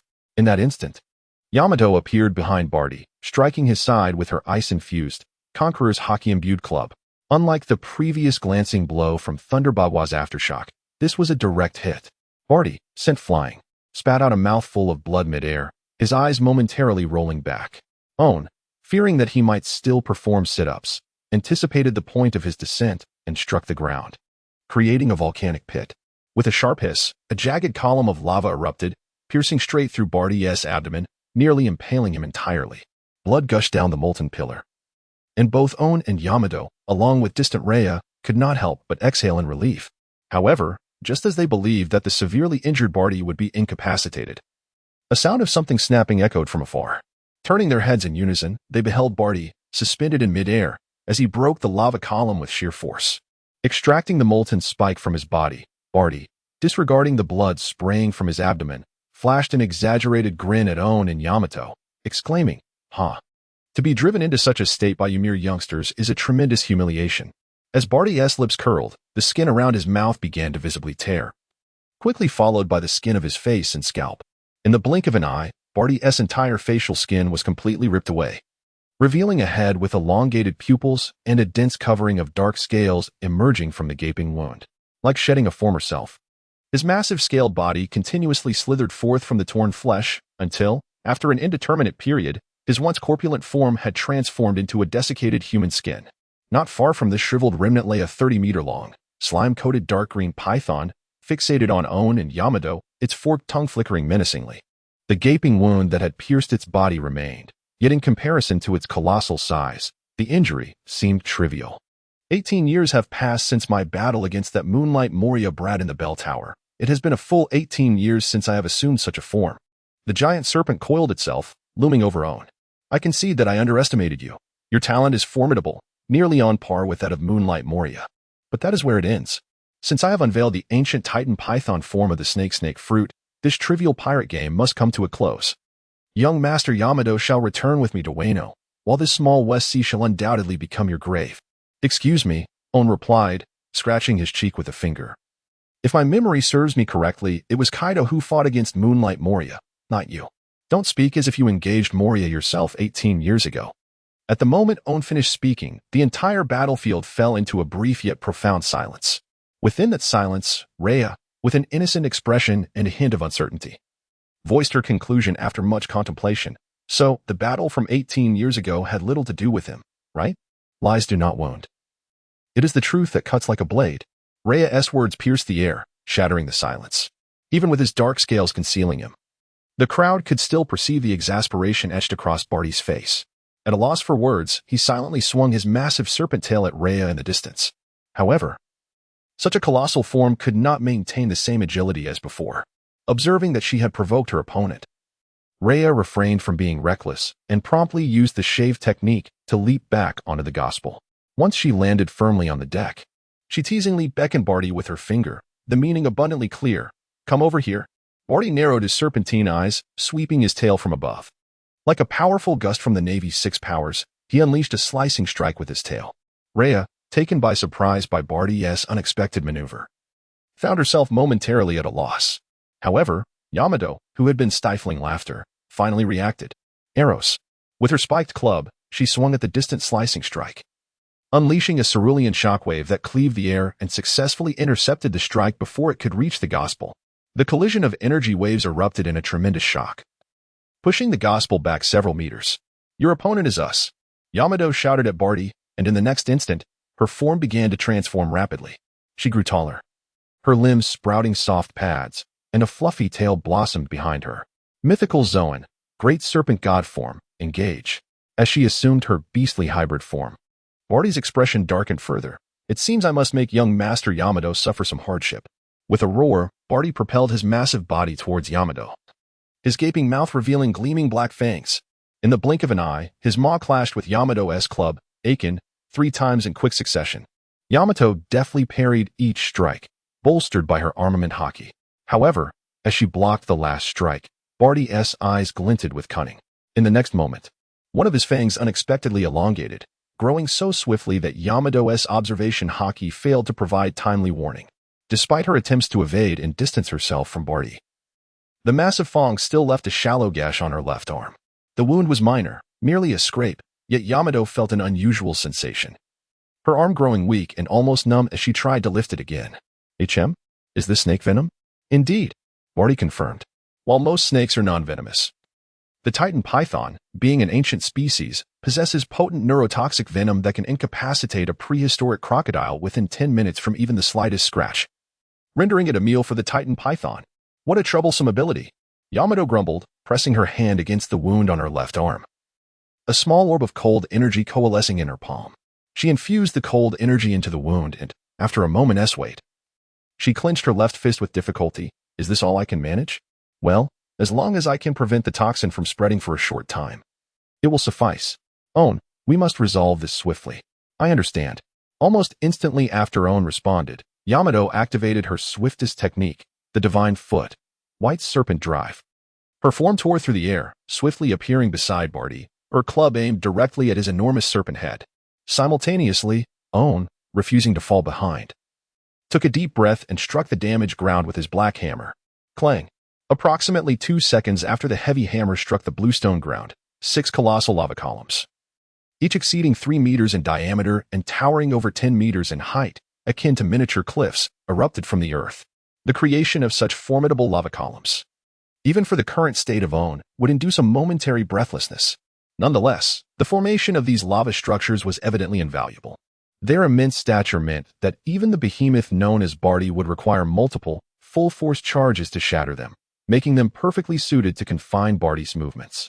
More importantly, these lava columns could serve as advantageous launching points for Yamato's assaults, allowing her to engage Barty with greater efficiency. After launching a relentless offensive against Barty, Yamato gracefully descended upon one of the lava columns, unable to suppress a thumbs-up directed at Aeon. The presence of these lava structures had indeed proven to be a tremendous boon for her, due to her inability to perform the moonwalk. Combat requiring aerial leaps typically limited Yamato to 1 or 2 attacks before she had to conserve her stamina and strategize a safe landing to avoid harm from Barty during her descent. However, with the aid of these lava columns, such considerations were rendered unnecessary, enabling her to unleash her full might against Barty without reservation. Furthermore, the existence of these lava columns significantly hampered Barty's mobility, rendering his agile snake-like tail largely ineffective. The offensive capabilities of a serpent fundamentally consist of headbutting, biting, constricting, and tail sweeping. Now, under the influence of the 6 lava columns, Barty's lengthy tail could not reach Yamato perched atop her elevated position.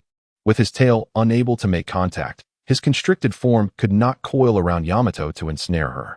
With 2 of his 4 attack methods eliminated, and given Yamato's already impressive maneuverability in her beast-human form, it was evident that as long as the 6 lava columns remained intact, Barty would merely serve as a punching bag beneath Yamato's onslaught. Barty, acutely aware of this predicament, exerted himself to maneuver his form, seeking an escape from the confines of the 6 lava columns. Yet, Yamato was not inclined to grant him any respite.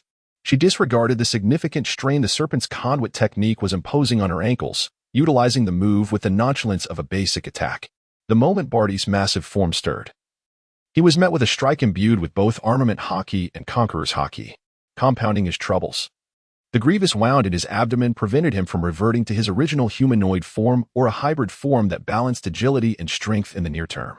The severity of that injury posed a significant risk to any movement requiring coordination of his waist, as it could cause the recently healing wound to rupture anew. In his prime, 18 years prior, he might have relied on his exceptional physical prowess and indomitable will to endure. However, after years of indulgence, his once formidable resilience had waned. Initially, Barty contemplated using the Titan Python form's formidable durability to wear down Yamato's stamina before devising a plan. Yet, as time passed, he sensed something amiss. That cursed spiked club. The frost-covered weapon was troubling indeed. It seemed that periodically, the chilling aura emanating from the club would infiltrate his body. The potential for physical harm was concerning, but of greater import was the noticeable decline in his agility. When the cold penetrated, even preemptive defensive maneuvers became arduous. In a brief span, he had already been struck by Yamato a dozen times. If this continued, he risked being overwhelmed before Yamato's endurance even began to wane. He could not allow this to persist. At last, Barty, tormented by Yamato's relentless assault, resolved to take action. His armament haki enveloped over 80% of his colossal 30-meter frame, transforming his previously darkened body into a deep black hue. With a fierce glare directed at Yamato, he prepared to retaliate. The next moment, a deafening explosion reverberated through the air. Simultaneously, he felt an intense heat emanating from within.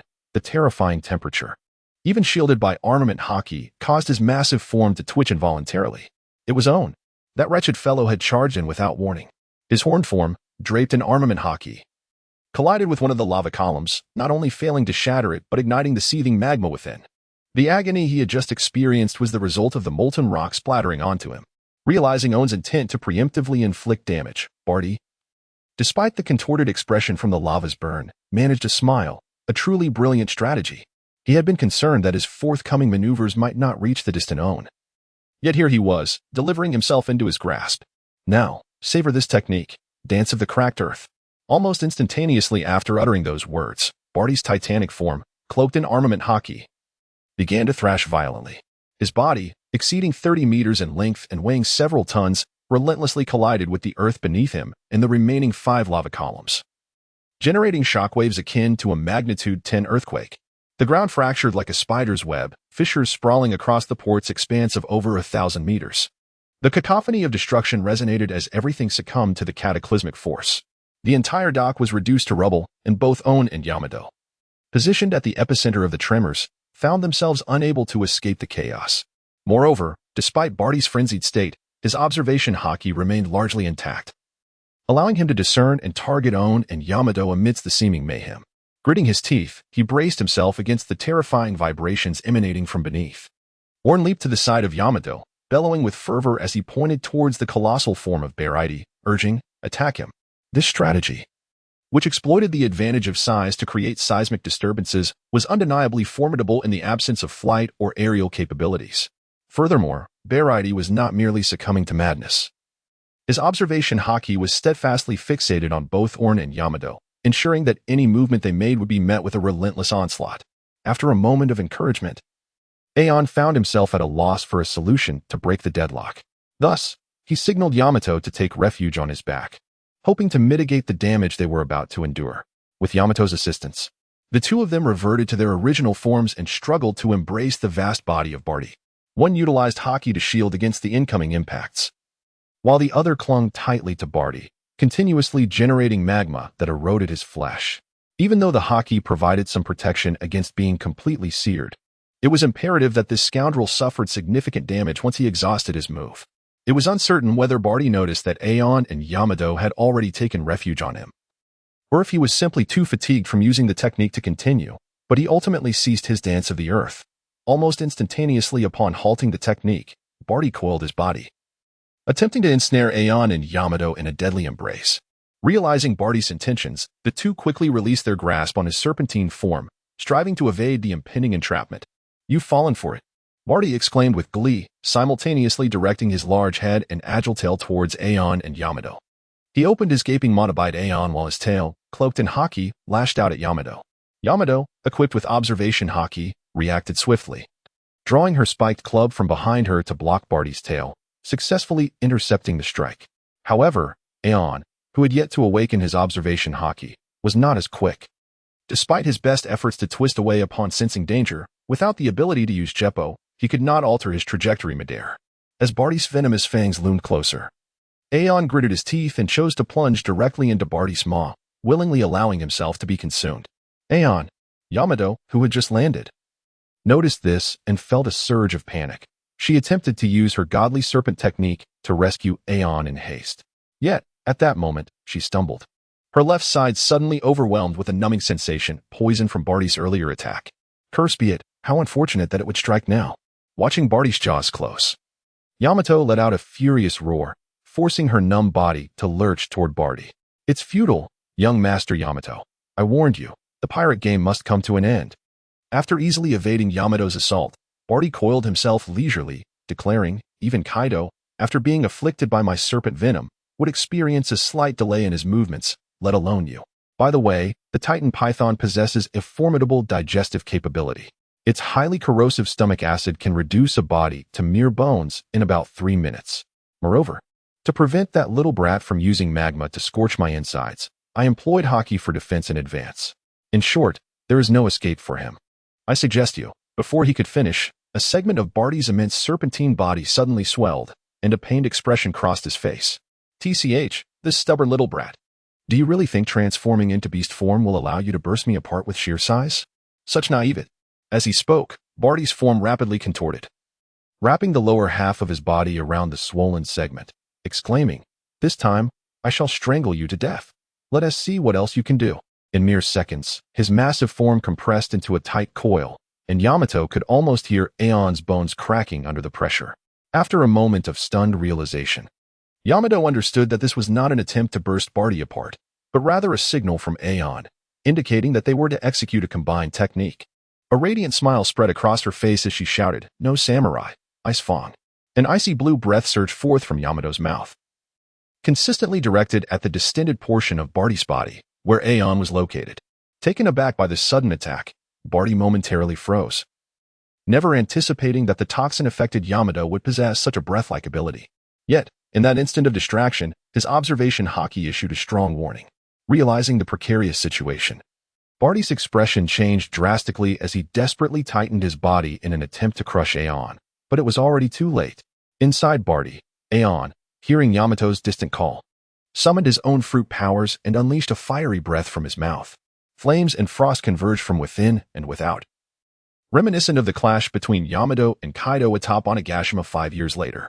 The two forces collided violently, generating a tremendous explosion accompanied by a billowing cloud of steam.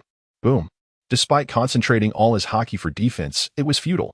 Haki merely augmented defense but did not render one invulnerable. The explosive force concentrated at a single point overwhelmed the haki in less than a second, causing Barty's swollen body to rupture violently, raining crimson droplets from the sky. Amidst the downpour, Aeon emerged somewhat disheveled from the gaping hole, remarking, "Yamato, next time you use the no samurai ice fang, remember to dial down the power a bit." The explosion's shockwave had inflicted considerable internal damage on him, but fortunately, he had prepared himself and fortified his defenses with haki in advance. Though he emerged battered, it was infinitely better than lying incapacitated like Barty. "Oh, I was merely concerned that the power might be insufficient to eliminate this bothersome fiend." With a touch of sheepishness, Yamato scratched his head, offering Aorn a somewhat goofy grin. Aorn gently flicked Yamato's forehead before turning his gaze to Barty, who lay prostrate on the ground. Perhaps due to the severity of his injuries, he had reverted to his original human form. The explosion in his serpentine state had been unfortunately located, leaving Barty's chest a mangled, bloody mess in his human guise. Shattered ribs, ruptured organs, and pulverized flesh were chaotically intermingled, obscuring any discernible trace of his heart. His features were contorted in agony, his mouth and nose filled with blood, his resentful eyes fixated on Aorn, and with great effort, he managed to utter a few feeble words. You, thump." Aorn promptly stomped on his throat, crushing it. As a former adversary and now devoid of a salvageable heart, he had no desire to entertain the other's futile words. What a pity to lose a primordial heart, he mused. Had I been able to acquire it, I might have forged the serpent-like Zanpakuto, Kibi Bimaru, in conjunction with the baboon fruit. Now, it seems I must set my sights on Orochi. Captain, are you and Yamato unharmed? R.A. promptly docked the ship and rushed over to inquire about their well-being, while rapidly detaching the Lion King from his waist, intending to heal them. Attend to Yamato first. Her condition is more precarious than mine. It was a matter of fact. In retrospect, his injuries were not severe. The tears in his arm muscles had substantially healed due to the restorative properties of Aorn's devil fruit. As for the internal injuries caused by the blast's aftershock, they would mend in a few days, even without the Lion King. Yamato's exposure to serpent venom, however, presented a more pressing need for the Lion King's aid in detoxification. After fastening the Lion King around Yamato's waist, R.A., struck by a sudden thought, inquired hesitantly, "Captain, now that the battle has concluded, what about our earlier discussion?" Before he could finish, Peyton's distinctly anxious voice echoed from the Evangelion, "Captain, dire straits. We must depart Mocha Town immediately." It was the first time Peyton had addressed Aorn with such gravity. "What has transpired?" Aorn inquired, intrigued. Peyton, who had grown up in the East Blue, wiped beads of perspiration from his brow, his voice tinged with trepidation. "I have spotted the warship of a hero of the Navy, Garp, approaching at breakneck speed. Should we encounter that monster, even if we survive, we may well spend the remainder of our days and impel down." "Garp, the hero of the Navy?" Aorn exclaimed, startled. He hastily snatched the spyglass from R.A.'s waist and peered into the distance. His already keen eyesight, after careful scrutiny, confirmed the distinctive dog head carving on the warship's prow, dispelling any lingering doubts. It is indeed the old man. Simultaneously, Yamato, who had been muttering the name Garp, suddenly realized. Is he the Marine Vice Admiral whom Odin mentioned in his journal, the one who relentlessly pursued the Pirate King, Roger? The very same, Aorn affirmed, his brow furrowing deeply. But now is not the time for a history lesson on Garp's heroic exploits. We must evacuate this place without delay. No one understood the gravity of the Navy hero's reputation better than Aorn, the transmigrator. This man, who single-handedly purged the East Blue, transforming it into the weakest sea, was a veritable powerhouse in his prime, surpassing even Big Mom and Kaido in their youth. In the most recent manga chapters before Aorn's transmigration, the 78-year-old Garp, in a bid to rescue Kobe, stormed Blackbeard's stronghold, Hive Island, with 3 young Marines, using a single sea-bottom drop to bury Aokiji, who had resigned from the Navy after failing to secure the position of Fleet Admiral. Such was his formidable strength. If this powerhouse suspected their involvement in the Mocha Town conflict, they had virtually no recourse but to surrender on the spot. Aorn was determined to avoid finding himself in such an awkward predicament. Thus, he opted to leave Mocha Town at the earliest opportunity, while their presence remained unnoticed. With a few swift movements, he dashed onto the Evangelion, retrieved the miniature mobile castle from Yamato's quarters, and leaped back onto the cobblestone dock, simultaneously reaching for a small switch located beneath the mobile castle. This area served as a dedicated dock for the mobile castle to house vessels during flight. Theoretically capable of accommodating 7 large sailing ships like the Evangelion and a dozen smaller reconnaissance boats. Aligning the side of the Evangelion with the opening of the switch, the ship shrank dramatically within the blink of an eye, vanishing into the interior of the mobile castle. With no time to elaborate for Peyton, who was witnessing the mobile castle for the first time, Aorn seized Peyton's wrist and pulled him inside. Following closely were Yamato and Rhea. Once all the crew members were safely inside the castle, Aorn first commanded the mobile castle to enlarge to a height of about 2 to 3 meters. Then pressed his hand against the castle's frog-shaped figure. As the eyes of the castle frog glowed a brilliant red, Aorn's form abruptly vanished from his original position. In the blink of an eye, he found himself within the still spacious interior of the mobile castle. Rhea, accompany Yamato to the lower dock and inform the 5 masters to remain calm. Peyton, you are to keep watch on the 3rd floor of the castle, where a dedicated turret is situated. Should you detect any signs of gunfire from the warship, do not hesitate. After assigning tasks to the 3 crew members, Aorn placed his hand upon the floor beneath him. Almost instantaneously, his figure melded with the floor. As the architect of the mobile castle, Aorn possessed the ability to accomplish nearly anything that Becky could within its confines. In the next moment, he materialized in the castle's control room. The control room, at this stage, was rather sparse, containing only a boiler-like apparatus. Upon opening the boiler's lid, Aorn extended his hand inside, and with a mere thought, a torrent of magma surged from his palm into the boiler. The intense heat of the magma rapidly converted the water within the boiler into steam, providing ample power for the mobile castle's ascent. As plumes of steam erupted from the chimney atop the castle, the large rotor swiftly extended and began to spin at high velocity, propelling the mobile castle skyward in unison with the rear propeller. Simultaneously, on the deck of the dog-headed warship below, a lookout among the Marines shouted down to the deck, "Vice Admiral Cap, we have spotted a suspicious object ascending rapidly. We cannot ascertain whether it is a signal flare or something else entirely." Suspicious object? Cap paused in his action of reaching for a donut, placing his thumb and forefinger in his mouth for a moment before extending his hand towards Bogard. Although Bogard's eye twitched, he silently handed over the Navy's newly developed high-precision telescope. "What is this? It seems rather intriguing," Cap murmured, a childlike smile creeping across his face. Grabbing a solid cannonball from a nearby wooden crate, Cap weighed it in his hand before suddenly hurling it forth. The cannonball, seemingly thrown by hand, emitted a shrill whistle that was sharper than that of a cannon.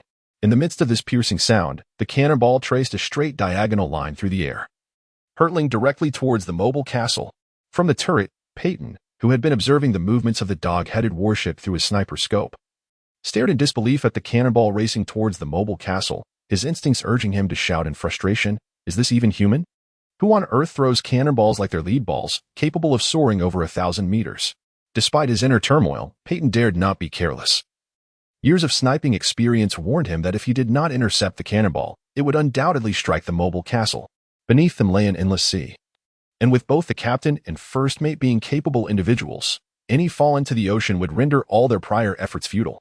Resolving to act, Peyton held his breath and, in the next moment, fired a specially designed projectile from the cannon mounted on his left arm, successfully striking the airborne cannonball. "Is that Kazan up there?" On the deck of the dog-head warship, gazing at the sudden appearance of the icy curtain in the sky, not only Karp but even his companion Bogard displayed expressions of astonishment.